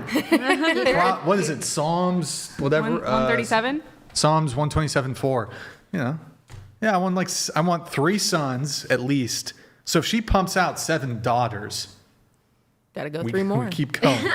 We keep going until I get 3 sons. I need 3 sons, okay? I used to want 20 kids. Been there. 20 kids? Yeah, I legit used to want 20 kids. Solid 3 is good. I need 3 sons. for 20 years. I know. That's I like did the math crazy. and I was like, wait a minute. I don't know about this. I need 3 sons. We can keep going after 3, but As long as you get 3 sons, you're satisfied. I need 3 sons because I want to have the brother dynamic, but if one of them's a fuck up, yes, which I'm gonna do my best to make sure they're not a fuck up. There's got to be a backup. But what if all of them are that? You know what? That's a scary thought. Or what if they've got some like fucked up, some like. What? I know exactly. I know what you're talking about. Yeah, yeah. Are you making a eugenics argument? No, I would. Oh. I'm not saying. I'm just saying. Like, what if your kid is a little special, retarded? I would still love him. Mm-hmm. But you might want nice another. If I could have a son who. You might think just when you want have another. it. What is that? Is that a bad? Is that really a bad thought? Like, I'd rather not have. It would probably be expensive. Isn't that like terrible for the marriage? Also, like I've heard horror stories. No, it is. It really statistically, is. like for instance, families with Down syndrome. Statistically, families who have a child with Down syndrome are happier. Well, so Wait, hold on. Families with a. Like with a child with Down syndrome. In any family. People like with Down syndrome, they tend to have a very positive outlook on life, though. They're so nice. So it's a little bit. I don't know if that's like. Well, if that's the case, then shouldn't we like be breeding more? Shouldn't we be breeding towards that? No, because our society. I would actually date somebody with Down syndrome. You've talked about this before. I would date. I don't know if I'd like stay with her forever, but just like as a novelty. No, like it's a serious thing. Like they really do. Like they're such happy people. They are, and it's so sad. Like and like places like Iceland, they've completely eradicated Down syndrome by aborting every single baby. I get it. But like, if I have sons, they need to be able to go to war with me. Like war. Why is war your goal? No, what I'm saying is, I'm not saying like I want to go to a war. So when you get drafted. When I say war, I'm using it in like an artistic sense of like I need to be able to go to war with my sons in like a. Live life fully together. What's the? You want to be able to relate to them in that way. And connect with them. What's the term I'm masculine, like kind of bond? No. But like I need to be able to go to war, not literally, but figuratively. Right. Yeah. Yeah, I just think it's different when you do have a child. Although to be fair, Down syndrome, they're pretty strong physically. So I think that they have that. She knows what I'm talking about. Yeah. Have you seen the Peanut Butter Falcon? Oh yeah, I've seen that. Yeah. So you know what? Good movie. You know what? I might be convinced. You know what? Fine. I won't be that upset if. I knew like two families that had. Guys, it's jokes at the end of the show. It's just jokes. Well, I knew a family that had a kid with Down syndrome, and then one adopted a one with Down, and they were doing just fine. They were actually Mormon. One of them couples was Mormon. But yeah, I mean, it was cool. And the kid went to our school, and. But is that a bad thing to say? Like, I hope my kids aren't. Like, is that? I think it would be genetically normal. No, I don't think that's a. You would be concerned about their future in a sense. You're like, oh my goodness. Like, I think if I had a child, if I were a child, and for some reason, and they did have Down syndrome, I would be concerned. Like, oh my goodness, what's going to happen if I'm not here anymore? Who's going to take care of them? Do I have to get them a nursing home set up? Are they going to treat them right at this nursing home? That would be my concerns for Quality of life. Like, quality of life. And it's like I would still love them, but I would want the best care. And also, if I couldn't take care of them the way that they needed to, I would need to get them a nursing home. I wouldn't want to abandon them. I would have to get them a nursing home that they could be treated, and then I could go visit, because I can't. What if they had a diaper or something and I couldn't? You pick them up or something. Who knows? And big thoughts about. Just to move things along here, you said the artificial womb thing. We'll touch on it for 1 or 2 minutes. It's just dehumanizing motherhood. I just think it's dehumanizing to motherhood. Actually, I have a question about artificial wombs for the two pro-choicers. Artificial wombs dismantle the my body, my choice argument, right? If we could successfully create artificial wombs and just take the baby out and put it in the womb instead, would you be supportive of that and abortion? I'm going to be so honest. My brain is kind of clocking out because I'm getting a little sleepy. Okay. I do think I feel like there's still going to people are still going to have their own bodies. Artificial wombs are a little crazy, but I think science like that is all crazy. I think all science like that is crazy. Like it's IVF, so crazy. Anything Science, like that. I love that thing. Yeah. So here I'll have a little back and forth with you really quick on the artificial womb thing. So I mean, look, my position isn't we make a mass transfer all women who are pregnant. All women, despite them wanting to complete a pregnancy, we use an artificial womb.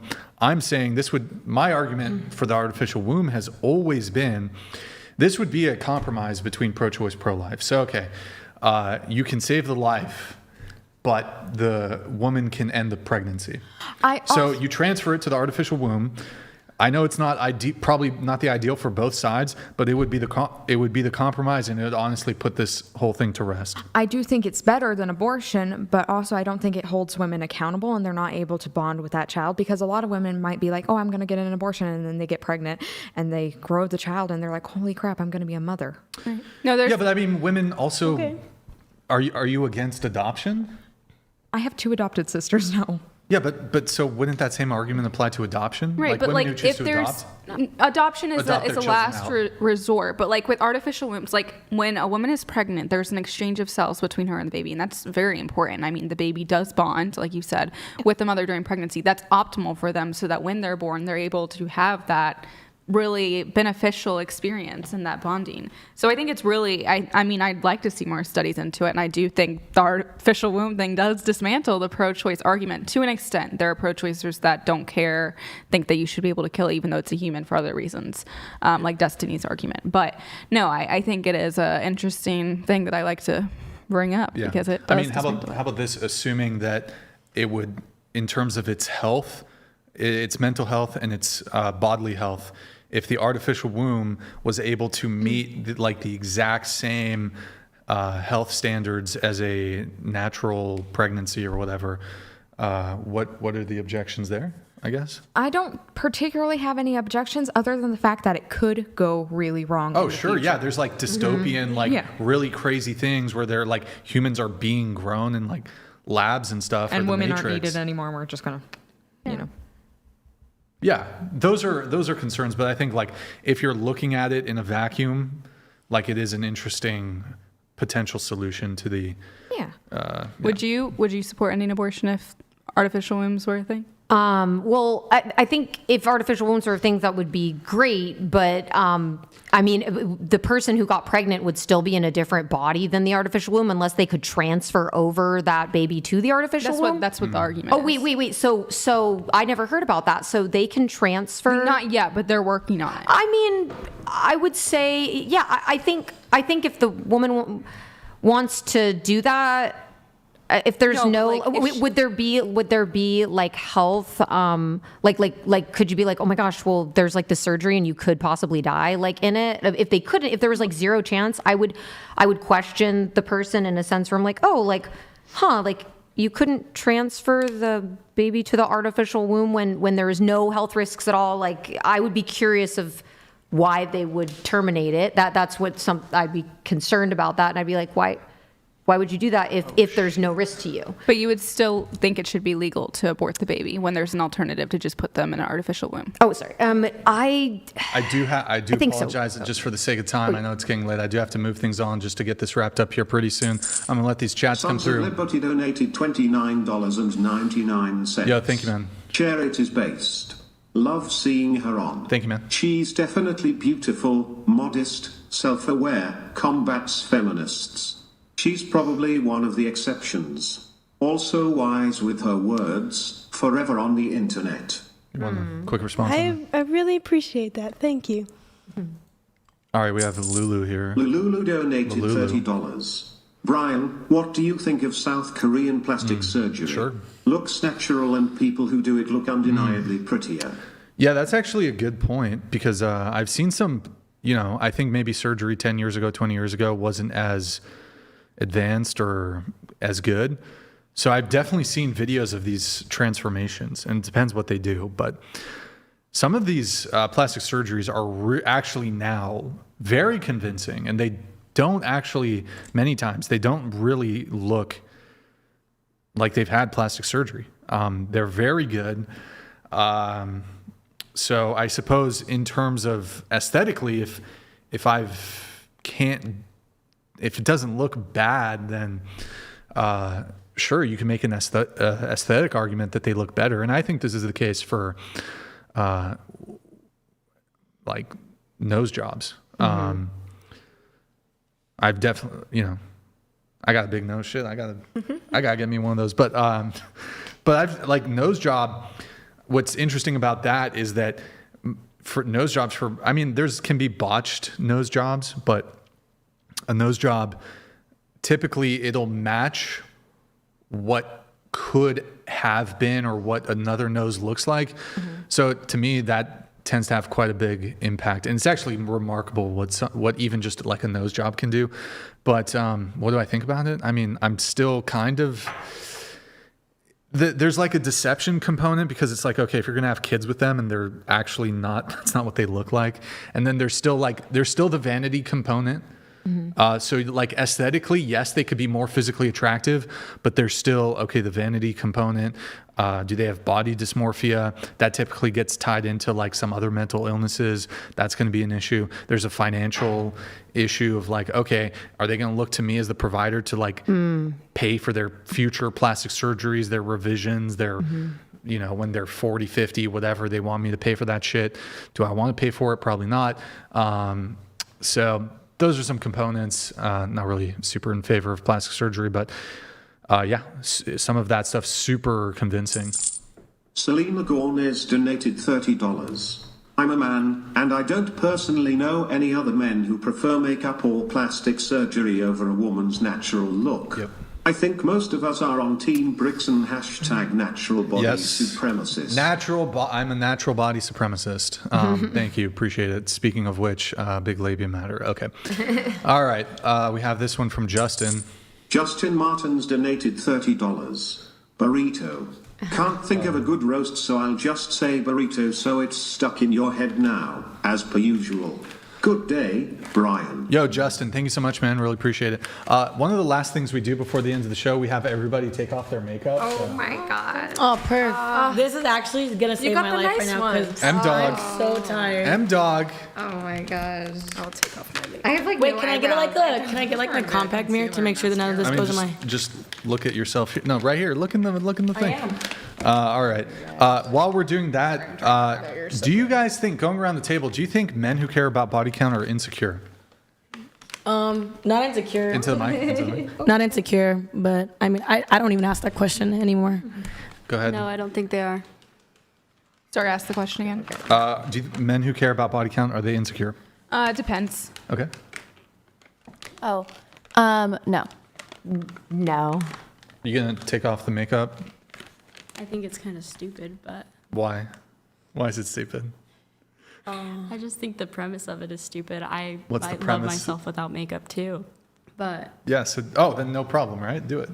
I have no Lydia? eyebrows. I have to film videos after that. After the set. Oh, you're filming something after Yes. this? I have to leave early in the morning for a tour stop, and I don't want to redo my makeup after this. True. I have no eyebrows, so. Yeah, like, well, I'm- Madeline, you don't have a tour stop, so you want to do it? Or? I'm good.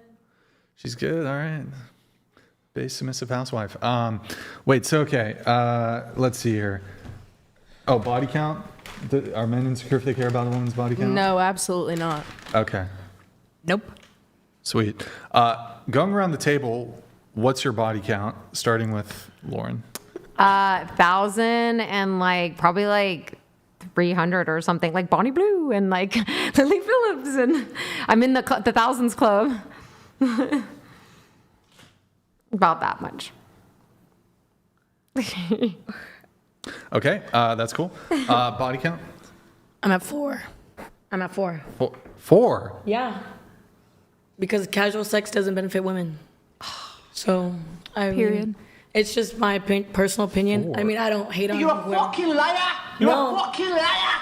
4. I believe Okay, it. sure, fine. I believe it. 3. Okay. 0. It's a single digit. You want to do a range? Like 5 to... 5 to 9. Okay. 0. 1. Cool. Oh, wait, hold on. Multiply it by 3, and that's the real number. Whatever you guys say. That's 4? Yeah. And the 2 Okay. I would dated. Wait, question for M-Dog. M-Dog, are you waiting until marriage for your next guy, or? Yeah, I was an atheist for a portion of my life. Okay. and- I see. Yeah, but now I really see the value in that, and God has definitely like redeemed my past, and I'm grateful for the things that I believe in now and the faith that I hold. I see. Go girl. Okay, all right. Yeah. That felt so good, honestly. It did. Wait, can you hold up the makeup wipe to the Oh camera? yeah, see, it's only eyeliner. I do not wear foundation because I believe that your skin is just your skin. Like pimple, who cares? All right. Sweet. Okay, sweet. We did that. Did the makeup, rock and roll. There's just like 2 or 3 things on here that we're going to do, then we're going to wrap. What would you want the minimum yearly income to be for your future husband? Actually, I don't even know if there's any interesting answers here. You know what? I'm going to skip that one because there's nothing interesting. I don't even think the height one, there's no interesting things.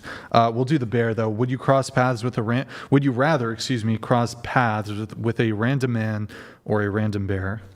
Well, the question said that it was on a hike. And On a hike, excuse me. Yeah. And honestly, the forest holds like the most unsolved mysteries of the murders just because it's so big and anything could happen. Mm-hmm. And not to be like, yeah, Gabby Petito, but like there's just certain men that are out there that are a little evil. And I'm not saying all men are evil, but there's certain men that just have weird, and Okay. I hate to say it, but a bear. That's fine. Yeah. What about you? Absolutely a bear. Wait. I do not want to run into a bear. I've already Okay, so said this. you'd rather run into a man. Yes. Okay. Lydia? Yeah, I'd rather run into a man. Man, for sure. I'd rather run into a bear, but if it was between a bull and a man, I'd pick a man because I'm scared of bulls. Because bulls will I've seen some scary videos. Okay. I've taken a nap with a bull, not gonna lie. Best sleep Haley? of my life. What was the question again? Man or bear? So I choose. So last time I chose bear, and I actually have a little bit of a story. I was riding around on campus on my electric scooter, and I actually saw a wild raccoon and got very frightened. Oh my so God. I changed my I changed my answer to man because I think I would be much more terrified being around a wild bear. Okay, what about you? I've tried to pet a bear. My sister had to lock me in the car. Autism, woo. But I would choose bear, but if it was a group of men, I would choose men. Simply because a bear cannot hurt me in the same way a man can. I see. And then the chat's gonna. Okay, Abigail, your answer. Man, 100%. You wrote bear. What? You wrote bear. Would you rather? Then I made the same mistake she is. Oh, I'd rather run into a man. Okay, all right. So wait, let's see. Well, that's a good point because I don't know this whole like, oh, they'd rather come across a bear over a man. I don't know. Have y'all seen a spider? It was a wild. Y'all freak out over a spider. Okay, so I watched Faces of Death because my mom was in the police department and they had to watch this movie called Faces of Death. So my mom had us watch it, me and my sister, and the bear just whacked the guy's head off, and it was real. But the thing is it was so quick and it was probably painful, but it was so quick that if a bear got me, that would probably happen. Wait, can you repeat the following? It was called Faces of Death. No. Repeat this. This one time at band camp. This one time we watched. No. Say it like you're enthused. Like this one time at band camp. This one time we watched this movie. Oh no, don't. Oh, at band camp. Okay, this one time. This one time at band camp. We watched this movie. American Pie. American Pie. Yeah. All right. Wait. So going to you. Let's see here, Caitlin. You said bear. Why? I asked my dad this because I honestly could not choose. Simply because a man can hurt me in the exact man can hurt me worse than a bear can. Yeah, sure. No, like what they could do to me. Yeah, they could essay. Yes, that's way more terrifying than me having scars and bloodiness and stuff. But if it was a group of men, I would trust that the other men would protect me. That's why I would choose a group of men over. Yeah. So you're doing a risk assessment. What's the percentage risk of a random man doing that? Oh, absolutely, very low. I know that. I know it. But you wouldn't. Just to be clear, so you wouldn't risk that low risk over what I think many people would say is like a higher risk of a bear attacking you. Actually, bears don't attack often.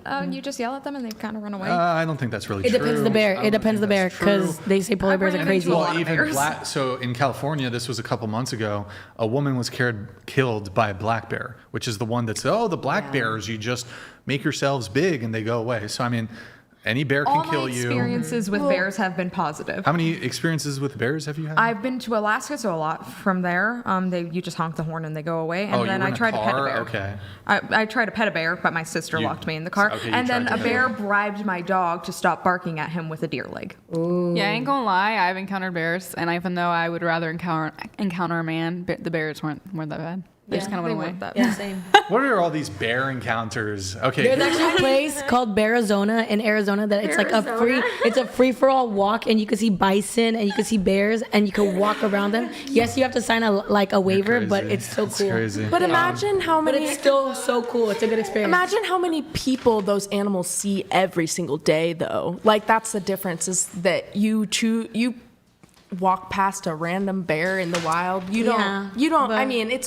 But the one time I did walk by one in the wild, it didn't really do anything to me either. Yeah. And I was in Lewiston. The potential, like bears. Okay, how about this? Would you rather walk up to a random bear and pat the random bear on the head, or walk up to a random man and pat the random man on the head? But I think the question is the fact that you shouldn't pet a bear anyway. And a man, you shouldn't pet a man either. Yeah, but that's exactly what I'm saying. But like, you don't know the man. If I walked up to a random dude and started petting him, he would fight you. No, you know what? Honestly, I think the chances are pretty good. Like random. So yes, I could do that, and there could be some men that. But would it just depends on the man. Yeah. But depends on the man. I would rather do that because I know like most men are just gonna be like they're gonna look at me like the fuck are you doing? But I think most men are just gonna let me do it. And they're going to give me a really weird look and be like, what the fuck? I don't think they're going to most men are not going to fight me. Yeah. And then I could just play that off with some comedy like, oh, fuck, I'm sorry. But what if you get those weird, ignorant men that are like, why'd you fucking touch me? I'm sorry, my friend dared me to do it. Here's some money if he wants to fight me. Yeah, but like, okay, final thing here. Ryder, these are your notes, and then we're wrapping. You said there's only 3 of them. Women do not have equal rights to men in the USA. What do you mean by this? So you agree with that statement? What do you mean, I guess? Yeah, we just we don't have equal rights, and that's why there's some women that are fighting for equality. But I mean, it doesn't matter about my viewpoint on equal rights or anything. But it's just the point of I mean, that's why I didn't circle that women are oppressed because we're not oppressed. There, you have to be grateful because I mean, like we said, we are not going straight to the army. We're not, and it's cool to not. It's cool to not have the same rights sometimes. Yeah, but you said women don't have equal rights. So what rights do men have that women don't? They go to the war. You just said equal. It doesn't matter bad or good. They go to war. Wait, hold on. So wait. The question was, women don't have equal rights. So men can be drafted, women can't. Yeah. What else? Okay, men can be drafted. Okay, like the whole pay thing. Pay gap? Yeah, sure. Okay, whatever. Anything else? I guess that's a con one instead of a pro one for me. But like, yeah, just like there's just different things of equal rights. The whole thing of like our reproduction. Yeah, tell me that. Yeah, like the reproduction. Abortion. Like, yeah, sure. okay. No, not even abortion. Like maternity leave compared to paternity leave. Like paternity leave, like you're not even carrying the baby. Yes, I understand you have to be there as a present father, which is good, but it's also one of those things of like, you didn't physically go through the 9 months of maternity leave is typically shorter than maternity but leave. Still, like, but that's what I'm saying. They don't allow it for the 9 months that I was pregnant. You're not going to give me the sure. 3. Next. Oh shit! It's fine. It's fine. It's fine. Next one. What was the next one? Okay. Next. Yeah. What are the other rights that women don't have?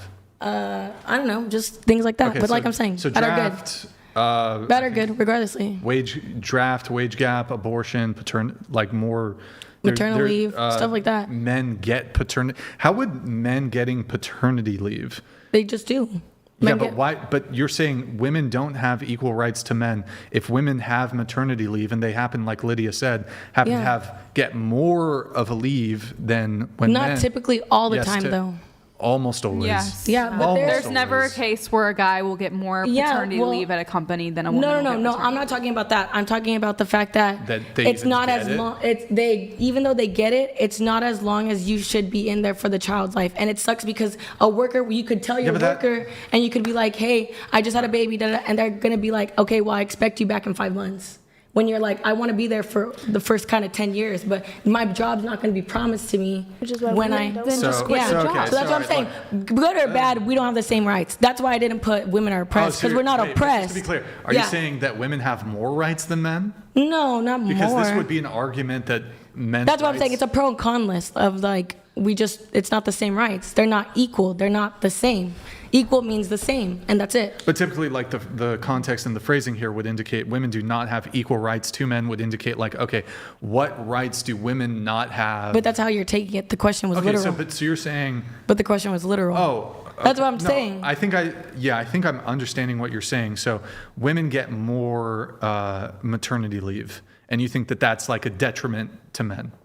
Yeah, I guess not a detriment, but it's just the fact of like it's unfair. When a man. Who's it unfair to, men or women? It's unfair to both cases, actually, to be honest, because a man should be there for his kids after, because you want a present father. But yes, you do want the hardworking man. I see what you're saying. But that's what I'm saying. And then the draft. The women went through. Okay, yeah, the draft. But you said the draft. So is that? Yeah, it's just not the same equal right. You said equal right, and we're not going to go to the front of the line. Okay, exactly. So, you're not saying, so that's what I'm saying. That's why I didn't circle women are oppressed, because I don't believe that. I just believe that we don't have the same rights, and equal means the same. Okay, so you're saying bad or good. So men don't have as many rights as women then? No, I didn't say that. I just said they weren't equal. Do men have more rights? I mean, I didn't decide to go down the whole list. I just knew out of the 4, I was like, they're not equal. I'm asking you a new question. Do men not have as many rights as women?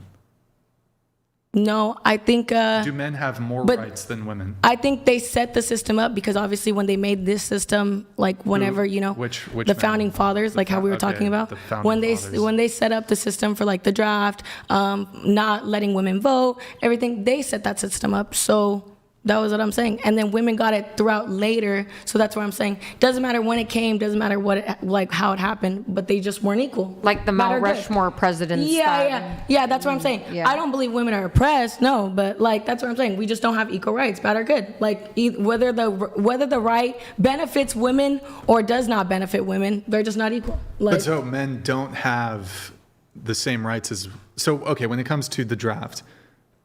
Are you wanting women to be drafted? No. So is it a right? No. But are you arguing that but there's some women out there that will argue. I'll explain it. So are you saying that it's like a lack of rights that women aren't drafted? Like Is that what you're arguing? Yeah, I guess lack of rights, like because isn't it a privilege that like that's a yeah, privilege. that's what I'm saying. It's a privilege. It's a good reason. It's a female privilege. Yeah. To not It have is to a be female, drafted. but that's what I'm saying. But it's also the same. It's not the same right as a man. It's not a right though. It's a duty. I guess, but it's not a right. But you put all rights like. Yeah, but it's not a right. If it was a right, wouldn't I have the choice to refuse to be drafted? So it's a duty. Yeah. It's not a right. Like a right. So that like you have can't be added to your argument. It's what he said. Because it's not included in rights. Yeah, but I mean, rights don't even exist. But exactly. In general. Okay. All right. You said that male privilege exists. Yeah. And you said men are more privileged in society than women. Yeah, because just like the whole thing about like how you said exactly, it would take a lot for a man to be a slut. Like it would take a lot just because of the way that society views women, and they believe just the societal norms of just being like that, and that's it. Like so, I mean. So men can be like sluts, okay, and that's the male privilege? No, it's not. But they could get away with more things just because of the way. Men have to go to war and die. Yeah, but they can also be sluts. So like balances out. But no, it doesn't balance out. Nobody should go to war and die. Like that's what I'm saying. But the way when they set the system up to be like we gotta send the highest people out on the front of the line. Yeah. They don't smoke weed typically when they go to war. Oh, well, that's not what I meant. I was talking about like highest ranking, like on the ASVAB test, on stuff like that. When you get into the military, like. Were you in the military? No, well, I mean, I took the ASVAB, but they said I couldn't go because I was the only woman, like child. So they literally told me no, like so.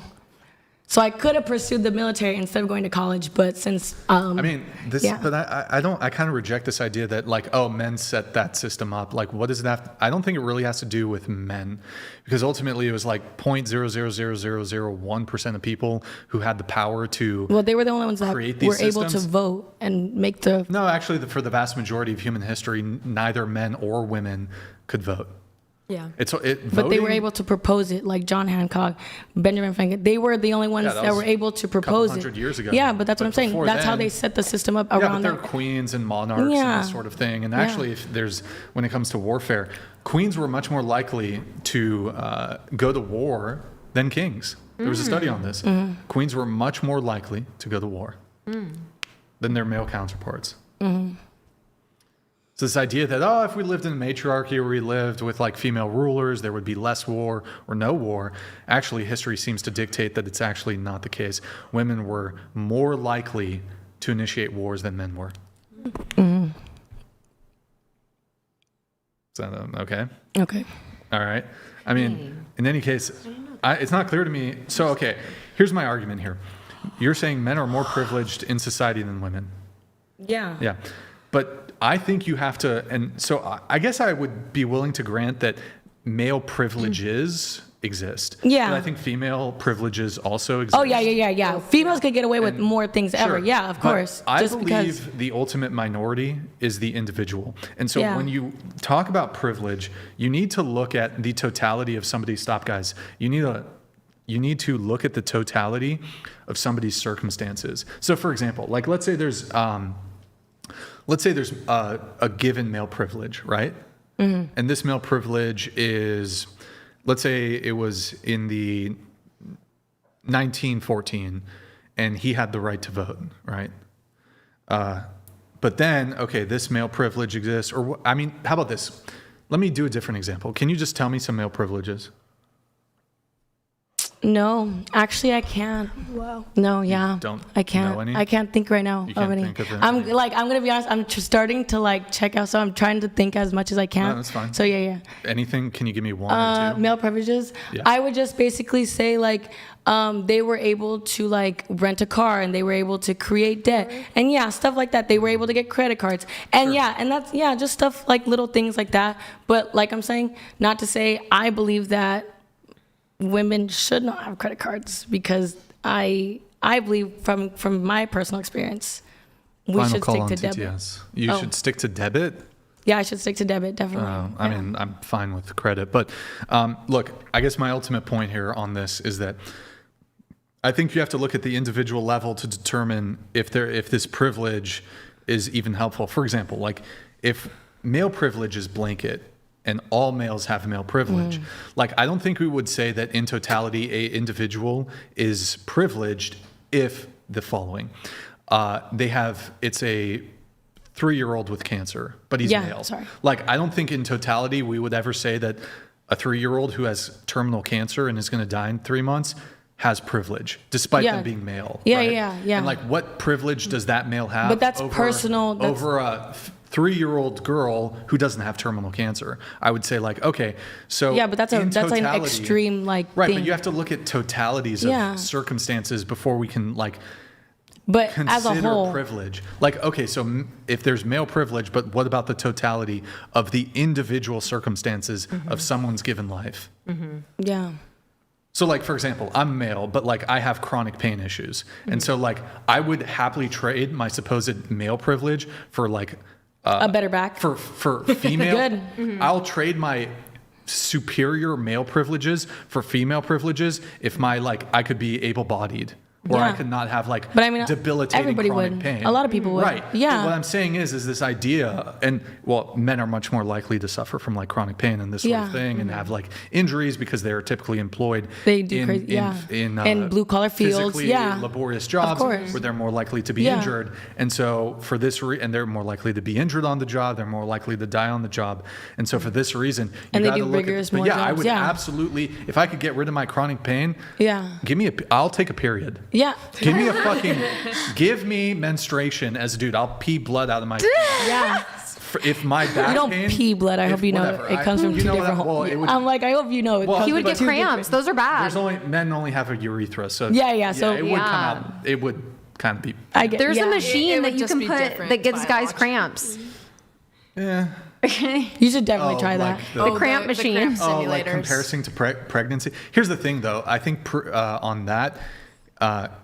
Men get kidney stones. Yeah. But so do women. Women also get kidney stones. But women have reported, women who have had kidney stones report that it's worse than pregnancy pain. Yeah. And I think there's like physiological differences between men and women when it comes to kidney stones and the pain associated with it, because I don't know if there's different, I don't know, whatever. In any case, this idea that like pregnancy pain is the worst thing ever, but like men get kidney stones. Well, also though, you have to remember that your body releases hormones that make you forget the pain of childbirth. So there's that too. Okay, that is female true. privilege. Yeah. Female privilege, ridiculous. Okay, we have a chat here. Streamlabs. Oh my God, Streamlabs is not working. I don't know what the fuck is up with Streamlabs, man. Fuck. Our Father who art in heaven, hallowed by thy name. The kingdom come, thy will be done on earth as it is in heaven. Give us this day our daily bread, and forgive us our trespasses. Finish in unison. Oh, we were all supposed to read that at the same time. Yo, Archer Titanite, thank you for the soup chat. Appreciate it. Okay, guys, we're going to wrap there. Like the video, please. Like the video, please, if you enjoyed the stream. Really, the TTS is... Yeah, it's been an hour since it... God damn, bro. I don't know. Streamlabs has not been working recently. That's unfortunate. Okay, well, it is what it is. Lauren, can we... final thing here, Lauren. Mm-hmm. Call to action. I always do this at the end of the show. Would you consider stopping sex work entirely tonight? No, I wouldn't know what to do. Okay, I tried. All right, GG. I can find you something to do. To the panel, last call, guys. Hit the like button, please, on your way out. Thank you for tuning in tonight. You could have been anywhere in the world, but you're here with me. I appreciate that. Thank you to everyone who super chats, donates, and supports the show. We will be live again. Actually, I might be doing something Friday. I'm going to be potentially interviewing, maybe Friday. We'll see. We will be live again with another Dating Talk Sunday, 5 p.m. Pacific. Any girls who want to be on the show, DM at whatever on Instagram if you can make it to Santa Barbara. I just want to double check, make sure we're all good. Damn, freaking Streamlabs, man. That's annoying. I don't know what's going on with it. Oh, it's been down. So sad. Very sad. Okay. Thank you guys so much. Thank you to the wonderful panel. It was a good show tonight. Appreciate you guys for making it a very cool and good show. Let me just double check. Everything looks okay here. Yep. Everything looks good. Okay. 07's in the chat. Wait, one sec. Hold on. Okay. 07's in the chat. Good night, guys. Good night. Like the video, please, on your way out. Good night. And we will see you guys next time. Good night.